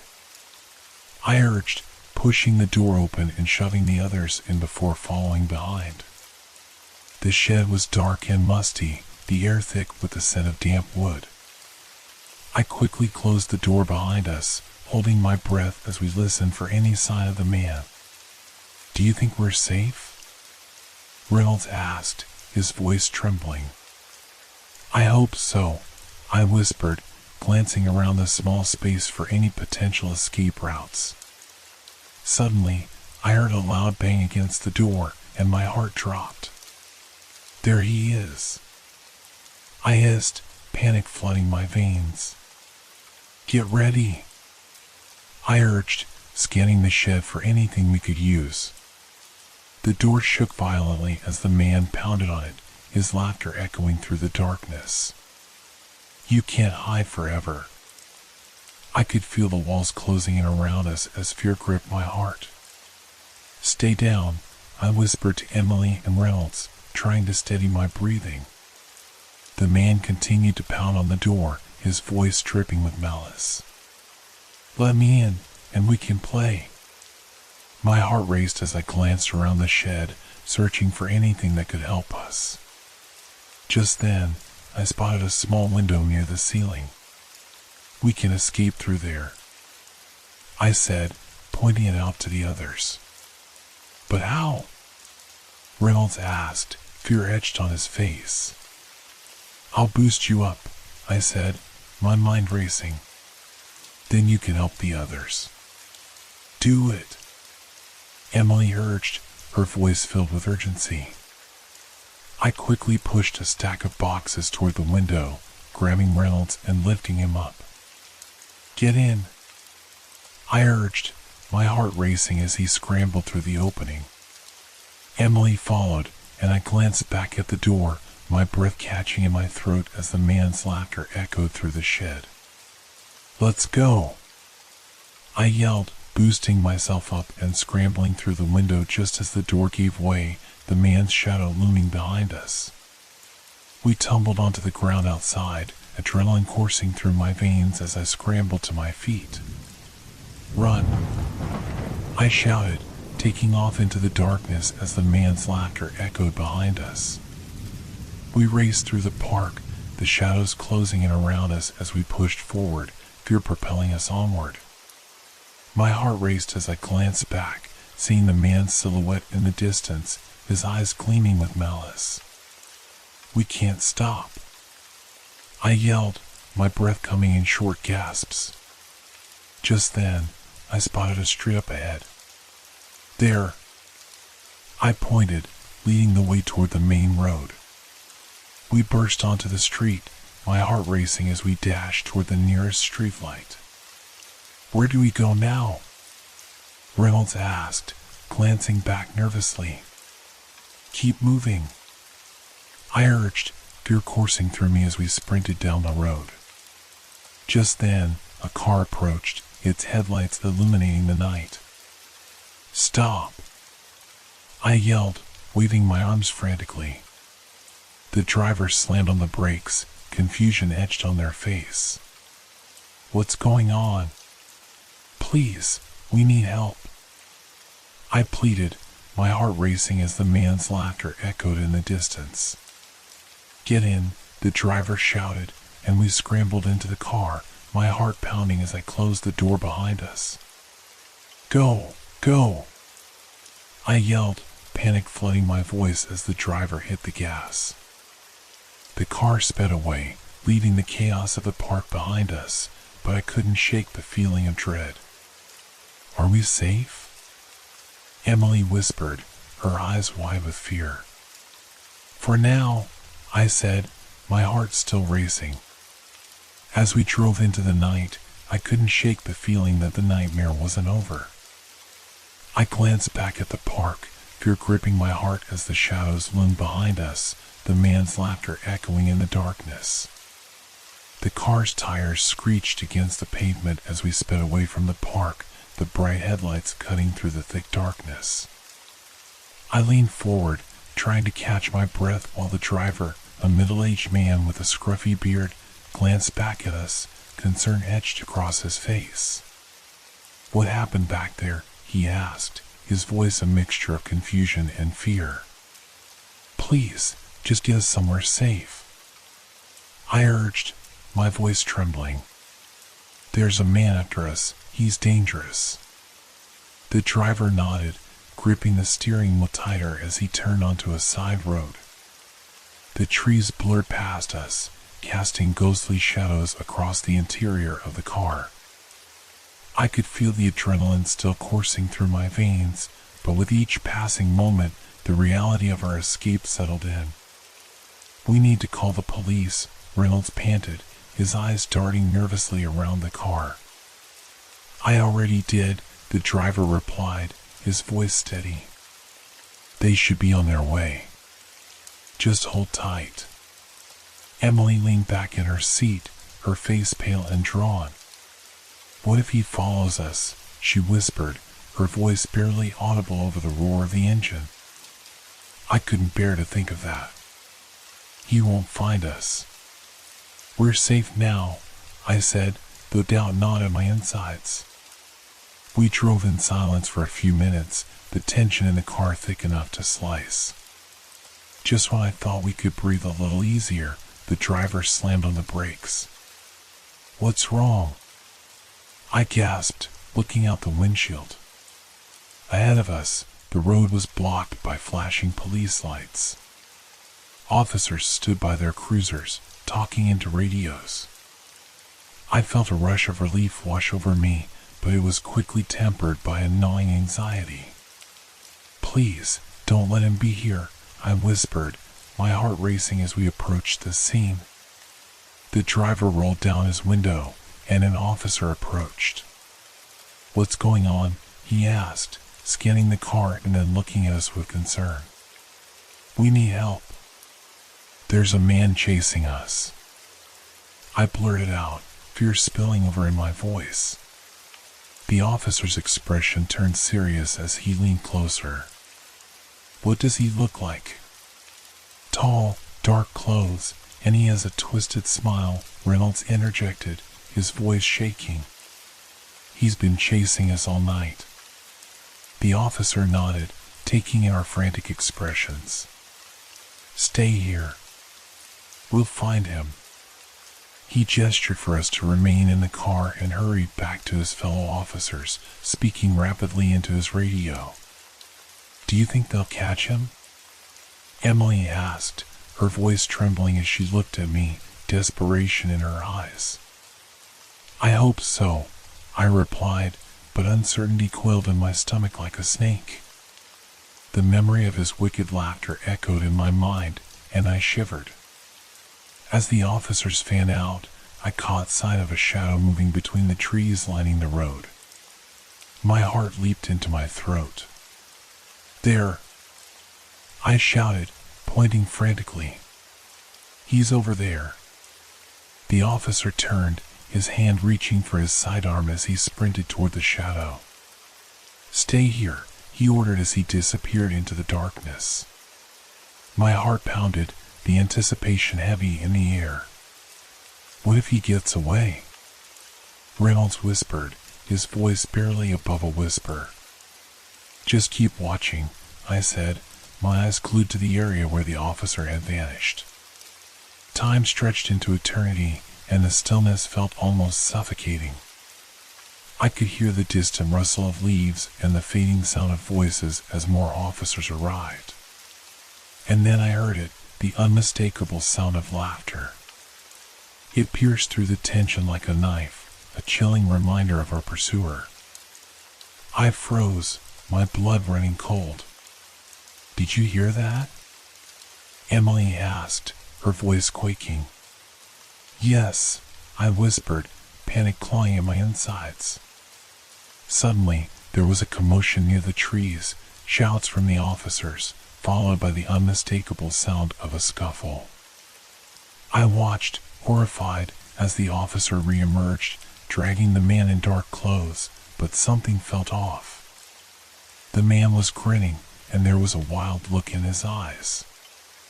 "I told you I'd find you," he shouted, his voice full of twisted glee. "You can't escape me." The officer struggled to subdue him, but the man slipped from his grasp, darting toward us. "Get down!" I screamed as I threw myself and Emily to the floor of the car. The driver slammed the door shut and hit the locks, but the man was already there, his hands clawing at the window. "You think this will protect you?" he snarled, his breath fogging the glass. The officers rushed forward, attempting to restrain him, but he was a whirlwind of rage and laughter, striking out like a feral animal. "Stop!" one of the officers shouted, but his words were drowned out by the chaos. With a primal scream, I scrambled to my feet, my mind racing. "We have to help," I shouted to Reynolds and Emily. "What do we do?" Reynolds replied, fear etched on his face. "We have to get out of here." I yelled, my voice cracking with urgency. The driver, still holding the door shut, looked back at us with wide eyes. What? Are you crazy? No. We can't stay here. I insisted, and with that, I pulled the door open, the chill night air hitting me like a wall. Come on, I urged, sprinting toward the fray. The officer struggled to restrain the man, his laughter ringing out like a death knell. I could see the gleam of something in his hand, a knife, catching the light from the nearby police cars. Look out! I shouted, and in that moment, everything erupted into chaos. The man broke free, swinging the knife wildly. I felt the panic surge within me, but I couldn't just stand by. Get back! I yelled, pushing Reynolds and Emily behind me as I took a step forward. You have to stop. The officer who had initially confronted him was now on the ground, clutching his side. I felt a rush of fear wash over me, but the anger surged, fueling my resolve. You won't take any more lives. I shouted, stepping closer, my heart pounding in my chest. The man turned toward me, his eyes glinting with madness. Oh, look who it is. The brave little girl, he taunted. You think you can stop me? In that moment, I saw the fearlessness in his eyes, the way he reveled in the chaos he created. It ignited something deep within me, a spark of defiance. I won't let you hurt anyone else, I declared, and with that, I lunged forward, catching him off guard. The knife flew from his grip as I tackled him to the ground, my adrenaline overpowering the fear. We landed hard, the impact knocking the breath from my lungs, but I scrambled to keep him pinned down. Get him! I shouted to the officers, my voice hoarse. In an instant, they surged forward, restraining him as I struggled to keep him down. You're going to regret this, he spat, his laughter turning to rage as they cuffed him. Not if we can help it, I said, my voice steady despite the pounding of my heart. As the officers pulled him away, the relief surged through me like a tidal wave. I fell back against the ground, panting heavily, the weight of the night crashing down. Are you okay? Emily knelt beside me, her eyes wide with concern. I think so, I breathed, looking around at the chaos. The driver rushed over, a look of awe on his face. You're incredible, he exclaimed. I shook my head, still in disbelief at what had just happened. We have to get out of here. As the officers led the man away, I could feel the fear begin to fade, replaced by a strange sense of triumph. I can't believe we made it, Reynolds said, breathing heavily as he joined us. We did it together, I replied, the bond between us strengthening as we stood together in the aftermath of the chaos. The night may have been dark, but we had faced our fears and emerged stronger. As the sirens wailed in the distance and the chaos settled, I knew this was just the beginning of our fight against the darkness. Together, we would rise from the shadows, ready to face whatever came next.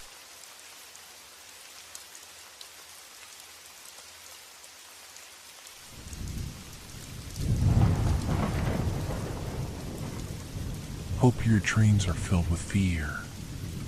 Good night.